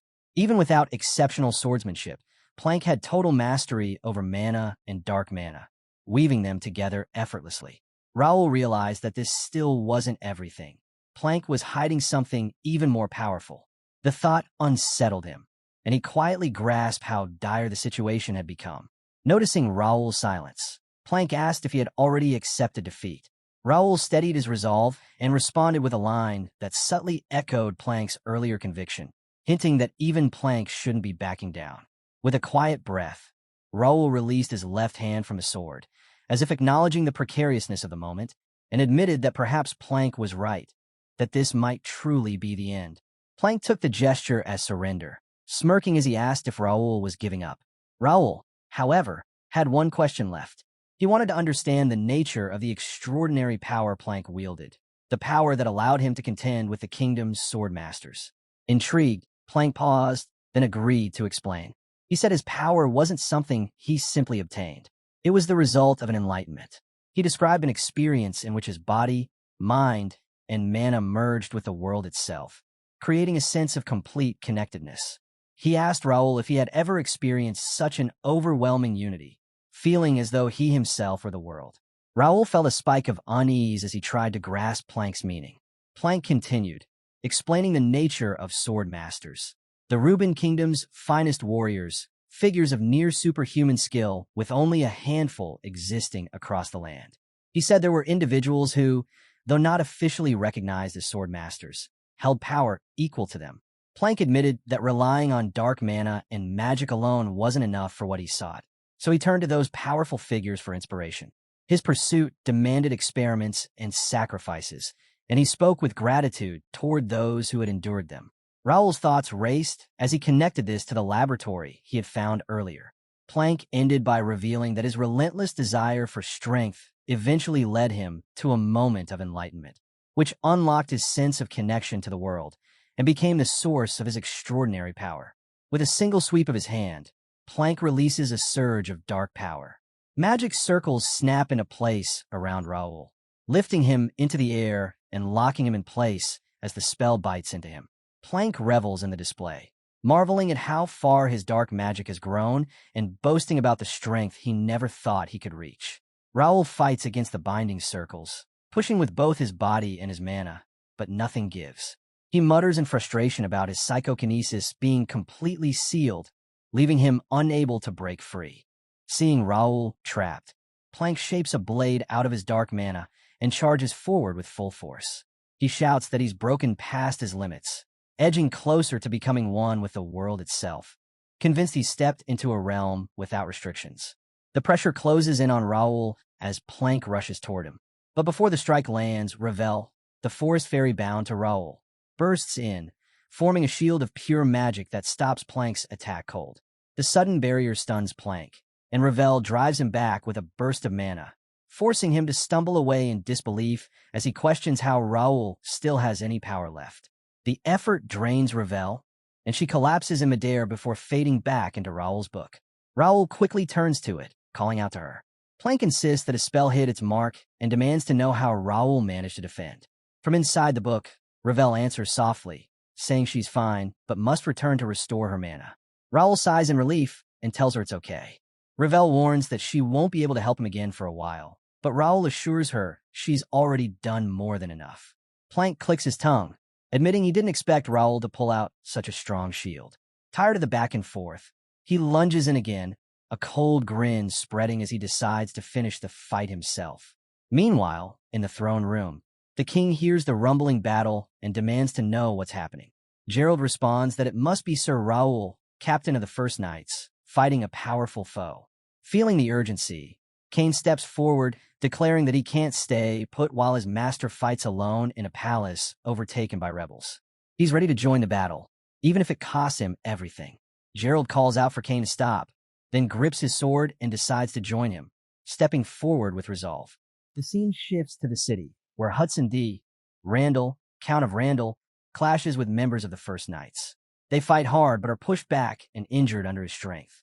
Hudson remarks that the rain has finally ended, making the fighting ahead far simpler.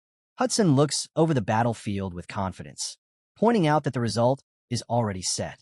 Every member of the First Knights is on their knees, beaten, while he alone remains standing without a scratch.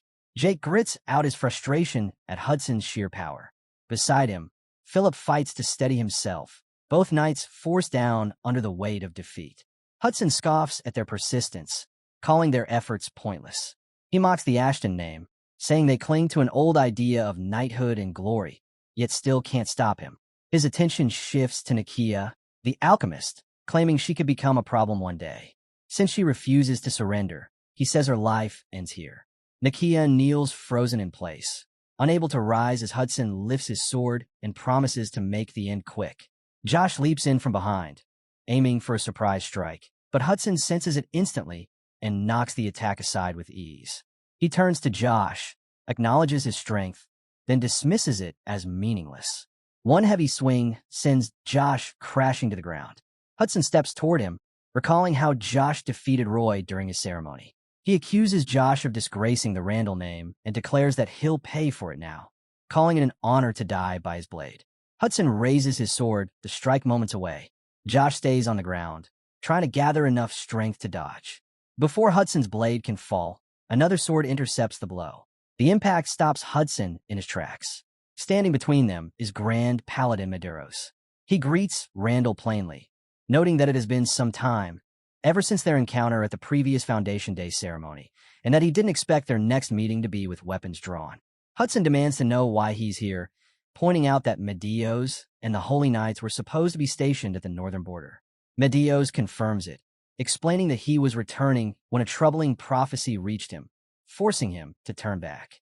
Their swords clash again, the force pushing both of them a step away. Hudson comments that even Plank didn't foresee the prophecy. Medeiros speaks of unusually high undead activity near the northern border, enough to justify such a warning. Hudson remarks on Medeiros' return to the capital, saying only a Grand Paladin could manage it. Medeiros shifts his gaze to Philip, still kneeling nearby, and addresses him by name, confirming he's the vice captain of the First Knights. Philip gives a small nod. Medeiros announces that the Holy Knights are already on their way and calls for the First Knights to join them. He declares that he'll hold the situation for now, letting his aura spread around him as he prepares for battle. Hudson laughs under his breath, challenging Medeiros' confidence. Hudson warned that a duel between two sword masters inside the capital would wipe out everything around them. His sword aura flared, a dark red surge growing even more intense, and he stated plainly that he wouldn't mind such destruction. Before the clash could continue, Alfredo Gray stepped forward, declaring firmly that this was not the path they wanted. Hudson's posture shifted the moment he sensed Gray's authority. Bernard immediately recognized him and announced to the First Knights that Sage Gray had arrived. Hudson noted Gray's return to the capital and hinted that Plank's plan had failed. Gray disagreed, saying the responsibility was his alone. He acknowledged the casualties already suffered and admitted he failed to prevent them. He repeated that if two sword masters fought here, the devastation would be enormous and lead to even greater loss. He insisted the conflict was pointless and urged Hudson to withdraw and try again another time. Hudson considered his words and decided there was no reason to stay since the other knights would be back soon. He sheathed his sword and began to step away, remarking that he respected Gray for managing to disrupt what was meant to be a flawless plan.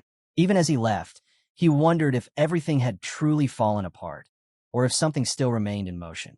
The scene returned to Raul, lying unconscious on the ground, gravely injured. From within the book, Ravel called to him, tried to rouse him, but he did not respond. Above them, Plank hovered, stating that Raul had been the greatest obstacle in his path, and without him, the plan would have gone perfectly. He admired Raul's insight and effort, but dismissed him as the youngest son of an outer county, saying that whatever Raul attempted here would be useless. Plank described himself as a being that continued to evolve and merge with the world, claiming Raul's resistance held no meaning. Inside the book, Ravel pushed against her confinement, promising Raul she would find a way out. She questioned why escaping the book was taking so long as she kept struggling. Plank gathered his magic, readying a powerful spell. He looked down at Raul, saying that in different circumstances Raul could have been honored within the Empire, but as it stood, he intended to erase him completely. He then unleashed the spell, forming 3 massive serpents of dark mana that shot toward Raul.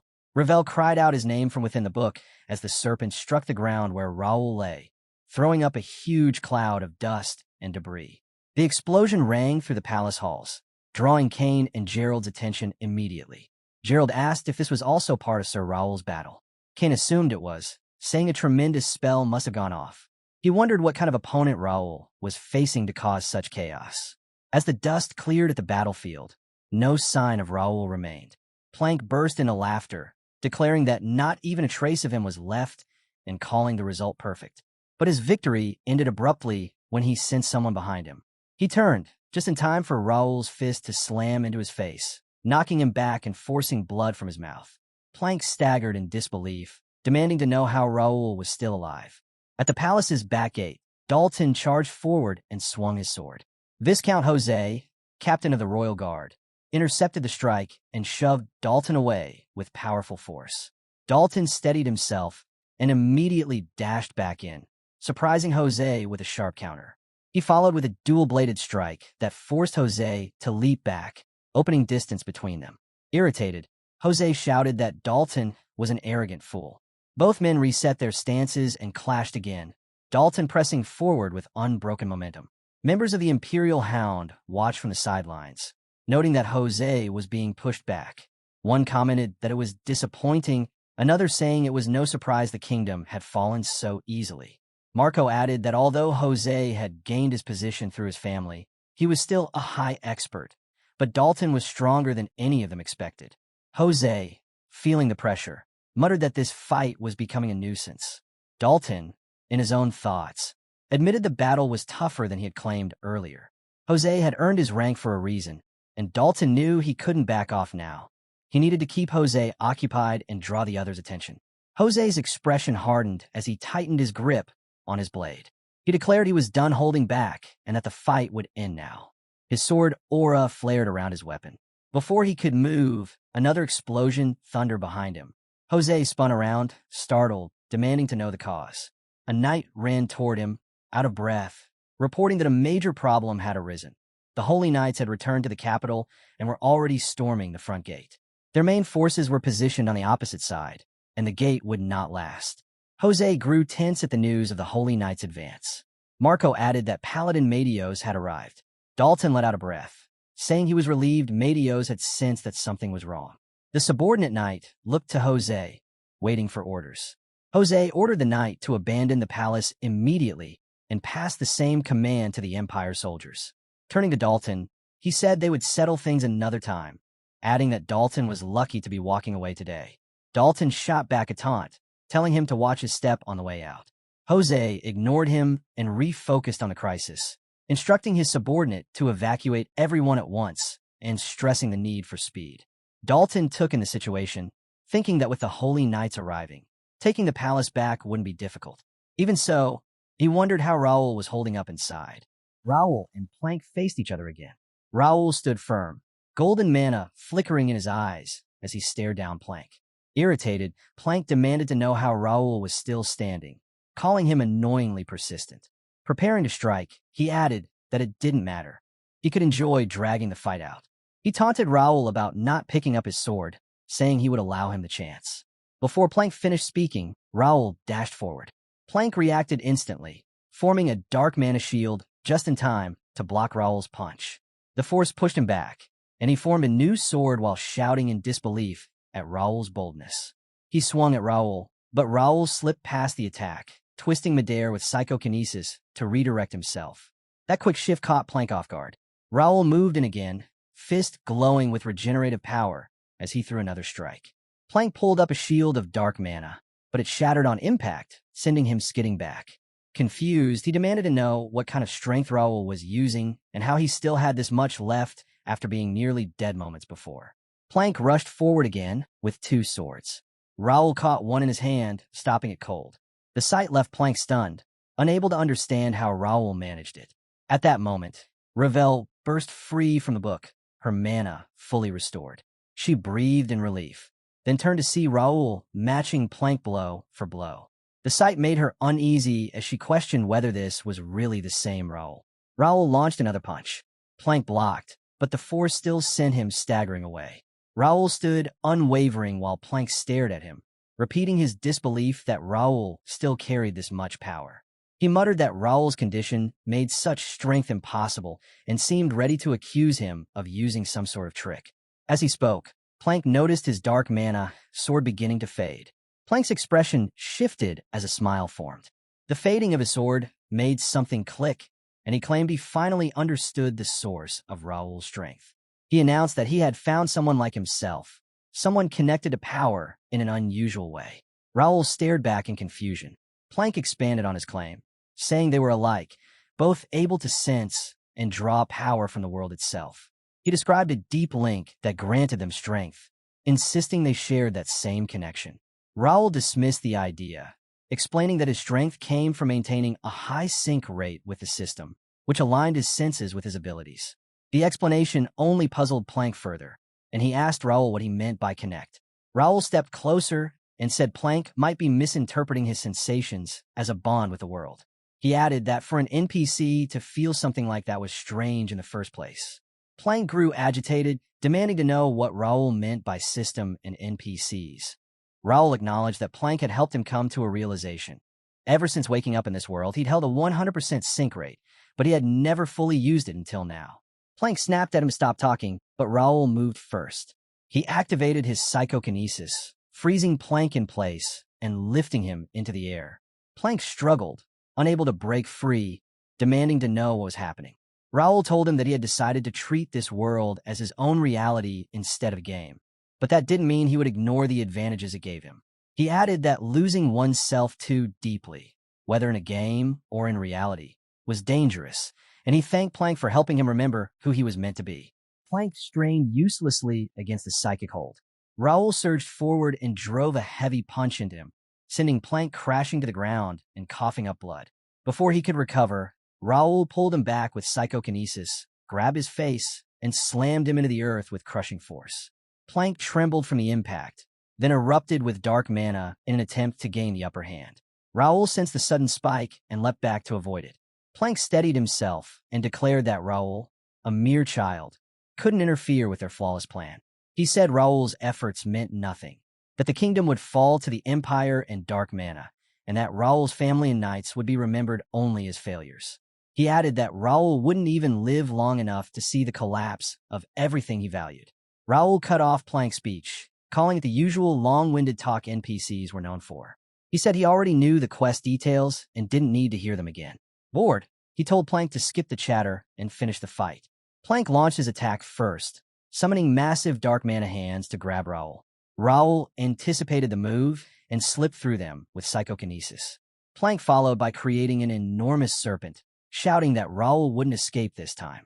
Raul met the serpent with a single regenerating punch, shattering it instantly and leaving Plank stunned. Taking advantage of Plank's shock, Raul used psychokinesis to yank the ground and Plank toward him. As Plank flew within reach, Raul drove a heavy punch in his face, sending him crashing down and cracking the floor beneath him. Raul landed beside him. Plank lay sprawled out, clearly defeated. He let out a short laugh, sounding both stunned and resigned, admitting that all his careful plans had collapsed. He complained that his grand objective, destroying the kingdom and raising the Empire's flag, had been ruined by a random kid. Raul, unmoved, asked why Plank even wanted to hand the kingdom to the Empire. The question caught Plank off guard, and he looked back, unsure how to respond. Raul pressed, and Plank's earlier bravado slipped. He rose shakily, unable to give a clear explanation. Raul pointed out that the entire scenario had been built without real emotion since it belonged to the beta version. He said NPCs like Plank were programmed to serve a purpose once, and then disappear with no true motives behind them. Plank replied weakly, as if acknowledging the emptiness behind his actions. Raul didn't let him stop there. He confronted Plank with the actual consequences: innocent deaths, family suffering, and the fear spreading through the kingdom. Plank had caused real damage, and Raul held him accountable. He stated again that he had chosen to accept this world as his reality, and because of that, he couldn't overlook what Plank had done. Plank demanded to know who he really was. Raul stood ready and answered plainly. He was the player. Raul then struck Plank with a final decisive punch, knocking him unconscious and ending the fight. Breathing hard but steady, Raul stood over Plank's fallen body, noting that this quest had been a rough one. He let out a long sigh, feeling the weight of the rebellion's end.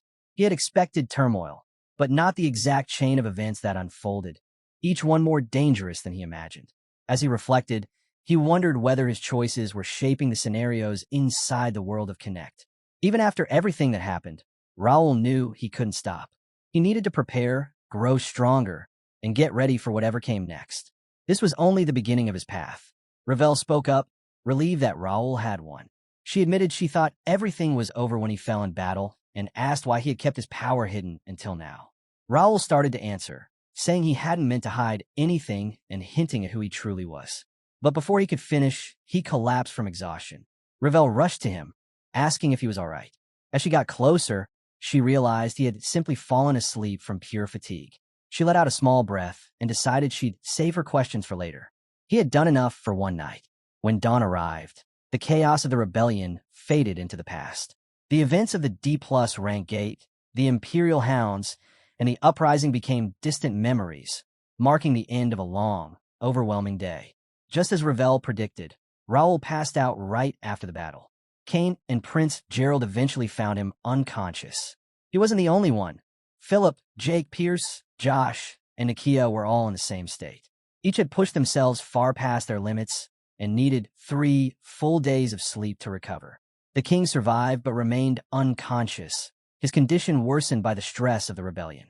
News that the third prince had been behind the uprising left him stunned and added even more complications to the kingdom's politics. When the Holy Knights and Brother Dylan reached the capital, they discovered the rebels had already escaped. The nobles quickly tried to distance themselves from the uprising, offering endless supplies to show they had nothing to do with it, revealing how self-serving their actions were. In the days that followed, Turium slowly began to recover from the unprecedented chaos.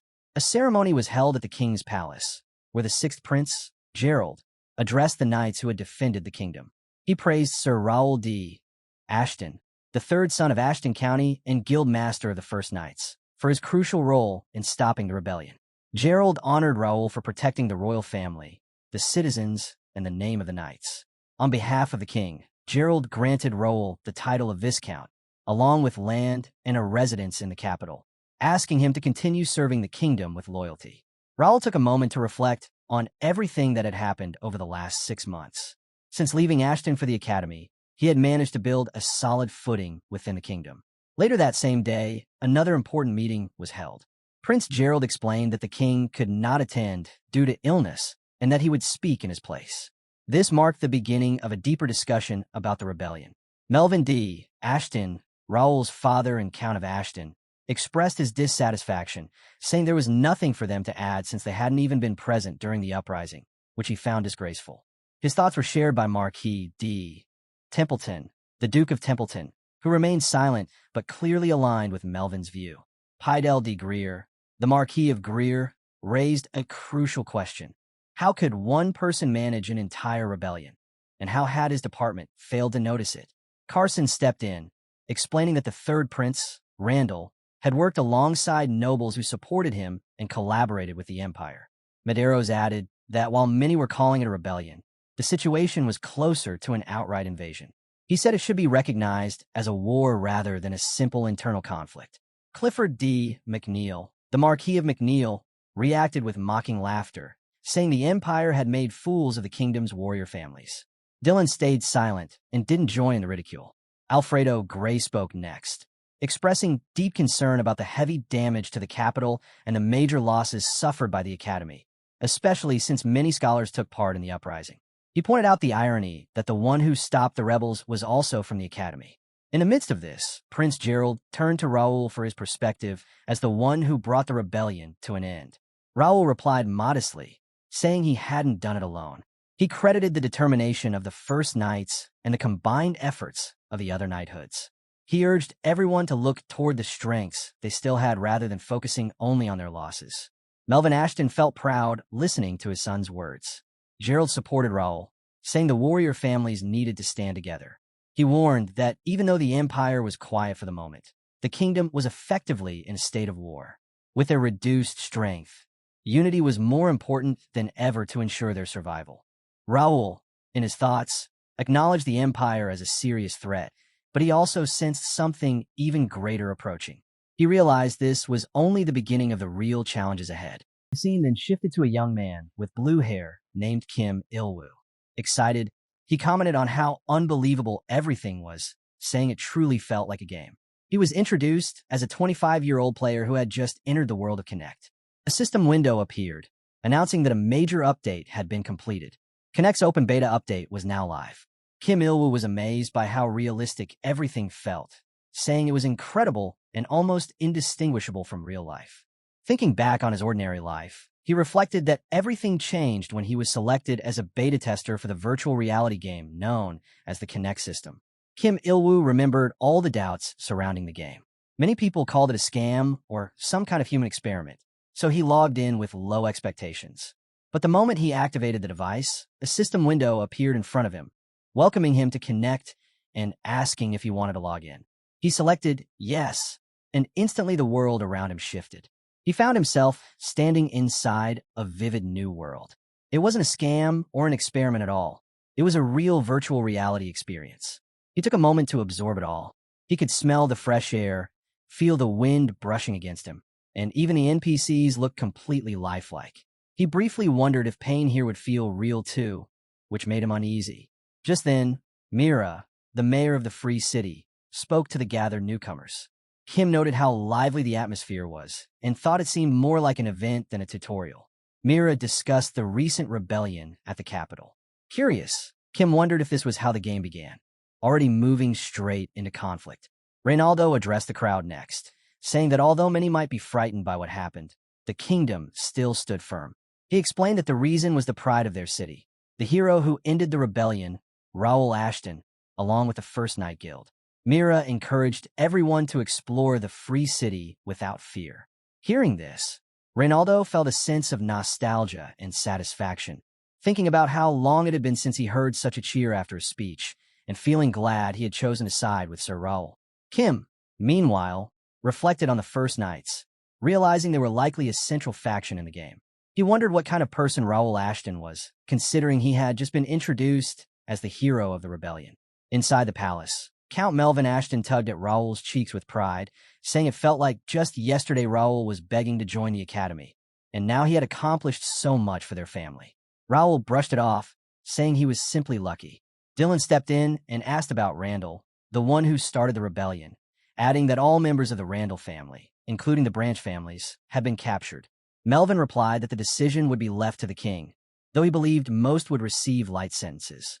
Dylan continued, explaining that the main house members who supported the rebellion had already fled to the Empire, while the ones who remained likely had little involvement. He suggested placing the captured members under house arrest to keep them contained and prevent any further issues. Count Melvin agreed with Dylan's assessment. Raul then added another concern, warning that Jaden County should be placed under surveillance. Melvin, confused, asked if he meant Jaden Viscounty and his uncle's household. Raul explained that his uncle had maintained indirect contact with the Randall family through Baron Jander's family and was often seen with the Minister of the Interior, who had started the rebellion. Raul believed that even if it wasn't obvious, Jaden County was likely more involved than they appeared. Dylan supported Raul, saying their youngest sibling was right. The Jaden family had been quiet for years, but it was better to stay cautious. Count Melvin nodded and instructed his sons to monitor every family connected to the rebellion. He then looked at Raul thoughtfully, reflecting on how far he had come. He said that he once thought Raul was still a child, but now he had grown so much that he, as a father, had no regrets. He believed the kingdom needed Raul now more than ever, and that Raul would fulfill his role. Raul simply accepted his father's words. A butler approached Raul and informed him that the prince was looking for him. Raul replied that he would go shortly.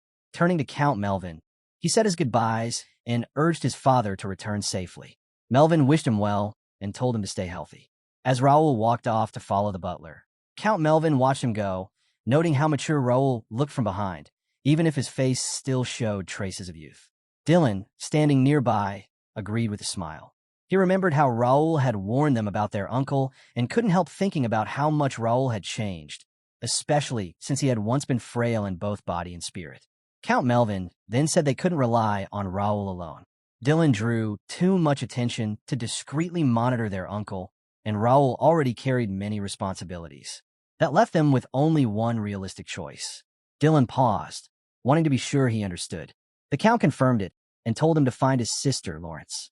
Later, Gerald spoke about how uneasy he felt dealing with the 4 warrior families, saying it was overwhelming just being in the same room as them. Raul tried to reassure him, telling him the families were loyal to Gerald and he didn't need to feel pressured. Gerald then asked Raul to drop the formal tone, reminding him that he requested this meeting as a friend and fellow academy classmate, not as a prince. Raul understood and noted how much Gerald seemed to be carrying. Gerald admitted he felt ashamed for relying so heavily on Raul despite being the prince. Raul was quick to respond, reminding him of the contributions he had made, fighting the rebels, supporting the kingdom, and doing everything he could. Even so, Gerald worried about how the people of the capital viewed the situation, afraid they blamed the royal family for the hardships caused by the rebellion. He mentioned that the citizens were probably holding a grudge against him and might even be tempted to throw stones if they saw him, especially since people from the royal family had taken part in the recent trouble. Raul simply rose from his seat, gave a relaxed smile, and suggested that they step outside together to see for themselves how the people truly felt. Inside the vast Templeton mansion, Dalton stood before his grandfather, Deep Templeton.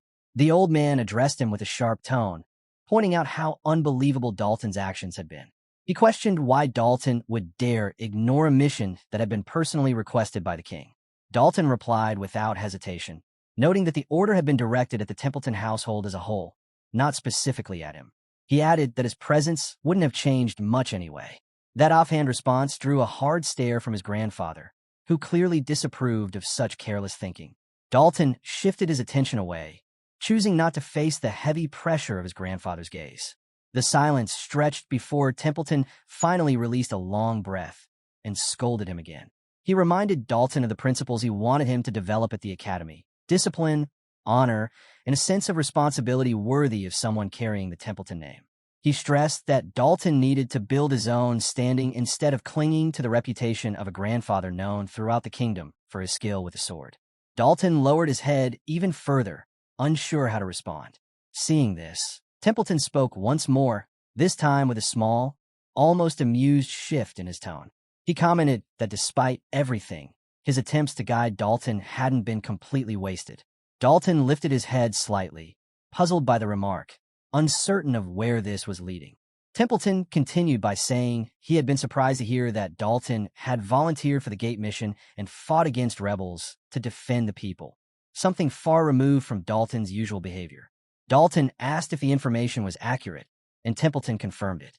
He pointed out that Dalton had ignored his earlier advice, yet still managed to bring honor to the family through his actions. A short smile appeared on Dalton's face, but it faded when Templeton added that perhaps granting Dalton more independence would benefit both him and the household. Dalton looked up, not understanding what his grandfather intended. Templeton clarified that if the expectations of the Templeton family weighed too heavily on him, he would no longer force those obligations onto Dalton. He even suggested that Dalton consider serving alongside Sir Raul's first night, explaining that such a path could also prepare him for what lay ahead. Dalton, unsettled by the direction of the conversation, asked what his grandfather was implying. Templeton explained that after the failed rebellion, the Empire would likely stop trying to provoke internal conflict in the kingdom. Instead, he believed the Empire would shift its focus toward a full-scale war, with the rebel groups that had sided with them joining the fight. He told Dalton that if the kingdom eventually clashed head-on with the Empire, he, as Swordmaster, would not remain inactive.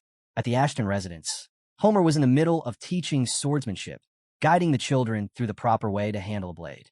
While explaining each movement, he caught sight of Raul approaching and quickly acknowledged how diligently the students had been practicing. He greeted Raul with respect, but his eyes shifted to Prince Gerald standing beside him. Curious, Homer asked why the prince had come along. Gerald replied calmly that he was there as a student from the academy. Before Homer could say more, Raul stepped in and asked him to pretend he didn't recognize Gerald. The newest members had no idea who he really was, and Raul preferred to keep it that way. Homer accepted the request without hesitation. Raul then commented on how lively the new recruits were, impressed by their spirit. Homer explained that all the training positions were already filled, so the newcomers had been placed in a candidate group. Many of them, he added, carried heavy stories. Most had suffered losses during the rebellion and had nowhere left to go. Prince Gerald watched the children practice with a growing sense of unease. Raul suggested they speak with one of the candidates directly and walked over to a boy practicing with a wooden sword. The boy was only 15. Raul asked his age, then voiced his worry that he might be too young to pursue knighthood. He asked why the boy wanted to join. Nervously, the boy said he wanted to become stronger. Raul asked him what kind of strength he meant. The boy answered with firm resolve. He wanted strength to protect his family and the kingdom itself from the Empire. He admired the knights who had risked their lives for the king. He admired Count Raul, who had defeated the rebellion's leaders. And he admired Prince Gerald, who had remained on the front lines. He wanted to fight with that same sense of courage. Gerald continued quietly observing, still tense as the boy practiced his swings. Raul noticed the prince's stiffness and gave him a light tap on the shoulder. He pointed out that youths from every corner of the kingdom had gathered with this same determination. Their presence showed how the people viewed the royal bloodline. Gerald hesitated, then grew more serious. He approached the boy and asked for his name. The boy replied that he was called Arthur. Gerald offered a gentle smile and said it was a good name. Then, to everyone's surprise, Gerald suddenly lowered himself to one knee. Both Raul and Homer froze. Raul, especially, wondered why a prince would kneel before a commoner. Gerald spoke directly to Arthur. He acknowledged how remarkable it was for someone so young to stand here with such resolve. He expressed his respect for Arthur's determination and apologized for the suffering the boy had endured because of his own failures in the past.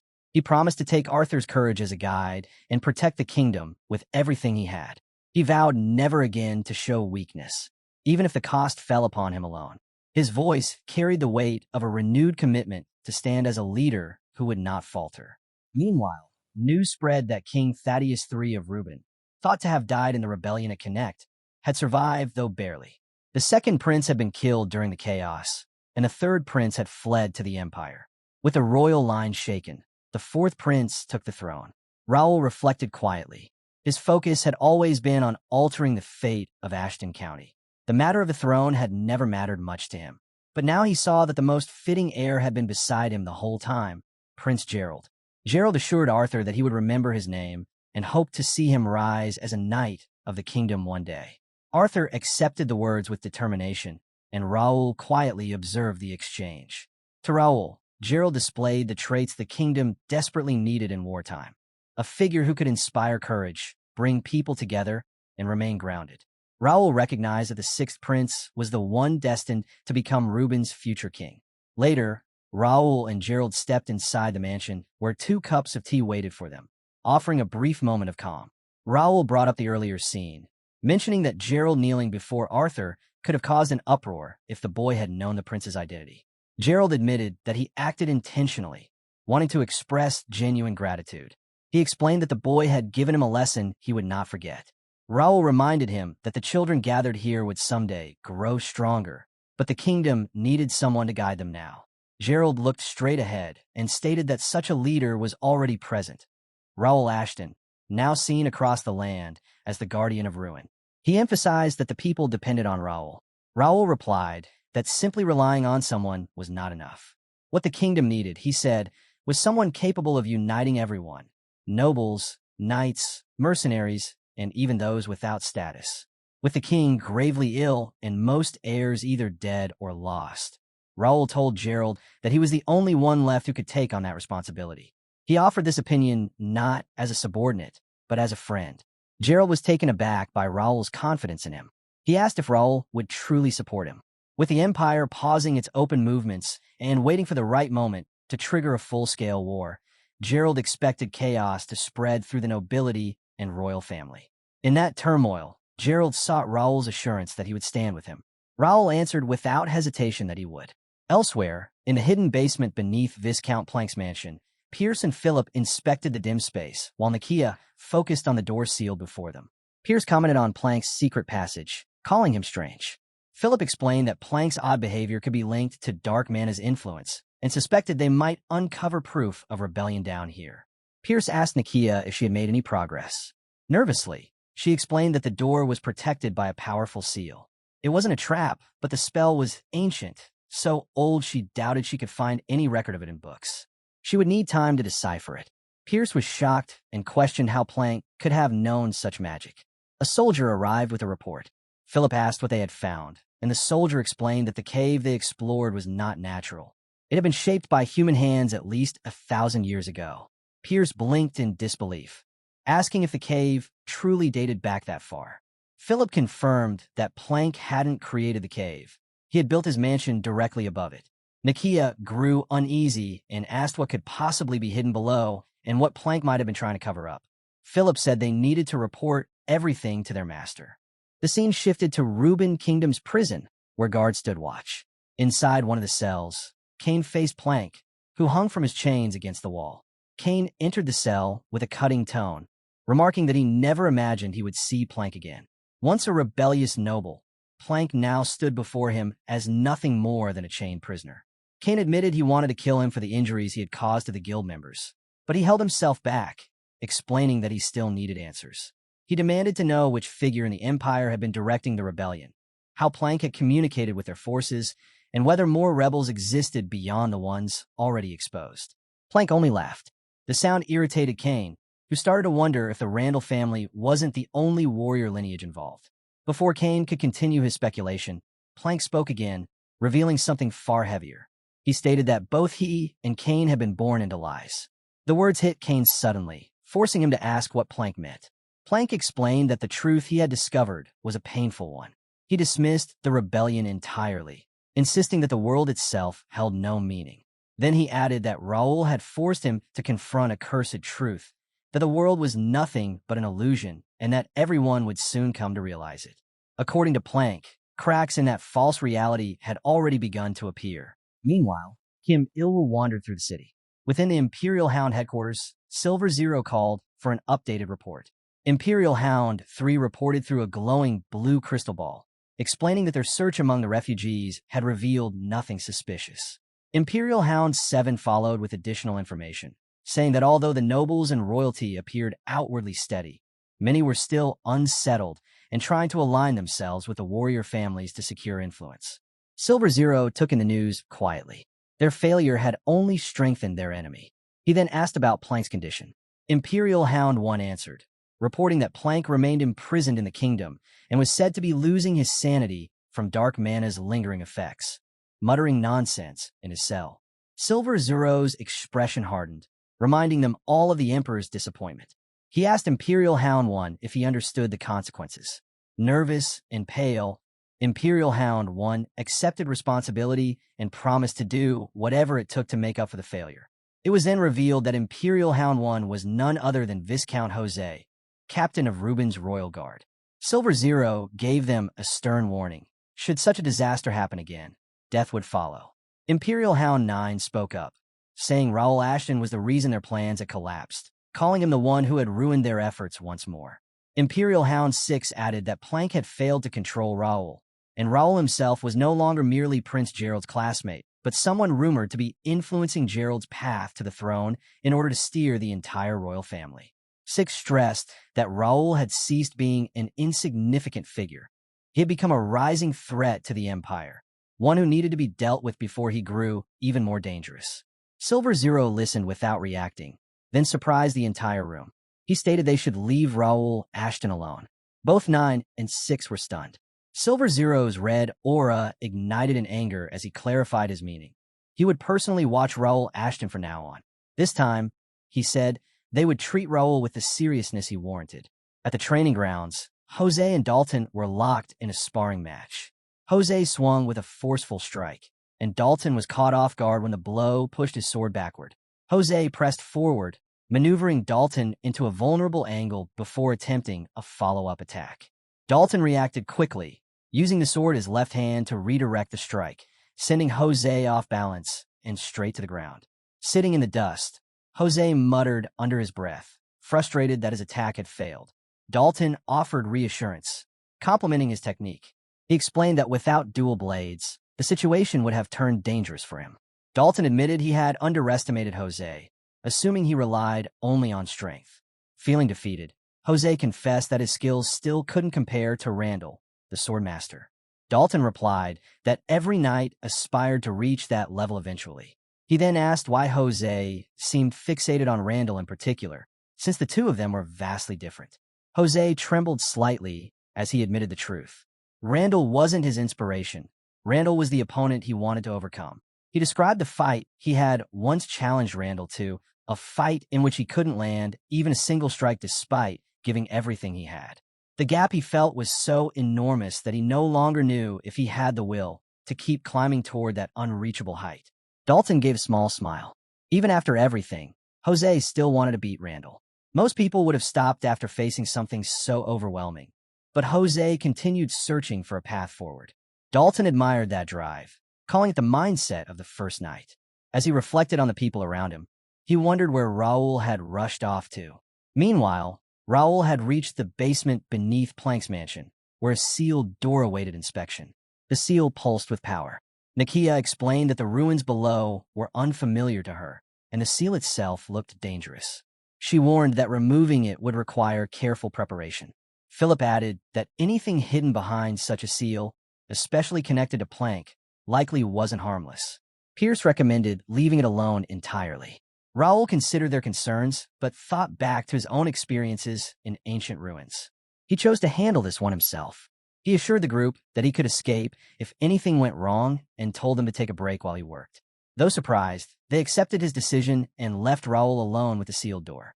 Muttering quietly, Raul examined the intricate markings and considered how to open it. Even Nikia hadn't recognized the seal, which made unsealing it seem nearly impossible. He wondered if it was ancient magic or perhaps a fairy spell. Then an idea struck him, and he called out to Ravel. When she appeared, Raul asked if she recognized the seal. After inspecting it carefully, Ravel confirmed that it was indeed a fairy seal, a spell used only by fairies. She questioned why such a seal would be here at all, noting that very few fairies were capable of creating it. Raul then asked whether she could unseal it. Ravel shook her head and explained that it wasn't the kind of seal that could be opened. Many viewed seals as locks, but this one wasn't a barrier, it was a guardian. Ravel explained that a lock could be opened, but a guard was different. A guard could only be bypassed by someone who met the right conditions.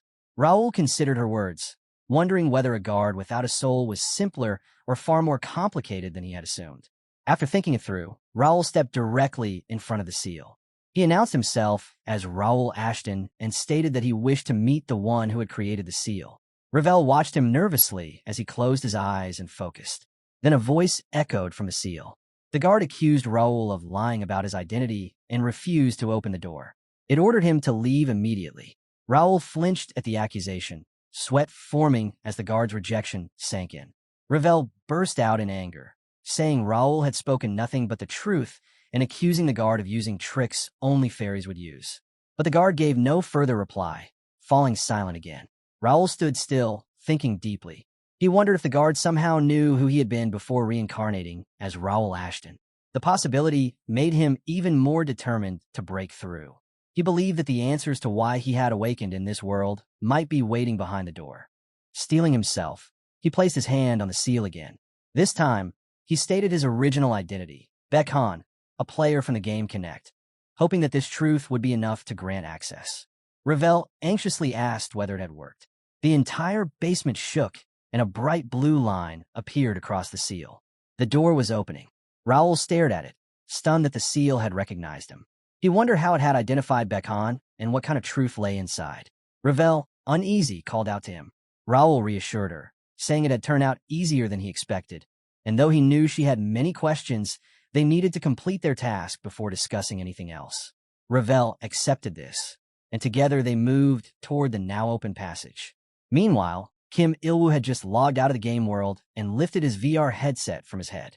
He glanced around his room, still amazed by what he had experienced. He immediately went online to talk about Connect, declaring how unbelievable the game felt.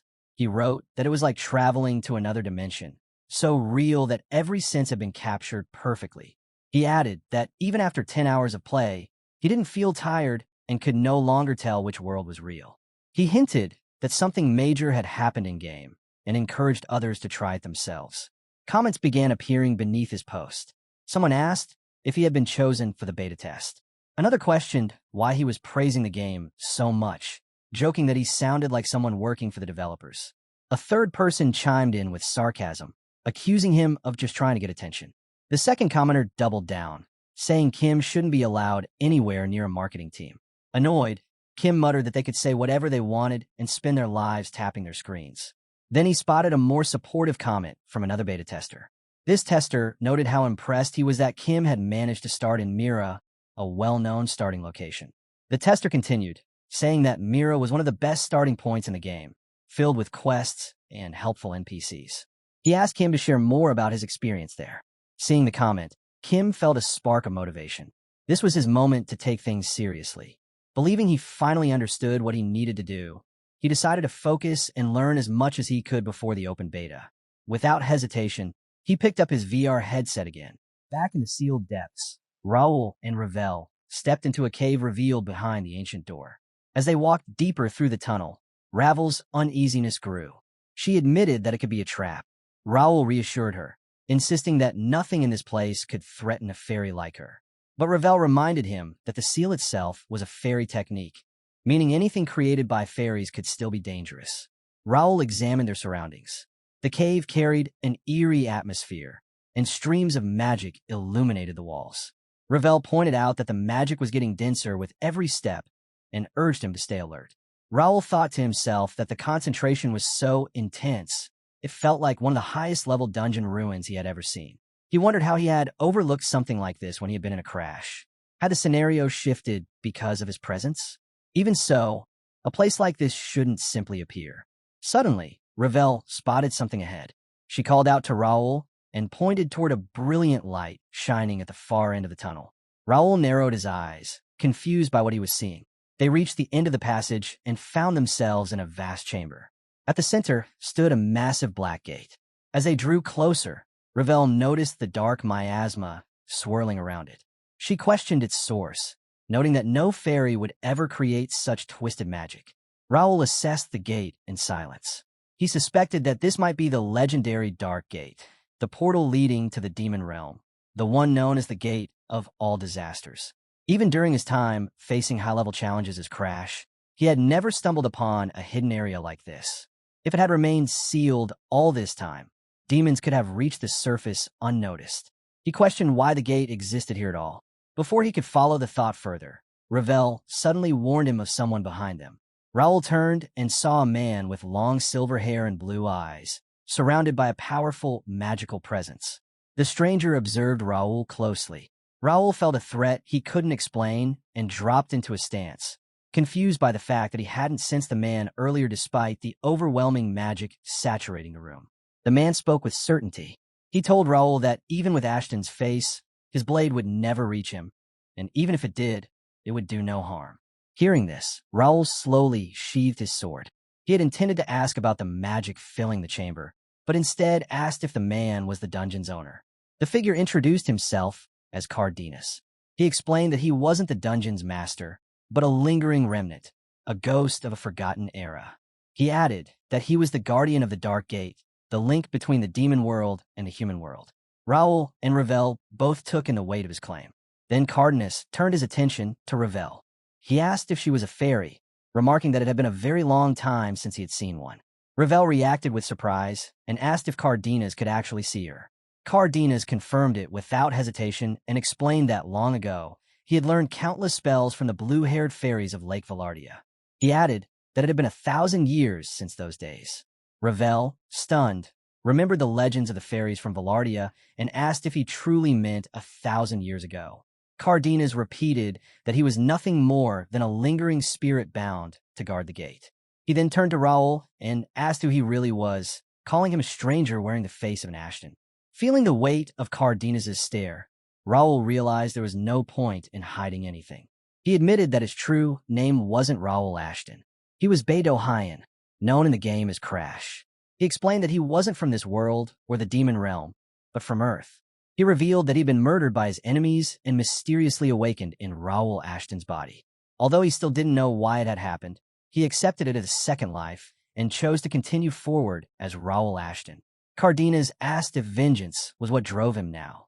Raul said that although bitterness existed in him, revenge wasn't as straightforward as it appeared.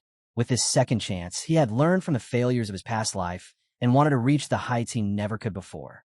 Cardenas considered his words quietly, calling the story interesting. But without warning, he told them to stop talking. Raul and Ravel exchanged confused looks, unsure why the conversation had suddenly ended.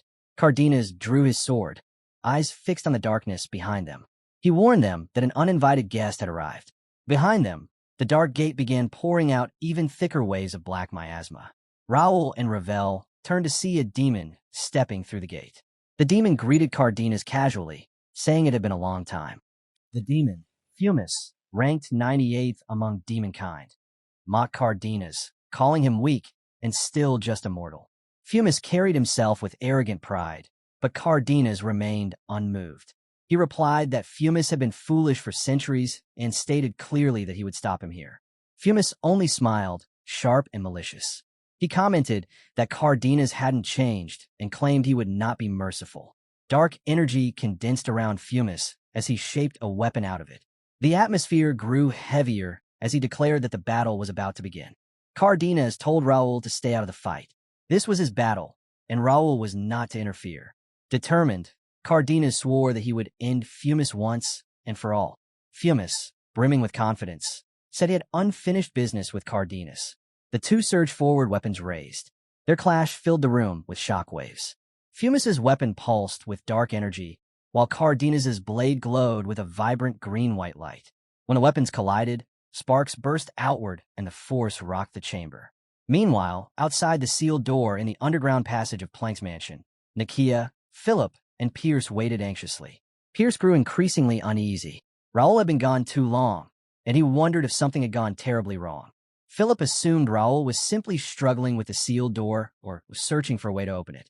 He told the others that Raul knew what he was doing and that they should wait patiently. Nikia still looked uneasy. Pierce noticed the tension on her face and asked what was bothering her. She forced out a nervous laugh and insisted it was nothing. Philip asked if she was still thinking about the magic circle they had found earlier. Nikia admitted she was. She explained that she had no idea what kind of spell it was. Ever since they had stepped into the mansion, she had felt a faint yet unsettling presence. Something weak but unmistakable, something that felt out of place in their world. Inside the sealed chamber, Fumus and Cardenas clashed with incredible force. Their blades struck again and again, sending waves of shock through the entire room. Raul, watching from a distance, had to retreat with every impact just to stay balanced. As he steadied himself, he couldn't hide his amazement. Even without a monoblade, The demon Viscount Fumus fought with terrifying strength, and Cardenas matched him strike for strike.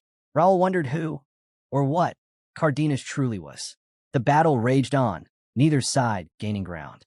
Cardenas fought with relentless resolve, while Fumus pressed forward with calculated aggression.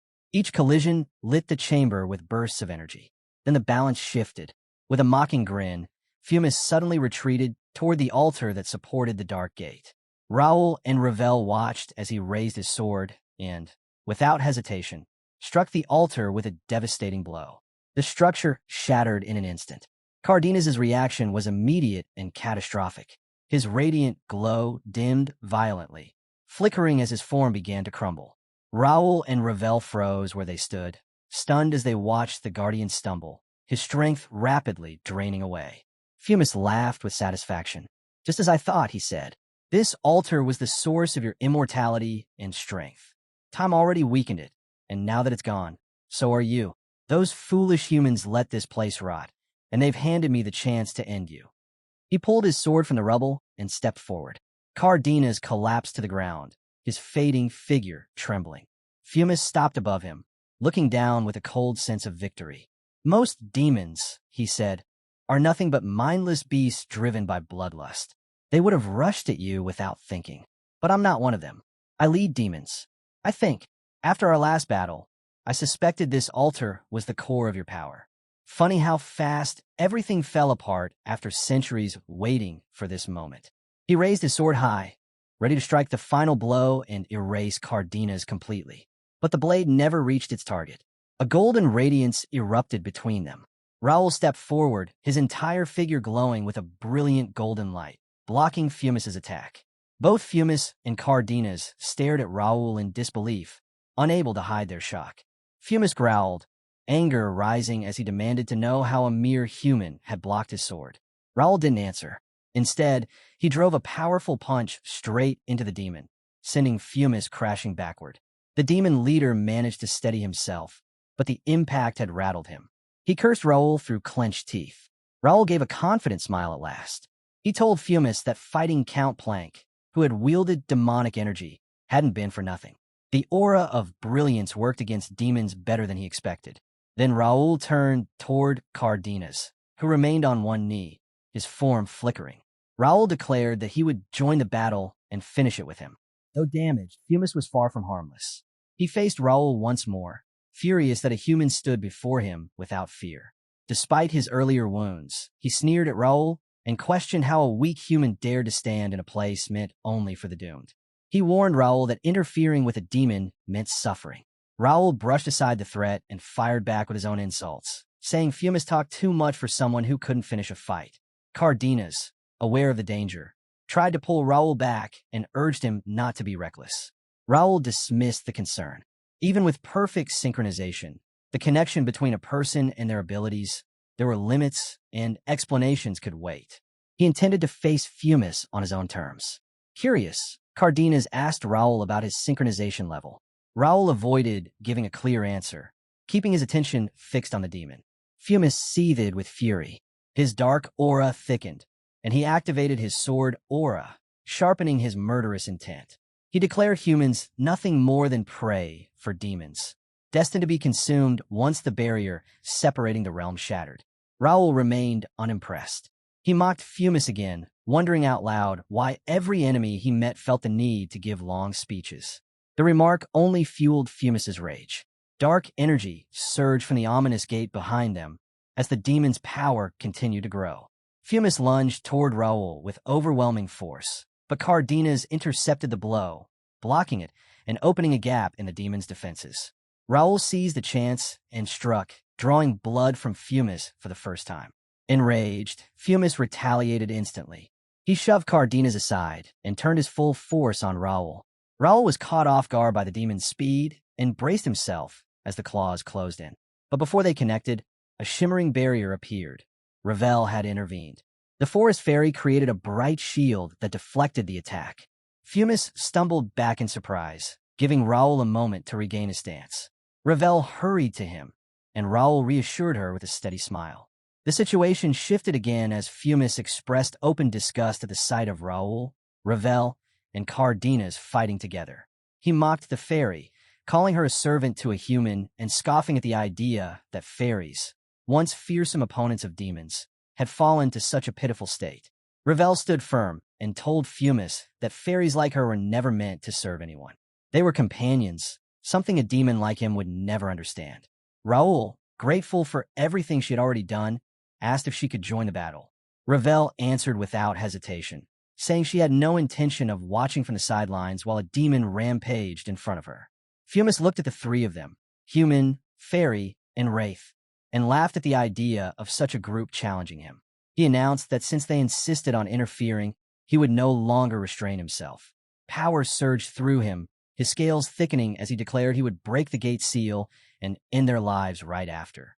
His chains reacted to the burst of strength, and he warned that once the seal fell, the demon world would flood into theirs.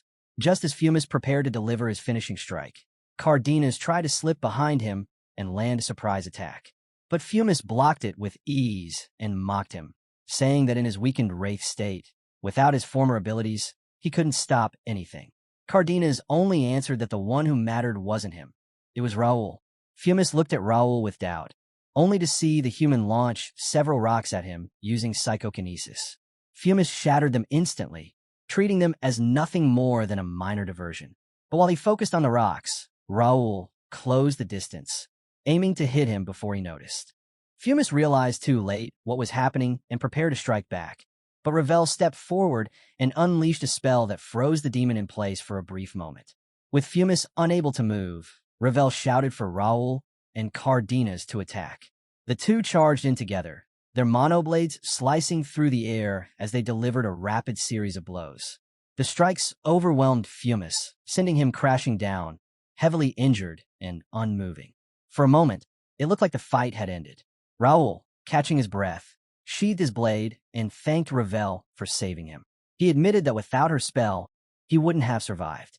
Ravel downplayed her part, but reminded him that fairies were natural enemies of demons, so stepping in was something she couldn't ignore. Cardenas, however, remained uneasy. He told them the battle wasn't finished. The three of them turned toward Fumis' body as a dark, ominous aura began to rise from it. Cardenas explained that the altar suppressing Fumis' strength was weakening. If it broke, the demon's full power would return, and everything would spiral into chaos. They needed something capable of replacing the altar, something with enough force to suppress powerful magic. Raul thought quickly. He remembered the Ragnator, a force designed to silence magic entirely. It might stabilize the seal and prevent disaster. Cardenas, who had protected the palace for countless years, asked Raul about the artifact he carried. Raul looked at the object, realizing it truly was the Ragnator, a construct built to hold a soul. He explained that although the armor lacked a soul now, it still had enough structure to restore the damaged seal from within. Raul understood exactly what the situation demanded. Moving the seal meant transferring its remaining power into Ragnator, and that would pull Cardenas back into its influence. If they went through with this, Cardenas' 1,000-year duty as guardian would come to an end, forcing him to decide whether to keep walking that path or finally choose another life. Cardenas reflected on the long stretch of years he had spent as the protector of the seal, bound to the palace, and everything connected to it. For centuries, he had trained nobles, guided knights, and held the line against invaders and traitors alike. The work had been heavy and relentless, yet he had kept going, fulfilling his task through turmoil, loss, and constant threats. But before Cardenas could answer, the entire chamber shook. The ceiling collapsed, sending down stone and sand in a violent rush. Raul and Revel reacted instantly, slipping out of the danger zone and finding cover. From their safer position, they looked back at the buried chamber, both relieved that they had avoided being crushed and grateful the collapse hadn't trapped them inside. As Raul tried to steady himself, a new system window blinked into existence right in front of him. The notification revealed major changes happening across the world of Connect. Mana had become denser, making it easier for people to learn, gather, and manipulate it. Plants and animals were beginning to grow at accelerated speeds, raising the likelihood of strange variations appearing everywhere. Dark forces had also begun to stir, making it more likely that hidden seals would be exposed. And among all these changes, certain NPCs, characters who were not players, had been elevated into something more significant: scenario NPCs. Raul realized how serious this update really was. Stronger enemies, fiercer threats, and unpredictable shifts were on the way. But there was also potential in this chaos. Even though NPCs normally progress slower than players, the new growth rate meant they might eventually be able to stand on equal ground. Cardenas pulled Raul back from his thoughts. The Guardian asked if Raul was certain that Ragnator could take the place of the seal. He warned that the artifact might turn into a curse, urging Raul to think before making a mistake that could affect them for years. Raul didn't hesitate. Even if Ragnator did become a curse, he said he was willing to bear it and use whatever power came with it to grow stronger. Cardenas took in Raul's confidence. After a moment, he accepted the idea and gave his approval. "I trust your decision. I accept your offer, outsider." Raul answered with a small, relaxed tone, telling him he could simply call him Raul. The Guardian then offered something he rarely shared: his own name. "And you may call me Carl." With that, their partnership shifted into something closer to friendship, and Raul began the careful, demanding process of transferring the seal into Ragnator. The next day, after everything involving Ragnator had settled, Raul sat in his large home, deep in thought. He considered the current state of Connect and the massive changes that were about to unfold. "It should appear in Connect soon," he murmured, though he didn't mention what he meant. While he continued to think, another system message appeared before him, signaling yet another major update. Update complete. The open test version of Connect has been expanded. Additional players may now join. 16 free cities have been established as safe zones where players lose no experience upon death and cannot leave during the protected period. New features have been added, including video upload functions and an internal web browser. Connect had expanded again, adding its own banking system, trading features, and an auction house for players. The first main quest, the first gate outbreak, had officially been completed, though only a small number of players had managed to clear it. Because of that, the system announced it would be adjusted to be more manageable. Instead of causing widespread destruction, future gates would now transform into dungeons. Another large scenario was beginning as well: Birth of Chaos, along with a new exclusive main quest for players called Entrance of Savior, plus a public event titled Defeat the Instructor. Raul scanned through these changes without reacting much, but he understood exactly what they represented. This is nearly the same as before, he thought, remembering how events had played out in his previous life. But one part of the update stood out and held his attention. The scenario Birth of Chaos unfolded clearly through the system message. Gate outbreaks had spread across Connect. Monsters had overridden villages, farmlands, and entire regions. Humans had been pushed back, losing territory everywhere. The 4 ancient seals that once contained the dimensional gates were failing, weakened by an unknown plan. The guardians who protected each kingdom had already fallen, leaving their royal families exposed. With the balance gone, secret organizations began rising to power by exploiting the disorder. The world was shifting into a place where only those with strength and resources would make it through. Raul considered what this situation meant. Recent events proved how badly vulnerable regions suffered whenever disaster struck. Ordinary people always paid the highest price, while powerful noble houses managed to protect themselves with their forces. That imbalance surfaced the real problem. Many noble families, especially those with wealth rather than combat strength, would treat this chaos as an opportunity. They would expand, take over weakened land, and use it without holding back. That thought made Raul evaluate his own position. "I have 3 territories," he reminded himself. In the past, the royal family resolved conflicts between nobles, but their authority was unstable now that their guardian was gone. That absence was a significant issue. The rest of the nobility didn't know it yet, but it wouldn't take them long to realize it. Without Cardenas, the royal family's position hung in the balance. Raul understood he couldn't ignore the situation. "If I can't stop the entire world from collapsing, then I'll protect my people first. I'll prevent as much damage as I can and keep my knights alive." But there were old schemes targeting Ashton County, schemes that had existed long before these updates. "I'll need to be prepared for all of it." While he organized his thoughts, he noticed Ravel standing in front of the update screen, completely still as she processed the information. After a moment, she turned toward him. Raul asked if she was all right, mentioning that he had called her several times. Ravel answered with excitement. She insisted that Raul must have already known the truth, that this world and the other one were connected. She explained that the internet was like an enormous ocean linking them together. Raul nodded and admitted that he had never explained it properly before, promising to try again. To begin, he activated the soul connection wired into Ragnator. A golden glow rose from the artifact and gathered into the form of Cardenas, who now stood in his newly restored body. "I've been waiting, Raul," Cardenas said, steady and composed. He stepped forward, observing his surroundings before focusing on Raul. "Why did you call me?" Raul prepared himself.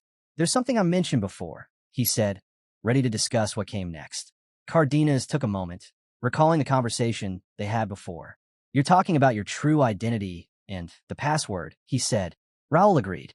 He admitted that his earlier explanation had been incomplete, and since their connection was permanent, he wanted nothing hidden between them. He wanted Cardenas to know who he really was and what was truly happening. Raul laid out everything from start to finish. Cardenas listened without interrupting. When Raul finished, Cardenas finally responded. "So you're saying you come from the same world as the other outsiders, the world you call Earth?" Ravel had been quietly absorbing the conversation, but now she turned to Raul, clearly puzzled. "Why didn't you tell me before?" she asked, her tone showing her frustration. Raul apologized. He said the story sounded unbelievable even to him, and he hadn't been ready to share it until Earth's people started appearing more frequently in their world. Ravel slowly pieced the information together. No wonder everything lined up. The Link Cafe wasn't a prophecy at all. It was describing things you had already lived through. "I assumed you were some sort of divine apostle, but maybe that wasn't entirely wrong either. Resurrection and regression aren't things ordinary humans can do." Raul noticed her deep, distant focus. "What's bothering you?" he asked. Cardenas let out a heavy breath. "It's hard to accept, even after living 2 lives. But it's clear your resurrection has a purpose. You're going to face decisions like the ones I faced. Power always brings responsibility. What matters is that when the time comes, you choose with your own judgment." Raul replied with steady determination. "To do that, we need more strength. Otherwise, we'll get drowned by everything coming our way." Cardenas studied him, impressed with how strongly Raul spoke. Raul carried a level of potential and drive he recognized from his own younger years. "But I hope he avoids the path I took," Cardenas thought. "I hope the world doesn't twist him. I hope he continues forward on his own terms." Later, once Raul was alone, he turned to the Ragnator armor, thinking about everything that had changed. Cardenas had been merged with it for some time now. Though he existed only as a soul, unable to affect the physical world directly, activating Ragnator allowed him to appear in a semi-spiritual form. While Raul stood there, the system opened a new window showing updated information about Ragnator. The armor's rank had risen from B+ to A, meaning its overall capability had drastically improved. The status showed Raul was wearing it, but it was still only partially awakened, with many sealed functions waiting to be unlocked. One major upgrade was its output power, increasing from 1.6 to 1.8 core power. Along with that came a doubled operating time, from 1 hour to 2, allowing extended use before it needed another recharge. Right now, though, it was still recovering its energy. Its defensive strength had also taken a large step forward. It now carried a 6-circle defensive spell, giving it high-level magical protection. However, there was one drawback. The intermediate monoblade attribute extension had dropped by 70%, limiting the weapon's offensive reach despite the armor's other improvements. The power armor still kept its core abilities: Judgment, Stealth, Devour, Illusion Wings, and Ego. The awakening duration remained short, only 15 to 30 seconds, meaning Raul could draw out more power from Ragnator in that brief window. Raul felt satisfied with the upgrade. Cardenas also helped with his training from time to time, and because of that, Raul's swordsmanship had grown far sharper than before. Not long ago, at the training grounds, a wide, dusty field, Raul was practicing the Ashton family's sword techniques. Cardenas stood nearby, watching every movement. "The Ashton sword style really is impressive," he said. "Some even claim it's the strongest when using a two-handed sword.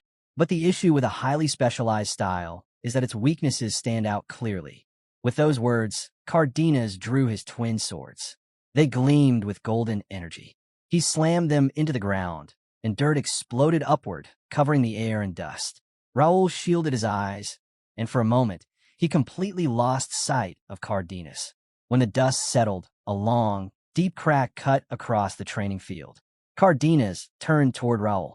Your family's swordsmanship is known everywhere because of the tremendous physical strength passed down in your bloodline. Bodies like yours can perform techniques others wouldn't even attempt, but that same style doesn't match you. Raul tightened his grip on his sword. I figured as much. My body has limits. No matter how hard I try, I can't reach the level my brother or father had. Cardenas spoke in a steadier tone. I'm not telling you to abandon your family style. It's part of where you come from. But if you keep using it without adjusting it to your body, it will eventually slow you down. He placed a hand on Raul's shoulder. I'll teach you my swordsmanship. Our backgrounds are similar, so you'll pick it up fast. Once you master it, you'll be able to reshape your family style however you want. So what do you say? Raul closed his hand into a fist. Teach me, he said.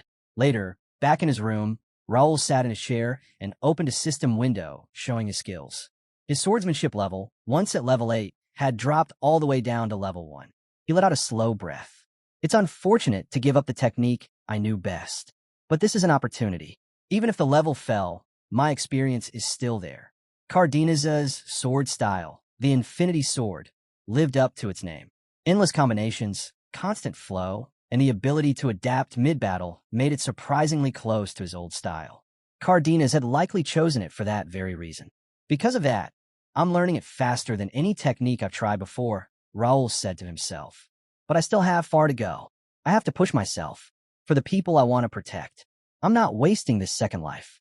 A few days later, Raul sat at his desk, surrounded by stacks of documents. The growth of their territory meant more responsibilities. We've stationed guards at the gates to keep them from turning into dungeons, he said while reviewing another report. Gate and dungeon management is crucial for resource dungeons, known for valuable monsters. Raul had assigned a special team from a guild. Each time they defeated monsters or guardians, the dungeon's hunting meter increased. Once the meter reached its limit, the dungeon master appeared. Defeating that final boss caused the dungeon to collapse. By managing the guardians properly, they could keep the dungeon stable and prevent avoidable risks. Just as Raul finished reviewing another report, a knock sounded at his door. Come in, Raul called. Kane entered with a heavy stack of documents balanced in his arms. Master, I brought the reports you requested. We've managed to locate almost all of the 2,000 newcomers, except for 17 players who arrived during the first and second waves. Most of the missing ones seem to be in Markia's Kingdom's free city, Ignet. Raul flipped through the pages and nodded. Good work. Sending scouts that far must have been difficult. Kane dipped his head. It's part of my duty. Raul gave a small nod. Thank you. This is enough for now. Go rest. Once Kane left, Raul returned his attention to the files. New players were arriving every week. Half a month had already passed, and they were on the third wave. If the information I'm looking for is in here, I might have to change my plans, he murmured. But first, Crash, the strongest solo player in Connect. Where are you? Hours later, as he continued digging through every document, Raul let out a quiet sigh and pushed a hand through his hair. Nothing, absolutely nothing. He had checked everything, every detail he remembered, every clue he could think of, but there was no trace of the crash anywhere. Not in Connect, not on Earth, and not even in records related to Connect's top-ranked player. Crash had simply vanished, as though he never existed at all. Raul leaned back in his chair, his expression turning serious. When I first confronted my past self, I wondered whether I should try involving him in my plans or act as if I didn't know him. But it was an empty question. He stood and moved toward the window, thinking quietly. It doesn't matter anymore. If I'm honest, I don't think I want to meet him. His voice softened as he recalled the life of Bei Dohayan, an orphan with no one to rely on, no support, no protection, only a handful of genuine friends. A life spent alone, filled with rejection and difficulty. A world that never gave him anything. That was my life, Raul admitted. Bei Dohayan had been defensive, self-centered, and hostile toward everything around him. If not for his natural talent and the experience he gained in Connect, his life might have drifted into complete failure, directionless and forgotten. Yet even with all his flaws, Bei Dohayan had never turned away from injustice. Once he chose a path, he stayed with it. His beliefs never wavered. Raul clenched his fists. I wanted things to be different this time. In his previous life, he had searched everywhere for his real parents, but never found them. In this life, he hoped there would be a chance. He wanted to guide Bei Dohayan towards something better, to prove that someone from an orphanage, someone who started with nothing, could succeed both in the game and in reality. A life where he could find love, build a family, and finally live without fear. Was that just a foolish hope? He whispered. There's no trace of Beidou Haiyan anywhere. He thought about the contrast between his past and present selves. They were the same, yet so different that they could almost be treated as two completely separate people. Beidou Haiyan had been sharp-edged and always on guard, while Raul's life, full of care, encouragement, and stability, had reshaped him into someone far different from who he used to be. Raul had grown used to having people around him. Now, even a short moment of being alone felt strange. If someone called me a hypocrite for feeling this way, he muttered, I wouldn't have a good argument against it. Even so, beneath all those mixed thoughts, his intention was clear. This world is my home now. My family, my territory, my friends, that's what matters. Anyone who tries to harm what belongs to me, I won't let it go. Even if standing against them means turning every player in Connect into an enemy. With Beidou Haiyan gone, certain things became easier. Skill embodiment. Beidou Haiyan's unique talent had always required enormous time and focus to master. The gap between normal players and someone like Beidou Haiyan, who had perfected it, was enormous. But that threat no longer existed. Now I can progress without watching my back for another version of myself. Players only reach true strength after mastering skill embodiment and forming their own unique abilities. If the world had forgotten Beidou Haiyan, Raul made up his mind. Then I'll bring that name back myself. I'll reclaim everything Beidou Haiyan once achieved. 15 days after Connect officially opened, an announcement spread across the entire player base, shaking the community. First unofficial event in Connect. Recruitment notice for First Night Guild Academy cadets. The Free Cities of Rubin Kingdom, already known for having large numbers of well-prepared players, instantly became the center of attention again. The First Night Guild had introduced a new set of major rules. They had opened a special academy dedicated to training players and were accepting their first round of students. Any player who had completed their first job change could apply. All types of players were welcome. The academy would accept 600 students divided into 4 groups of 150 each, with each group specializing in different areas. Training would last 3 months and cost nothing. Graduates would become honorary guild members, gaining first priority for guild-related missions. The highest-ranking students would earn a chance to take the official guild membership test. Those who passed would receive exclusive gear, financial support depending on their rank, and advanced training sponsored by the guild, tailored to their class. Registration opened on February 1st, and the deadline was approaching quickly. The moment the announcement dropped, the entire Connect player community erupted with chatter. This is insane. I need better gear. I'm heading there right now. Too late. Didn't you hear? They blocked free teleportation between cities. I knew this would happen. I went to Rubin last week. This is so unfair. This is going to completely break the balance. Someone's always complaining. Just deal with it. Have you seen the First Night Guild members up close? Their equipment is incredible. I'm getting in for sure. You're right. I'll be the one accepted. You two don't stand a chance. You're all dreaming. Better hurry. If you want a shot, you'd better sign up before everyone else. If you don't get into the academy this time, you're done for. The competition is already rough, and it'll only get worse, someone insisted. Another voice agreed. Exactly. Connect Corp announced they're adding 3,000 new players every week. In 3 months, we'll have 40,000 more. Someone else questioned the timing. Why run an event like this so early? Shouldn't they wait for more players first? Another replied. Then go complain to the First Night Guild. The admins aren't the ones hosting this. Raul watched all the lines of text scroll down his monitor. One particular comment grabbed his attention. Hey, Connect admins, are you seeing this? Open events in other countries too, or I'm going to cause a scene at your office. The responses came instantly. You wouldn't even get past security. The admins can't do anything. The announcement already said they only interfere in special cases.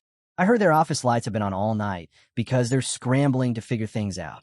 Raul allowed himself a small smile as the arguments continued. Players blaming administrators, nothing ever changed. No matter how balanced an event was, someone always found a reason to complain. He leaned back and considered everything as a whole. Events designed to help newcomers always made experienced players upset. Harder events frustrated casual players. That was the cycle when companies focused on profit put people in charge. Pleasing everyone was impossible. His expression shifted into something more focused. The First Night Guild Academy. This is something I've been preparing for a long time. He remembered the agreements he made with the mayors of the free cities, arrangements that allowed these player support rules to even exist. Of course, players will flock to Ruben's free cities. That's where their chances are best. And when they arrive, the First Night Guild will pick the strongest candidates. His eyes sharpened. But this situation needs close management. Even if I can't see them directly, the Connect administrators are moving behind the curtain, controlling everything.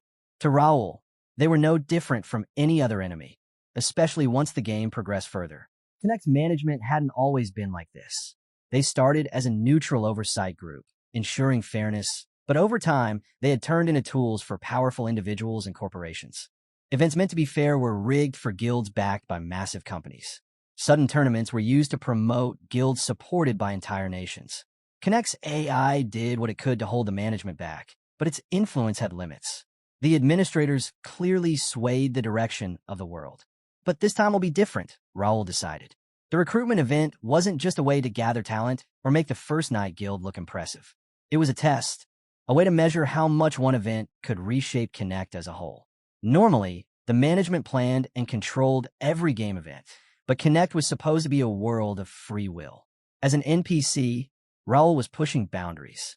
He was creating events independently, handing out quests without permission, and so far, no one had stepped in to stop him. The First Night Guild had managed to host major events that directly influenced players, and they had done so without anyone interfering. This revealed something crucial. Inside Connect, it was completely possible to shape the actions of players, and no one, not even the administrators, would stop it. The administrators likely believed they would always maintain full control over the system, but they were mistaken. This time, things wouldn't follow their expectations. Raul allowed himself a brief smirk at that thought. The scene shifted to the free city of Mira. Inside the mayor's grand residence, the brightly lit hall shimmered with polished floors and ornate decorations. The mayor greeted his important guest with enthusiasm. "Oh, welcome, young Master Raul," he said with a cheerful tone. "No, Viscount. My apologies." Raul nodded in return. "I hope I'm not disturbing you. I know you're busy." The mayor waved dismissively. "Not at all. No reason for such formality." Raul studied the man quietly. The mayor was in excellent spirits, and it wasn't hard to understand why. A year ago, Mira had been a small, quiet town. Now it had become a major hub of trade and activity. The mayor clearly saw Raul as a major contributor to that growth, a benefactor who had helped transform the city almost overnight. So, the mayor asked, "What brings you here this time?" "Whatever it is, Viscount Raul, I'm sure I can manage it." Raul turned slightly and gestured to the figure standing beside him, a person draped in a black cloak that covered their face. "I want you to meet someone," Raul said calmly. The mayor's interest sharpened. "Ah, this must be important. You wouldn't bring just anyone to see me." Raul nodded. "This player will be working with me. His name is Crash." The cloaked figure lowered his hood, revealing a sharp, confident look. "It's an honor to meet you, Mayor. I am Crash." The mayor examined him briefly, then broke into an enthusiastic smile. My, it seems I should be asking you for assistance.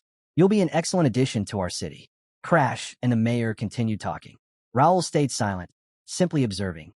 Later, Crash stepped out of the office. The mayor, still in high spirits, called after him. "If there's anything you need, please tell me. I'll gladly help." Crash answered politely. "Thank you, Mayor. I appreciate it. I'll see you soon." Once he was gone, the mayor turned to Raul with a light chuckle. "You really are always ahead of everyone. How did you find another outsider so quickly?" Raul answered with a small smile. "It happened naturally. He's skilled, capable, and has potential I couldn't ignore. I thought you should meet him." The mayor laughed again. "You truly have a talent for spotting good people. That's all I need to hear. I'll keep an eye on him." As Raul prepared to leave, the mayor walked him toward the entrance of the mansion. "Safe travels, Viscount." "Thank you for the hospitality," Raul replied before stepping into the carriage. Inside, Crash was already seated. As Raul sat down, Crash asked, "What did the mayor think?" Raul smirked. "He doesn't fully trust you yet. He'll be observing everything you do." Then the truth came to light. Raul had been the one disguised as Crash. Kane, who had been disguised as Raul, sat across from him. "Your disguises are unbelievable." Even the mayor didn't suspect a thing. Kane returned to his usual appearance and said, "I'm just glad I could assist." Raul removed a small ring from his finger. It shimmered, and his real appearance emerged. "This little item works perfectly," he said. It's the ring I received from Vice Chancellor Gray back at the Academy. A transparent system window opened in front of Raul, displaying information about the ring. Gray's polymorph ring description perfectly alters the wearer's physical form to match any selected appearance. Another window followed. Second identity, grade. Unique description grants the user an additional identity that can be switched to freely. Useful for rank calculations, group activities, and quests. Limitation. Experience and achievements are recorded separately for each identity. Differences in skill proficiency between identities may become noticeable. Raul let out a small smirk. So, this update finally added the second ID system. It's pricey in the player's shop, but worth every coin. With the ring and the new system, he had created an entirely separate persona, Crash. Now he could move around Connect as a player without restrictions. All right, Raul said, his tone sharpening. Let's get back to the real operation. Meanwhile, on Earth, inside the massive Connect headquarters building, one of the largest meeting rooms was filled with tension. Employees sat around a polished table, murmuring among themselves while waiting for an explanation. Section Chief Kim, do you have any idea what this is about? Someone finally asked. Kim shook his head. None. We were all called here suddenly, and nobody told us anything. A woman with brown hair tapped her fingers on the table. What could require an emergency meeting like this? Beside her, a woman with red hair leaned closer, whispering, Do you think this has something to do with the First Night Guild Academy? Speculation continued, but uncertainty hung over the room. The door opened. Everyone immediately turned their attention to the entrance. A man in a clean suit and glasses walked in, moving with steady confidence that silenced the room. Is everyone here? He asked. His voice was calm and controlled. Good. This emergency meeting concerns something extremely important. The man was Chai Li Huan, the planning director and head of Connect headquarters. He checked his watch, then turned to the large projector screen behind him. The lights dimmed, and the presentation began. Across the screen, bold letters appeared. First Night Guild Academy Entrance Exam Special Course. Combat Assessment Live Broadcast Scheduling and Advertisement Negotiation. Soft murmurs spread through the room, but Chai Li Wan spoke before anyone could raise a hand. I'm sure you've all heard about the upcoming entrance exam for the First Night Guild Academy, he said. One part of the exam, the combat assessment, will be broadcast live by Connect. He paused briefly, and here is what will surprise you. This broadcast proposal wasn't created by us. The idea came directly from the First Night Guild, specifically from their guild master, Raul Ashton, through his representative, Crash. He continued, and even more surprising, the president approved the plan personally. The room fell into shocked whispers. The First Night Guild proposed it, someone muttered. Another asked, completely bewildered, Wait, the in-game characters submitted the plan? A third person added, and the president himself approved it? The confusion only grew as the implications sank in. The tension in the room climbed even higher when one irritated employee struck the table with his fist and snapped. This is absurd. How can a game character be the one submitting proposals instead of an actual employee? Who allowed this? The entire room froze. The weight of the situation landed heavily on everyone. The scale of what had just unfolded finally became clear. Chai Li Huan said nothing, holding the printed proposal so firmly that the edges bent out of shape. His jaw settled into a hard line as he examined the document. So this bizarre proposal made it through without a single discussion, he thought, his agitation barely kept in check. He shifted his eyes toward the screen again. What is the president planning? The scene shifted to Myra's central square, the bustling gathering hub buzzing with activity. Voices rang out one after another. One slot left for the street dog elimination quest. Prefer warriors. Another shouted, selling warrior two-handed axes and leather gloves. Good deals here. A different call arose. Need a party? Level 17 archer ready. Players crowded every corner, moving, shouting, trading, and forming teams, turning the area into a loud and lively mess. Amid the noise, Raul, currently disguised as Crash, sat on a bench watching the flow of players. As he observed the crowd, a thought surfaced, blending in with players while using my old life's appearance. It almost feels like I never reincarnated. A strange familiarity settled over him, and he muttered, feels oddly natural. Beside him, Ravel, his contracted fairy, was busy scrolling through the Connect game's homepage, checking the latest posts. Something made her pause. and she quickly turned toward Raul. Raul, a new announcement just went up, and there's a commercial attached. Raul lifted an eyebrow. Oh, what's it about? Ravel's wings moved rapidly as she browsed through reactions across the online communities. It looks like it's blowing up. Every forum is talking about it. A grin touched Raul's lips. Perfect. We just have to stay alert. Keep tracking the main page and the player cafe. Tell me the moment anything changes. Understood, Raul, she replied with a firm nod. Raul leaned back on the bench, letting his thoughts wander. Everything's been running smoothly so far. Honestly, I expected more complications. I wasn't even sure an NPC-led guild could pull off formal negotiations, but the talks turned out better than expected. Connect will push this hard.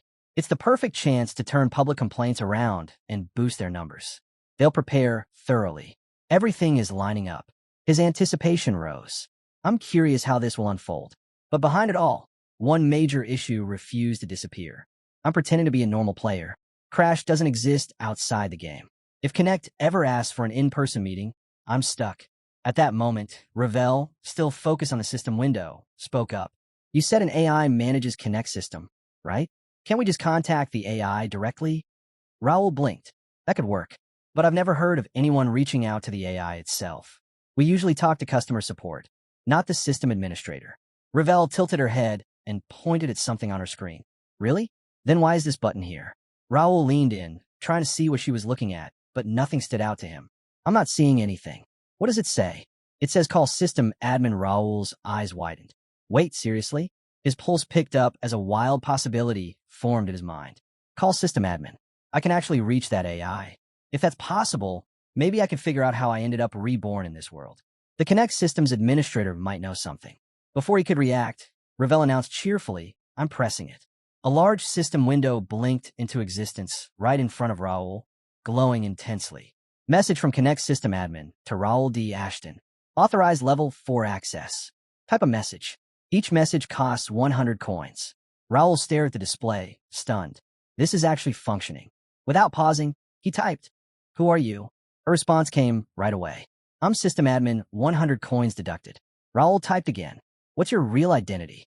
I'm system admin, 100 coins deducted. He typed even faster. Where are you? This time, there was no direct answer. A new system notice replaced it. Access denied. 100 coins deducted. Raul tried again. Access denied. 100 coins deducted. Another message followed. Would you like to continue the scenario? Ravel, standing beside him, said, Raul, stop wasting coins. Ask what you actually need. Fine. He exhaled and typed, I have a suggestion for Connect. Can I submit it here? A fresh message appeared. Upload your suggestion here. 200 coins deducted. Raul stared at the deduction notice, his irritation growing. 200 coins for 2 lines of text. Still muttering to himself, he held up a handwritten note with his idea and paused in front of the glowing window. Can I just show this? As soon as he lifted the paper toward the light, a bright blue scan passed over it instantly. A final message appeared on the display. Your suggestion has been submitted. 1,000 coins have been deducted. You'll receive a reply within 24 hours. Ravel checked the system window and noticed something missing. The call system admin button was gone. She told Raul immediately, and he dropped onto the bench, rubbing his forehead. I think I just got played. But the next day, a reply arrived. Not only had his suggestion been accepted, but the message also included a scheduled meeting. He felt relieved when he saw it wouldn't require a meeting in person. It would be held online. What he didn't expect was that CEO Mak Jaewo would attend it himself. The meeting went smoothly. The first guild officially became a partner, and they finalized how the earnings from the Academy broadcast would be shared. As things were wrapping up, Mak Jaewo lifted his hand. Hold on. You said your name was Crash. Raul, staying in his Crash persona, nodded.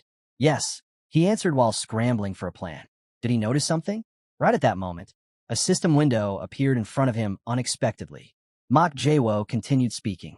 This is my direct contact information. I have a feeling our paths will cross more often. Back in the present, Raul sat on the same bench in the gathering square, running the CEO's words through his mind. What was he implying? He stayed quiet the entire meeting. What was that supposed to mean? Before he could think further, loud voices cut through the area. There's a new announcement. It's about the Academy. Players jumped to their feet as a shared system message appeared in front of them. Really? Someone read it. What's the exam like? Any details? After scanning the notice, the crowd stirred with excitement. This is huge. No time to waste. I'm grinding right now. Another shouted, need one more for a street dog party, going after Thornwolf. Raul let out a long breath and placed a finger in his ear to dull the noise. Quite the reaction, he muttered. Push hard, everyone. A lot more people will flood in soon. His tone shifted. Time for me to start moving. The scene shifted back to the Connect headquarters. Inside the CEO's office, Mak Jaewo stood by his desk, looking out over the city from behind the glass. Without turning around, he asked, how are the preparations? Chai Li Huan answered steadily. Everything is proceeding as planned. Ma Jaewo gave a brief nod, but added, we're close to the promotion announcement. Make absolutely sure nothing is overlooked. Chai Li Huan hesitated before responding carefully. Boss, this direction carries too much risk. The entire operation is being guided by a computer character and a single player. We still have time to withdraw from this partnership. Ma Jaewo's tone stayed firm. That isn't possible. Taken aback, Chai Li Huan frowned. But why, sir? Ma Jaewo exhaled once and said, you're missing the full picture. I didn't decide this alone.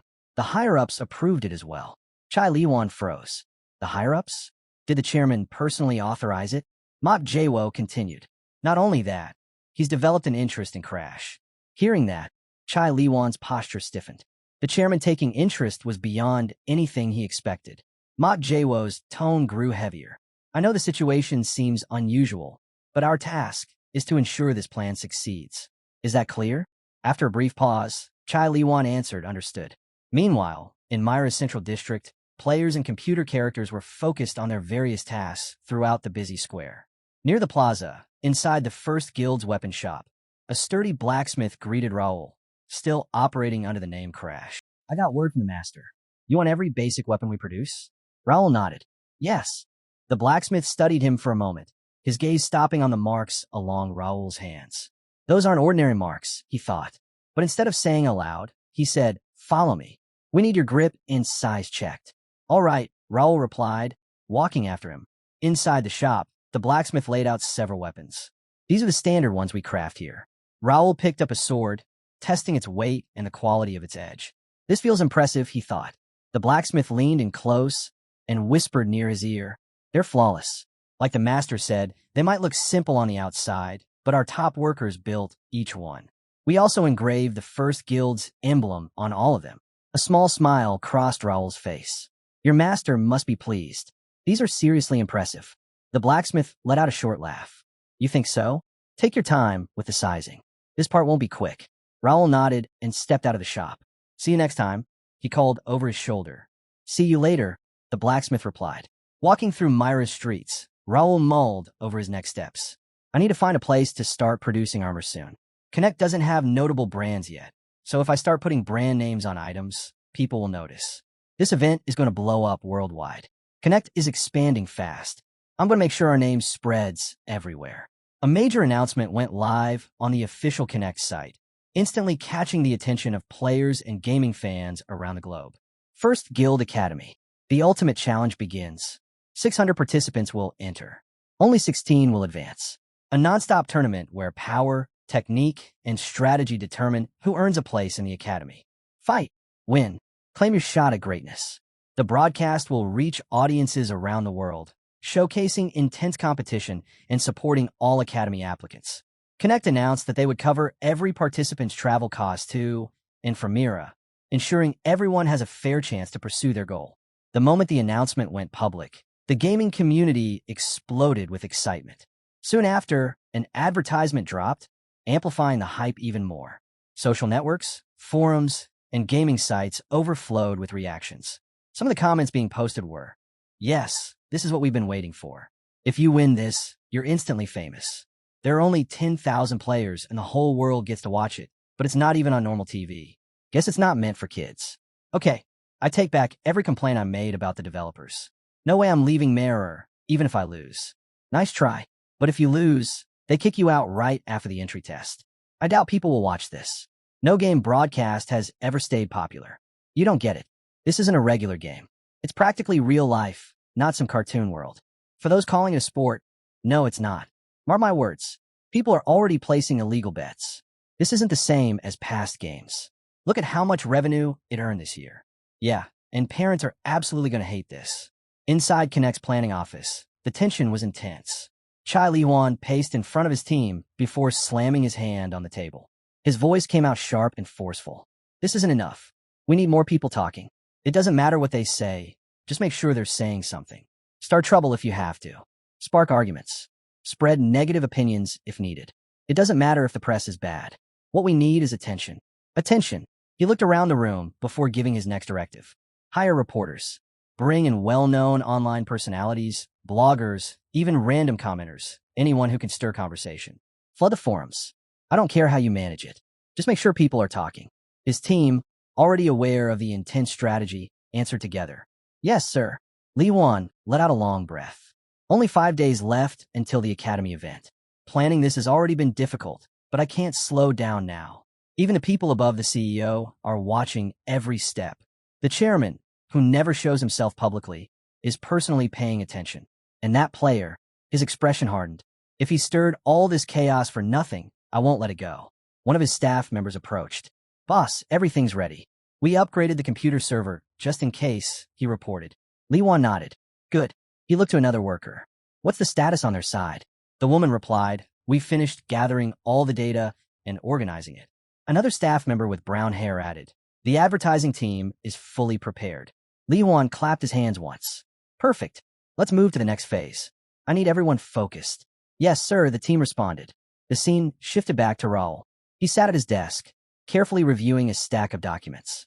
His attention stayed locked on the details in front of him. Suddenly, an excited voice broke through his concentration. Raul. It was Ravel, his contracted fairy, circling in front of him with energetic movements. Her wings flickered rapidly as she delivered the news. There's an announcement. A system window appeared on Raul's screen at that moment, displaying a fresh update. Second promotion video for the Academy battle released. Raul examined the display closely. A slow, knowing smile formed as he read the message. This is only the start, he murmured, excitement building inside him. The video began with a wide shot of a battlefield. Dalton and Jake stood in formation with the Knights of the First Guild. A wave of goblins emerged from the shadows, their twisted grins visible under the faint light. A low, rumbling sound rolled through them as they focused on Knights. Seeing the incoming attack, Dalton and Jake braced themselves. Dalton, recognized for his speed with dual blades, charged ahead first. His swords flashed as he sliced through goblins with ease. Every strike flowed cleanly, cutting down enemies as if nothing could slow him. Jake came right behind him, gripping his long sword. Unlike Dalton's swift movements, Jake relied on powerful swings. Each attack sent goblins crashing backward with a single strike. Behind the front line, alchemist Nikia lifted her hand, magic forming instantly. She spoke a short chant, and binding magic swept across the field, locking the goblins in place. Their movements slowed, trapped by invisible restraints. Taking full advantage, Philip, Josh, and Pierce rushed in. Their coordination was seamless as they struck the immobilized goblins, each hit precise and effective. Then the camera shifted, revealing the horizon. The pounding sound of horses echoed across the battlefield. Their commander rode forward, steady and confident, taking full control of the moment. He tugged on the reins, bringing his horse to a halt atop a small rise where the entire battlefield was visible. Raul let out a confident smile and called out, "Do you want to be the one who stands out the most here?" His soldier knights answered instantly yes, lifting their weapons high. Raul drew his sword in one swift motion, the bright blade catching the light over the chaotic field. Then push hard and claim that place. Anyone can rise to the top. With that, he rushed into the battle, leading the charge. The screen faded to black before bold letters appeared. Connect's first event battle. As soon as viewers watched the video, the gaming community exploded with excitement. One person said, "Did you see that? Who was the person at the end? He looks better than any actor I've seen." Someone else replied, "Didn't you read the caption? He's a character inside the game. Probably one of the major quest givers." The excitement doubled when Connect introduced their new online meeting board where all comments could be auto-translated. Immediately, posts started flooding in. The Connect battle event is starting. Who will be the first champion? This game that used to be just local is now worldwide. Who's going to take the win? Seeing all the reactions, Raul let out a quiet laugh and leaned back in his chair. The developers aren't as hopeless as I thought. Beside him, Ravel scanned the fast-moving online messages, her energy rising. Everyone's going wild. It's a good thing we made that video to draw them in. Raul gave a small grin. Filming that took plenty of effort. Ravel pointed at another discussion thread. They can't stop talking about the battle. Raul exhaled slowly. What Connect offered us is far better than what the video required. Then he noticed a new notification and opened it. First Guild Academy Special Exam. Official rewards. We sincerely thank all players for their support. Below are the rewards. Prizes for individuals top 64 players. 1 month free Connect subscription top 16 players. 5% share of the live broadcast revenue champion. 10 million Korean won and a 6-month role as Connect's official representative. Special national rewards. Nations with players in the top 16 will receive 1% of a pool of special game items. For example, if 3 players from Nation A reach the top 16, Nation A will receive 90 items out of 3,000. The champion's country will receive 10% of the special items. All players from the champion's country will get 1 month free subscription. Connect has prepared these rewards to build the future of the game together with its community. Good luck to all participants. Enjoy the battle. Raul's expression turned thoughtful as he planned his next moves. Splitting the reward across an entire nation. That's a clever strategy. If this becomes a national contest, even people who never play games will start watching. The discussion board was already overflowing. Arguments, theories, predictions, endless chatter. Curious, Raul opened the live rankings for Connect players. A new window appeared, showing the updated leaderboard. First place, Bait Do-hyun, level 23, South Korea. Second, Lewis Blake, level 21, United States. Third place, Li Jincheng, level 21, China. Looking at the top-ranking players, Raul's eyes brightened with anticipation. I can't wait for that day to arrive, he said. The scene shifted to the main building of the First Night Guild, where thousands of players had gathered for the Academy entrance test. Raul and Ravel stood beside a large window, gazing down at the enormous crowd below. Ravel's eyes widened. There's so many people. Raul continued studying the players. A total of 6,500 had applied for the Academy test. Nearly every player above level 10 had signed up. After strict evaluation, only 2,000 were accepted. From those, 1,600 would enter the battle, chosen according to very precise rules. Then, complaints rose from the crowd. How am I supposed to handle this? I work full-time. Why'd someone lower level than me get picked? Raul's gaze sharpened. He had predicted this reaction exactly. Level and consistent playtime. That was the criteria. Players who started at the same time as others but played less, leveling slowly, were cut. Talent and personality matter, but dedication matters more, Raul thought. We don't need players who appear only occasionally. Lack of talent isn't the issue. What I want is someone who logs in constantly with steady determination. Inside the guild's main hall, a group of mayors from the free cities of the Reuben Kingdom arrived, looking quite satisfied. Count Raul, congratulations on launching your academy. Raul turned and gave a respectful nod. Mayors, thank you for coming. Reynaldo smiled. Not at all. We appreciate the invitation. It's an honor to take part in this. Raul's attention moved toward 3 individuals standing apart from the rest. They looked uneasy, whispering among themselves. Those are the mayors who rejected my proposal, he thought. They underestimated me, but now they must realize what they missed after seeing what the others gained. A familiar voice drew him back. Master, all the players have arrived. Raul looked and saw Bernard, his devoted butler, waiting respectfully. Raul's smile grew slowly. They're waiting for us. Let's begin. Palmer walked onto the stage with confidence. He stood before thousands of players who had gathered for this major event. The crowd quieted instantly, waiting for his words. Palmer gave a bright smile and projected his voice. Thank you for waiting. The first Academy entrance test, the battle begins now. A massive cheer erupted from the players. Arms rose, voices rang out. Excitement rippled across the entire hall. Palmer waited until the noise settled before continuing. Hello, everyone. I am Palmer, head of the Mira branch of the First Night Guild. Before we begin, allow me to explain the rules. The crowd fell silent again, their enthusiasm shifting into focused attention. For the first round, 1,600 players will be divided into 8 groups. Each group will consist of 200 players. All groups will be transported to a battlefield where they will fight until there is only one remaining. In the crowd, a man leaned toward a woman beside him. I figured it would be something like this, but a battle this huge? The woman folded her arms. Then how do they decide who passes? Palmer responded as if he had heard their conversation. Only 8 players from each group will advance to the next stage. Here's how they'll be selected. The final player left standing moves on automatically. The next 5 spots go to those who defeat the highest number of players. 2 additional players will advance by doing something special. A steady murmur spread through the audience as everyone tried to guess what that special task might be. Palmer lifted his hand, bringing the room back to silence before explaining. Hidden across the battlefield are statues. The first 2 players to collect 5 statues each will earn a place in the next round. A wave of surprise rippled through the players. Palmer continued, but pay attention. Once someone gathers 5 statues, a bright light will flash from them for 5 seconds. Everyone nearby will notice. Then you must protect your statues for a full minute to secure your spot.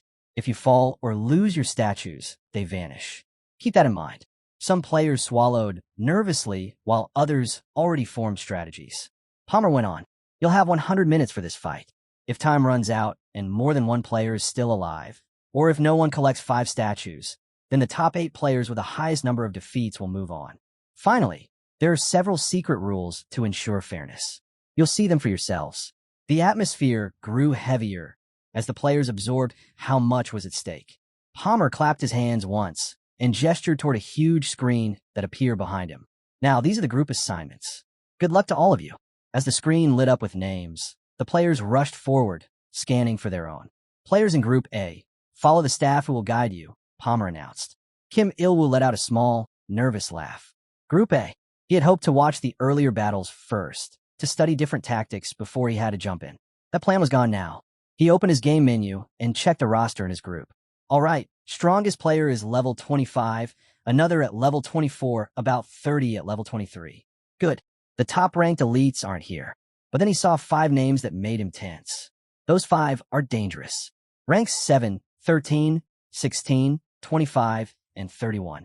I have to keep an eye on them. While he was marking their names, someone approached him suddenly. Hey, are you Korean? Kim Il-woo turned to see a player, smiling openly at him. He nodded. Yes. The player's smile widened. Great. Come talk with me for a moment. Kim Il-woo frowned, unsure why. Before he could answer, the player grabbed his arm and started pulling him along. Just come. We need to talk strategy. Kim Il-woo let out a resigned breath. Fine. After a short walk, he found himself standing before a group of Korean players gathered together. The man standing at the center gave him a relaxed smile. Hello, I'm Park Sun-ho. I already feel safer surrounded by people from home. Hearing the name, Kim Il-woo quickly checked his ranking. Park Sun-ho, level 19 global rank, 357 local rank, 27. Park Sun-ho continued speaking, his tone steady and confident. As you all know, this kind of battle usually shifts into team play. Let's be honest, no one wants to fight alone. A female player folded her arms. So what? You're saying we should team up? Park Sun-ho grinned. The other groups will form teams too. Getting early kills won't mean anything. One person can't take on a full group. Instead of wasting energy fighting each other, we should stay alive and eliminate other players as a group. The girl stayed silent, thinking over his words. Kim Il-woo watched the exchange carefully, his thoughts racing. He's right. No single player can win this alone. Right then, Park Sun-ho suddenly called out, Is Kim Il-woo here? Kim Il-woo raised his hand. That's me. What is it? Park Sun-ho's eyes brightened. Kim Il-woo, the global rank 16 player. It's an honor. A wave of whispers spread through the group. Rank 16? How much does he play? Kim Il-woo frowned. Why is he making me sound like some big deal? Park Sun-ho continued. As you know, this test affects our country's standing. More Korean players reaching the next round would help our ranking. Kim Il-woo felt a bit uneasy. Okay. Park Sun-ho's voice stayed casual, but his words carried weight. Can you share your kills with the rest of us? If one person takes too many, fewer Koreans advance. If we split the kills, more of us move forward. Kim Il-woo's eyes widened. What am I hearing? Park Sun-ho smiled. I'll do the same, of course. What do you all think? The players around them hesitated for a moment, then nodded one after another. Sounds fine to me. Yeah, let's show we're working together. Kim Il-woo clenched his teeth. If they really wanted Koreans to succeed, they'd let the strongest Korean collect everything. They're just trying to keep me from getting too far ahead. Park Sun-ho turned back to him. So what do you say? Are you with us? Kim Il-woo felt the group's attention land on him. It was a quiet warning. Refuse, and they'd treat him as a threat before the match even began. He didn't actually have a choice. He forced out a sigh and a polite smile. All right, I'll go along with the plan. Park Sun-ho clapped once. Great. That's exactly what I hoped for. Kim Il-woo narrowed his eyes. I agreed, but I'm not treating this seriously. This is a competition. I'll use them when I can, and then I'll break away. While the group cheered, he let out another sigh. The match hasn't even begun, and I already dislike this. This is going to be rough. Soon after, all players entered the battle zone. Their footsteps echoed against the stone floor. Kim Il-woo scanned the area quickly, absorbing every detail. So this is the battlefield. Smaller than I expected. Maybe this is just the waiting area. The atmosphere grew heavier as players eyed one another, trying to gauge who the real threats were. High above the arena, in the section reserved for observers, Mayor Ronaldo of the free city of Mira surveyed the massive crowd. He was searching for one person in particular. When Count Raul entered, a broad smile formed on Ronaldo's face. Count Raul, I've been waiting. Raul, as steady as always, nodded and took his seat. Looks like Group A is ready to begin. Ronaldo chuckled. I hear you personally designed this test. Quite impressive. Down below, Kim Il-woo kept scanning the battlefield. The size still bothered him. Something's off. A free-for-all battle needs more space than this. There's something I'm not seeing. As if reading his thoughts, Ronaldo spoke again, gesturing toward the arena with a playful tone. The area does feel a bit small for a real fight, don't you think? Raul, completely unfazed, gave a small smile. No need to worry. Special systems are installed for this test. Ronaldo laughed loudly. Naturally, if Count Raul designed it, there's no way it's as simple as it looks. While the players continued their preparations, Ronaldo leaned over. Shall we place a bet on who wins? His idea immediately drew the interest of the other mayors nearby. That sounds entertaining, one of them agreed. Ronaldo turned to Raul with a grin. You should join in too, Count Raul. Raul considered it briefly and nodded. That does sound enjoyable. He looked out over the battlefield again, studying the players. As he expected, groups were already forming. That didn't surprise him. Among the crowd of skilled participants, one person stood out to him. This player stayed slightly apart from the others, composed and focused. Raul recognized him instantly. Kim Il-woo. Raul kept his expression neutral, but his thoughts sharpened. I didn't expect you here, Kim Il-woo. Ranked 16th worldwide, from Korea. To most people, he would look like just another strong competitor. But Raul knew otherwise. In this world called Connect, Kim Il-woo was an anomaly, someone who shouldn't even be here. In his previous life, Kim Il-woo had been the only friend Raul ever trusted. They grew up together in the same orphanage, more like brothers than friends. While Raul spent all his time in Connect, Kim Il-woo lived a normal life, working in a small company, getting married, never touching this game. Kim Il-woo had been Raul's only safe place, the one person he could talk to, the one who never criticized him for living inside a virtual world. So why was he here now? The Kim Il-woo he knew would never have played Connect. His life had been set on an entirely different path. Had Raul's existence in this world altered what happened to Kim Il-woo? He believed that being reborn didn't affect the real world at all, but he was wrong. What am I supposed to do now? Should I try to push him out before he gets dragged in too deep? Or should I focus on helping him stay alive since he's already part of this? I can't tell which choice makes sense anymore. Before I could think further, Palmer's voice blasted across the entire field. Everyone, pay attention. The test begins the moment the number on the screen hits 0. A massive countdown lit up above the platform. The participants shifted uneasily, gripping their weapons while they waited. 10, 9, 8. The atmosphere tightened.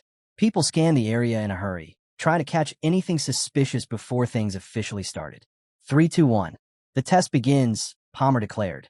Bright crimson magic circles formed all around the battleground, shining in an intense, unsettling way. The players muttered between themselves, instinctively preparing for whatever was coming next. Out of nowhere, a powerful red flash exploded, washing over the entire area. Il narrowed his eyes as the glow swallowed everything. The instant after, the world turned pitch black. When his sight returned, he was standing inside a small wooden cabin, completely by himself. Where's everyone else? Did they scatter all of us? If that's what happened, then all the talk about sticking together didn't matter at all. He let out a quiet laugh. I wonder what kind of reaction he's having right now. Then something bright slid in from a narrow gap in the wall. Golden light. Curious, he stepped over. What is that? He reached inside and pulled out a golden hawk. Il stared at it, pleased. This is good. This test might turn out better than expected. He stored the hawk in his inventory. Right after, something unusual appeared. A new icon blinked into view. Huh, I've never seen this feature before. He tapped it, and a small map unfolded. The map was divided into 11 separate zones, and Il was currently in Zone 4. I should check the other areas. He looked through the window. Outside, the surroundings were oddly silent. Is it fine to step out? Or is someone waiting just beyond this door? Up in the section reserved for special guests, influential figures observed everything with interest. One of them spoke. Incredible. How did he manage that? Someone beside him laughed. Young ones always find unexpected approaches. Count Raul joined in with a laugh of his own. I only built the framework.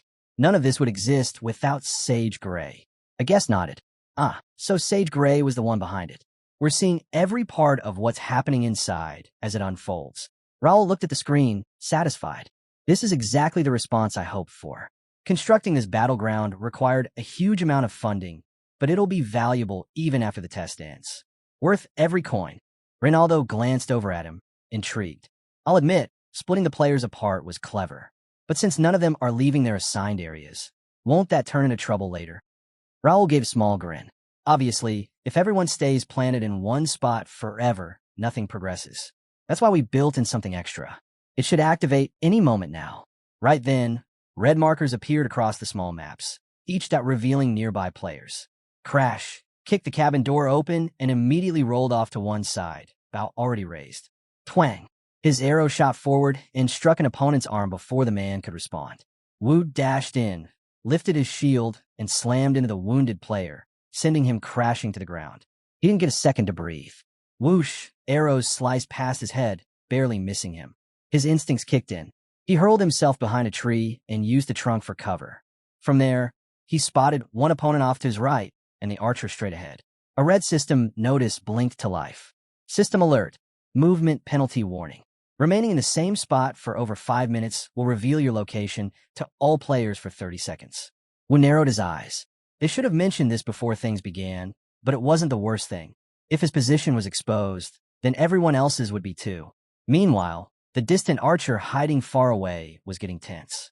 The penalty had ended a while back, yet Wu still hadn't moved. A sudden rustle. The archer spun toward the bushes behind him. Too late. Swish.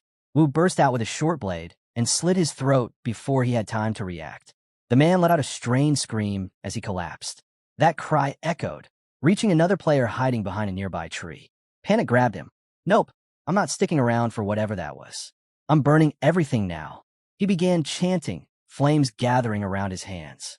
But before he could finish, a blade pressed against his neck. Unfortunate, Wu said flatly. A lone magic user isn't going anywhere. He ended him quickly. Wu took a slow breath. His pulse was racing. That had been close. He wiped his forehead and let out a brief laugh. This was only the beginning. So far, he'd taken out 3 players and secured 1 special item. Suddenly, the ground shuddered beneath his feet. He froze, thrown off by the shake. What now? He shouted, scanning the area and gripping his weapon harder without even thinking. A red system window appeared. System alert. 10 minutes have passed since combat began. The zone with the highest number of surviving players will be removed. Time remaining, 1 minute. Players in the affected area must relocate before time expires. Affected area, Zone 7. Ilwa's eyes widened. So they're forcing movement, he muttered. Without hesitation, he climbed a sturdy tree and pulled himself up quickly.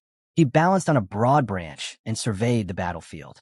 There it was, Zone 7 now wrapped in an ominous red glow. Below, chaos spread as players in Area 7 sprinted toward the closest safe zone. But the moment they neared the border, hidden attackers perched in the trees unleashed arrows from above. Trapped between the collapsing zone and incoming fire, many fell before they could escape. Moments later, a new alert appeared. System alert. Time is up. Area 7 will now be removed. A desperate shout echoed across the field. Wait, I'm still inside. Too late. A wave of red energy surged outward, engulfing the entire section. In a single sweep, Area 7 vanished. The ground trembled again, even harder this time. Another notice surfaced. System alert. Battlefield shift in progress due to area removal. High above, Reinaldo watched with disbelief. The terrain is changing during combat. Raul let out a calm laugh. Now, they'll realize staying hidden won't carry them through. Reynaldo shook his head slowly. No one could have predicted this. The entire map must be in complete disorder now. Raul remained steady. Exactly. The environment down there must feel overwhelming. The view shifted to Park Sun-ho. His posture was rigid, his movements sharp, revealing his irritation. Who designed this insane test? He thought. Gathering the Korean participants hadn't been difficult. Most of them were high-ranked, and simply having so many skilled players together should have given them a massive edge. But the system scattering everyone at the start had ruined their setup. Even so, he had prepared an alternative.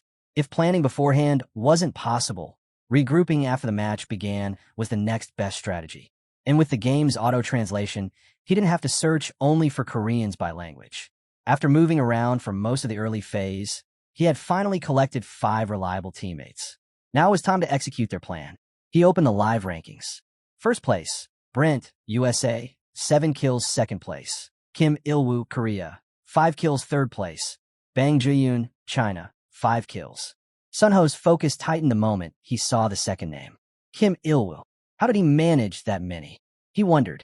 He must have gotten a favorable starting point. If I'd spawned there, I'd be leading. But the match wasn't finished. With 5 solid teammates guarding him, his plan was still in motion. Enjoy the lead while you can, Il-woo. I'm catching up soon. Just as everything was lining up, light burst from the ground beneath their feet. A massive magic circle lit up with an eerie glow. Moo! Sunho shouted.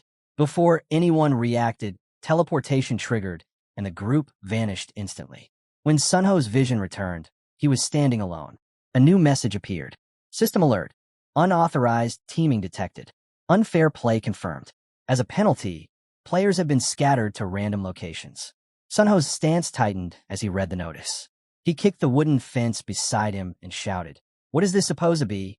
Whoever made this setup is definitely watching and laughing. Rotten jerk hiding somewhere." Up above, Raul sneezed and rubbed his nose. "Someone's talking about me," he muttered. Sunho let out a sharp breath. Meeting up with anyone again was now impossible. And even if he tried, catching up on kills would be a tough climb. Before he could think of what to do next, a voice sounded behind him. "What are you doing out here alone?" Sunho froze for a split second. He recognized that voice instantly. Turning around, he saw Kim Il-woo standing there, calm and unreadable. Even more concerning, Woo was slipping something into his pocket. Sunho quickly shifted his tone, plastering on a relieved smile. "Mr. Woo, you're safe." "That's good to see." Woo lifted his blade a little. "Don't move." Sunho forced out a disappointed tone. "Hey, don't be like that. Koreans shouldn't be fighting each other. Since we ran into each other again, why not work as a team?" Woo sighed internally. He couldn't believe Sunho was still saying things like this after what he tried earlier. "Let's just go our own ways," Il-woo replied simply. Sunho's jaw tightened. "Please think about it again." He suddenly stopped talking. His body trembled slightly. "Mr. Il-woo," he whispered. "Behind you." Il-woo sent something off and turned just enough to see a towering fire dragon forming behind him. His pulse jumped. What is that supposed to be? A level 20 player can't deal with that.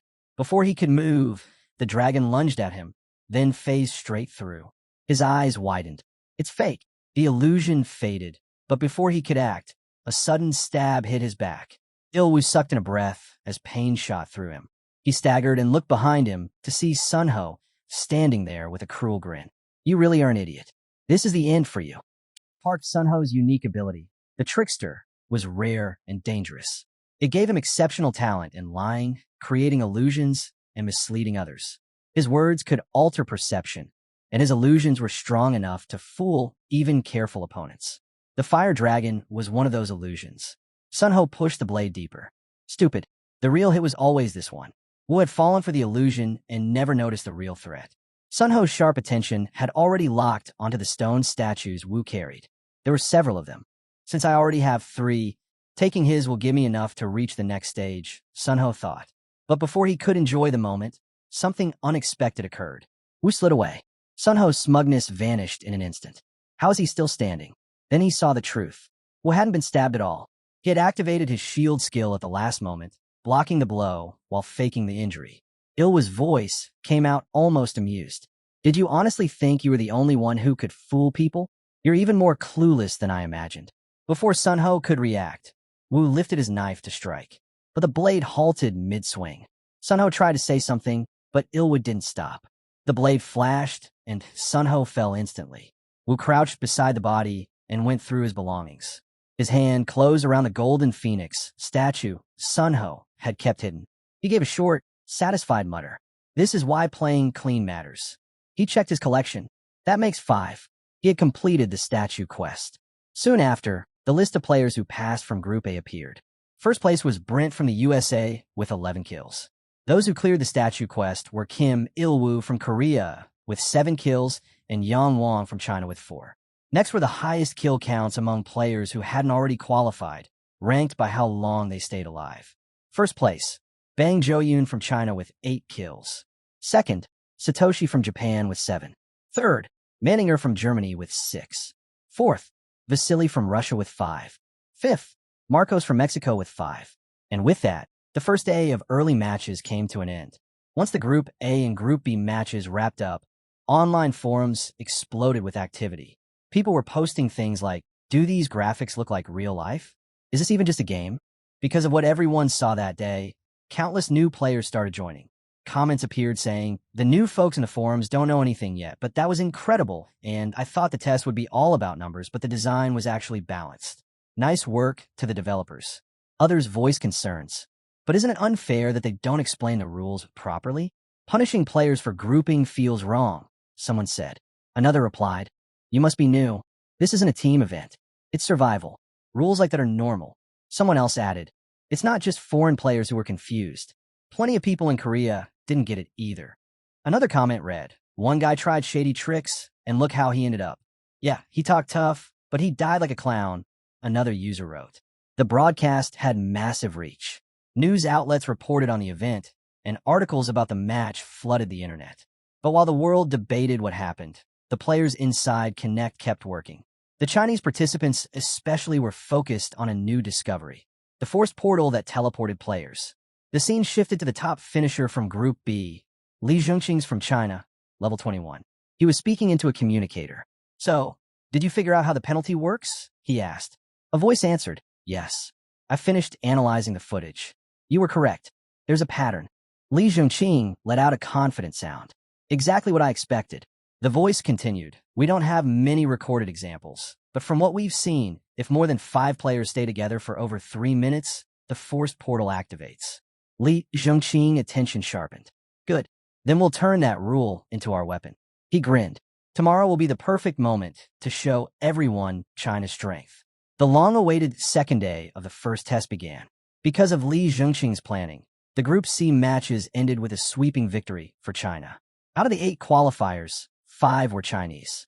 Not a single Korean participant made it through. The Chinese players had coordinated ahead of time. They agreed on meeting spots in each zone of the game map. For instance, the players in Areas 1 and 2 chose the tallest building in Area 1 as their rendezvous point. Once they met, they always traveled in teams of 4. When larger battles broke out, they linked up with nearby teams in a structured way. This organized style worked flawlessly. The Chinese players overpowered the competition and dominated the first-round matches. Spectators were stunned. After the Group C rounds, there was a lunch break before Group D began. This gave players from other countries a chance to rethink their strategies. One player muttered, if they keep pushing like this, we're finished. Another replied, we don't have a choice. We have to work together, even with players from other countries. The desire to advance pushed people to cooperate. By the time Group D started, most participants were moving in groups of 4. The survival match had essentially turned into a team-versus-team war. Raul observed the shift with a slightly satisfied look. Exactly as expected. The Chinese players just acted sooner than I predicted. But which nation won didn't matter to him. His real objective was simple: raise the players' popularity through these battles. In strict one-on-one fights, standout moments were limited. In huge team fights, individual skill was often buried. Groups of 4, however, struck the perfect balance. Strong players could still shine, and so far, his idea was proving correct. Aside from China's incredible performance in Group C, no other region had completely dominated. Skillful players from every country had managed to qualify. But as the Group G matches were about to begin, the number of qualifiers from each country was as follows. China, 14 players USA, 8 players South Korea, 5 players Japan, 4 players Russia, 4 players UK, 2 players. Online discussions were intense again. I knew this would happen, but it's worse than expected. Almost 200 Koreans entered, and only 5 passed. They had higher average ranks, but it didn't matter. After Group C, the fun dropped. I wanted more impressive solo plays. Hold on, the last group still has South Korea's strongest player, right? The scene shifted to Raul disguised as someone named Crash, browsing the comments. Raul smiled to himself. The main character always arrives at the very end. He closed the discussion window and thought, everything is lining up perfectly. If I move now, no one will be able to ignore it. Until now, he had focused on staying unnoticed. Keeping a low profile had always been simple. He worked quietly behind the scenes, careful not to draw attention or cause any waves. But things had changed. His mindset, his purpose, none of it matched the old approach anymore. The path he used to walk no longer suited what he wanted. This time, he intended to take a completely opposite direction from before. He wouldn't remain the quiet figure hidden in the background. He would step onto a stage large enough for everyone to see him. From this point on, he wanted to become someone whose actions influenced others, someone people followed, someone they remembered. If he wanted real impact, he had to make his presence undeniable. That was why he, Do Hyun, needed to prove he existed on a level completely different from the others. Fortunately, the situation had unfolded exactly in his favor. The first test, originally meant to be all about individuals, had shifted into a contest between teams. The Korean players who were expected to dominate had performed poorly, leaving everyone disappointed. When people were frustrated and losing faith, that opened a perfect opportunity. If he stepped forward now and showed them something beyond their expectations, disappointment would flip into excitement. Every eye would be drawn toward him. Of course, attention came with risks. The more people watched him, the more closely they would analyze him. And once that started, questions would appear. After all, Do Hyun wasn't real. The identity was carefully built, but it existed only as a constructed persona with no background to support it. The more famous the name became, the sooner people would look deeper. If anyone uncovered the truth, the entire identity would collapse. But he wasn't concerned. Everything necessary had already been prepared. He had planned for these problems long before taking the first step, putting things in place so every move would bring him closer to his goal. One key part of that preparation was joining forces with Ravel. With Ravel backing him, he had the strength needed to handle whatever obstacles came next. In the past, he never looked this far ahead. He never planned with this much precision or considered the future so seriously. But that version of himself was gone. Now his view was sharp and his direction was clear. With all the pieces ready, he whispered, "All right then, let's start the real game." For a moment, Raul forgot that Ravel wasn't just some ordinary fairy he had hired. She was a being who had spent thousands of years absorbing knowledge from an ancient library, carrying insight built from ages of study. When she first became curious about Earth, she explored it slowly, browsing the internet little by little. Even then, her curiosity brought a strange energy to everyone around her. "This is easy," Ravel said, her wings fluttering. "The internet looks like a massive web of magic circles and barrier spells. The way information travels is the same as mana flowing through a complex ritual. And your security systems, those are just strong magical defenses." Raul had to admit that at some point she seemed to understand the internet better than real-world experts. It was like she saw the entire system from another dimension. "You said you were having problems because you don't have an official identity, right?" Ravel asked one day, sounding completely certain. "Give me Do Hyun's personal details. I'll handle it." Raul hesitated. "That's not something you can just fix. Korea's laws on identity records are strict. Just give it to me," she insisted. He reluctantly shared the information, thinking she might drop the idea once she saw how impossible it was. But shortly after, Ravel announced in a cheerful voice, "All done. Check your item window." Raul opened the system and froze. A digital ID card had appeared. Do Hyun, complete with official data. Still stunned, he looked at Ravel. She let out a light laugh. "A small present. I sent everything to your email. You won't need a physical card. Even if it's a part of your life you can't return to, it's still something worth keeping." Raul stared at the ID, thoughts growing heavy. Ravel had lost her home and everyone she knew, just like he had. He could still read modern Earth news online, but none of it mattered to her anymore. This world inside Connect was the only place she could call home. Her gesture wasn't just helpful, it was personal, a quiet sign of care. "I'll find your family someday, Ravel. I swear it. Ravel replied with a playful tone. Don't worry about what might happen, Raul. Go for it. Show them who Beidou really is. Raul bowed slightly. As you wish. The day had finally arrived. The first entrance exam for the academy was beginning. The notice board overflowed with new updates. Hey, someone new got added to the list, a player shouted. It's a team event, another replied. We need to form groups. Raul, now acting as Beck and trying not to stand out, observed the crowd. Everyone was too focused on their strategies to notice him. Then a voice from behind said, Are you Korean? Raul turned and saw a girl smiling at him. Yes, he replied. Great. Come with me. Everyone's gathering over here. She led him toward a cluster of Korean players.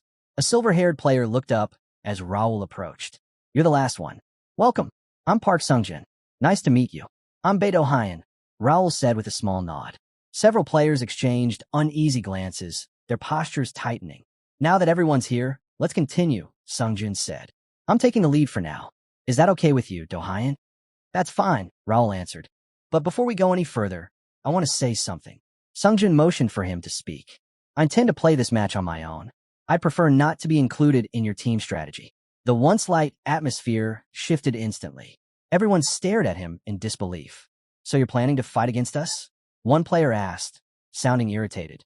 Raul shook his head. No, I won't interfere with any of you. At least not until I eliminate the non-Korean players. I only have two requests. First, take down as many opponents as you can at the start. Second, if things go wrong, or if you obtain 4 pieces, head to the first safe zone the moment it appears. With that, he turned away. That's all. See you inside. The girl who brought him over, along with a few others, watched him leave with clear unease until he disappeared from sight. A short while later, Raul opened his system screen and focused on something important. Gray's polymorph ring +5. This uncommon and powerful item allowed the wearer to change appearance at will. Now that it was enhanced to +5, its functions were even stronger. Raul could adjust his own abilities freely, lowering or raising them from 5% to 80% of the original values. More importantly, the old drawback, having all stats reduced by 30%, was gone. He had removed it using a special scroll purchase from the system shop. The only remaining weakness was that he would revert to his real appearance if his mana ever dropped to 0. There was also a hidden effect that allowed the creator, Gray, to be summoned once, though Raul still didn't know how to activate it. Fully disguised, Raul now appeared exactly as Beidou Hyan. He had adjusted every ability to match the persona he created. Even though his actual level was 84 in the hardest difficulty mode, the system now displayed him as level 23. His real class titles, Intermediate Psychokinetic Sword Expert and Advanced Knight, were concealed under the simple label of Beginner Psychokinetic. His ties to the Ashton noble family and his position as Lord Abbess were erased from view. His affiliation now read, None. These were his rewritten stats: Strength 41, original 75, Agility 45, original 79, Stamina 42, original 76, Intelligence 34, original 71, Mental Strength 48, original 80, Mana 46, original 79, Spiritual Power 49, original 82, Senses 48, original 81. He also possessed a special skill called Telekinetic Meister, grade S+, along with 4 hidden abilities. It lines up perfectly with Beidou Hyan's supposed level, Raul thought. With the polymorph ring and the fake ID working together, uncovering his real identity was nearly impossible. Some players could inspect other people's stats, so this level of preparation was necessary. I'll limit myself just enough so nothing looks strange, he decided. If the ring was upgraded further, he might even raise his stats instead of lowering them. But special enhancement scrolls cost 10,000 coins each. He had been fortunate this time, but pushing for more upgrades would be too dangerous. In the past, Raul could earn coins easily by clearing high-ranked missions as one of the top players. But now the competition was wider, and victories weren't guaranteed. Just then, the system announcement echoed. Preparing for Group H match. The game will begin when the timer reaches 0. Raul looked up at the massive screen where the countdown appeared. This was the final match. 10-9-8. The numbers dropped while Raul maintained calm, steady breaths.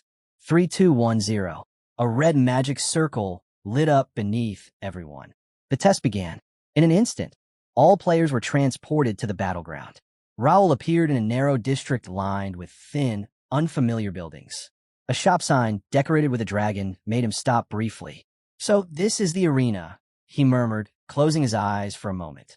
His special senses and telekinetic abilities were weakened, but he could still perceive anything within roughly 10 feet and detect movement within around 30. "And that's being generous," he noted. "Let's show these newcomers what it's like to face someone on a different level."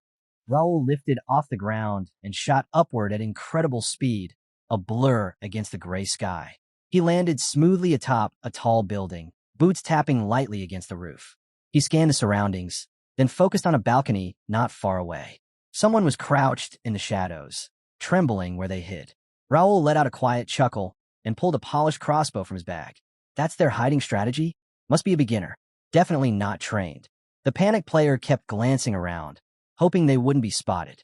Before they even shifted positions, Raul's arrow streaked through the air and struck them cleanly in the head. Instant kill. He didn't bother watching the fall. He stored the crossbow and summoned a long spear into his hand. At that moment, another player on the next rooftop spotted him. Their eyes met for a brief second. Raul adjusted his hold, letting the spear float beside him, suspended by unseen force. With a single thought, he launched it. The spear sliced through the air, grazing the player's arm before embedding itself deep in the wall behind them. The impact knocked the person backward, their sword clattering across the rooftop. Raul stepped off the building and dropped down. The injured player looked up, their face drained of color. Raul didn't give him a moment to speak. A small knife formed in his hand, and with a single swift motion, he cut their throat. Blood burst outward as the body collapsed. Raul glanced at the corpse, then scanned the surrounding rooftops. "Seems like this section is nearly empty," he said. He let out a quiet chuckle. "Well then, let's keep going." In another part of the battleground, light footsteps echoed along a deserted street. A small white fox, luminous and graceful, walked across the damaged pavement. After sniffing around, it leapt through a shattered window into an abandoned building. Inside, a young woman was already waiting. She hurried over and held the fox close. "You did well, Yun Bai Yal," she whispered. Han Seo Yun, the same girl who had approached Raul earlier, was one of the Korean players. She possessed a rare and powerful ability, the summoning of mythical creatures. Yun Bai Yal the White Fox was one of her closest companions. A voice came from the corner. "How's everything looking?" Soo-hyun looked at her team leader. "This block is clear. I don't see any enemies nearby." The leader nodded in relief. "I used to think that Fox was just for looks, but it's actually great at scouting." Another player laughed. "Perfect. We can stay put for a while then." But Soo-hyun wasn't pleased. "What if we head out and start fighting now?" The leader frowned. "We've already discussed this. Our strategy is to survive first. That's what we agreed on." "I never agreed," Soo-hyun replied calmly. "I said we should be more aggressive." The leader's tone hardened. "Enough. No matter what you think, we're not moving. If you want to throw yourself into danger, go alone." In the back, two players whispered. "She talks big because she only supports from behind. She thinks we'll listen just because she's pretty." Soo-hyun held in her frustration. There's no use arguing. Staying with them means 0 kills. But going alone is risky too. If things go bad, or if I find 4 fragments, I'll head to Area 1 when it opens. That's what he told me. And if nothing else works, I still have the 2 statues Yun Bai-yal found. Just then, the leader opened his system window. "The next danger zone is about to be chosen. Move out. Stay in formation. Also, the live kill rankings should be updated now." He checked the screen that appeared. A moment later, everyone froze in place. The live rankings revealed a huge and shocking gap in performance. At the very top was Bae Do-hyun from Korea, with an overwhelming 21 kills, far ahead of all other players. His lead wasn't just big. It looked almost unreal, especially when compared to second and third place. Second place, Shoichiro from Japan, 3 kills. Third place, Gao Xiang from China, 3 kills. The rankings also showed a large number of players already eliminated, leaving only 137 survivors. 21 kills, already, someone whispered, stunned. Across the battlefield, every group stared at the rankings in disbelief. "This is insane," a player muttered. "It hasn't even been 10 minutes. Koreans must be cheating," another snapped. "They must have figured out a way to group up," someone else said, glancing nervously at the armored figure standing nearby. The one in second place. Shoichiro. The Japanese players immediately turned toward him. "Don't worry, Shoichiro. "We got a solid plan," one said. "Even if things go terribly, we all agreed to put our lives on the line for you," another added. Shoichiro's expression hardened. "That won't be enough. We need to move faster. Beidou Haiyan's kill count just made things dangerous for all of us." "But isn't it too early to—" someone started. "Idiot," Shoichiro cut in sharply. "The more players he wipes out, the more everyone else will panic and form teams. We have to get kills now, before all the easy targets disappear." He turned to one teammate. "Why are you standing there? Recon, go." "Yes, sir," the scout replied and sprinted off. Shoichiro's thoughts churned. "Will that guy slow down? No, not at this rate. If he keeps going, the field will empty too quickly. There won't be anyone left to pick off." He clenched his fists. Just what kind of monster is Beidou Haiyan? Meanwhile, in another section of the battleground, a swordsman lay dead on the ground. His surviving teammates charged toward Raul, filled with fury. An archer fired an arrow, but Raul tilted slightly, letting it fly past him. Another player rushed in with a shield raised, attempting to slam him against the wall. But Raul vanished right before impact. The shield slammed into stone instead, causing a shock wave that blasted debris everywhere. Dust clouded the air, and the archer lost sight of his target. Raul appeared behind him. Crack! One heavy strike with a club shattered the archer's back, sending him to the ground. The last enemy, a spearman, watched in fear. "This guy isn't human," he whispered. Raul let out a low laugh as he walked toward him. "Seriously, what's the point of having positions if none of you know how to use them?" The spearman stepped backward. "If you're the defender, you're supposed to hold the center and cover the rear line, not wander around. Your swordsman should have been behind you, not sprinting ahead." "Shut up, freak!" the spearman yelled and lunged with his weapon. Raul caught the spear midway through its thrust with one hand. The spearman froze in disbelief. "So rude," Raul muttered. He leaned in slightly, his voice steady and low. "Listen closely. I'm about to give you something useful. Advice you won't hear from anyone else." He smiled. "Think of it as a gift from someone more experienced. I can tell you I can show you how it." After crushing the opposing party, he stood over the broken bodies, exhaled deeply, and finally lowered his weapon as the dust drifted back to the ground. For a fleeting moment, the battlefield fell into an eerie stillness, and his thoughts slipped backward, returning to a distant memory from his previous life. He remembered the day he first logged into Connect, the endless stretch of brutal training that followed, and how he had driven himself to exhaustion to master swordsmanship and polish every flaw in his abilities. Thinking back on it now, he let out a quiet chuckle, laced with bitter self-mockery. Back then, he really had been pathetic, someone with no right to judge anyone else.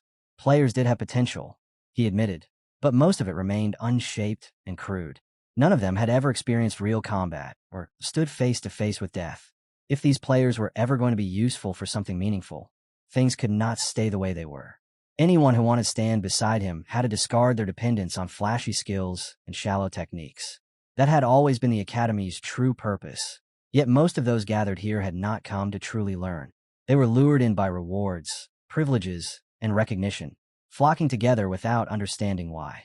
And that was exactly why he needed to show them that there was something beyond levels and dazzling abilities, something far more real and far more terrifying. Elsewhere on the battlefield, Shoichiro gasped for breath as he stared at the lifeless bodies sprawled across the ground, soaked in blood. Disbelief washed over him as he took in the carnage, his thoughts spiraling as he tried to make sense of what he had just witnessed. At that moment, a system window flickered into existence, displaying the live rankings. Standing in the middle of a ruined street, he locked his gaze onto the floating display, his jaw tightening as the numbers sank in.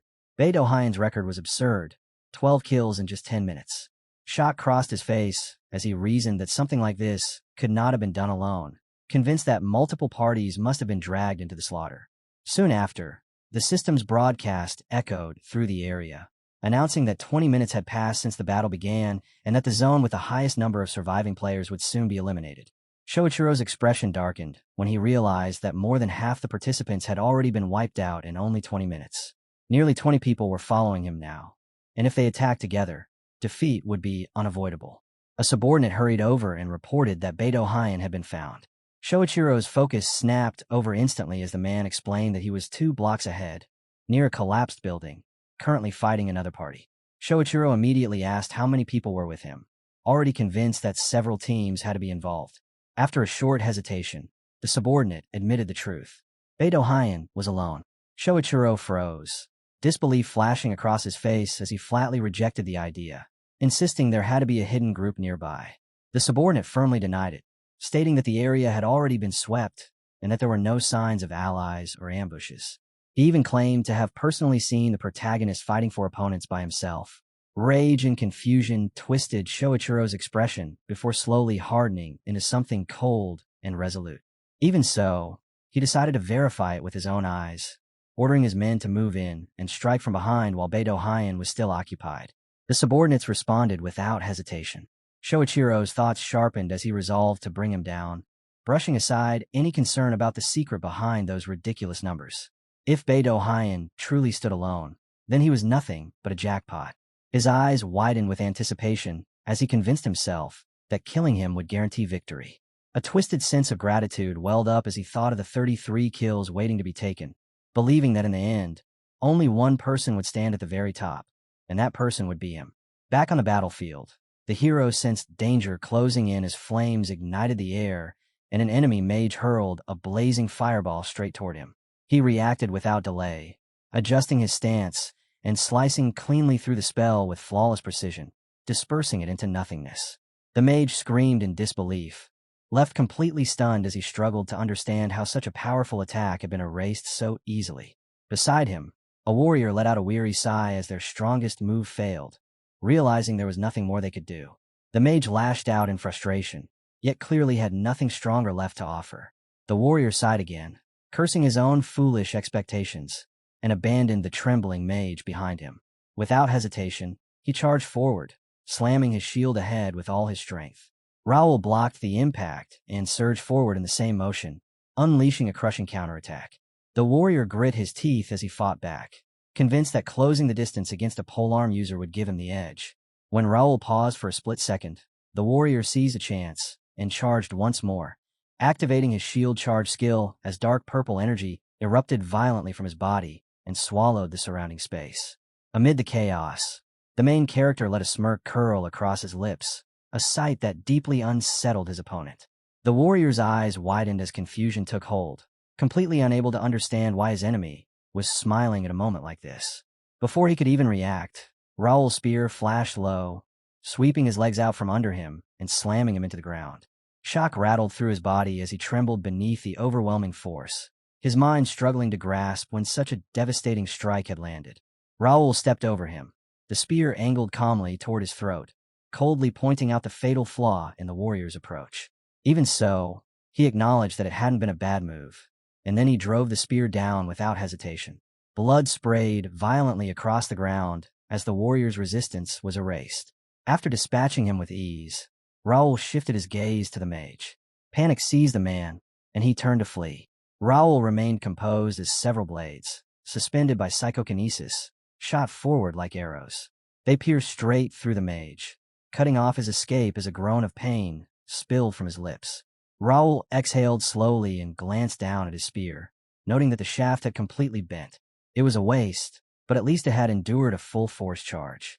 Suddenly, a sharp sensation crawled across his senses. He felt multiple presences above. Lifting his head, he spotted figures moving swiftly across the rooftops, far more than just a handful. The situation was clearly more troublesome than he had expected. His eyes narrowed as his focus locked onto one familiar presence, instinct screaming in warning. Recognition settled in, his gaze turning cold as he realized who it was. Shoichiro had arrived. The main character recalled that Shoichiro was a self-proclaimed otaku, someone who had been obsessed with ninjas long before Connect had ever existed. When the game finally launched, it was as if his lifelong fantasies had been given flesh and form. With the backing of powerful sponsors in Japan, he founded the Guild Raku in and climbed rapidly through its ranks, eventually becoming one of its top executives. As expected, he poured that obsession straight into the game, creating a fully realized ninja squad that answered only to him, an elite unit built for absolute precision and ruthless control. The problem was never the existence of the squad itself, but how it was used. Shoichiro did not hide behind the shadows as a distant commander. He led from the front, personally taking part in ambushes and singling out solo rankers through filthy methods like poison, sabotage, and perfectly timed surprise attacks during hunts. That was only the beginning. He even crossed the line by kidnapping quest-related NPCs, using them as bait to lure powerful players into carefully constructed death traps. Raul had been one of their main targets, and more than once, his quests had been deliberately destroyed by that so-called ninja squad. They never revealed themselves openly, and no matter how relentlessly Raul hunted them down, he only ever managed to catch disposable pawns. The true culprit, Shoichiro himself, always slipped away like smoke. As Raul reflected on it, a faint smile crept onto his face. That persistent nuisance had followed him throughout his past life. This time, however, Raul was no longer unprepared to greet an old companion. It was finally time for Shoichiro to taste everything he had once inflicted on others. From the rooftops above, Shoichiro silently surveyed the area before lifting his hand in a sharp signal. His ninja squad responded instantly, notching their arrows and taking aim at Raul, who stood alone in the street below. Confident in his setup, Shoichiro saw no reason to risk close combat. He believed that no matter how skilled an opponent was, no one could endure a perfectly synchronized volley. With a small gesture, he gave the command. In response, a storm of arrows was released, fast, precise, and lethal. In the very next moment, their target vanished. Shoichiro's eyes widened as the arrows slammed uselessly into stone and dirt. Before the squad could even process what had happened, an arrow shot out from the shadows and struck one of the operatives cleanly in the shoulder. The man screamed as he was knocked off balance and crashed to the ground. Shoichiro watched the sudden counterattack unfold, shock flashing across his face as the situation slipped out of his expectations. Confusion crept in as his eyes narrowed, and Shoichiro immediately ordered his men to search the house, convinced that Raul had slipped inside. One squad member jumped down and forced his way into the nearest structure, while Shoichiro followed close behind, telling another operative, Kinta, to remain outside on watch. Glass shattered as Shoichiro burst through a second-floor window and landed inside the building. It was empty. His focus shifted the moment a subordinate called out, reporting that the target was nowhere to be found. Their words were cut short by a chilling scream from outside. The operative stationed outdoors was groaning in agony, clutching his wound.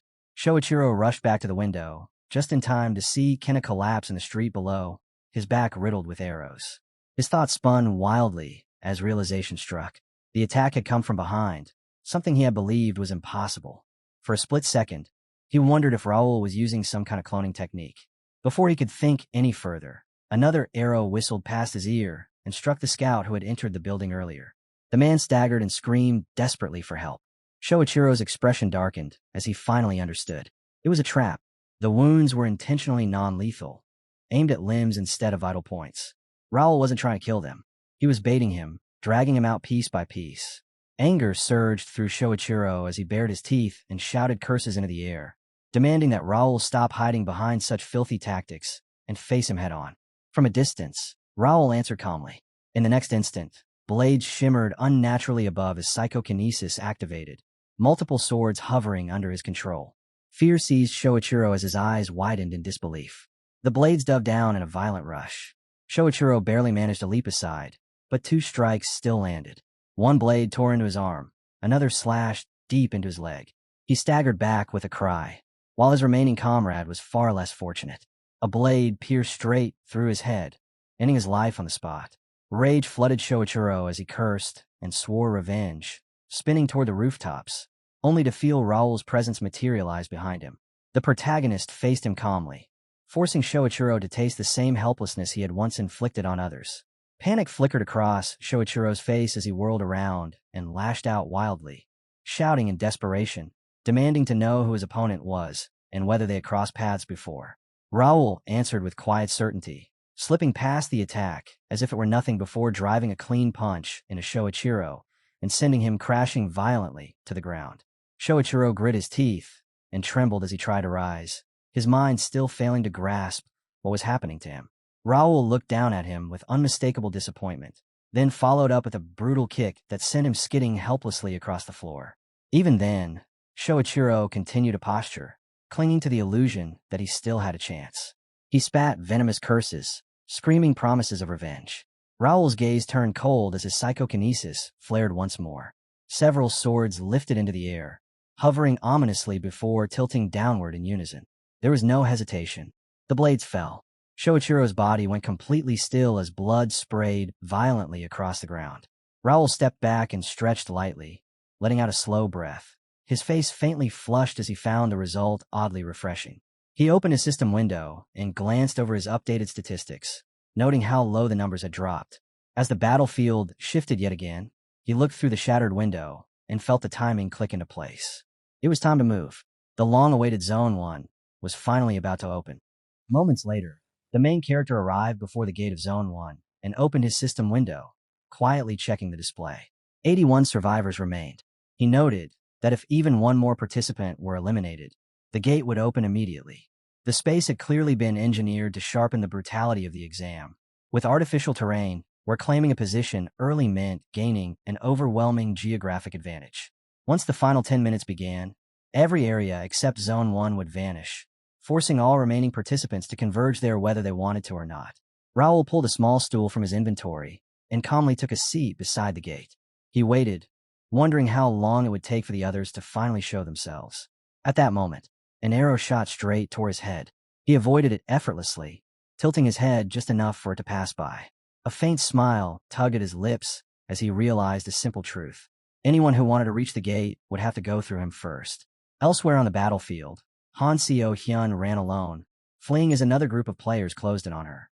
To buy herself time, she summoned her beast, Unbayal. The small white fox lunged forward and bit into the leader of the pursuing party, briefly breaking their formation. She seized the opening and pushed herself harder, quickly realizing that the pursuers were a Chinese team with more than 10 members. Unbayal had only bought her moments, and she knew they would catch up soon. Her former teammates were already gone, leaving her completely alone. Now, the only thing she could cling to was the promise that Man had made earlier. She vaulted over a wall and reached the bridge leading to Zone 1.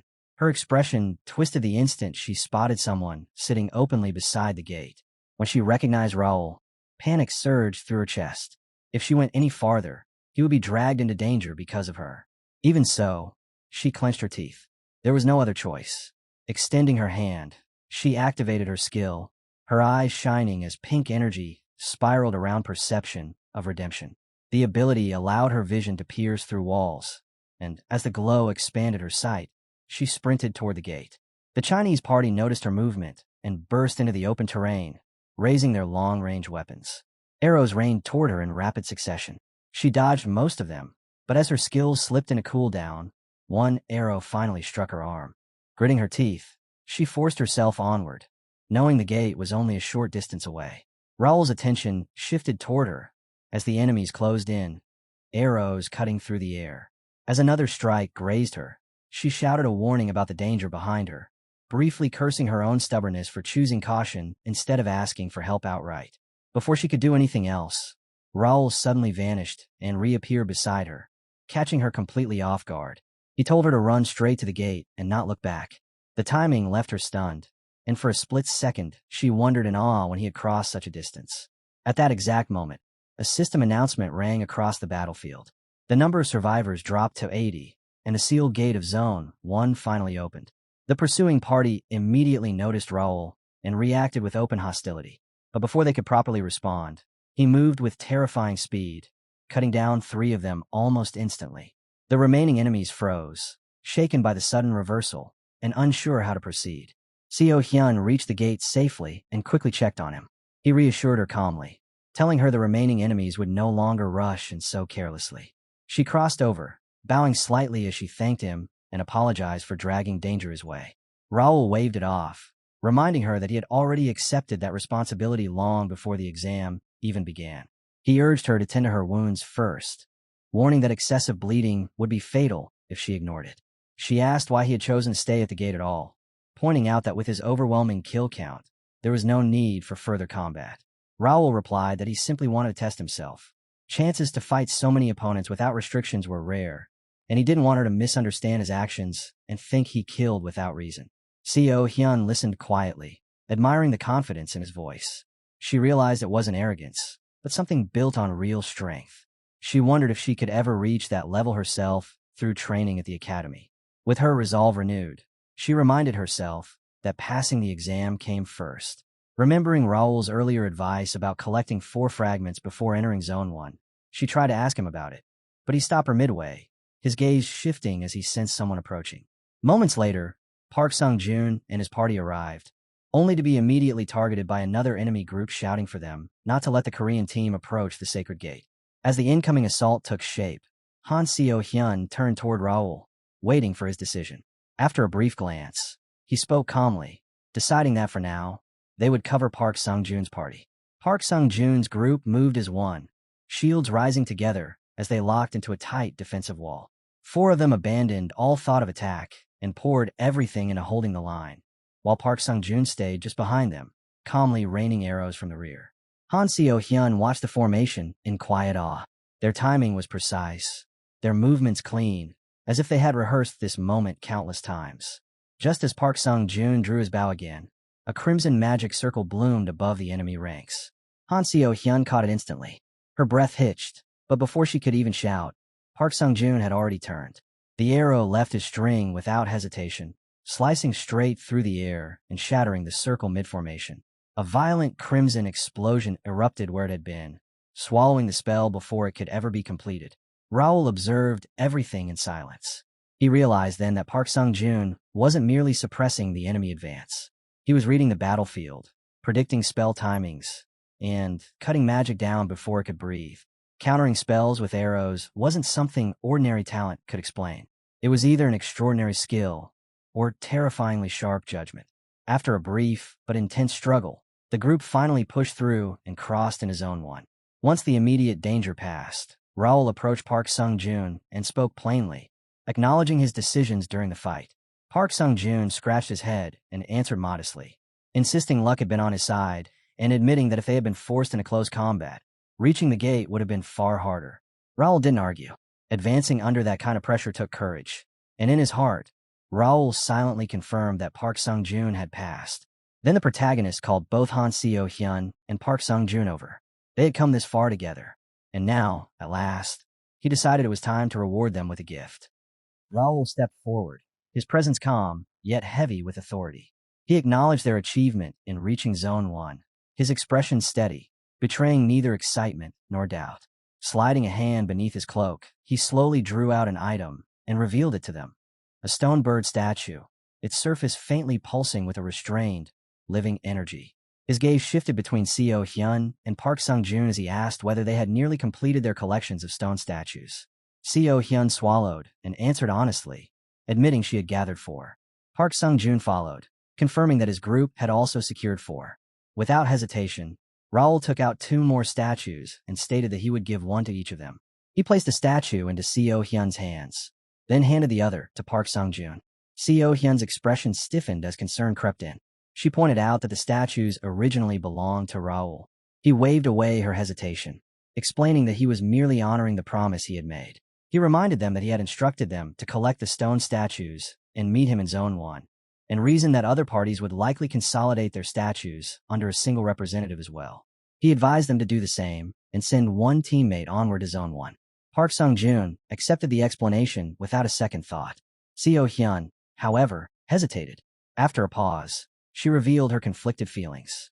She believed staying behind to support Raul until the very end was the right decision. Yet she knew that in her current condition, she would only slow him down. Raul was momentarily taken aback by her honesty.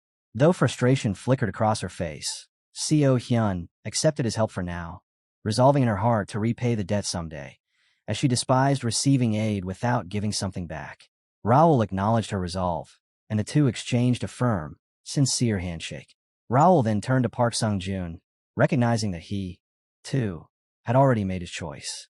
He warned everyone to brace themselves, as a massive enemy force would soon descend upon the castle. Sung-joon responded instantly, his voice sharp with readiness. At that moment, 2 radiant pillars of blue light burst forth from the ground in Zone 1, shooting straight into the sky. Far away, Gao Jiaoyang noticed the phenomenon and narrowed his eyes. The sight of 2 pillars instead of one intrigued him. When a subordinate asked whether they should advance toward Zone 1, Gao Jiaoyang calmly dismissed the suggestion. He concluded it was already too late and ordered a messenger to summon the southern forces instead. There was no need to rush. To him, the opposition was nothing more than a scattered mass, no match for the power of unity. Soon after, the low, piercing sound of bamboo horns rolled across the fields, carrying Gao Jiaoyang's command far and wide. In response, Chinese players scattered throughout the surrounding areas began moving as one, converging toward his position. Gao Jiaoyang calmly assessed the gathering force and estimated that nearly 30 players had assembled. It was more than enough, in his eyes, to wipe away any remaining disorder on the battlefield. His thoughts then shifted to a single figure. Malice filled his gaze as he wondered how Raul intended to defend the castle against such overwhelming numbers. Back in Zone 1, corpses were strewn across the ground. Blood splashed everywhere as silent testimony to the brutal battle that had just ended. Standing amid the carnage, Raul summoned his system window and checked the real-time rankings. His name sat firmly at the top with 50 kills. Gao Jiaoyang followed with 10, and Park Sung-joon ranked just behind with 9. Only 34 survivors remained. Raul narrowed his eyes, fully aware that every territory except Zone 1 would soon collapse. The final phase was rushing toward them. As Raul turned to leave, a concerned voice called out from behind. Park Sung-joon spoke firmly, pointing out that Raul had accumulated an overwhelming number of kills in the last battle, and that the next fight would begin soon, leaving no time to recover. Raul stayed silent, his thoughts drifting back to what had just occurred. They had barely managed to hold the pillar for 10 minutes against a relentless swarm. Although they had protected the completed statue, the cost had been devastating. Too many allies were gone. Worse still, their reduced numbers were no secret anymore, and Raul understood exactly why Park Sung-joon was uneasy. Even so, Raul remained composed. He reassured Sung-joon that the next battle would also be the last. Sung-joon stared at him, confused by such unwavering certainty. Raul reflected quietly that if a certain companion truly lived up to his expectations, then that person would gather the remaining allies and bring them all to Zone 1. Sung-joon's surprise was obvious, as he wondered who Raul could be referring to. But before he could ask, one of his subordinates rushed over in a panic. The man reported that the enemies were almost upon them. Sung-joon immediately turned and asked whether the attack had already begun, pressing for details on their numbers. The subordinate hesitated, then admitted that the enemy force was advancing in massive numbers, far too many to count. Sung-joon visibly tensed at the report. The situation was dire. Yet Raul's expression did not change. He calmly drew his weapon, his thoughts crystal clear. The enemy had finally arrived. Gao Jiaoyang had come. Gao Jiaoyang was a name known across the servers, spoken with caution and resentment alike. He was an elite tactician and a high-ranking executive of the massive Chinese Super Overlord Guild. His combat strength alone was already formidable, but what truly made him dangerous was his mind. Under his command, even low-ranking guild members performed beyond their limits, and countless players had been crushed after walking straight into his carefully laid traps. He had always hidden behind the battlefield, moving from the shadows. In Raul's previous life, there had never been a real chance to confront him directly. This time was different. This time, Raul intended to face him head-on. Watching the enemy movements, he could tell how thoroughly Gao Jiaoyang had prepared despite the short time frame. The speed at which a large force had been organized made one thing clear. Gao Jiaoyang intended to erase him through sheer, overwhelming numbers. As Gao Jiaoyang's mages began chanting, a massive crimson magic circle slowly spread across the sky. Before the spell could fully take shape, an arrow ripped through the air and pierced one of the mages cleanly, dropping him instantly. From above, Park Sung-joon and the Korean players raised their bows in unison, releasing a coordinated volley that rained down relentless covering fire. Raul felt his resolve ignite. This time was different. For once, he wasn't fighting alone. He knew better than anyone that no formation was perfect. Even the tightest ranks had weaknesses. When players packed themselves together like this, their greatest strength, individual skill, was dulled. Their potential was being smothered by their own numbers. It was time to remind them what properly unleashed skills looked like. Raul activated his teleportation skill, enhanced by telekinesis, and vanished without warning. In the next instant, he reappeared deep behind enemy lines. Using the same technique that had once shattered Shoichiro's sanity, he unleashed Swallow Waltz. A violent storm of dagger slashes erupted outward, blinding and merciless, tearing through the enemy ranks like a living disaster. The skill once passed down to Kale, the legendary dagger specialist, now belonged entirely to him. The enemy formation wavered as panic spread. Raul moved with lethal precision, cutting down one opponent after another without slowing. Watching from above, Park Sung-joon could only stare in stunned silence at the overwhelming gap in power and quietly acknowledge Raul's true strength. But Raul didn't stop. His gaze shifted to the flanks, where two heavily armored energy warriors stood firm behind massive shields. Their defense was solid, but it was already meaningless. They had sealed their own fate. Scanning the battlefield once more, Raul pressed forward, weighing his next move. He considered carving a straight path through the remaining ranks, pushing forward without restraint, until he reached Gao Jiaoyang himself. Strategist Gao Jiaoyang stepped into Zone 1 and froze the moment his eyes took in the scene before him. Corpses littered the ground in every direction. The lifeless bodies of his comrades sprawled across the battlefield like discarded debris. Horror flooded his widened eyes, his body trembling as his mind struggled to accept the devastation. He turned toward Raul, his voice shaking as he demanded to know how a single individual could have caused such absolute destruction alone. Raul watched him quietly, noting every tremor that betrayed Gao Jiaoyang's shattered composure. With a calm, almost bored tone, he asked whether Gao Jiaoyang planned to fight or simply stand there in shock, warning that hesitation would only reduce him to a meaningless obstruction. The words struck like a spark to dry tinder. Rage exploded across Gao Jiaoyang's face as he activated his wind magic, violent currents surging outward. Fueled by fury and arrogance, he unleashed the attack straight at Raul without restraint. Raul moved effortlessly.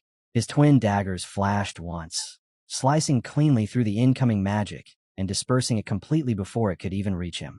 The spell collapsed as if it had never existed.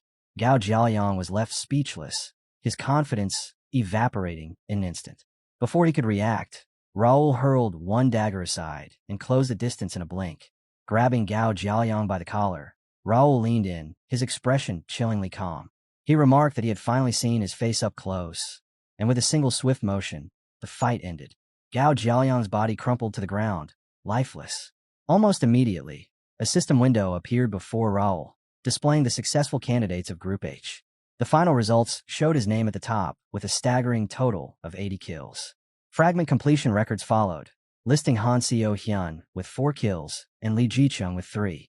Among the highest kill counts, excluding the already qualified first place, Park Sung-joon of Korea ranked first with 11 kills, followed by Gao Jiaoyang in second with 11, Zhang Yulong in third with 8, and Deng Xiaoyuan and Mao Yuan tied at 7 each. Raul gave the results a brief glance, calmly evaluating the overall difficulty of the preliminary examination. To him, it had been far too easy, almost disappointingly so. The moment the preliminaries concluded, news articles flooded online platforms, igniting a storm across the gaming community. Headlines proclaimed the birth of a true predator in the final preliminaries, revealing the name Bae Du-hyun to the world.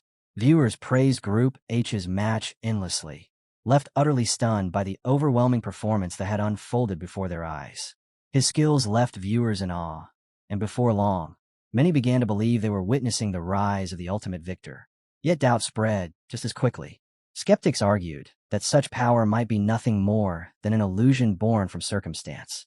Above all else, one question echoed across every discussion board and broadcast alike. Just who was Bae Du-hyun? At the same time, deep inside Connect's headquarters, within a pristine executive office, the director slammed his fist against the table in open frustration. The report in front of him confirmed the worst possibility. The player was completely untraceable. A subordinate stood calmly across from him and explained that any further investigation was beyond the authority of the intelligence team. All core data was controlled by the system administrator, and without exceptional circumstances, not even Connect itself could access individual user profiles. Grinding his teeth, the director reasoned that if the player had logged in, then a capsule must have been issued. Since capsule distribution was handled by Connect, delivery records should have provided answers. The subordinate shook his head and reported that no delivery record existed under the name Bae Du-hyun. The conclusion was obvious.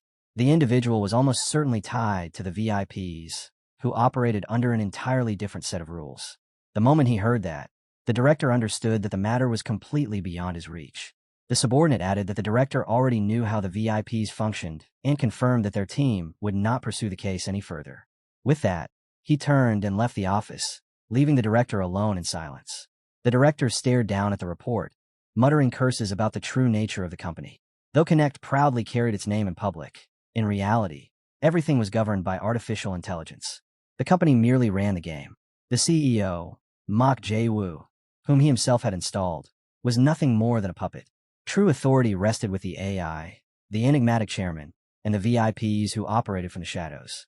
Those few controlled the shares, received the profits, and enjoyed privileges no one else could touch, including direct capsule delivery from the true headquarters. Even Connect's headquarters was nothing more than a facade. Real power could only be obtained by gaining access to the real headquarters. His thoughts drifted back to Raul. That individual would rise without question. Even if his true identity remained hidden, the director was certain he held the key, and resolved to watch him far more closely. The scene shifted to the capital of Ashton County, within Confort Castle.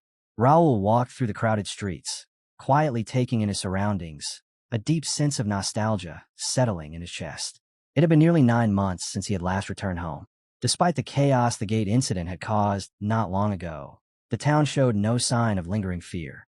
People laughed openly, voices overlapping as they chatted in the streets, and the familiar warmth of the city remained unchanged, as if nothing terrible had ever occurred. As Raul passed by the local arena, old memories quietly resurfaced. This was where he had once fought in the entrance tournament for the Royal Academy. Time had moved on, and so had he. Yet the arena itself felt untouched, frozen in place. A strange sense of familiarity settled over him, the kind that only came with returning to one's hometown. Before long, Raul stood before the Ashton family mansion. The loyal butler, Ivan, was already waiting at the entrance. Upon seeing the young master, the elderly man bowed deeply. Raul smiled and stepped forward, embracing him warmly and asking after his health. Ivan answered that he was well, relief evident on his face as he expressed how glad he was to see Raul return safely. He added that a carriage could have been sent, but his lordship had chosen to wait instead. Raul acknowledged this calmly, explaining that he had come because his father had summoned him and asked to be taken to him at once. Ivan led the way through the familiar corridors and stopped before the study. He knocked, and a deep voice answered from within. The door opened to reveal Count Melvin Ashton standing behind his desk.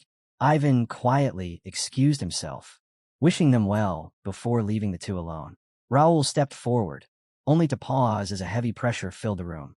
Without warning, the Count's voice thundered out, sharp and unforgiving. Raul immediately straightened, responding with respect, even as fear crept into his limbs. Count Melvin's eyes burned as he demanded to know whether Raul truly understood the gravity of his actions and the weight of the sins he carried. Raul froze under that gaze, his expression tightening as sweat slid down his face, and with difficulty, he managed to ask for forgiveness. Count Melvin Ashton's anger continued to burn as he pressed Raul further. Yet Raul could only stand there in confusion.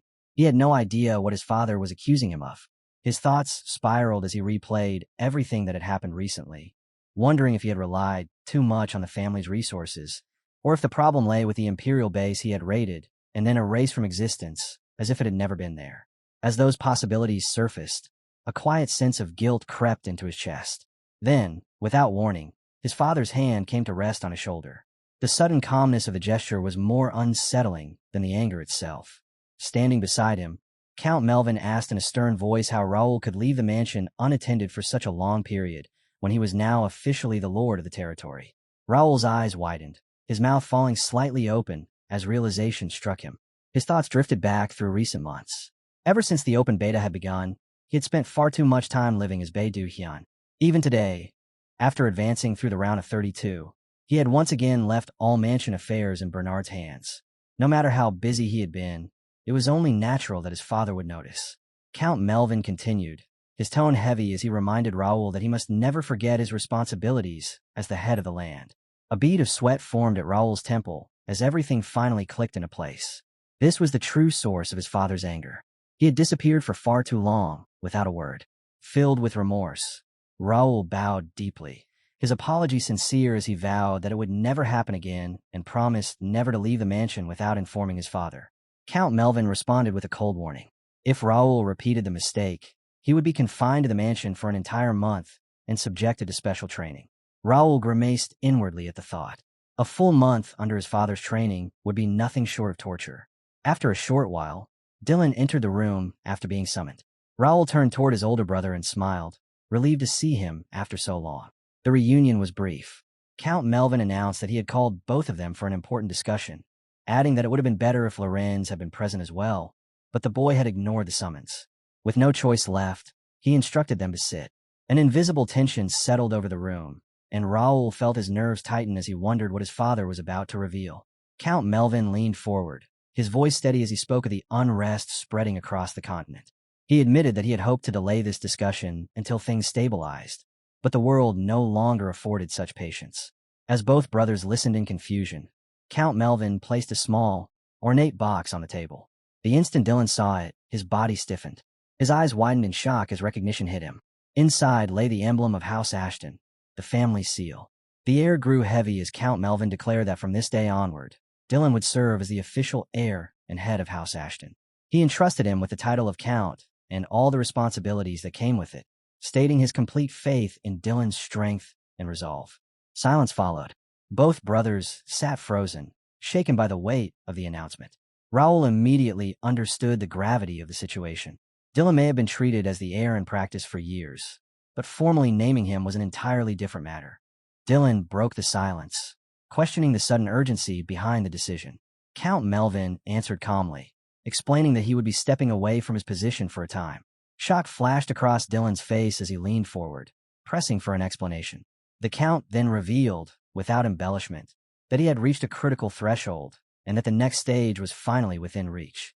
Raul's heart skipped a beat as realization struck, and Dylan was no less stunned. Raul wondered if his father had chosen to walk the path of a swordmaster. Count Melvin continued, explaining that with turbulent times ahead, he needed power beyond what he currently possessed. Dylan admitted that he had never known of his father's resolve and asked how he could help. Count Melvin replied that nothing was certain yet, and there was no need for concern.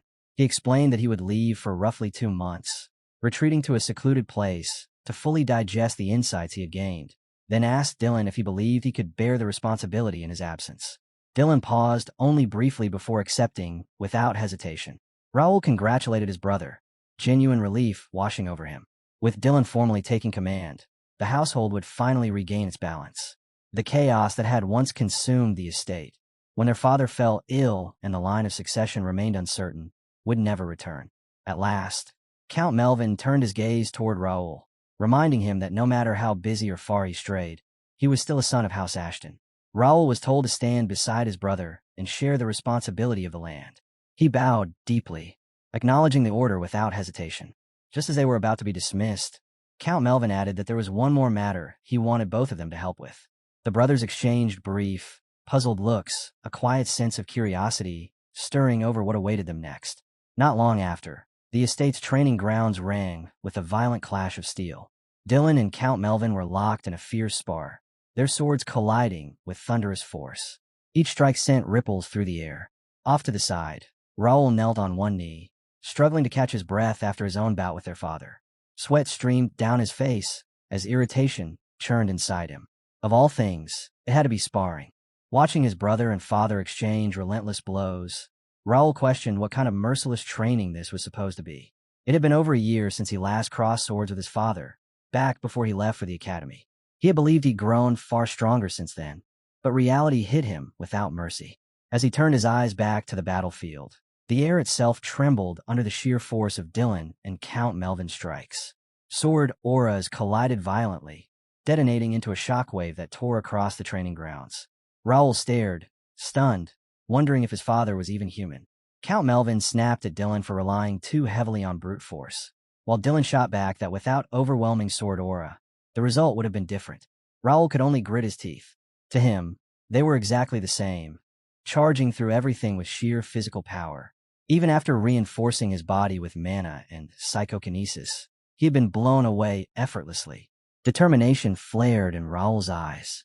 He realized that his current approach was no longer enough. As Count Melvin scolded him for relying on tricks instead of proper combat, and Dylan mocked him for neglecting physical training, Raul's frustration boiled over. They understood nothing beyond raw strength. His fists clenched tightly. Rising to his feet, Raul activated his bright light aura. Golden radiance surged outward as several luminous swords materialized in the air around him, their edges gleaming sharply. A massive aura swirled around his body as his gaze hardened. The warm-up was over. Now, the real match would begin. Sometime later, the swords Raul had summoned lay in ruins across the training grounds, their shattered fragments scattered like the aftermath of a brutal battlefield. Raul bent forward, gasping for air, his expression drawn tight as sweat ran steadily down his face. As he fought to steady his breathing, the clash replayed in his mind with merciless clarity. He had used everything he had: expert-level swordsmanship, level 8 intermediate telekinesis, fully stacked buffs, even psychic skills like flicker. Yet he had still been utterly defeated. The image of his all-out assault being dismantled so effortlessly burned into his thoughts. In his previous life, he had crossed blades with sword masters, and yet the presence standing before him now felt even more overwhelming. That realization unsettled him deeply, especially knowing that such power had been displayed without even stepping into a formal class advancement. When he recalled his father's status window, the number 99 etched clearly in his memory, Raul felt a chill run through him. If this was his strength now, what kind of monster would Count Melvin become once he truly ascended as a sword master? The thought alone was terrifying. Sensing the weight in Raul's expression, Count Melvin approached with a far lighter demeanor, already understanding the source of his son's grim mood. Raul shook his head and forced a faint smile, making it clear that his frustration had nothing to do with losing to his father. Melvin answered with quiet warmth, resting a firm yet gentle hand atop Raul's head. He acknowledged how much Raul had grown, admitting that his progress had far exceeded expectations. Had he recognized Raul's talent sooner, he said, his son might not have been forced to endure so much on his own. Raul dismissed the sentiment, calmly stating that everything he had experienced was precisely what had shaped him into who he was now. Dylan joined them then, looking slightly awkward as regret flickered across his face. He admitted that he wished he had stepped in earlier or shared his physical training methods. Raul inwardly chuckled, thinking that such training would have probably killed him outright. As dusk crept over the estate, Count Melvin suggested they head back inside, bringing the day to a close. Later that night, within the quiet of the study, Raul sat across from his older brother and asked whether Dylan had managed to get in touch with Lorenz. Dylan replied that the knights stationed with him had been sending regular reports. When Raul asked where Lorenz was currently posted, Dylan explained that he had remained at the wall ever since the gate incident. Hearing this, Raul's eyes widened as memories from a brutal war decades earlier came rushing back. When the Kingdom Alliance had driven the Empire into the continent's northwest, the conflict had finally ended near the Grand Canyon of Despair. The only land route connecting the two sides had been a bleak passage known as the Corpse Road. To seal it off, the Alliance had erected a colossal fortress wall, completely blocking the path. Over time, that structure had come to be known simply as the Wall. Raul immediately asked why Lorenz had been stationed in such a dangerous place. Dylan explained that he was likely hunting monsters, adding that ever since the gate incident, abnormal surges had been occurring beyond the wall. Monsters were now violently clashing with the Empire's experimental undead units. According to the Knights' reports, the situation was not only dangerous, but deeply unsettling. This was the same region where the Empire's undead experiments constantly surfaced, and since the gate had opened, the monsters spilling out had begun fighting those undead forces head-on. As Raul muttered under his breath, Dylan cut him off and turned away. His expression was difficult to read as he quietly wished that Lorenz would return home instead of continuing to fight alone. Raul's thoughts drifted back to his previous life. When he had visited the wall back then, he had arrived too late, finding nothing but ruins and lingering traces of destruction. This time was different. He knew he had to move before history repeated itself. According to the scenario etched into his memory, a massive catastrophe would unfold there once the Empire's invasion began. If he failed to intervene, something irreversible could happen to his second brother. With his resolve set, Raul decided he could no longer remain idle. Without warning, Raul brought up the proposal he had made earlier, reminding Dylan of it. Dylan looked at him in confusion, but Raul pressed on, firmly and earnestly asking him to become the advisor of the First Guild. Dylan immediately refused again, clearly uncomfortable with the idea of joining Raul's personal organization. Raul waved off his concerns, telling him not to overthink it. He suggested that it could simply be a way for them to stay connected, while also allowing Dylan to fulfill his duties overseeing the county. After a brief silence, Dylan let out a heavy sigh and finally agreed. A wave of genuine relief washed over Raul. Then, with a grin, he casually revealed that Dylan's wife had already joined the guild long ago and had been waiting for him. Dylan froze in utter disbelief. Raul responded cheerfully, giving a dramatic wink as he explained that the system allowed instant communication and location tracking. As Dylan processed this, a sinking feeling crept in. He realized he was already starting to regret his decision. Raul, however, felt at ease. With dangerous forces beginning to stir, bringing his family under the guild's protection was no longer optional. It was necessary. If his brother's raw physical strength could be combined with dual-type skills, a new pillar of power would soon rise within the county. At last, everything was beginning to move in the right direction. The scene shifted abruptly to a roaring stadium, its massive arena shaking with sound. A colossal screen blazed with dazzling lights as an announcer's voice boomed across the venue. He greeted the audience with practiced enthusiasm, introducing himself as Caster Park Jin-won, the man who would be guiding viewers through the electrifying semifinal match. The Academy entrance exams battle phase had reached its 8th day, and anticipation exploded through the crowd. Park Jin-won cheerfully announced the first matchup, Bae Do-hyun of Korea versus Blake of the United States, explaining that victory here meant a ticket to the finals. This match mattered. The system immediately reflected the surging excitement as viewers openly rallied behind Bae Do-hyun. The spotlight fell on a rising star from Korea, and the stadium erupted in thunderous cheers. Across from him stood Blake, an explosive martial artist from the United States, famous for his aggressive and dynamic combat style. As the two stepped into the arena, the air itself seemed to tighten. Park Jin-won wondered aloud what kind of spectacle these two would unleash before declaring the match officially underway. Blake moved first. He charged forward in a blur, closing the distance in an instant.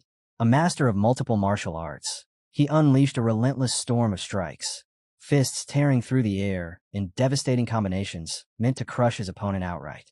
Yet Bae Do-hyun barely shifted his stance. With minimal movement, he slipped past every attack as if he were gliding.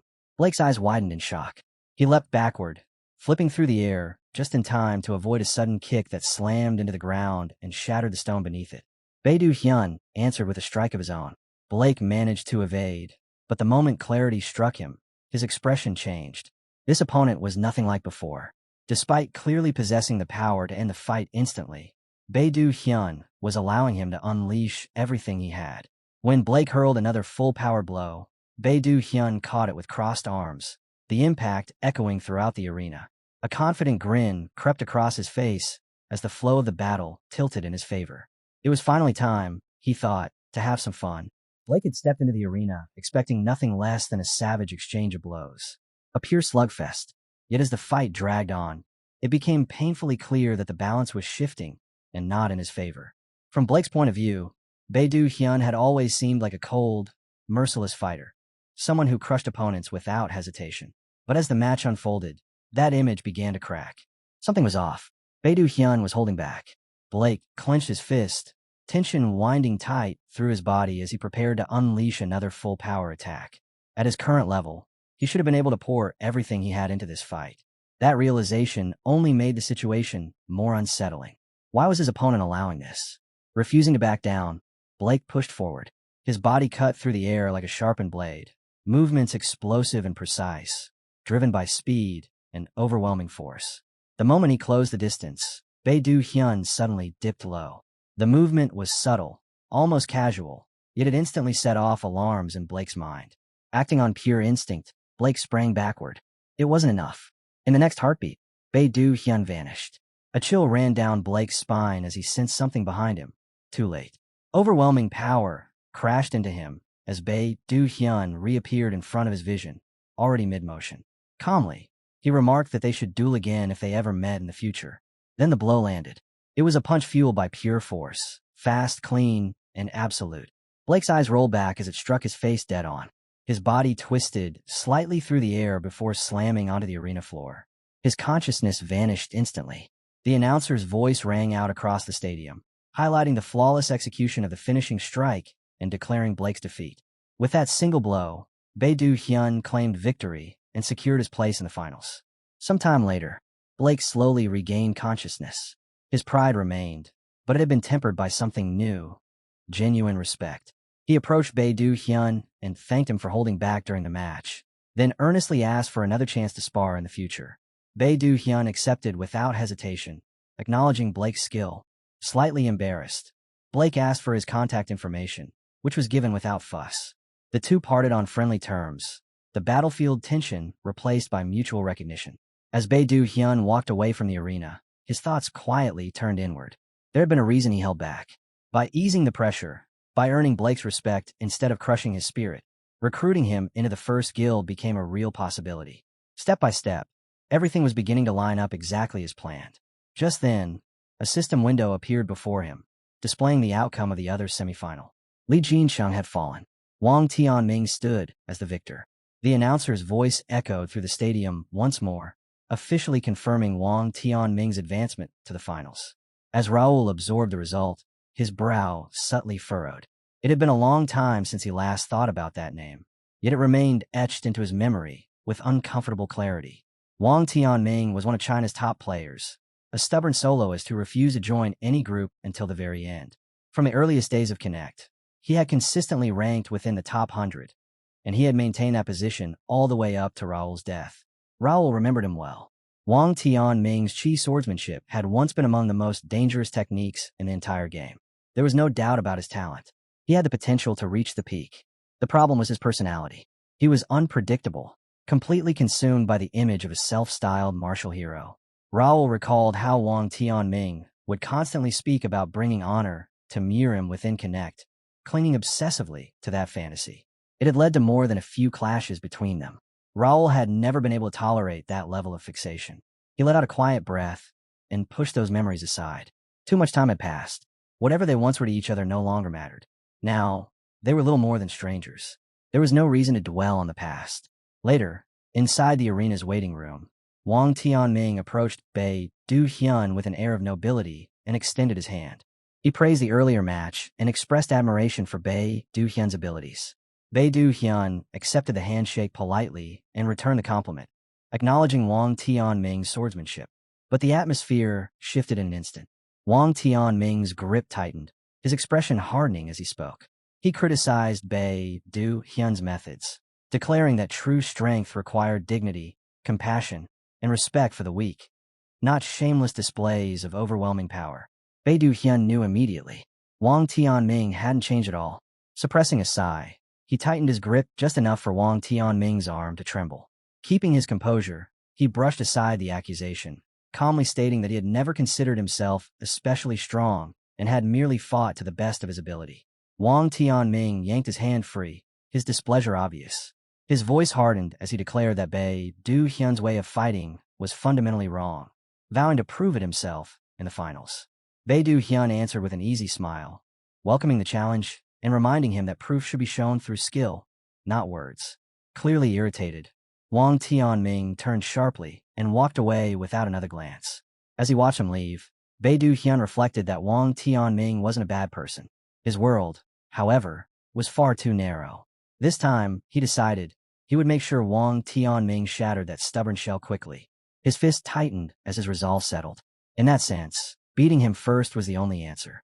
Soon after, the announcer's voice thundered through the arena once again, declaring the start of the First Guild Academy Special Admission Test's final battle. The long-awaited showdown had finally arrived.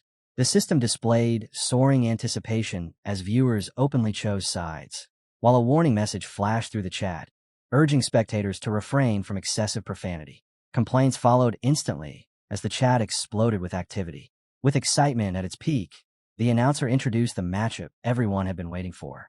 Representing South Korea, Bei Du-hyun stepped into the arena.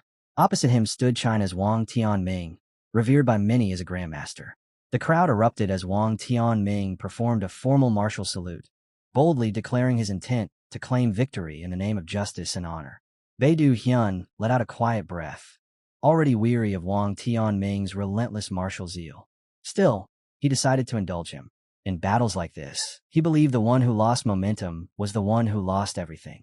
Reaching into his inventory, he drew his sword and calmly lowered its tip to the arena floor, carving a clean, precise circle into the stone. Before the match could officially begin, the announcer reacted in surprise at the unexpected move. Facing his opponent, Bei Du-hyun spoke evenly, explaining that the gap between them was too great for an ordinary match. He declared that throughout the final battle, he would not step outside the circle he had drawn, and that the moment he did, even once, he would concede defeat on the spot. A wave of gasps rolled through the arena as the tension spiked instantly. Wang Tianming's eyes burned wide with fury, his rage unmistakable as he swore to crush Bei Du-hyun for such blatant arrogance. Bei Du-hyun met that glare head-on, his eyes narrowing as he accepted the role being forced upon him. If Wang Tianming wanted to stand as a self-proclaimed hero of justice, then he would become the villain without hesitation. Calm and resolute, he decided to see just how far those lofty beliefs could truly carry him.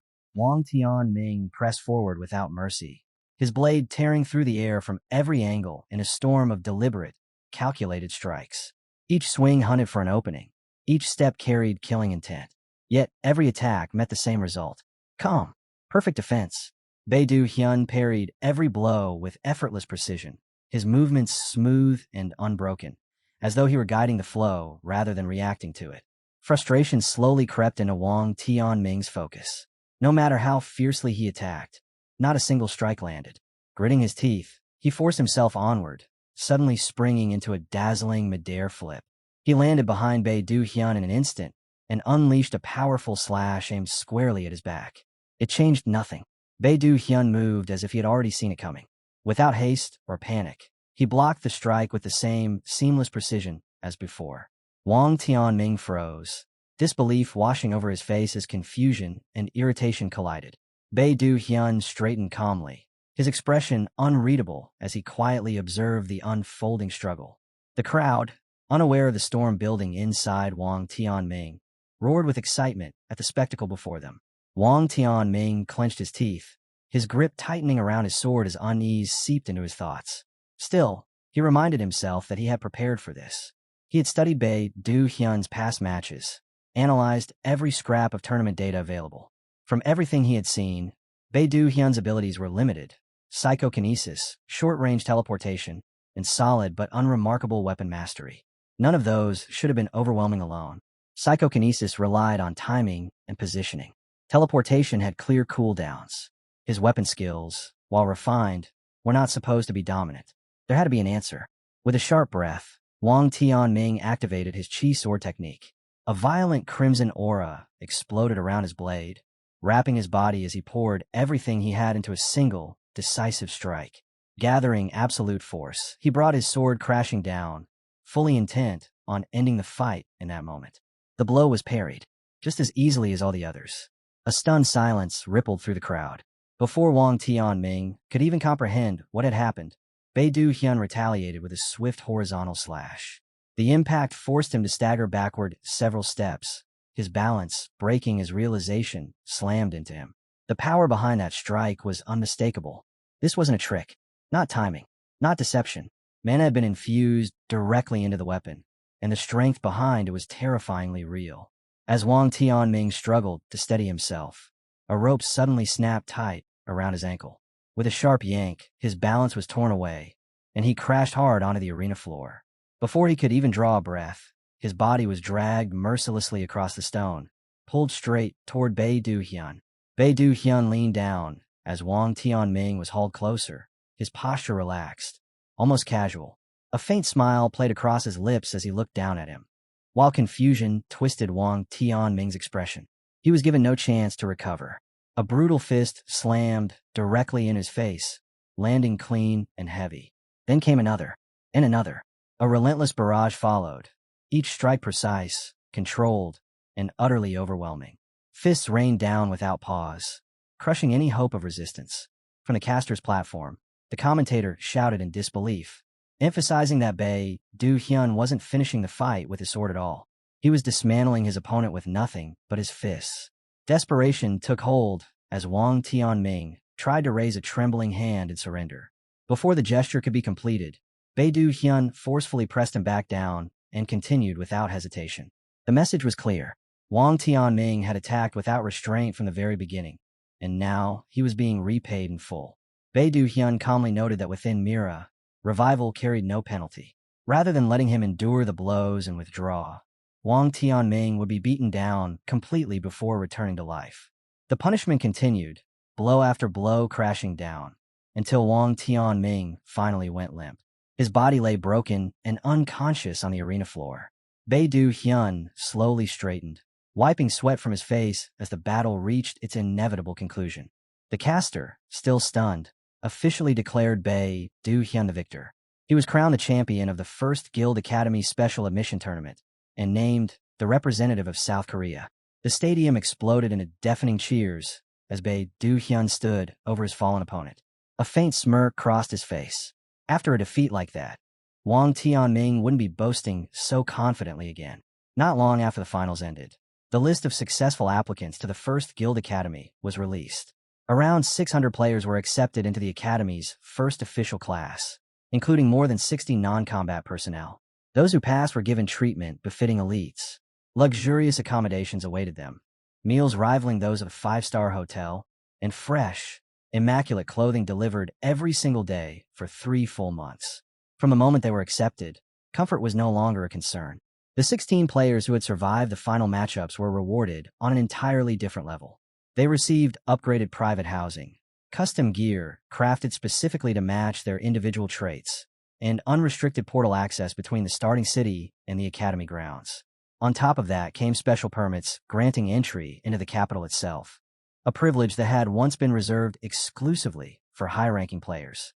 For them, the rules had clearly changed. This marked the opening of a new era for Connect. As the tournament went viral, the game rolled out an advanced personal broadcasting system, allowing players to stream their gameplay in real time. Platforms around the world rushed to support it. And yet, despite Bae Do-hyun's channel clearly stating that no live broadcast would ever take place, it surged ahead with the highest subscriber count by an overwhelming margin. Videos capturing his actions during the matches exploded in popularity, racking up hundreds of millions of views almost the moment they were uploaded. The reactions were instant and explosive. With Raul sharp editing, the content continued to climb, pulling in hundreds of millions more views within days. As the tournament champion, Bae Do-hyun received one final reward. Completion of the academy curriculum was no longer required. Guild membership was granted immediately, along with full access to official quests. Raul watched the announcement in silence, his thoughts drifting elsewhere. He understood the truth. This was merely a facade, an excuse that allowed him to move freely under another identity. Attendance at the academy would be little more than symbolic. He would appear only for select exercises and final evaluations. There was far more important work waiting for him beyond those walls. His thoughts were interrupted when a red-haired man approached and bowed, reporting that preparations for the conference were complete. Raul stood and asked whether Kane had arrived. When told that everyone was already waiting, he adjusted his collar, his expression sharpening as focus settled in. With that, Raul turned and headed toward the conference room, leaving the celebrations behind as he returned to his true responsibilities. The scene shifted to the conference room, where Kane stood before a group of key figures and calmly delivered his report. He concluded by stating that abnormal activity had been confirmed across 3 territories, based on multiple eyewitness accounts. According to those reports, a mysterious order of knights, dozens of unidentified warriors, had been sighted moving under the cover of night, driving monsters away and securing major roads with unsettling efficiency. Raul's expression hardened as he listened. The barony had barely survived the gate incident by scraping together what little strength remained, and now another complication had surfaced. His thoughts immediately turned darker. There was a real possibility that this was a calculated move by another noble house, exploiting their weakened state to tighten its grip on the territory. Breaking the silence, Raul asked whether the origin of this knight order had been identified. Kane shook his head.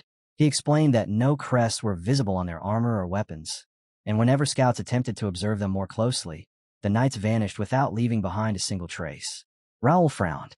Knights took pride in their bloodlines and affiliations. To conceal a crest was almost unthinkable. That alone told him something was deeply wrong. Kane continued, concern evident in his tone, pointing out that there was no realistic way a mere barony could mobilize such a large force of knights on its own. There had to be a powerful backer, or an accomplice, operating behind the scenes. Raul pressed further, asking whether any noble houses or factions had shown suspicious movement recently.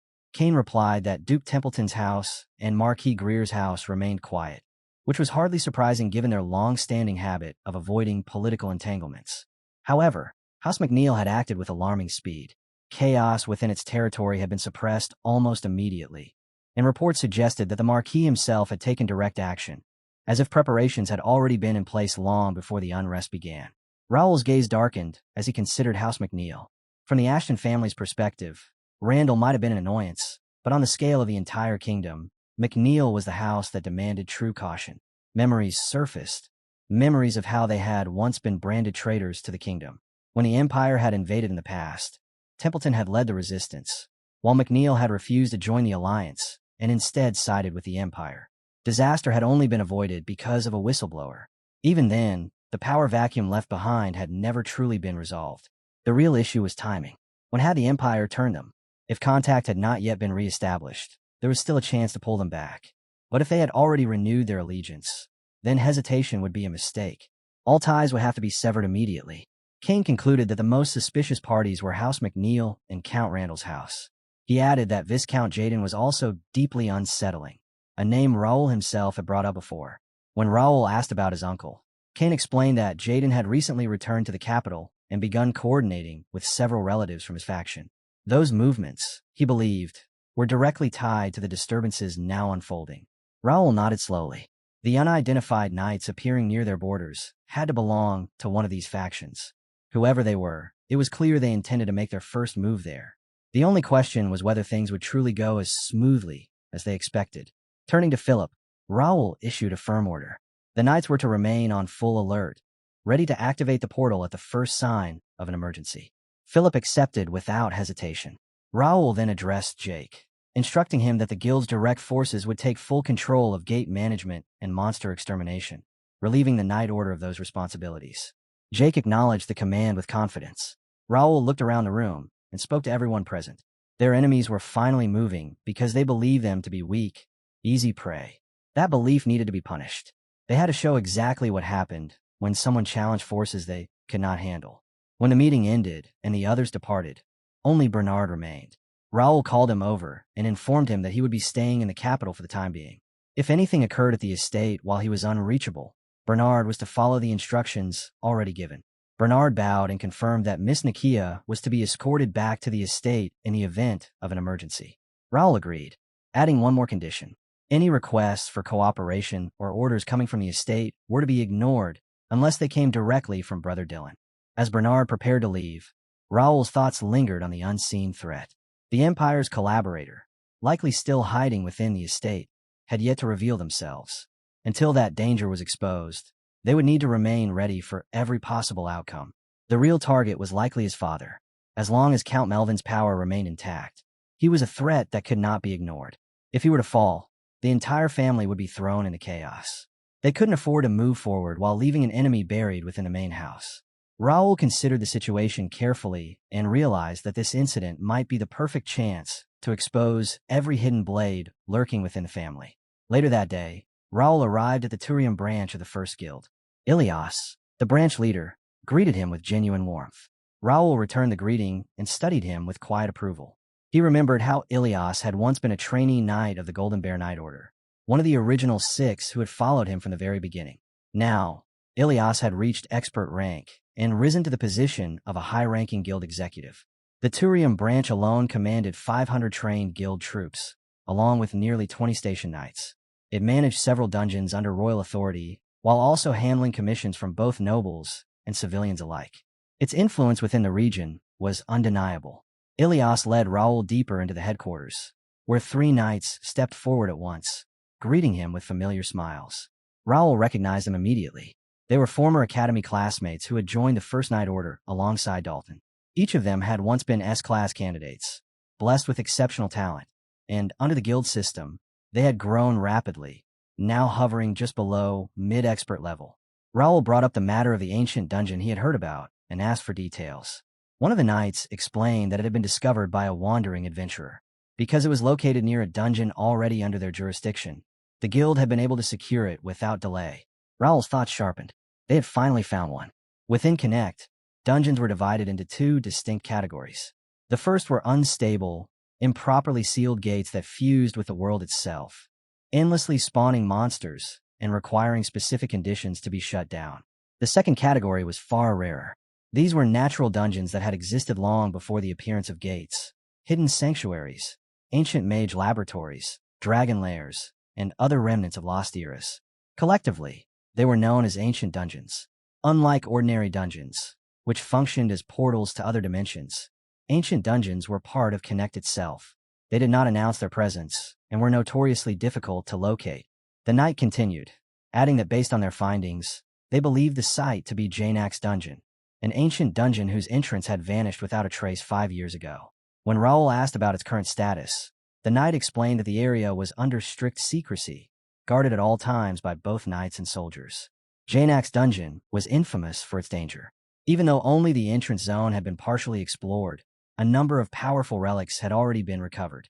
However, almost everyone who had attempted to push deeper had never returned alive. The most recent expedition had ended in disaster. A team dispatched by a noble house had entered the dungeon, only for the entrance to collapse behind them, sealing them inside permanently. Raul listened in silence, reflecting on the irony. After disappearing for years, the dungeon had resurfaced, yet in an entirely different location. Another knight spoke up and asked whether Raul intended to conquer it himself. Raul answered without hesitation. He would enter before rival factions had time to react, bringing only a small, elite team. When they asked who would be accompanying him, their eyes lit up with expectation. Raul noticed immediately. He offered a brief apology and explained that the team had already been decided. Then he turned his gaze toward Ken and asked for his opinion, casually questioning whether Ken believed he had what it took to clear an ancient dungeon. Caught completely off guard, Ken stiffened, his composure faltering as he struggled to respond to the sudden challenge. Ken answered without hesitation, his voice steady as he declared that he absolutely wanted to join. Before anyone else could even react, Raul made his decision clear. Among all the knights, only Ken would accompany him. He asked the room whether anyone objected. A few showed brief hesitation, but in the end, they all nodded in agreement. If it was Ken, they said, then there was nothing to dispute. Smiles followed, along with sincere congratulations. Raul looked at Ken quietly, his thoughts already moving ahead. Among the 10 members of the First Knight Order, Ken stood second only to Dalton. He was the only one who had reached the intermediate stage of expert rank. Though smaller in build, his body was lean and sharp, perfectly suited for speed and precision. More importantly, his mana control was exceptional, refined to the point where he could push far beyond his limits. He wasn't just a good choice. He was the linchpin of the raid. Raul found himself genuinely looking forward to seeing how Ken would perform inside an ancient dungeon. Later that day, the two sat across from each other in a quiet meeting room. Raul poured tea and asked calmly whether anything about life in the Knight Order felt uncomfortable. Ken replied immediately, saying that with the training methods and facilities provided, there was no better place for growth. Raul noted the answer with faint amusement. It was reliable, reserved, exactly what he expected. Though they had graduated from the same academy, this was the first time he felt they were truly speaking face to face. He told Ken that if there was ever anything that needed improvement, he should say so. The Knight Order was still young, still imperfect. Ken agreed without the slightest hesitation. Raul then leaned forward, his tone shifting. He explained that the real reason he had called Ken here was to ask whether he knew why he had been chosen for the ancient dungeon raid. Ken hesitated, then apologized and admitted that he didn't know. Raul's expression hardened. Before they could discuss the dungeon, there was something else that needed to be addressed. He spoke Ken's true name, Lady Kaylee de Greer. Ken froze. Shock washed over her as her thoughts spiraled, her mind scrambling to understand how Raul could possibly know her real identity. Raul, meanwhile, reflected calmly on House Greer, one of the 5 great martial houses of the Reuben Kingdom, ruling the southernmost coast and famed for its peerless spear techniques. A lineage that had produced countless prodigies, standing as one of the most prestigious martial families in the realm. Yet the house had weakened after the Great War. It had lost both its head and its heir, along with portions of the martial techniques it had guarded so fiercely for generations. Retreating from politics, the family chose isolation, focusing solely on survival and restoration. Given those circumstances, it was hardly surprising that a noble daughter would disguise herself as a man just to enter the academy.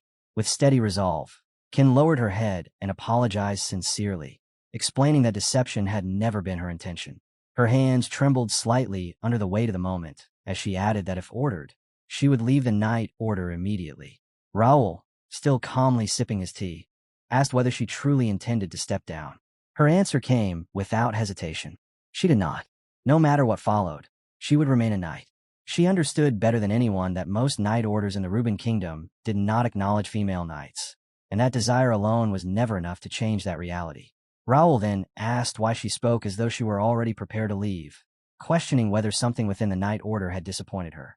Her expression shifted instantly as she denied it, instead asking if he truly meant what he had said, that she could stay. A faint smile touched Raul's lips as he replied that it was obvious. No Knight Order would willingly discard someone who had reached the intermediate stage of expert rank at such a young age. Ken hesitated before revealing the truth. She was a daughter of House Greer, a long-standing rival of House Ashton. Raul answered without pause, stating that it made no difference to him. Even if complications arose, he would take full responsibility. Her voice wavered as she asked whether her gender and lineage truly meant nothing. Raul met her eyes directly and answered that only her will mattered, and that she would prove it through her actions. Ken rose to her feet, then dropped to one knee before him. With unwavering resolve, she declared that she, Knight Ken of House Greer, pledged her loyalty once more to Viscount Raul de Ashton as her master. Raul stood as well, stepped forward, and gently placed his hand upon her head. He accepted her loyalty with solemn calm, vowing in return to fulfill his duty as her commander. As she remained kneeling, Raul allowed a faint smile to form. They had come a long way, and at last, the peace he had been waiting for was finally in place. Raul was certain now. This was the talent he had been searching for ever since his academy days. Kaylee was the first female knight to reach master rank in Connect, a genuine prodigy with S-rank potential. Even though Faye had led her to serve under Dalton first, he felt no regret. What mattered was that they had finally arrived at this point together. Noticing the faint smile he wore, Kaylee grew flustered and quickly interrupted, asking whether she should now reveal her true identity and gender to everyone. Raul gently shook his head and told her that the choice belonged to her alone. Relief spread across her face as she replied that she wished to remain as she was. Raul returned her smile and smoothly shifted the conversation back to the dungeon raid. Once their preparations were complete, Raul's party arrived at the entrance of the ancient dungeon. The knights who had escorted them stopped at the threshold, offering quiet words of luck before stepping aside. Raul nodded in gratitude and led the raid team forward. Josh, barely able to contain himself, exclaimed that he still couldn't believe he had been chosen for the dungeon raid, and said it was an honor. Kaylee glanced at him in disbelief, remarking that he was acting as though they were heading out for a picnic. Josh only laughed, saying that missions outside with their master always made his heart race, proudly lifting the magic lamp Raul had once entrusted to him. Raul chuckled softly, commenting that it was good to see Josh so full of energy, then added that he had brought something even better. With a simple motion, he summoned Ravel, the forest fairy. She drifted forward and released her magic, bathing the dungeon entrance in a warm green glow. Ancient power shimmered along the corridor as everyone paused to take it in. Satisfied that the visibility was more than enough, Raul raised his hand and gestured forward with calm resolve. The raid had begun. As they pressed deeper into the dungeon, a spectral blue wolf suddenly manifested before them. Ken reacted instantly, driving his spear forward with flawless timing, but the weapon passed straight through the creature, as if striking empty air. The wolf let out a low, echoing growl before dissolving into nothingness. Ken stared in disbelief, frustration creeping in as the reality set in. Just as Raul had warned, this dungeon was different. Most of the monsters here were spirit-type beings, completely immune to physical attacks. Only psychic power could harm them. At the front of the group, Raul calmly raised a hand and released his power. An invisible force surged forward and erased another spirit blue wolf in an instant. After a short pause, he shook his head and told Josh to place his hand against the wall to the left. When Josh did as instructed, the stone surface rippled, revealing a hidden passage filled with faintly swirling blue mist. Ken stiffened, realizing it was a concealed path, and could only watch in stunned silence, unable to comprehend how Raul saw through the dungeon's tricks so effortlessly. Raul reflected quietly. He knew this place because he had been here before, in his previous life. Janak's dungeon had been the very first dungeon he had ever cleared as his former self. The reason he had succeeded alone, when so many others had failed against its brutal difficulty, was simple. This dungeon had been designed for espers, those who wielded psychokinetic power. Janak, known as the Ancient Fist Master, or the Combat Master, had been an esper himself. The dungeon was meant to serve as a proving ground for those like him. But as espers gradually disappeared from the continent of Connect, conquering it had become nearly impossible. One of Janak's closest companions had also been recorded in history, the ancestor of House Marquis Greer. Moving forward, the narrow passage slowly opened into a vast space bathed in shimmering light, the air itself swirling as though alive. Ahead of them rose an enormous stone mansion beneath an enchanted sky, creating the illusion that they had stepped outside. Josh and King gasped in confusion. Raul calmly confirmed that they were still inside the dungeon, explaining that ancient dungeons were inherently unpredictable. Ken examined the towering stone walls and ancient carvings in silence, a strange sense of familiarity stirring within him. Then Josh suddenly shouted in excitement, pointing ahead toward a massive arena-like space where two towering statues stood facing one another. He insisted that whatever awaited them there was important. Ken froze on the spot, his breath catching as his eyes locked onto one of the towering stone statues. Recognition struck instantly. It was the bronze statue, The design was unmistakable, burned deep into his memory. The scene shifted back several days, to the meeting room of the Turian branch. Raul had brought the discussion back to the dungeon raid, and asked Ken whether he had heard the rumors about the hidden legacy left behind by the ancestor of House Greer within Janak's dungeon. Ken had nodded solemnly. Most of the artifacts recovered from past expeditions, he explained, were tied directly to House Marquis Greer. Each time the dungeon resurfaced, the Marquis had attempted to reclaim it. Each time, the losses were catastrophic. Knights and mercenaries entered, and almost none ever returned. Ken's voice had grown heavier as he spoke of the most recent attempt.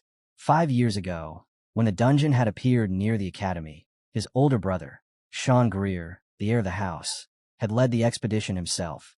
Knights and soldiers had been mobilized in force. Not a single one had come back. Ken had said then that no matter the cost, he had to go. For his brother. For his family.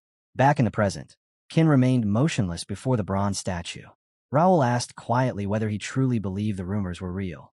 Stepping forward, Ken answered without hesitation. The statue depicted Jeremiah de Greer, the founding ancestor of the Greer Marquis. The three of them moved closer together. Suddenly, a glowing system window appeared before Raul, stopping him short. The warning was absolute.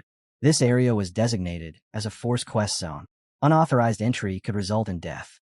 Recommended qualifications were listed clearly. Spear techniques of rank B or higher, proficiency level 1 or above, and a direct bloodline connection to House Greer. Raul turned his gaze to Ken. Ken met it head-on and nodded firmly. It was finally his turn. He asked whether he could be trusted to handle the trial. His eyes burned with resolve as he answered that his master could leave it to him. Ken stepped forward toward Jeremiah's statue. The moment he crossed into its activation range, the statue's eyes ignited with blinding light. Metal echoed through the chamber as the massive body shifted, slowly raising its spear. A deep, ancient voice thundered through the space, demanding to know who dared disturb its eternal slumber. Ken lifted his spear and settled into a firm stance, announcing himself as Ken of the Greer Marquis and formally requesting the founder's teachings. The statue answered with a low, mocking chuckle. It acknowledged his bloodline, then warned him coldly that it would show no mercy. If he sought the Greer legacy, he would have to earn it with his life. In the very next moment, the statue surged forward with impossible speed.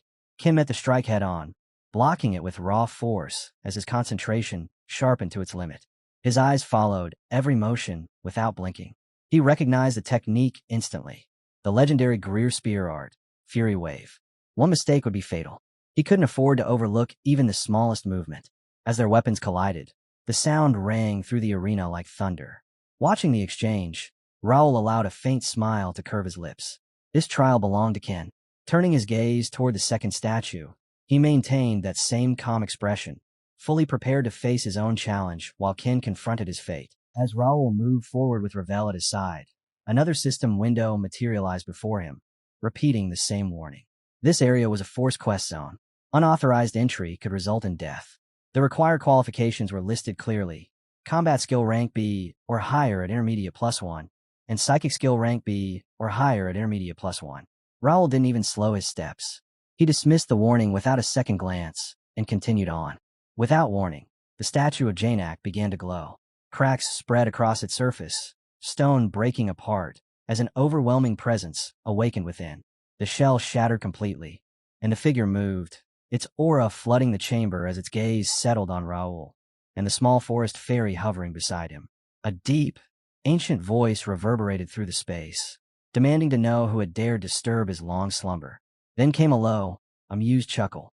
Janak remarked on the strange pairing of a fairy and a young psychic, adding that a reward would be granted if they could endure his trial. Raul accepted immediately. He remembered this fight well. In his previous life, he had barely survived with nothing more than intermediate level 3 telekinesis. This time was different. He was far stronger. With a simple wave of his hand, psychic energy surged outward, and countless telekinetic swords formed in midair, suspended around him. Janak's eyes narrowed in surprise. The strength of Raul's intermediate psychokinesis defied common sense. Still, Janak dismissed it as nothing more than inflated numbers, not true power. Surrounded by a massive aura, Raul let out a faint chuckle, anticipation flickering in his eyes. He advanced calmly. Janak moved first, lunging forward as his fist ignited with a glowing green martial aura. Raul extended his hand and sent his blades flying, but Janak twisted through them with inhuman speed and countered instantly. Ravel reacted at once, erecting a mana barrier, yet the reinforced fist tore straight through it. The blow struck Raul squarely in the torso, sending him staggering backward as pain exploded through his body. Raul understood immediately. It was an advanced penetration fist technique.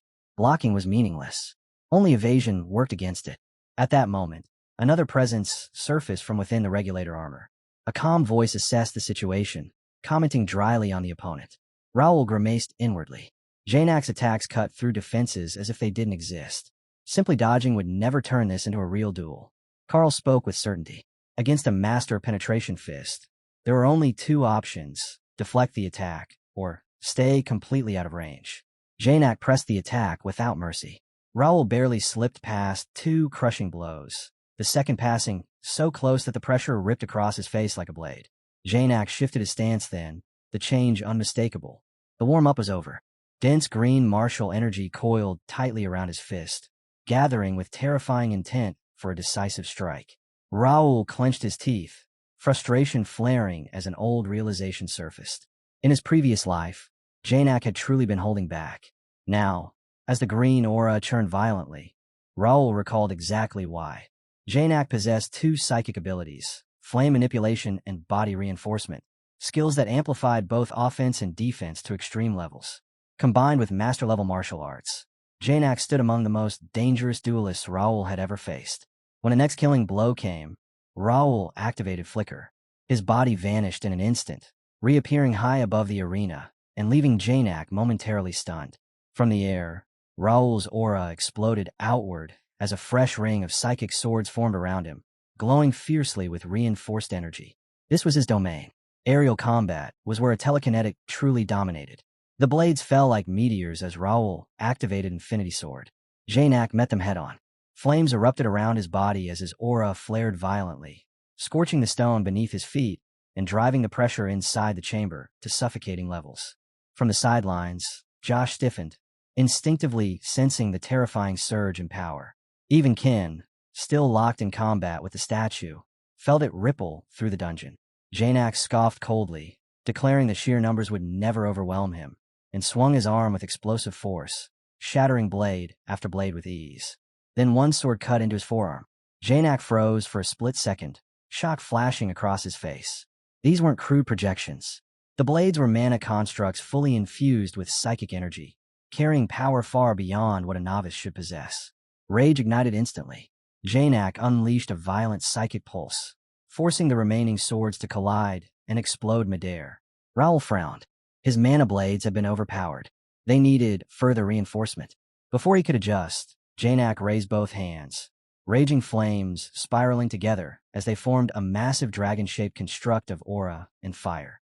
The attack surged forward like a comet. Raul's pulse spiked. He knew he couldn't outrun it. No matter where he fled, he would burn. At that critical instant, Carl appeared at his side once more, calm and unshaken. He told Raul to steady his breathing, to open his eyes and truly look. The dragon, he explained, was not a true construct, but a compressed flame aura, one with a single, fatal weak point hidden at its core. Raul narrowed his focus, his vision cutting straight through the chaos as he locked onto the swirling orb of mana hidden within the dragon's open maw. Drawing deeper into himself, he pulled forth sharper, denser psychic blades, their edges vibrating with compressed power. With a single decisive motion, he sent them straight into the core. The moment they struck, the arena erupted. A violent explosion tore through the space as flames and smoke swallowed everything in sight, the shockwave rolling outward with overwhelming force. When the smoke finally thinned, Raul stepped forward, completely unharmed. Janak stared at him in stunned silence. In that instant, he understood it. Raul had crossed into a realm that lay beyond his ability to measure. Psychic swords hovered menacingly around Raul, all pointed toward Janak, as an immense aura surged and twisted around his body. After a long pause, Janak let out a low breath and acknowledged the truth. The duel was over. The victory belonged to Raul. The statue of Janak spoke one final time, his voice carrying a quiet sense of fulfillment. He expressed his satisfaction at encountering such an outstanding junior and stated that he could now rest without regret. As his words faded, a system chime echoed through the chamber. announcing the completion of the forced quest. The rewards appeared clearly. A Type B mansion warehouse key, 50,000 player coins, a massive amount of experience, and a special title granted to one who had earned Janak's acknowledgement. As Raul read the notification, golden light began to glow from the statue's chest. A radiant golden core slowly rose into the air, hovering before him. Janak's voice followed, saying that he looked forward to the day Raul's psychokinesis reached true mastery, and that he hoped the experience gained here would serve as a guiding light on that path. With those final words, the statue fell silent, returning to lifeless stone. Raul frowned slightly, confused. This reward hadn't been part of the predetermined outcome of the hidden quest. Something had changed. At that moment, a voice from behind pulled his attention away. When Raul turned, he saw Jeremiah's statue halting mid-swing against Ken. The massive figure conceded calmly, acknowledging that Ken had lasted far longer than expected and declaring that he had passed the trial. Josh immediately erupted in cheers, celebrating both Raul's and Ken's success. Another system notification flashed before Raul, repeating the quest rewards. A faint smirk crossed his lips. Ken had succeeded as well, and everything was unfolding exactly as planned. Later, when they entered the Greer mansion, Josh couldn't hide his amazement, openly marveling at the sheer scale and grandeur of the place.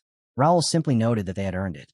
He told them to rest, and informed them that he would contact them later through the guild channel. Josh and Ken both thanked him sincerely before leaving him alone.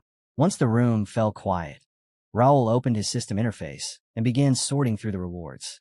The newly acquired title immediately caught his attention. It increased combat power, psychic strength, and overall skill proficiency by 20%. He briefly noted that a boost to swordsmanship would have been nice, but reasoned that such an enhancement could be obtained elsewhere. He then retrieved the golden core from his inventory.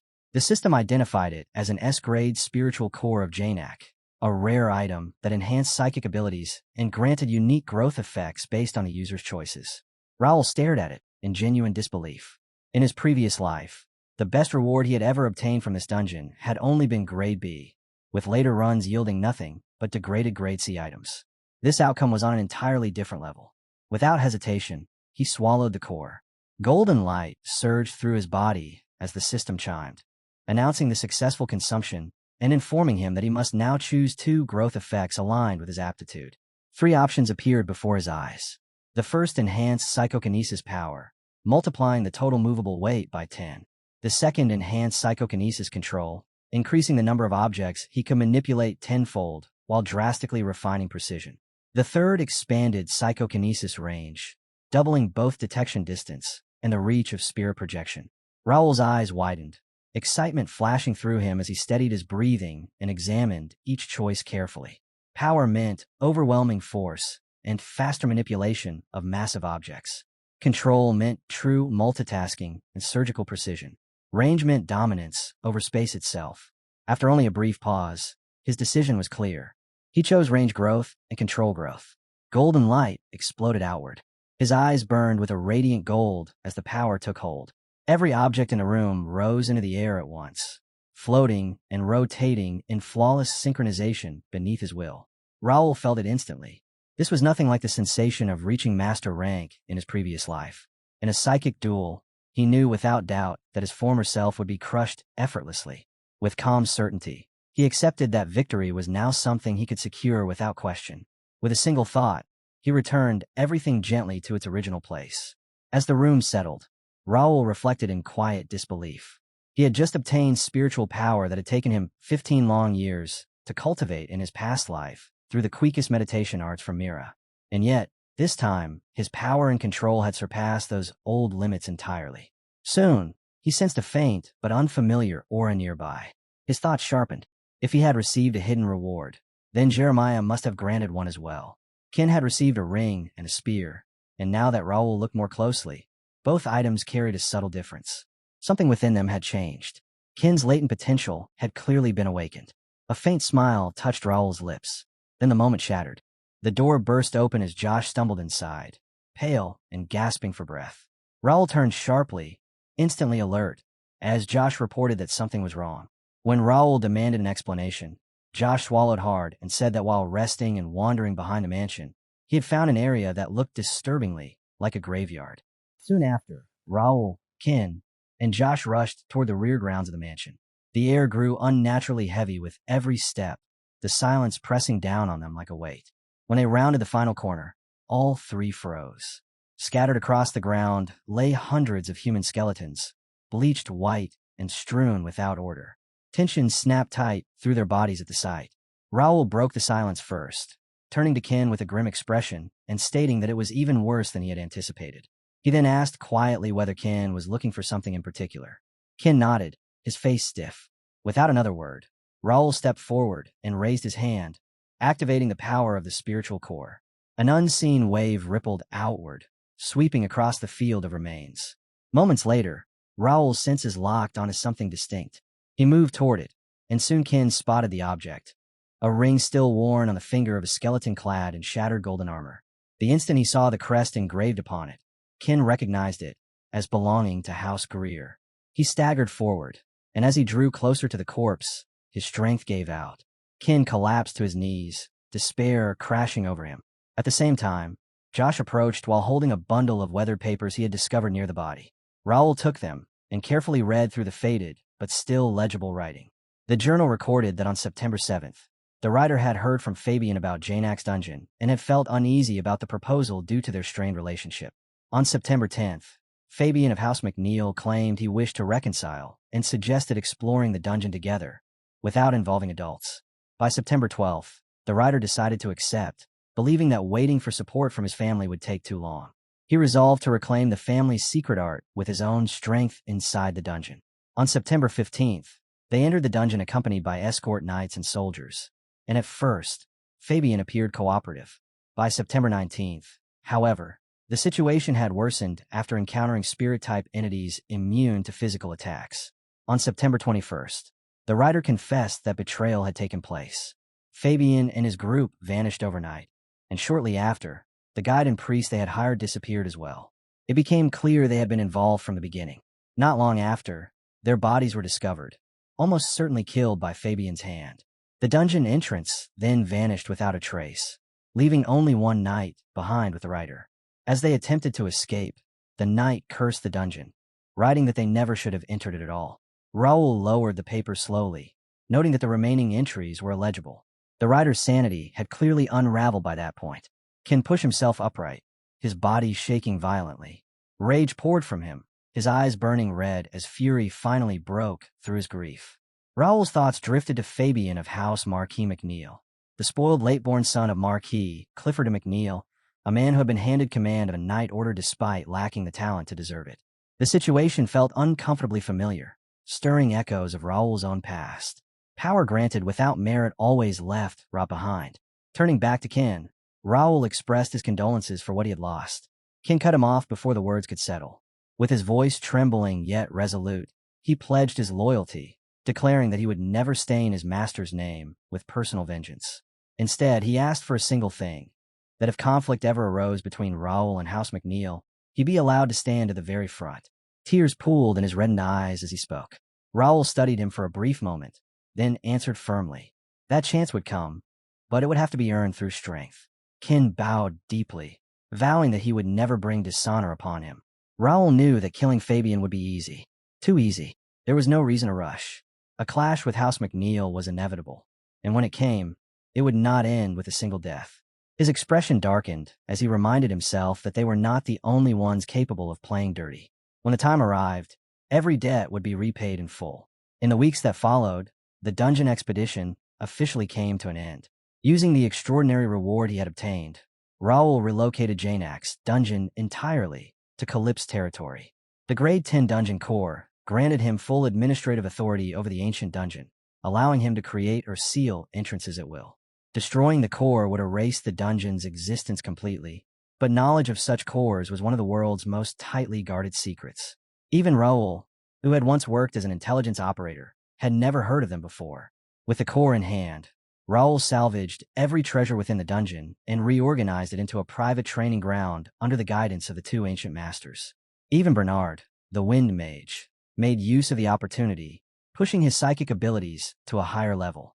Once that was complete, Raul shifted his focus to strengthening his knights and preparing his forces for the conflicts he knew were drawing closer. A month later, at the Mira First Guild Academy, Dalton greeted Raul with his usual cheer remarking on how long it had been since they last met. Raul returned a faint smile, saying it was good to see him again after so long, and asked about the trainees. Dalton laughed as he explained that he had met the foreign candidates and had been stunned by their rate of growth, finally understanding why Raul had taken such a keen interest in them. At present, Dalton served as both headmaster and swordsmanship instructor, personally overseeing the trainees' growth. Every lesson, every clash of steel, passed under his direct watch. As they walked through the academy grounds, Raul asked about the state of guild recruitment. Dalton explained that he had been focusing solely on individuals with genuine talent, though interest was lower than anticipated. Raul nodded, unconcerned. That was fine. As long as Dalton secured the people he had already specified, nothing else mattered. Dalton answered without hesitation, stating that he would never handle his future subordinates carelessly. Within the Connect system, each player was normally restricted to joining a single guild. However, there was one exception. Raul recalled a rare item he had obtained long ago, a special consumable earned from a main scenario quest. It allowed its holder to establish a second guild, completely bypassing the restriction.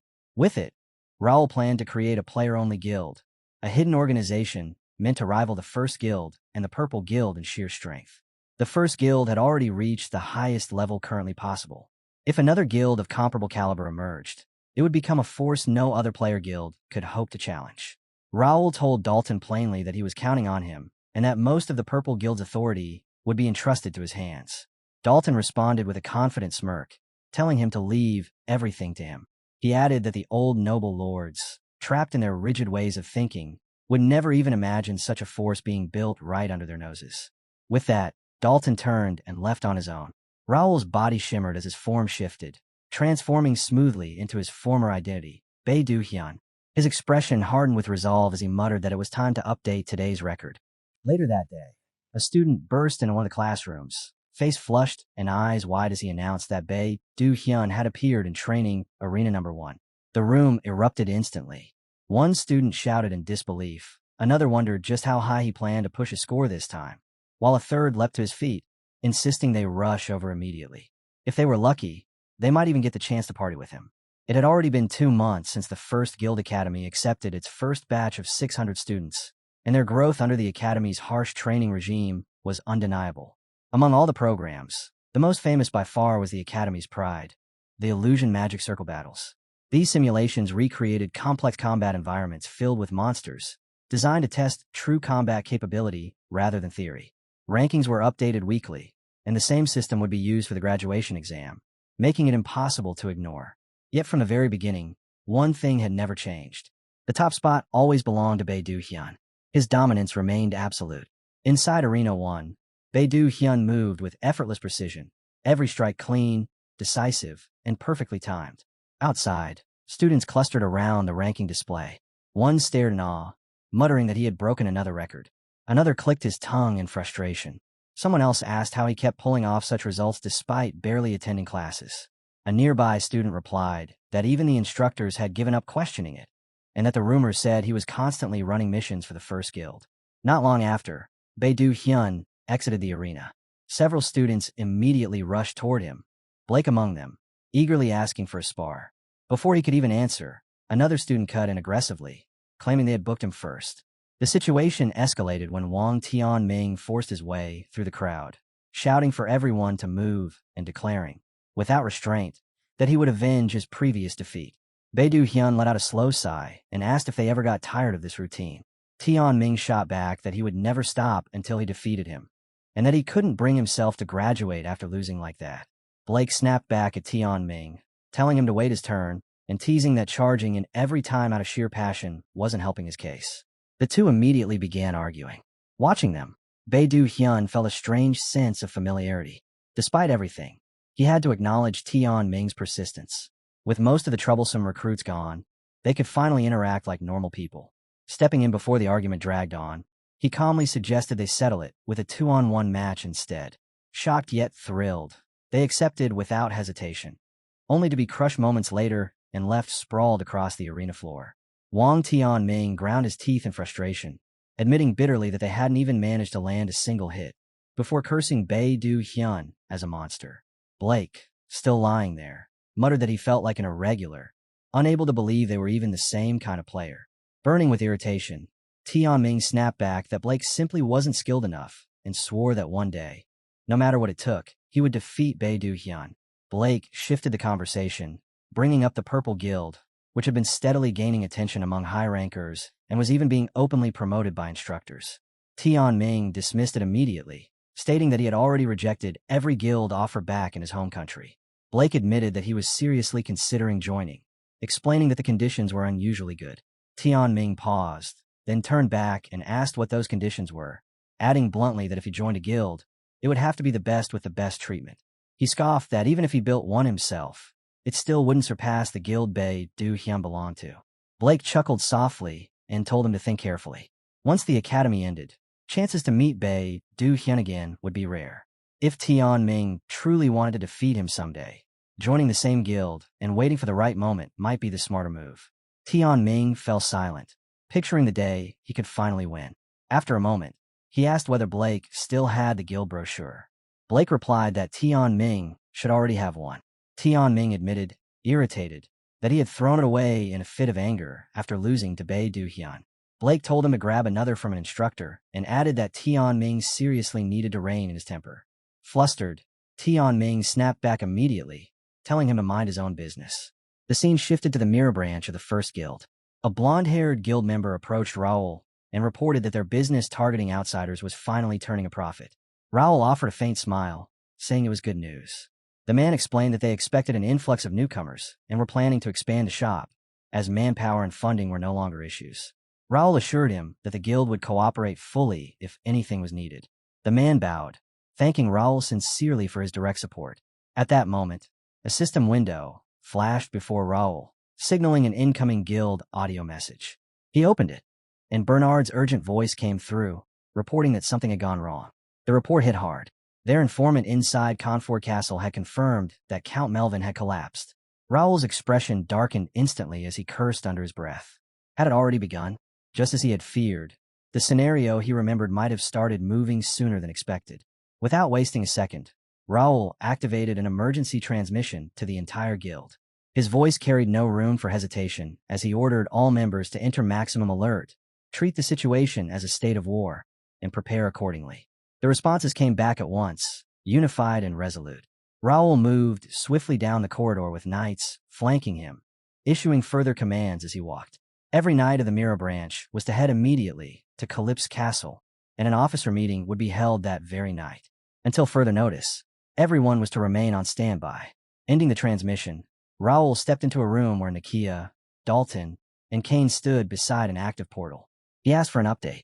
Kane reported that Count Melvin had yet to regain consciousness, though healers and priests were already administering treatment. Raul made his decision on the spot. Kane would accompany him to the main estate. Dalton was to head to Calypso Castle and join Bernard, bringing Nikia with him. Both accepted without question. Raul then turned to Nikia and told her that he had a special task for her. Without speaking aloud, he delivered a confidential order directly into her mind through a secure transmission. Once it was done, he motioned to Kane and told him they were leaving immediately for the main estate. As they moved, Raul's thoughts burned with resolve. He remembered the vow he had made the moment he awakened as Raul Ashton, to accept this life fully and confront whatever awaited him. No matter the cost, he would stop the tragedy closing in on the Count's family. This time, he would not be too late. The scene shifted to Confort Castle, the seat of House Ashton. Raul strode through the main gates with Kane at his side and immediately called out for Ivan. The elderly butler rushed forward, trembling as he bowed deeply, his voice breaking as he confessed that he had failed to serve the Count properly. Raul stopped him at once, telling him not to shoulder the blame. What mattered now was his father. He demanded to be taken to him immediately. With a sharp gesture, Raul summoned Philip, one of the household retainers. Philip stepped forward without delay and led them toward the Count's chambers. Knights in full armor stood guard outside, the Ashton crest gleaming proudly on their breastplates. Raul entered without hesitation. Inside, Count Ashton lay unconscious on the bed, the air thick with incense. A healer and a priest worked tirelessly at his side, while Lady Estella, Dylan's wife, stood nearby, her face streaked with tears as she sobbed uncontrollably. She turned toward Raul with reddened eyes and asked what they should do. Raul did not answer right away. He sat beside his father, his jaw tightening, then turned to the healer and priest and demanded to know exactly what had happened. After a brief hesitation, the priest admitted that the cause was unclear, but the symptoms pointed toward mana backlash. Raul's eyes widened. Knights possessed only a single mana path within their bodies. If mana flowed in reverse, backlash occurred, a condition that was almost always fatal, and for the rare survivors, one that left permanent crippling damage. The priest explained that although this case was abnormal, mana backlash was the only explanation they could offer. Raul pressed them harder, demanding to know if there was any treatment, and ordering them to stabilize his father at all costs. The priest answered with regret, saying that divine power was ineffective, and that all they could do was maintain blessings and support. Raul nodded firmly and told them to do everything possible. When the others finally stepped back, Raul remained seated by the bedside. A calm voice suddenly spoke beside him, remarking that the council was extraordinary and that he must be enduring unbearable pain. Raul stiffened as a shimmer rose from the armor. Carl, the sealed spirit, revealed himself.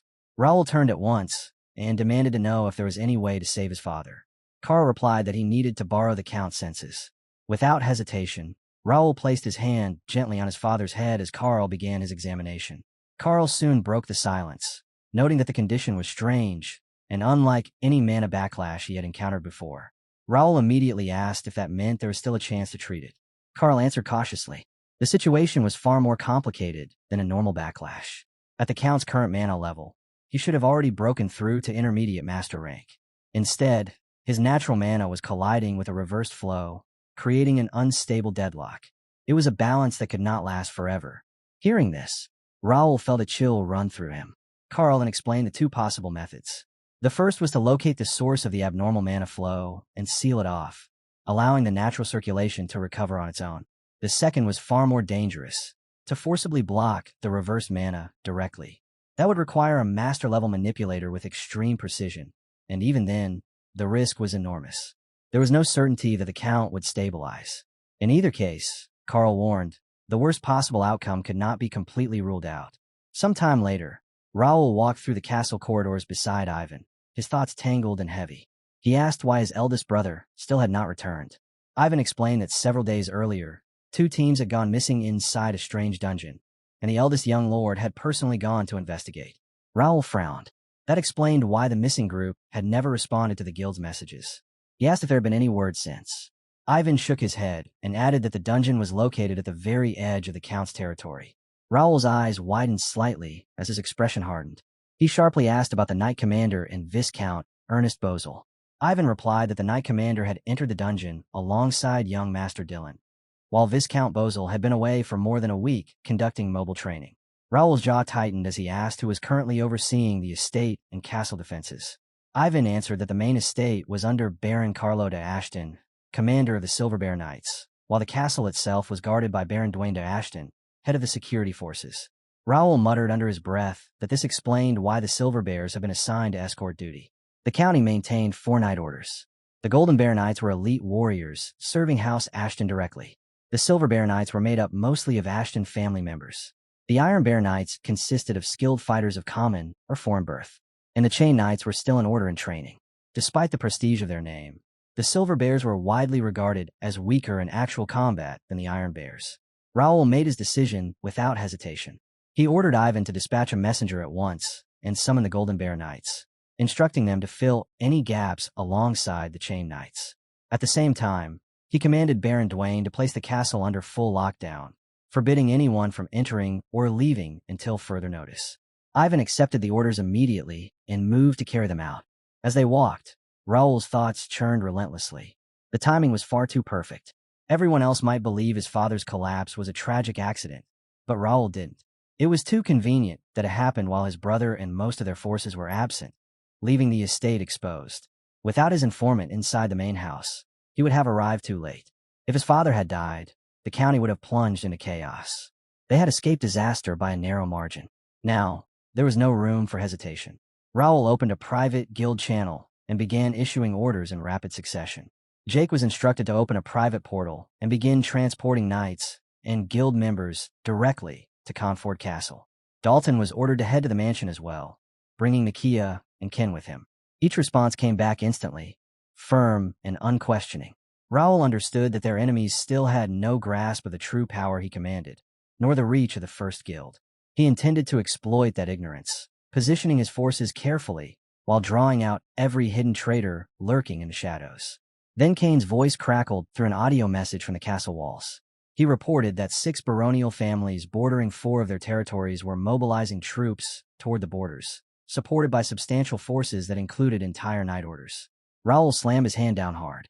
A slow smile spread across his face as his resolve crystallized. So they had chosen to move. Very well. He would make sure those rotten traitors learned exactly what happened to those who dared to stab him in the back. The scene shifted to a secluded mansion, hidden from public view. Inside, a silver-haired man bowed slightly as he greeted Viscount Jaden Ashton, offering an apology for the crude location they had been forced to use for the meeting. Jaden waved the words away and cut straight to the point, demanding a report on the situation. The man answered promptly. Their spy had confirmed that the Count was on the brink of death, and most of the castle's main forces were currently absent, dispatched on a dungeon subjugation. A cold smile slowly crept across Jaden's face. He remarked that such an end suited the Count well, a fitting consequence for the disasters he had brought upon himself through his own foolish decisions. With visible satisfaction, he added that Dylan had taken the bait exactly as expected. The silver-haired man assured him that there was no one left who could properly rally the Count's forces. He hesitated briefly before adding that Raul Ashton had appeared at the mansion. Jaden's expression darkened at once. Raul had become far too active since the incident in the capital. The man quickly reassured him, explaining that troops had already been positioned within Raul's territory, ensuring he would be forced to rush back. Jaden responded coldly, stating that he had better, reminding him that they had paid a heavy price to move their pawns into place. He ordered the man to monitor Raul closely and report even the slightest movement. The man acknowledged the command without hesitation. Jaden then turned toward the knights assembled behind him. His voice carried firm conviction as he declared that they had waited long enough. Raising his hand, he announced that their great cause had finally begun. Their task was clear: to set the Ashton bloodline straight by purging the filth that had disrupted the family's order, and to rewrite Ashton history with their own hands. The knights roared in unison, raising their fists as Jaden's smile twisted with chilling intent. In his mind, he saw the Count's lineage being torn down piece by piece. Back at Confort Castle, Raul continued his preparations without pause. A senior Golden Bear Knight, Whereon, stood before him and firmly pledged his reliability. Raul accepted the assurance in silence, weighing the knight's loyalty and strength, knowing he was the best possible choice. A day after his father's collapse, knights from nearby territories returned, and after observing them carefully, Raul entrusted his father's protection to Whereon, placing the Count's life firmly in his hands. At that moment, Baron Carlo, commander of the Silver Bear Knights, stepped forward and questioned whether the precautions were excessive. He asked bluntly if assigning additional guards meant Raul did not trust the Silver Bears. Raul answered calmly, without raising his voice. It was not a matter of mistrust toward the Baron. He simply did not intend to trust anyone. Until his brother returned, he would continue reinforcing the guard, and he hoped the Baron could understand that much. Inwardly, Raul had already finalized his plan. 5 Golden Bear Knights would rotate guard duty on the 5th floor where his father's chambers were located. No one would be allowed entry without his direct approval. His gaze hardened as the realization settled deeper. The conspiracy had begun inside the house itself. Until every shadow was dragged into the light, trust was a luxury he could not afford. Strength alone would keep his father alive. Later, Raul returned to his father's bedside. Count Melvin lay motionless, watched over by Bishop Alonso of the Xenon Order. Raul asked quietly whether there had been any improvement. The bishop lowered his head and apologized, admitting that merely maintaining the Count's current state was already pushing his limits. Raul stood there in silence, staring at his father's frail form for a long moment. Then he spoke gently, thanking the bishop for his efforts and asking him to step outside for now. Alonso bowed respectfully and left the room. Almost as soon as the door closed, Nikia entered. Raul turned to her and asked for her assessment. She examined the Count carefully before nodding. His suspicion had been correct. It was Manapheria. Raul felt his chest tighten as memories from his previous life surfaced. He had seen Manapheria used before, quietly, efficiently, to assassinate key figures across the kingdom. Entire regions had been drowned in blood afterward, with the true cause never uncovered.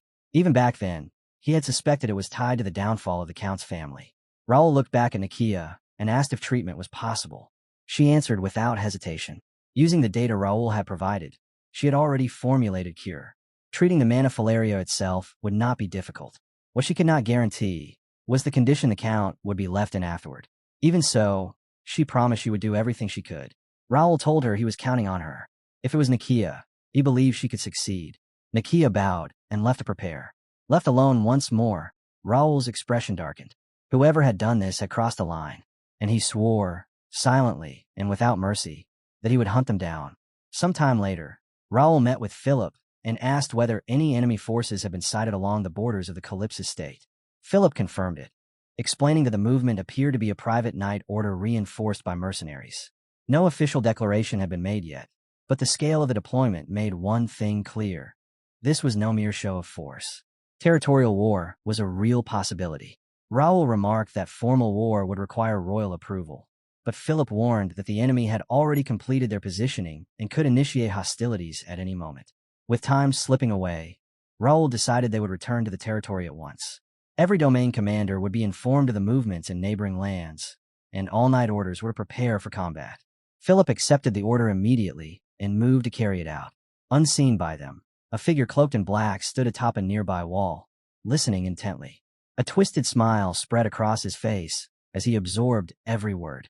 Later that night, 2 Silver Bear Knights stood guard outside the mansion, the silence between them heavy and uncomfortable. One of them stiffened and turned to the other, asking if he had heard something.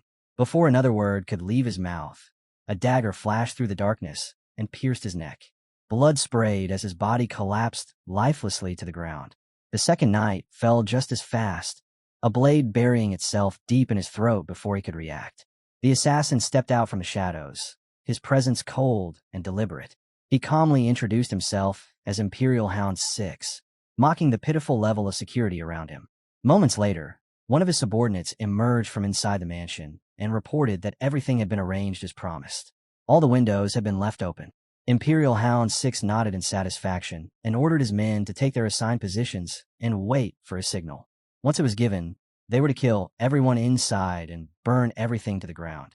The subordinates dispersed instantly, vanishing into the darkness without a word. Imperial Hound 6 let out a low, unhinged laugh. He muttered that he had waited decades for this moment. His grin widened as madness gleamed in his eyes, swearing that with his own hands, he would finally snuff out the last breath of Count Ashton's bloodline. The mansion's windows stood wide open, and the 2 Silver Bear Knights stationed nearby remained completely oblivious to the danger slipping in from the shadows. When a red flare suddenly bloomed in the night sky, casting an ominous glow over the grounds, one of the knights turned toward it in confusion. In that same instant, a dagger shot out from an open window and pierced straight through his skull. He died before he could even cry out, leaving the other knight frozen in shock. The second knight barely had time to draw a breath before a cloaked figure appeared behind him. A hand clamped over his mouth, silencing him, as a blade slid cleanly into his throat. His body crumpled without a sound. The assassins moved with chilling efficiency, and 2 of them slipped into the chamber where Lady Estella, Dylan's wife, slept peacefully. The faint sound of footsteps stirred her awake, but she never had a chance to react. A cloth soaked in a drowsy chemical was pressed tightly over her mouth. She struggled desperately for a brief moment, but her strength faded almost immediately. Her body slackened as she fell into an unnatural sleep. The Imperial Hounds carried her before their leader. Imperial Hound 6's cold gaze swept over her as he confirmed her identity. Once assured that she was indeed the correct target, a quiet, satisfied laugh escaped him. Everything was unfolding exactly as planned. His laughter soon twisted into something unhinged as he reveled in the thought that, from this night onward, the Count's household would begin its slow collapse. At his signal, a subordinate hoisted Lady Estella over his shoulder and leapt out through the window, vanishing into the darkness below. Imperial Hound 6 remained behind, calmly observing the unfolding carnage. The situation was unfolding too beautifully to rush. He lingered, certain the next signal would come soon. Moments later, it did. Flames burst across the mansion as another flare ignited the sky. The Silver Bear Knights finally realized they were under attack and sounded the alarm, but it was already far too late. The Imperial Hounds tore through the defenders with ruthless precision, moving faster and striking harder than the knights could respond to. Fire raced through the corridors, and thick smoke spiraled upward into the night. Satisfied that enough chaos had been sown, Imperial Hound 6 turned away and headed down another corridor. It was time to move on to the next target. But as he pushed open the door to the next chamber, he was greeted by the sharp, unmistakable stench of fresh blood. Rage surged through him as he realized the target had slipped beyond his control. Before he could react further, his eyes widened in shock as a blade tore through the air toward him. He threw himself backward on pure instinct, barely avoiding the strike. What greeted him next made his blood turn cold. 3 of his subordinates lay sprawled, lifeless across the floor. Standing over them was Philip, his sword catching the firelight as he leveled a mocking taunt at the Imperial Hound. The sight locked Imperial Hound 6 in place for a heartbeat as Philip lowered his blade into a ready stance. In that instant, he understood that the situation had completely turned against him. He cursed inwardly. He had assumed Philip had returned with Raul. Now it was clear he had misjudged everything. With no other option left, Imperial Hound 6 spun around and fled into the smoke-filled corridors.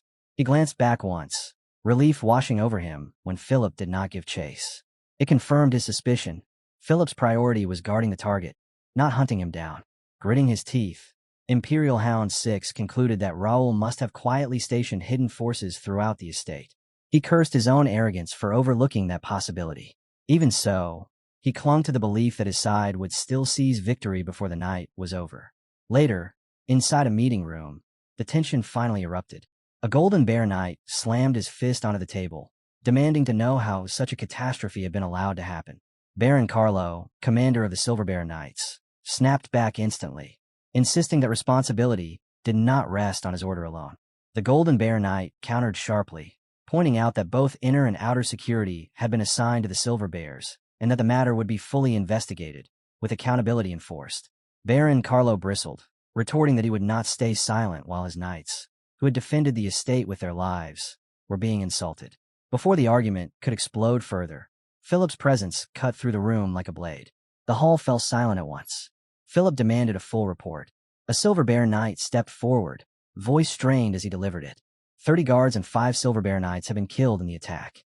1 annex had been completely destroyed, half of the East Garden reduced to ash, and the main building had suffered severe structural damage. Then came the most critical detail. Lady Estella had been kidnapped. The word struck like a hammer.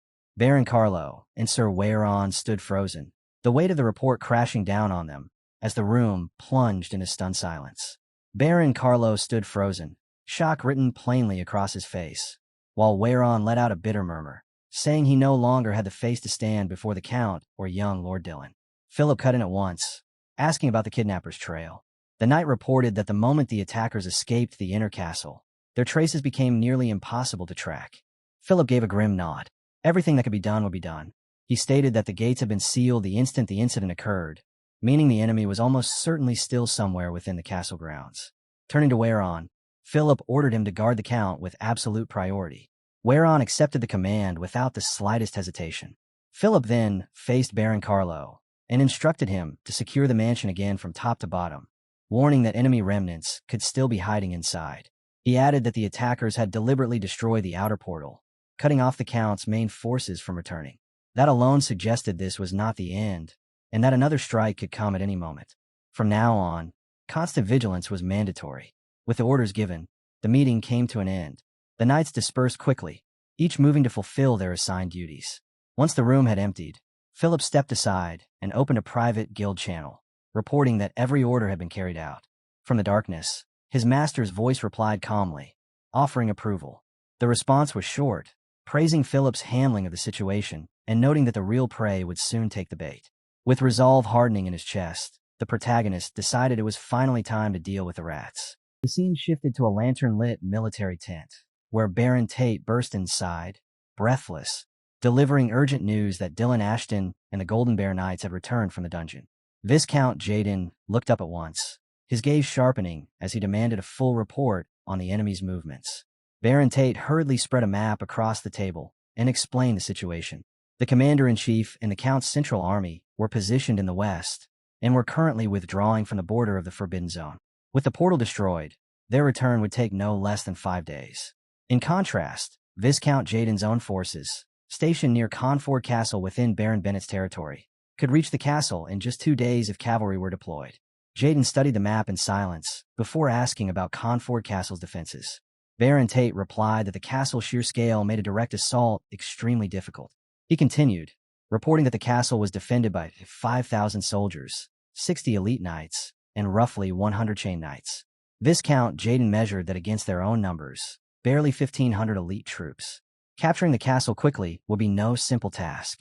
Even so, he concluded coldly that no matter how the battle unfolded, the hostages they held would still fulfill their role. Baron Tate allowed himself a thin smile, reflecting on how the captives had been seized right under the Count's nose, while also acknowledging how useful their collaborators had proven to be. Jaden dismissed it as trivial, remarking that the current Count simply lacked the competence to prevent such an outcome. Baron Tate agreed readily, calling the Count far too soft, and stating that Viscount Jaden's decisiveness was precisely what this situation demanded. Rising from his seat, Viscount Jaden declared that the time had come to replace the Count. He stepped out of the tent to find his knights already assembled. At his signal, a horn blared across the camp. With a raised hand, he ordered all forces to begin marching toward Confort Castle at once. The scene shifted again, this time to a quiet riverside. Dylan and the Golden Bear Knights paused there briefly, letting their horses drink as they loosened their armor in heavy silence. Trevor de Hessa, commander of the Golden Bear Knights, approached Dylan and studied him closely. Dylan let out a long breath, his expression still weighed down by frustration and regret over his own failed judgment.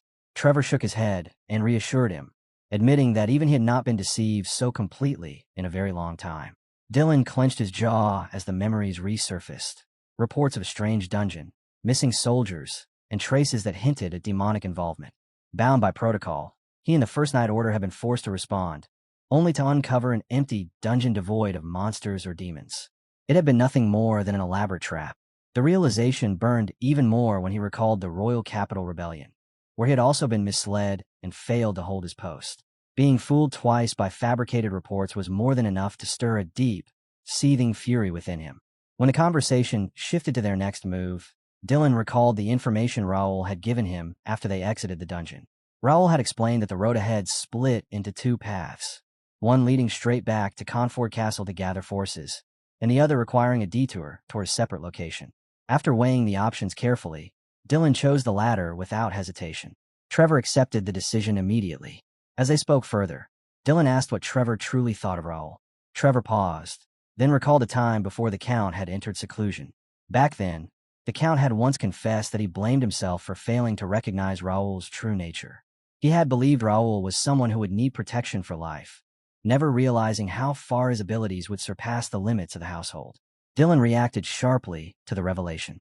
Trevor continued, explaining that the Count felt caution would have been reasonable if Raul had been merely talented. But Raul had never shown ambition for the Count's seat, nor any hunger for power. Despite the danger inherent in his talent, he possessed the potential to raise an entire nation. That was precisely why the Count believed Raul was far too great to be confined within a single noble house. A faint smile touched Dylan's lips as he wondered when Raul had earned such deep regard from the commander. Moments later, his expression hardened, resolve blazing in his eyes. He gave the order to move, declaring that anyone who dared betray the Count's house would face retribution. Swinging up onto his horse, he commanded the knights to advance once more, instructing them to leave behind anyone who could not keep pace and to remain on constant alert. The Golden Bear Knights answered at once, rallying without hesitation, ready to follow him wherever the path led. Far away, within an Imperial Hound hideout, Imperial Hound 6 returned with his remaining subordinates. As they passed through the gate, several crimson mana circles flared to life above them, flooding the hall with an ominous red glow. Imperial Hound 6 clenched his teeth as his gaze swept over the remaining survivors. The damage from the previous operation was far greater than he had anticipated. Raul had left behind variables far more dangerous than expected, pieces on the board that refused to fall quietly. Even so, he forced his thoughts back into place. None of it truly mattered. No matter who survived, the conclusion would not change. The Ashton family would be driven to tear itself apart, blade against blade, until only a single remnant remained standing. Low growls echoed around him as monstrous creatures stirred in shadows. Imperial Hound 6's lips twisted into a maniacal grin. He could feel it now. The moment when he would finally snuff out the last breath of the Count's bloodline was drawing ever closer. From above, Imperial Hound 6 continued to observe the Empire's mana soldiers with grim satisfaction. Standing calmly within the underground chamber, his thoughts raced as he weighed whether deploying the cavalry earlier had been a mistake. He dismissed the idea almost immediately. Revealing their hand too soon would only dull the blade. Whether Baron Jaden succeeded in taking Confort Castle or failed outright no longer mattered. Once the fighting began, their embedded agent would cripple the castle's magical defenses. After that, the portal hidden beneath the chamber would open, pouring reinforcements and cavalry directly into the heart of the castle. The cavalry was being saved for the final act, reserved for the blood-soaked festival he was already savoring. An eerie smile crept across his face as he admitted to himself that he could hardly wait to witness it. His anticipation shattered when a subordinate rushed into the chamber, panic evident as he reported catastrophic news. The captive taken from the Count's family had escaped. Imperial Hound's 6 eyes widened as his composure cracked. He snarled in fury, berating the guards for failing to restrain a single woman, and immediately ordered a full search of the underground passages. The guards answered sharply, moving to comply.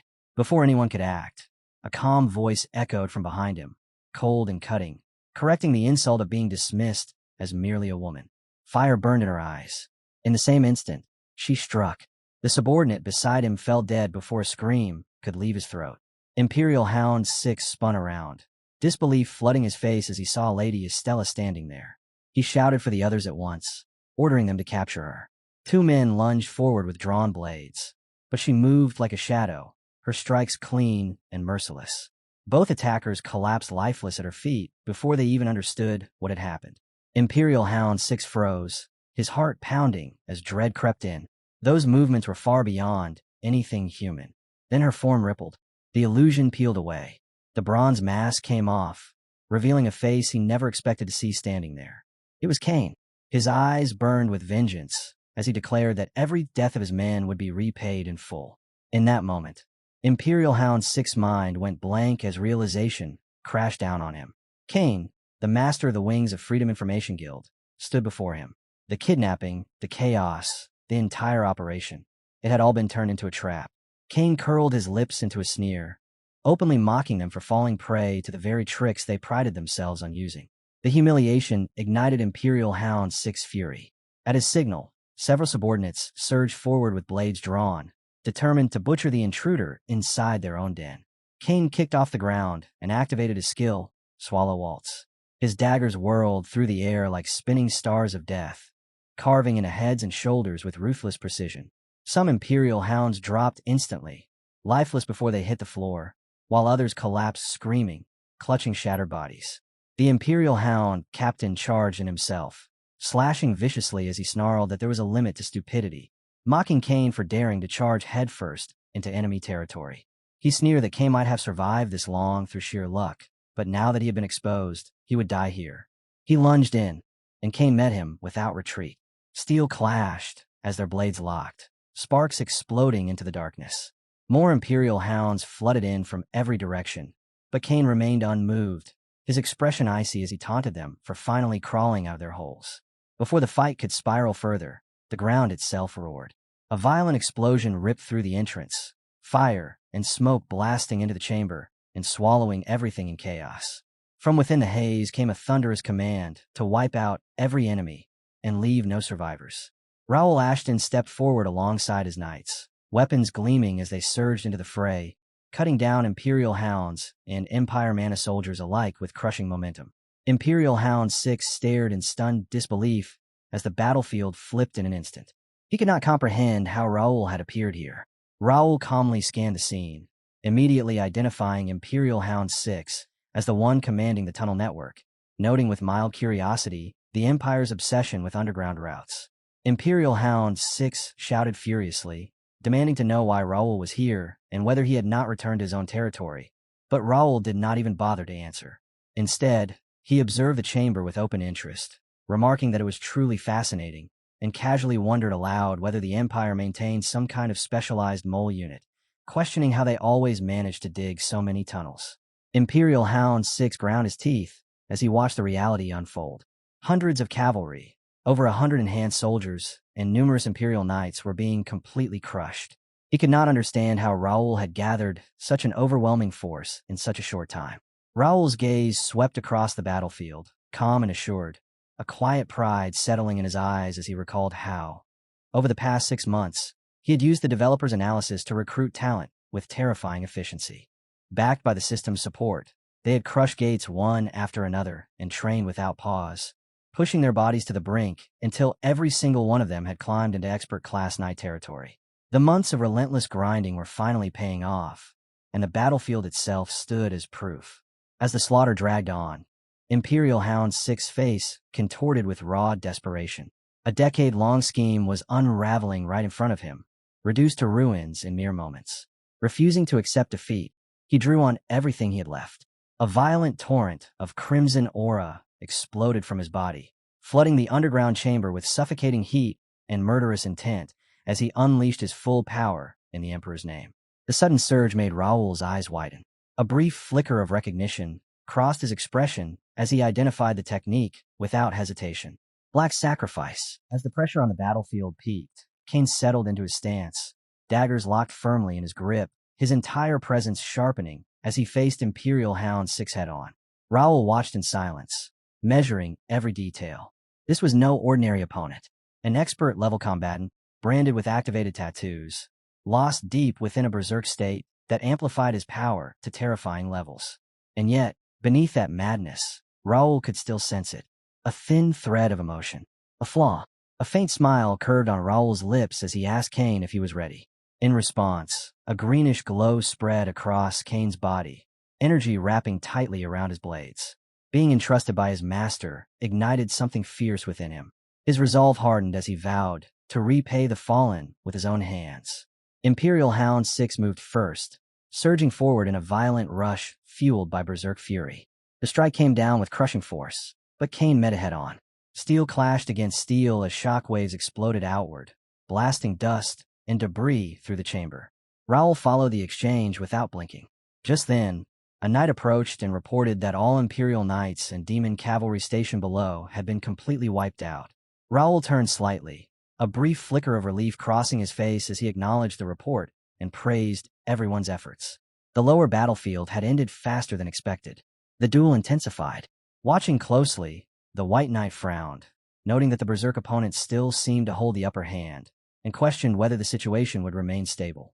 Raul remained calm, eyes fixed on the clash.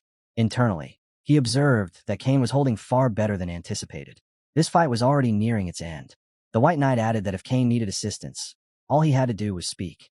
Kane refused outright, grinding through the mounting pressure as Imperial Hound 6 fury surged once more. The enemy drew back, gathering power for another devastating blow. Then, in a sudden burst of speed, Kane moved. A clean, decisive slash tore across Imperial Hound 6's body. A scream ripped through the chamber as blood sprayed freely. The berserk warrior collapsed to his knees, his dark aura flickering stubbornly as it began to unravel. Kane turned back toward the White Knight, confidence clear in his voice as he stated that he alone was more than enough. Raul nodded in quiet approval, acknowledging the duel as impressive and recognizing, without doubt, how much Kane had grown. Kane answered with quiet humility, admitting that his performance still fell short. Raul did not linger on a response.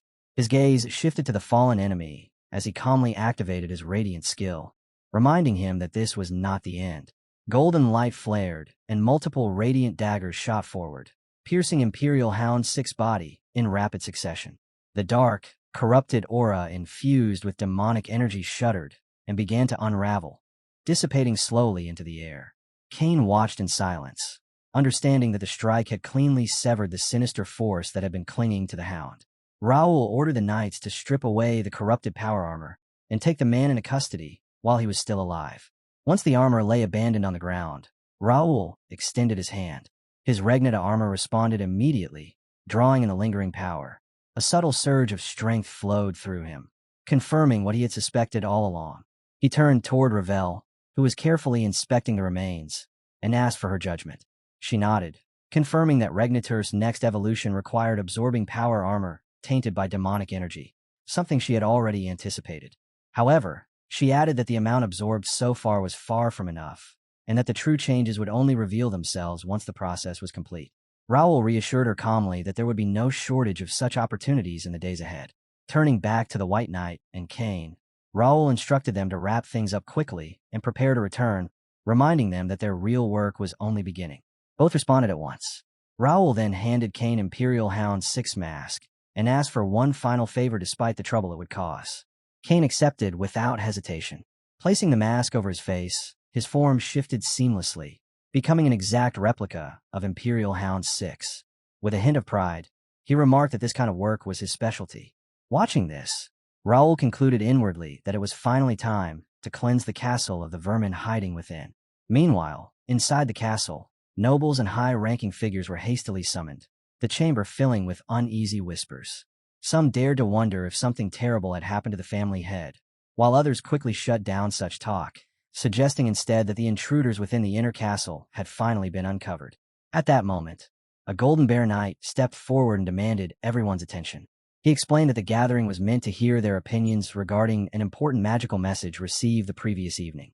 Shock rippled through the hall when it was revealed that the message had come from Viscount Jaden. The knight added that although Jaden had long since left the family to wander foreign lands, he claimed that he had never forgotten his responsibilities. During his long absence, he claimed to have trained knights and soldiers of his own, preparing them for the day the family might need assistance.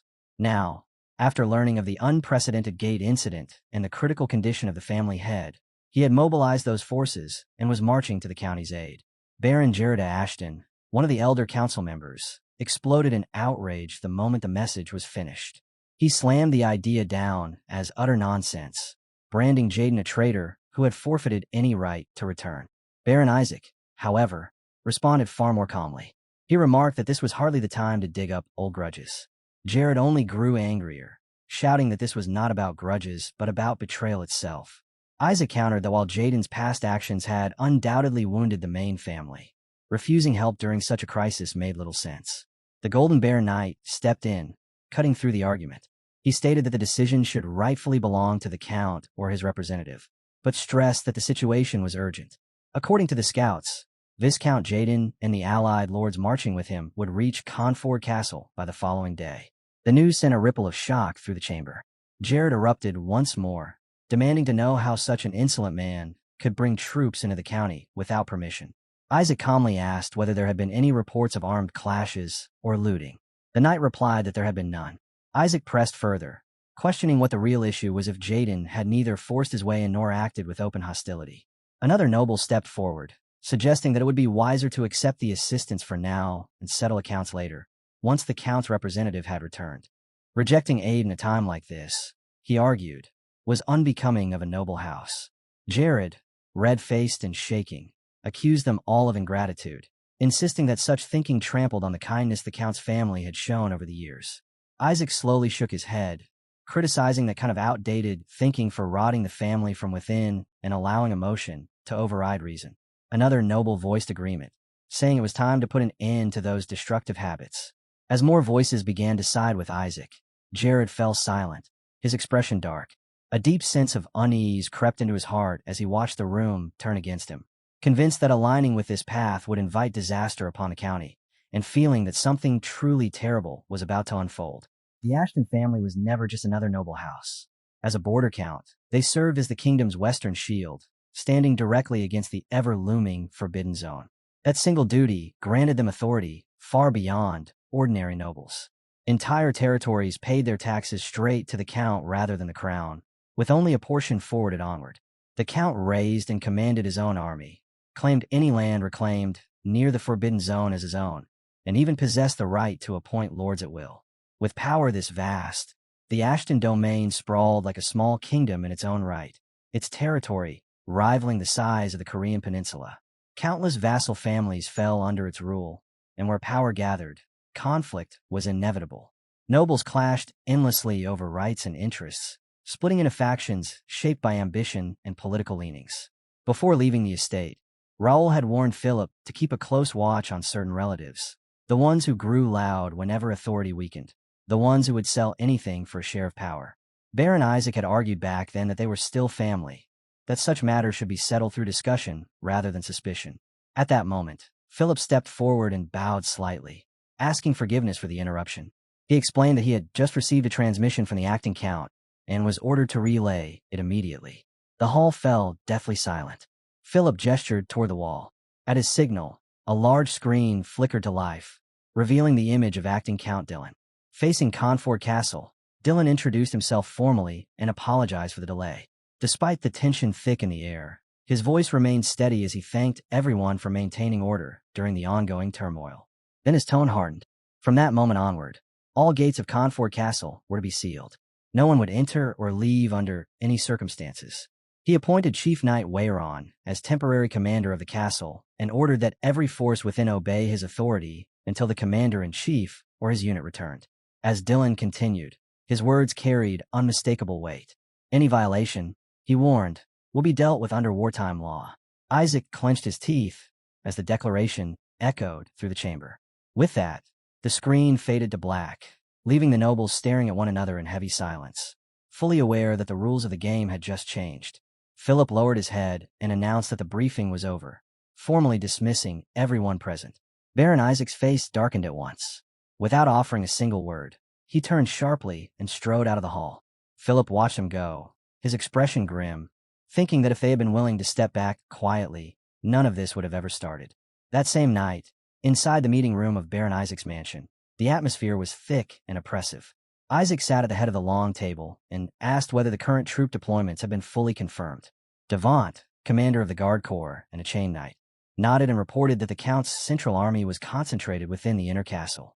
The guard forces were stationed along the two outer walls, while the Silver Bear Knights had been assigned to hold the outer gate. Baron Dwine, captain of the guard, spoke after a moment of thought, remarking that focusing the direct forces within the inner castle actually worked in their favor. Isaac's eyes narrowed as he asked who had ordered the Silver Bear Knights to be positioned outside. Devant replied that the request appeared to have come directly from the temporary commander and had been relayed to their knight commander. Isaac then turned his gaze toward another man and calmly asked whether that arrangement would cause any complications. Baron Lamar, vice commander of the Chain Knights, answered without hesitation that if the concern was the Silver Bear Knights, there was nothing to worry about. Several had already been drawn to their side, and dealing with the remaining isolated ones would not be difficult. Isaac leaned back slightly, his thoughts turning inward. The Chain Knights were still officially a probationary order, waiting to be absorbed into the regular forces, yet they already controlled the Guard Corps of Confort Castle and several other critical fortresses. In other words, aside from the elite knight orders, nearly every other force was already moving under their influence. His lips curved faintly as he concluded that the Silver Bear Knights would be left entirely to Baron Lamar and the Chain Knights. One noble voiced a lingering concern, asking whether it was truly safe to ignore the inner castle altogether. Without securing the manor itself, he wondered if everything might become meaningless. Isaac replied with an eerie calm, explaining that they were not seeking to ignite a civil war. Once Baron Jaden entered the castle, legitimacy would naturally follow. Viscount Jaden was bringing several hundred knights of his own, and even if force became necessary, taking the manor would be effortless. Another noble nodded confidently and added that once everything proceeded as planned, they would seize the families of the county's key figures as hostages, ensuring complete control. The silver-haired noble nodded in quiet agreement, remarking that this approach would effectively paralyze the central army and the elite knight orders. Once the balance tipped, the surrounding vassals would have no reason to stand behind Dylan. Isaac's voice hardened as he gave the final order, telling everyone to make their preparations. The true master of the county, Baron Jaden, would be arriving soon. One by one, the nobles filed out of the meeting room. When the door finally closed, a faint, knowing smile surfaced on Baron Lamar's face. In that instant, the illusion held firm, concealing the truth that the man seated there was none other than Cain, perfectly hidden beneath his shape-shifting disguise. The following morning, chaos erupted within Confort Castle. A Silver Bear Knight burst into the operations room, his voice cracking as he shouted that disaster had struck. Weiron, acting commander of the castle, rose at once and demanded an explanation. Trembling, the knight reported that a coup had taken place. During the night, a Silver Bear Knight drenched in blood had staggered to the inner gate, claiming that rebels, aided by traitorous members of the Silver Bear Knights, had seized control of every outer gate. Baron Carlo and Philip were caught completely off guard. Carlo's face twisted with fury at the thought of their order's name being dragged through the mud so brazenly. Philip quickly asked about Captain Dwine's whereabouts. The knight answered bitterly that Baron Dwine had likely sided with the rebels, having left under the excuse of assessing the situation and never returned. Weiron ran a hand through his hair, tension etched across his face as he reminded them that Baron Jaden was expected to arrive around noon. Carlo's rage boiled over. Gripping the hilt of his sword, he declared that he would personally cut down every traitor. If they could break through even a single gate before the rebels consolidated their forces, the siege could still be crushed. Whereon stopped him immediately, stating firmly that their highest priority was protecting the Count's household. A reckless charge would only lead them into another ambush, just like before, and doom everyone inside. Carlo clenched his jaw, barely restraining himself. Philip supported Whereon, adding that if fighting erupted within the castle walls, soldiers and civilians alike would be caught in the bloodshed. Carlo snapped back in frustration, demanding to know what choice they had left. Were they supposed to stand idle and watch Baron Jaden's forces march in uncontested? A calm voice answered from the doorway. They all turned as Raul stepped into the room. He stated evenly that such a thing would not be allowed to happen. Everyone had already endured more than enough. Shock rippled through the knights as they questioned how Baron Raul could be there. Raul walked forward with quiet confidence, a faint smile on his lips, and told them that he had come because he possessed a way to resolve the situation. Sometime later, at the outer walls of Confort Castle, a cluster of Silver Bear knights stood wrapped in heavy robes, their loyalties split down the middle. Some remained faithful to the house, while others had already been swayed by Baron Isaac and Baron Dwine. Before long, Isaac and Dwine themselves arrived at the wall. One of the knights announced that the captain of the guard had come. Dwine stepped forward and asked for a report. Instead of answering directly, the guard handed him a small scope, saying he should see it himself. The moment Dwine looked through it, his body stiffened. There were no soldiers assembling beyond the inner castle. No banners, no movement, not even the usual signs of alarm. The unnatural silence made his stomach churn. Sensing something was wrong, Baron Isaac asked what he was seeing. Dwine muttered that there should have been some kind of response, questioning why everything was so quiet. Isaac replied calmly that they must have already grasped the situation, adding that the temporary commander was probably hesitating, lacking confidence in his own judgment. Dwine nodded, hoping that explanation was enough. Yet unease gnawed at him. Even an incompetent commander should have sent an envoy to test their intentions. For a moment, he wondered if they were trying to provoke direct conflict, but quickly dismissed the thought as absurd. They had hundreds of knights. The opposition could not possibly stand against them. Even if this turned into a political struggle, the outcome was obvious. Whether Dylan was the rightful heir or not, he could never match the seasoned Baron Jaden. Dwine's expression darkened as a bitter thought crossed his mind. If Count Melvin were still alive, none of this would have happened. Before he could dwell on it further, a massive magic circle suddenly flared to life above the outer wall. The guard stumbled back in shock, shouting that something was emerging. Everyone present turned as a projection took shape in the air. Raul's image appeared above the battlements. He cleared his throat lightly and asked whether everyone could hear him clearly. Dwine's face twisted in disbelief. The memory struck him at once. Earlier, inside the operations room, Raul had stood calmly before Whereon and declared that he had a way to resolve everything. Whereon had argued that the situation was far too dangerous and that if fighting broke out inside the castle, the damage would be catastrophic. Raul had answered without hesitation that there would be no battle at all, stating that reality was not nearly as dire as it appeared. Most of the soldiers stationed along the outer walls, he had said, were simply following orders. When Whereon showed clear confusion, Raul calmly explained that those who had seized the gates were nothing more than a small handful of chain knights and scheming nobles. Most of the guards had been dragged into the situation without even realizing it, following orders they believed were legitimate. All that was needed was to wake them up and remind them of where their true duty lay. Now, in the present, Raul's voice rolled across the outer walls through the broadcast, firm and unwavering. He declared that Ashton County did not wish to spill meaningless blood. Their duty was to protect their families, their neighbors, and the land they lived on, not to raise swords against their own comrades. He warned them not to be swayed by the poisonous instigation of a few shameless traitors hiding behind borrowed authority. His words continued without pause, repeating the message with unmistakable clarity. Ashton County would not sacrifice its people for the ambitions of a few. The Silver Bear Knights were defenders, not tools, and they should not allow themselves to be manipulated into civil bloodshed. Baron Isaac slammed his fist against the stone wall and cursed loudly, barking orders for the broadcast to be shut down at once. But it was already too late. Soldiers along the wall began stepping back from their positions, some lowering their weapons, others outright refusing commands. Isaac's face twisted as he realized what Raul was doing. By calling them traitors in front of the troops, Raul was tearing away their moral ground, and control was slipping through his fingers. Raul then declared his name, clearly, Raul Ashton, and gave his word. Any soldier who had been forced or misled into rebellion would not be punished. Accountability would fall only on those who had orchestrated this betrayal. Isaac screamed hoarsely, urging the troops not to be deceived, insisting that the real rebels were the ones occupying the inner castle. His voice echoed uselessly. No one answered him. Instead, many soldiers quietly shifted their formation, turning inward, no longer standing with Isaac's faction. Dion felt the confidence drain from his chest. The situation was deteriorating fast, yet he clung to what remained. They still controlled the gates. Time was still on their side. If they could hold out until Baron Jaden arrived, everything would be reversed. These pitiful words and broadcasts would never be enough to retake the castle by force. Raul simply did not have the strength, or so Dion convinced himself. At that moment, movement stirred near the inner gate. Several nobles arrived with their troops, banners raised. A knight challenged them sharply, demanding their affiliation. One noble stepped forward and introduced himself as Tyrannian de Ashton, stating that after hearing the broadcast, he had come to lend his strength to suppress the traitors. Soon after, a red-haired noble named Zenito Talon announced the same intention. Then a blonde knight laughed softly, smirking as he said he had heard that fools were bold enough to rebel and had come simply to see it with his own eyes.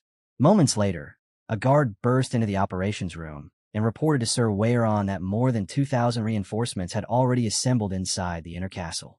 The adjutant had finished deploying them, and the knights were openly demanding permission to punish the traitors holding the outer walls. Weyron let out a slow breath, tension clear on his face, as he realized with unease that everything was unfolding exactly as Lord Raul had foreseen. At the same time, panic spread among the rebel knights stationed on the outer wall.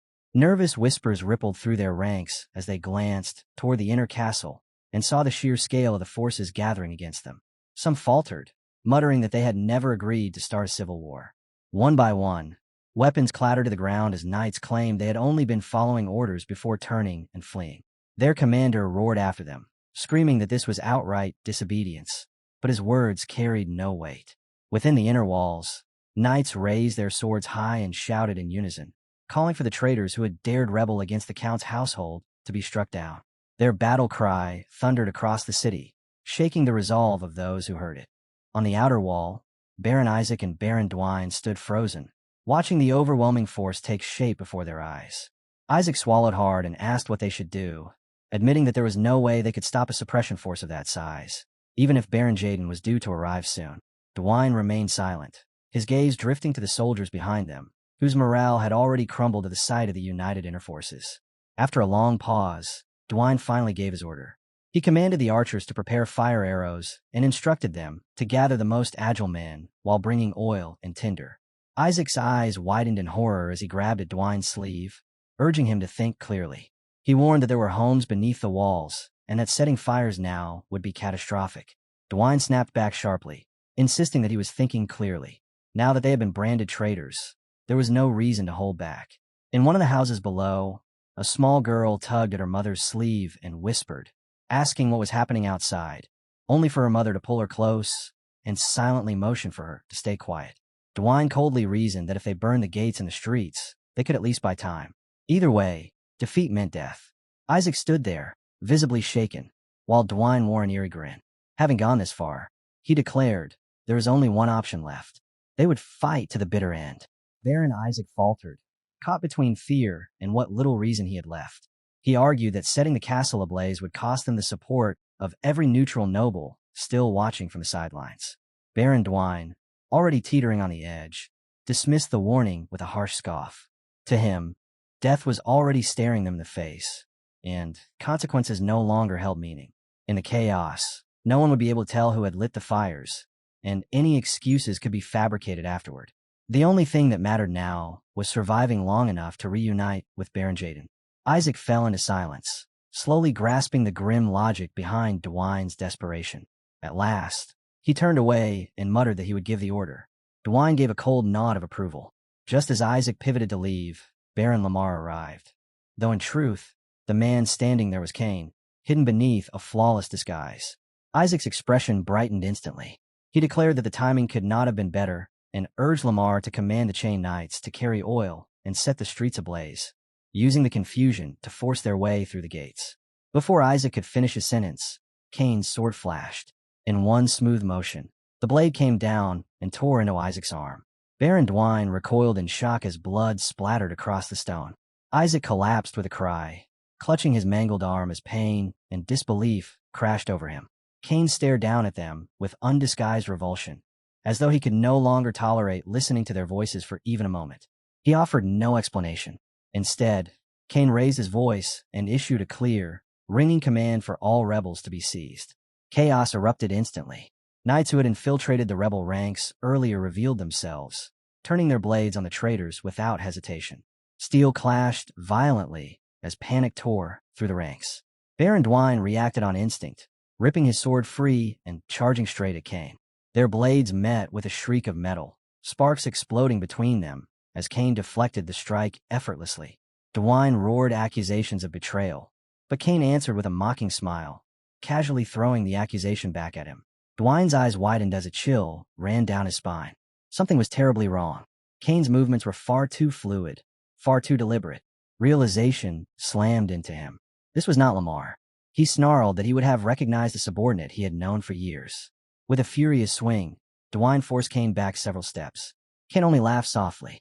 He told Dwine that he had figured it out far too late. Before Dwine could react any further, a presence flared behind him. He spun instinctively, raising his sword just in time to block a crushing blow. The impact sent violent tremors ripping through his arms, nearly forcing him to his knees. When he fully turned, his blood ran cold. Jake stood there. His eyes were sharp, devoid of warmth, as he calmly greeted Dwine and remarked that it had been a long time.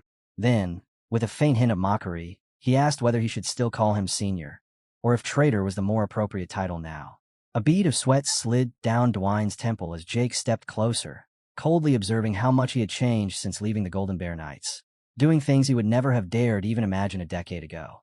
Dwine stared at him in horror, unable to comprehend when Jake had grown this powerful. At the same time, Kane's body shimmered, the disguise melting away as he returned to his true form. Approaching Jake, he acknowledged that they shared a past, though it was clearly not one built on goodwill.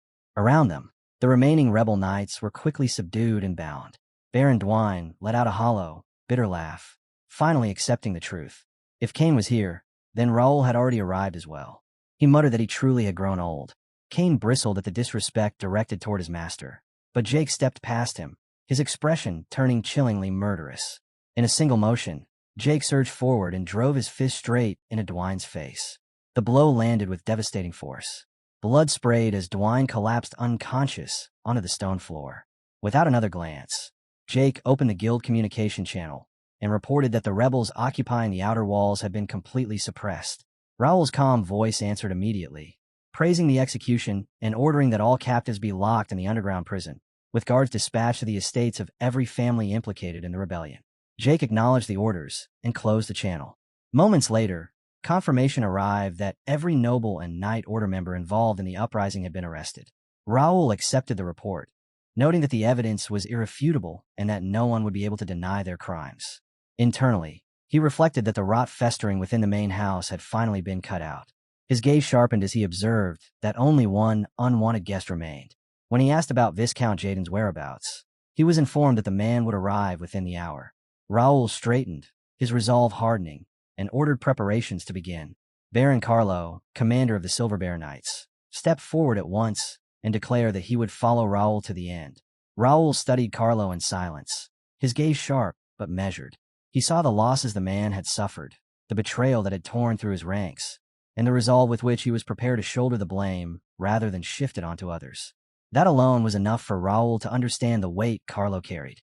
Philip stepped closer and lowered his voice, asking what his lord intended to do next. Raul paused briefly before answering that they would try to talk first. Viscount Jaden was, at least by blood and title, his elder uncle. There was no reason to discard words before they were spoken. Philip nodded, then asked quietly what would happen if Jaden chose to strike recklessly instead. A faint smile curved across Raul's lips. If that happened, he said calmly, they would sweep the enemy away without mercy. Far from the castle, Viscount Jaden and his knights advanced along the road toward Confort Castle, their march steady and confident, completely unaware of the storm that was already waiting for them. Viscount Jaden arrived with his army at the outskirts of Confort Castle and reined in his horse, choosing to wait rather than advance. His knights and cavalry remained mounted, lined up in tense silence, eyes fixed on the towering walls as they awaited word from those still inside. Time dragged on. Finally, Jaden turned to Baron Tate and asked why no message had come through. Baron Tate answered calmly that their last stable contact had been roughly 2 hours earlier. He suggested taking it as a good sign. If the fighting inside was truly that fierce, there may not have been a single moment to spare for sending a magic orb. Jaden's son agreed, adding that even the weakest, most poorly organized force could not possibly hold the outer walls for hours unless something far more chaotic was unfolding. Either heavy casualties were mounting, or the castle had descended into desperate internal conflict. Viscount Jaden nodded, accepting their reasoning without suspicion. Then the air shifted. Horses neighed sharply as movement stirred atop the walls. Gates creaked open, and soldiers began emerging in disciplined lines, forming a defensive formation directly before the entrance. Their presence was calm, controlled, and unmistakably organized. A single man stepped forward from their ranks and announced himself as Weiron, the temporary commander of Confort Castle. His voice carried clearly as he declared that from this moment onward, no one would be permitted entry without official authorization. He ordered them to turn back immediately. Viscount Jaden remained seated on his horse, studying the scene before him. He remarked that the soldier's resolve was admirable, but coldly added that Weiron clearly lacked discernment. He stated that he had come only to protect his ailing sibling and safeguard the castle in this time of crisis. His tone sharpened as he demanded to know by what right someone outside the Count's household dared block his path. Weiron answered without hesitation. He stated that his words had been clear. The acting Count had issued a direct order: no entry without authorization. He repeated the demand for them to withdraw at once. Anger flared instantly. Viscount Jaden and several of his men drew their swords in one sharp motion, voices rising as they shouted about the guards' arrogance and audacity. Jaden barked an order for them to stop their nonsense and open the gate immediately. In response, the soldiers at the gate drew their blades as well, steel flashing as they braced for conflict. The moment teetered on the edge of bloodshed. Then, from within the castle, a sharp voice rang out, cutting cleanly through the tension. A single figure stepped forward and calmly blocked Viscount Jaden's path, stating that he would not be permitted to enter the Count's castle. Jaden stared at him in open fury and disbelief. Then the man introduced himself without hesitation, declaring that he was Raul de Ashton, the third son of the Count and the current acting lord of Confort Castle. Viscount Jaden looked upon Raul with naked contempt. In his eyes, this was nothing more than foolish timing, a nephew who had chosen the worst possible moment to return. With a sharp sneer, Jaden demanded to know whether Raul had ever learned from his father how an elder should be treated. Raul answered without backing down, his voice cold and unyielding. If Viscount Jaden wished to be treated as an elder, then he should not have betrayed the family. Raul reminded him plainly that his name had long ago been struck from the family register, yet he still had the audacity to stand here and demand entry. Jaden's rage deepened, his eyes burning red as fury twisted his expression. Raul, unmoved, unfolded a sheet of paper and began to read aloud. Baron Jared, Baron Esteban, Baron Kian, Baron Emos, Baron Juns. Each name echoed heavily through the air. Those who heard their own names felt their blood run cold, their bodies trembling as fear took hold. Raul then declared that every name he had spoken belonged to nobles who had committed rebellion by mobilizing troops and inviting outside forces without authorization. In the name of acting Count Dylan de Ashton, he ordered the immediate disbandment of their forces. The accused barons hurriedly tried to protest, insisting it was all a misunderstanding. They claimed they were nothing more than an escort for the Count's elder brother, and that they bore no guilt whatsoever. Raul responded calmly that if they were truly innocent, they were welcome to enter the castle themselves and prove it directly. Otherwise, if they wished to prevent this matter from escalating further, they were to withdraw at once. After hearing this, Viscount Jaden suddenly burst into laughter, the sound sharp and humorless. He said that this entire situation was a bitter insult, and since neither side was willing to yield, it was clear that peace was no longer an option. With a confident tone, he proposed a solution. The matter would be settled through a 5-against-5 nightly duel. He asked whether that sounded acceptable and waited for an answer. Raul fell silent for a brief moment, his thoughts turning inward. He recalled the nightly tournament system, a method used when law alone could not resolve a dispute. It stood between personal combat and full territorial war, a final measure for conflicts that refused to be settled by words alone. It was an old and traditional method, a way to settle disputes by placing knightly honor on the line and accepting the outcome without further argument. Standing behind Raul, Weiron stepped forward and shouted in outrage. demanding how someone without honor dare to speak of a nightly duel. Viscount Jaden answered calmly that his proposal carried no risk for them, and if this method was refused, then there would be no alternative but a clash in full battle right here and now. Raul felt anger surge at Jaden's arrogance and thinly veiled provocation. Beside him, the army commander stepped forward and bluntly suggested that they abandon restraint and simply crush the enemy outright, declaring that he would gladly take the vanguard. Raul himself felt the temptation rise, but he knew this was not a decision to be made on impulse. Several advisors urged caution, warning that a direct clash would result in catastrophic losses. Others countered immediately, arguing that there was no issue since the knights prepared by their lord outnumbered the enemy by nearly 2-1. Those opposed to battle quickly pointed out the critical flaw in that thinking. They lacked the most decisive factor, while the enemy's knights were equipped with power armor. Raul acknowledged this silently. The true problem lay with the armor. They had recovered some power armor themselves, but the numbers were insignificant compared to their total forces. If a battle began here, the castle walls would suffer devastating damage from armored knights. Starting a fight under these conditions meant willingly accepting enormous losses. A proper battle was something that had to be chosen carefully when both timing and terrain favored victory. After weighing everything, both aloud and within his own thoughts, Raul turned his gaze back to Viscount Jaden and asked him plainly what he truly wanted. Jaden replied that if they won the nightly duel, then a few lords, including himself, would be allowed to enter the inner castle and meet the count. If they lost, they would withdraw all troops quietly, without protest. Inside his own mind, Viscount Jaden calculated coldly. They had already come too far to retreat empty-handed. At the very least, they needed to achieve their initial goal of paying respects. Only then could future opportunities be secured. He believed they were being treated as outsiders now. But once Melvin died, everything would change. To aim for the next countship, they needed a justification that others could not deny, and that required careful, deliberate maneuvering rather than reckless force. Raul gave his answer at last. He would accept the nightly duel. The moment those words left his mouth, Viscount Jaden felt a surge of triumph ripple through his chest. He did not bother hiding it. A low laugh escaped him, growing heavier with every breath as satisfaction settled in. In his mind, the path ahead was already decided. On this very day, on this very ground, he would prove Raul wrong. He would crush him not with armies, but with honor twisted into spectacle, turning the duel into a public humiliation that no excuse could erase. As Jaden's laughter faded, his eyes burned with certainty. This was the stage he wanted, and once the duel ended, he was convinced that everyone watching would understand who truly deserved to stand above the Ashton name. Viscount Jaden declared that the rules would be negotiated properly.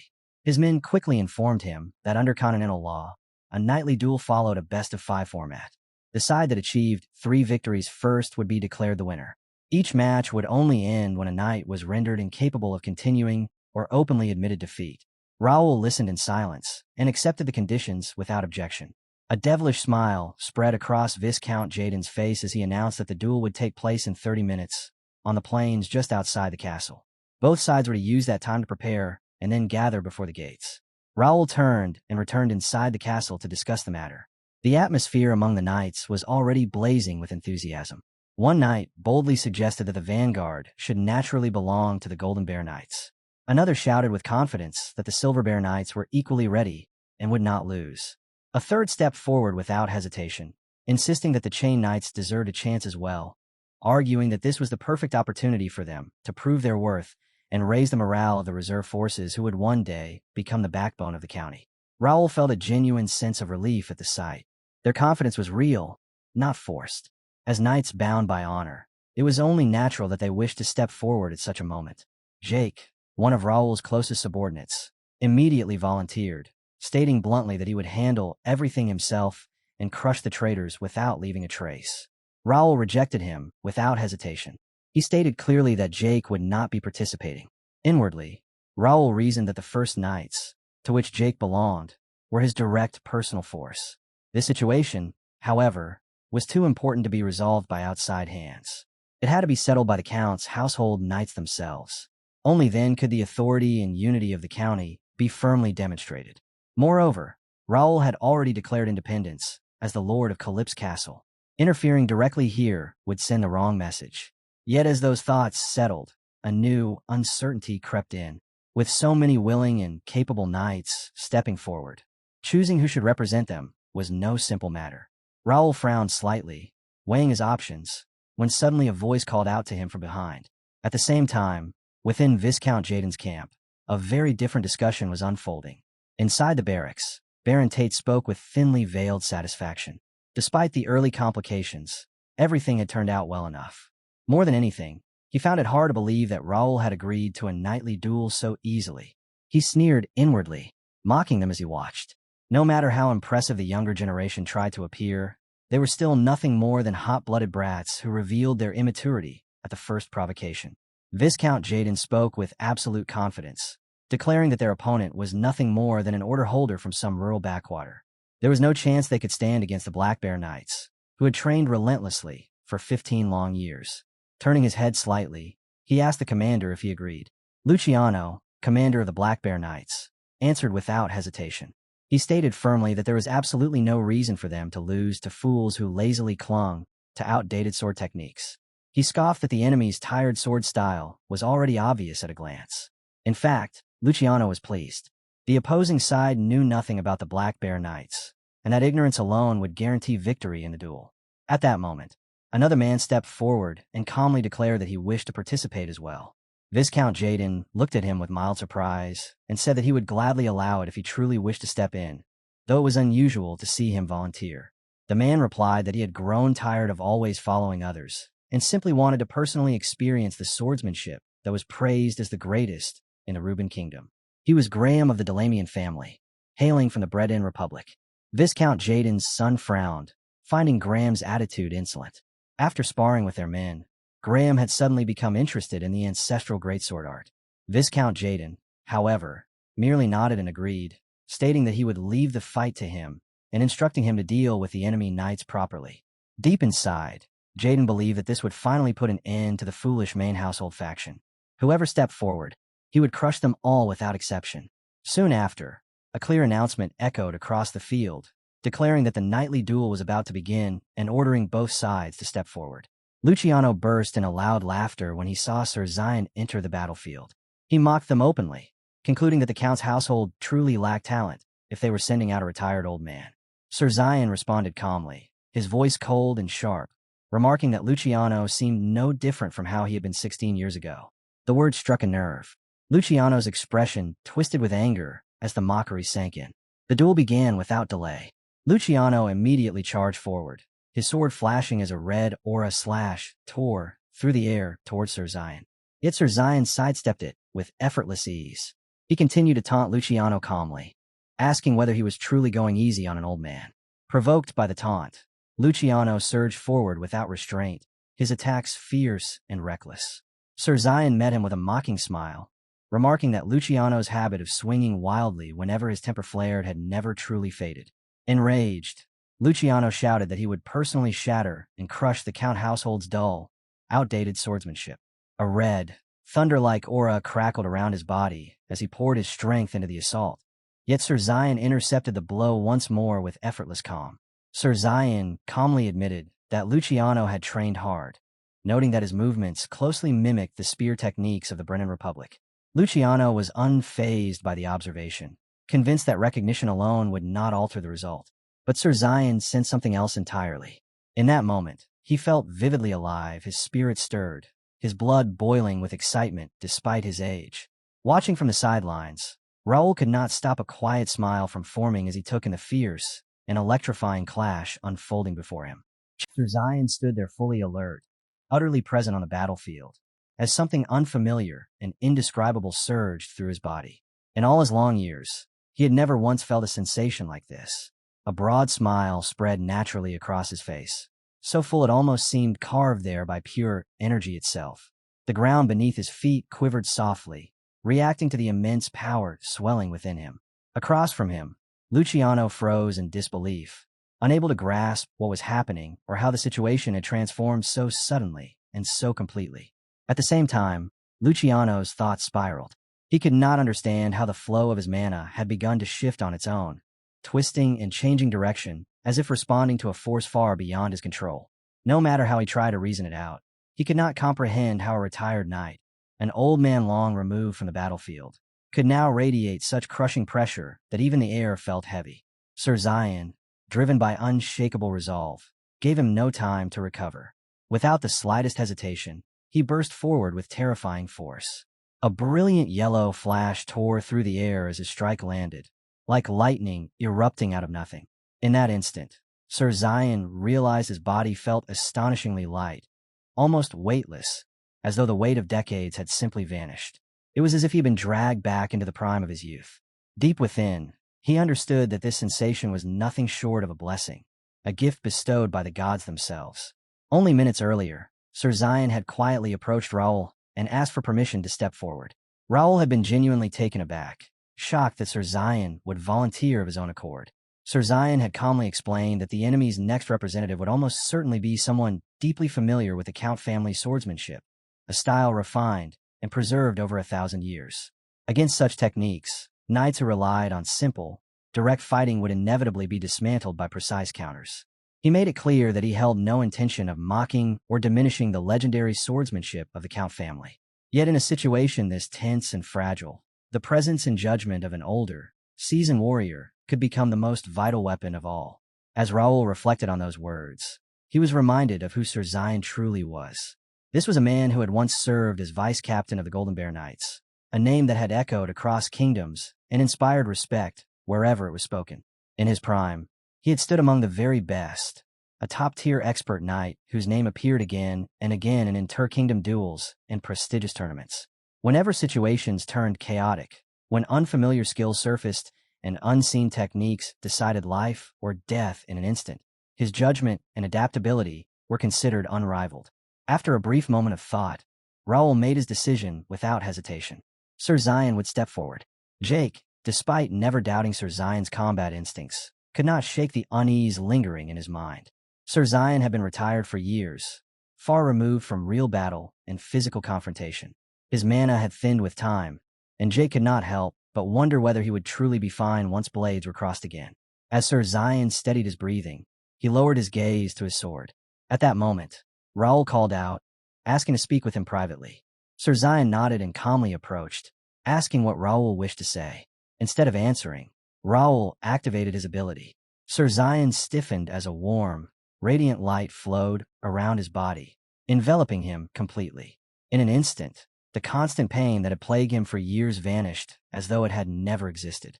His body felt renewed, and even his thoughts sharpened, clear and focused. He stood there in stunned silence, unable to comprehend how such a miracle was possible. Deep down, he became convinced that the young lord had truly awakened through divine blessing and received the favor of the gods. Raul, however, knew better. What Sir Zion perceived as holy power was merely Raul's radiant aura, lightly amplified by the label's buff. Because Sir Zion was not yet a guild member, the effect remained limited, far from its full potential. Now, back in the present, Sir Zion and Luciano were locked in fierce combat. Their blades collided again and again, sharp echoes ringing across the plains. But Luciano could not keep up. In this state, he was completely overwhelmed, forced back and crushed beneath Sir Zion's pressure, unable to reclaim control. Inwardly, Sir Zion scoffed, thinking that this was all the strength Luciano had managed to achieve, and that every ounce of his effort had ultimately amounted to nothing. As those thoughts pressed down on him, disbelief flooded Luciano's mind. Sir Zion's presence urged him silently to place a hand over his heart and reflect. 16 years ago, Luciano had walked away from the Count's household.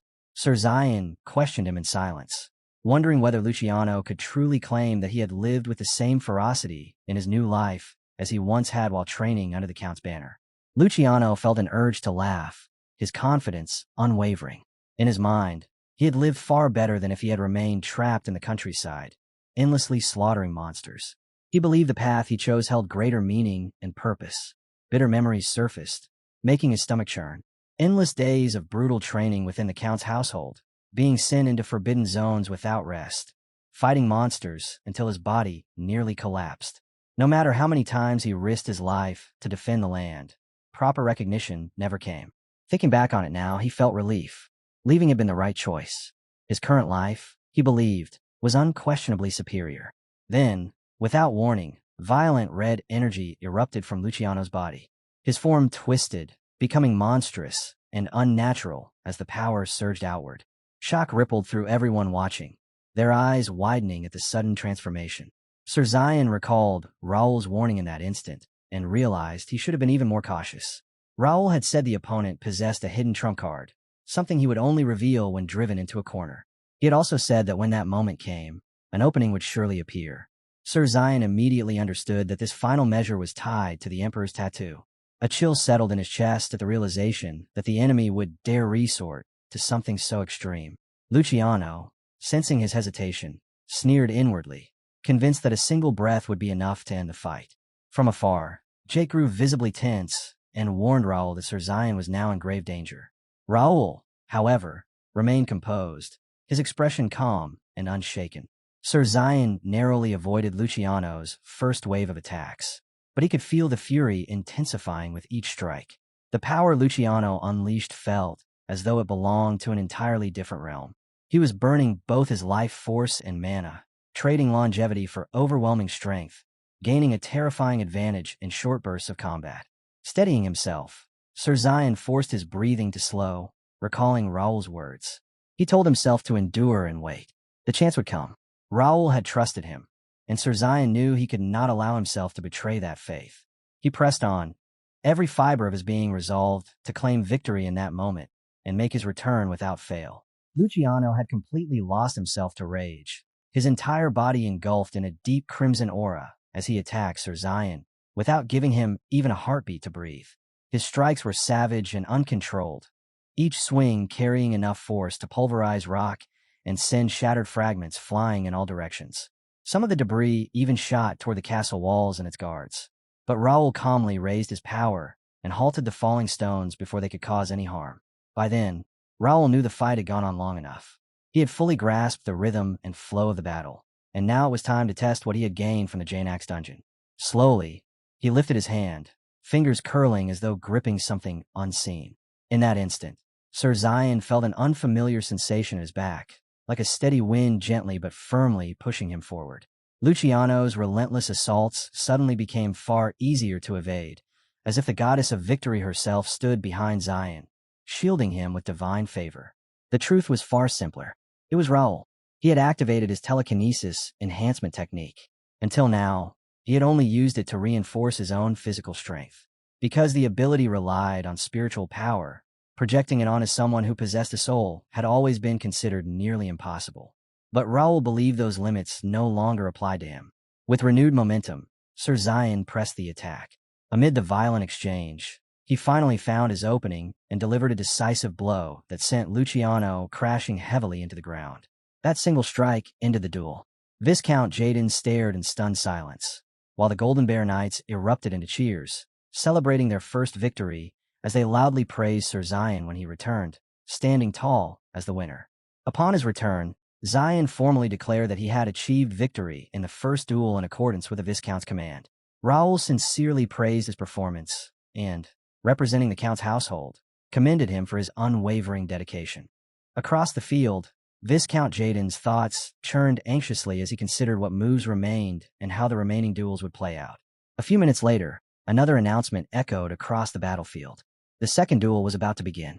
On one side stood Carlo de Ashton, commander of the Silver Bear Knights. Opposite him was Ray, a Black Bear Knight, stepping forward to face him. Carlo's displeasure was obvious. With a cold sneer, he mocked Ray for refusing to reveal his identity properly, claiming that such behavior had no place in a knightly duel conducted with honor and formality. To Carlo, Ray's silence was nothing but insolence, a disgrace directed at the Ashton County family itself. He declared that the duel would soon begin, his tone sharp and dismissive. Watching from afar, Raul found the exchange mildly amusing. Not long ago, Carlo had been the loudest voice insisting that every duel be conducted fairly and squarely.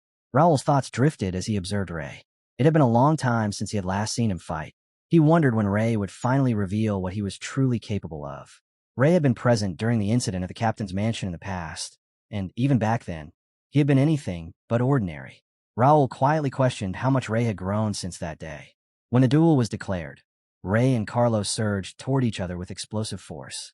From a distance, Raul studied the exchange and concluded that Ray was unquestionably a warrior worthy of notice. More than that, Raul believed Ray was not someone who could be overwhelmed through skill alone. As steel clashed, Ray spoke calmly, praising Carlo's technique and admitting that he truly deserved his reputation as the kingdom's strongest swordsman. Yet in Ray's mind, the battle was already approaching its end. Red mana began to surge violently around his body as he raged up, power spiraling outward. He believed this time was different. This was not reckless desperation, like Luciano's self-destructive frenzy. This was controlled intent. His dual sword technique sharpened, growing faster, more intricate, and increasingly difficult to follow. Ray was convinced that the moment his opponent exposed even the smallest opening, death would come instantly. That happened. Amid the relentless exchange, Ray spotted an opening. His heart surged with certainty, believing that Baron Carlo would regret this mistake even beyond death. But in that same instant, Carlo read the movement just as clearly. To him, Ray's approach was nothing but a coward's trick, proof that Ray lacked the resolve to face him honorably. Carlo moved without hesitation, his blade flashing as he struck decisively, delivering what he believed to be a fatal blow. Coldly, he declared that Ray's techniques were hollow, flashy movements without substance, dismissing him as nothing more than a fool. And so the duel ended, not with celebration or closure, but with blood staining the ground, pride left wounded, and heavy, unspoken grudges settling over the battlefield like a suffocating fog. Baron Carlo stood as the clear victor, surrounded by men who erupted into thunderous cheers. Relief and pride spread through their ranks as they celebrated, convinced more than ever that a top 10 active knight of the Count's household would never fall so easily. The win restored their confidence and filled them with renewed excitement. Across the field, Viscount Jaden seethed in silence, while Raul calmly observed, already knowing this was far from the end. Only one more victory was needed. With a single final win, the knightly duels would conclude in their absolute favor. Inside his barracks, Viscount Jaden finally lost all restraint. He hurled objects across the room, his composure completely shattered. Rage and humiliation blended with tears as he shouted in disbelief, unable to accept that both fighters he had sent out to secure advantage had been crushed. This was never how he imagined things would unfold. Two men hurried in, urgently volunteering themselves, insisting that they were well versed in the Count family's swordsmanship and begging for the chance to step forward. Jaden cut them off harshly. Even Luciano had been helpless against that old knight. He snapped. So what right did they have to believe they could do better? No matter what, this next duel had to be won. At that moment, Jaden's son finally spoke. He claimed to have a plan and asked his father to entrust the next match to him. He said he possessed a method capable of overturning the entire situation. He understood better than anyone that one more loss would mean total defeat. Jaden knew it too. The flow had to be forcefully changed, no matter the cost. After a brief pause, he gave his approval, ordering his son to proceed. No matter what method he used, he was to crush the Count's knights completely. His son accepted without hesitation, confidence shining in his eyes. Meanwhile, Raul was already preparing his own move. He had decided that Enrique, the senior knight, would step out next. Just as he was about to call for him, a knight rushed in, breathless and apologizing for the interruption. He urgently asked Raul to come outside at once. Sensing something was wrong, Raul immediately left the tower to see what had caused the sudden disturbance. When Raul looked down from the tower, he saw Jaden's son standing below. The young man announced himself loudly, declaring his name as Titus de Ashton. He proclaimed that he was the heir of Viscount Jaden and a senior knight of the Black Bear Knights, repeatedly stating that he had words for Raul de Ashton of Confort Castle. After letting the announcement echo for a while, Raul finally asked what it was he wished to say. Titus answered that, as a member of House Ashton, he objected to Raul's unjust actions and insisted that right and wrong should be decided by the sword. Raul studied him briefly and asked whether he was the third knight representing Jaden's side. Titus immediately clarified that this was a personal matter, a direct knight-to-knight challenge meant only for the two of them. Without hesitation, Raul refused. He turned away as if the matter were trivial and stated plainly that Titus lacked the qualifications to issue a duel when he did not even hold a proper title. In that instant, Titus's plan collapsed. He stood frozen, staring in disbelief. He had assumed Raul would be hot-blooded, easily provoked, yet Raul had dismissed him cleanly and without emotion. Panic crept into Titus's thoughts. The nightly duels were slipping out of their control, and if things continued like this, everything would be lost. In his frustration, he concluded that the only way to overturn the situation was to eliminate Raul himself, the man guiding every outcome. Raising his voice, Titus suddenly declared that he was the third duel knight and called out to Raul again. He mocked him loudly, demanding that Raul step forward and cross swords if he was not a coward. With a sneer, he added that surely the direct heir of the prestigious Ashton Count's family would not fear defeat. This time, Raul stopped and turned back. Calmly, he replied that if Titus truly was the third contestant, then the situation changed entirely, and in that case, he would accept the duel. Satisfaction flashed across Titus's face. He believed Raul had finally taken the bait. But Sir Zion's expression darkened, a sense of danger tightening his chest. He stepped forward at once, questioning Raul and asking whether there was truly any need for him to fight when they already held the advantage and could simply send another knight. Others echoed the concern. They understood Raul's feelings, yet to them, allowing him to step onto the field now felt far too dangerous. Raul answered calmly, telling them that everything would be fine and asking them to trust him and leave it in his hands. He reminded them simply that he was the one who had received the divine blessings. The moment the duel officially began, Titus charged straight at Raul with aggressive force. As Raul watched him advance, his thoughts remained composed. It was impressive, he admitted to himself, that Titus was not even 30 and had already reached the level of a mid-tier expert. But Raul also knew that if he activated the power of his tattoo, there would be no one of the same generation who could truly stand against him. He questioned what Titus was thinking, sensing that the young man was driven by unchecked arrogance. Pride, Raul believed, had its limits. Even he himself had felt pride during his night ceremony. Yet he had acknowledged honestly that he was only a mid-level expert at the time. No matter how talented someone was, true mastery could not be reached so quickly. In Raul's eyes, Titus was never going to be his match. With complete confidence, Titus activated his tattoo power. Raul responded instantly. Without hesitation, he unleashed his abilities and formed a sword wall, stopping Titus from closing the distance. Frustration flashed across Titus's face as realization struck him. Raul had been concealing his true strength all along. He understood then that Raul had already stepped into the upper expert realm. The gap was overwhelming. He could not even graze Raul, and even his tattoo-enhanced state was proving utterly useless. In the next instant, Raul struck decisively. The blow sent Titus flying through the air and crashing away from him. Raul spoke calmly, stating that the outcome had already been decided. He asked if Titus acknowledged his defeat. With no room left to deny it, Titus admitted his loss. Raul turned away and began walking back toward the castle, declaring that he would now receive the official acknowledgement of defeat from Viscount Jaden. But behind him, Titus muttered darkly that even though he had lost the duel, this would still be Raul's end. In the same breath, he lunged forward, launching a sudden attack from behind. Raul's men shouted warnings as the danger unfolded. Raul twisted his body instinctively, and in that fleeting instant, the sight of a blade flashing straight toward him filled his vision, leaving the moment hanging on a breathless cliffhanger. That's where we'll leave it for now. If you want to catch the next part, make sure to like the video and subscribe so you don't miss it.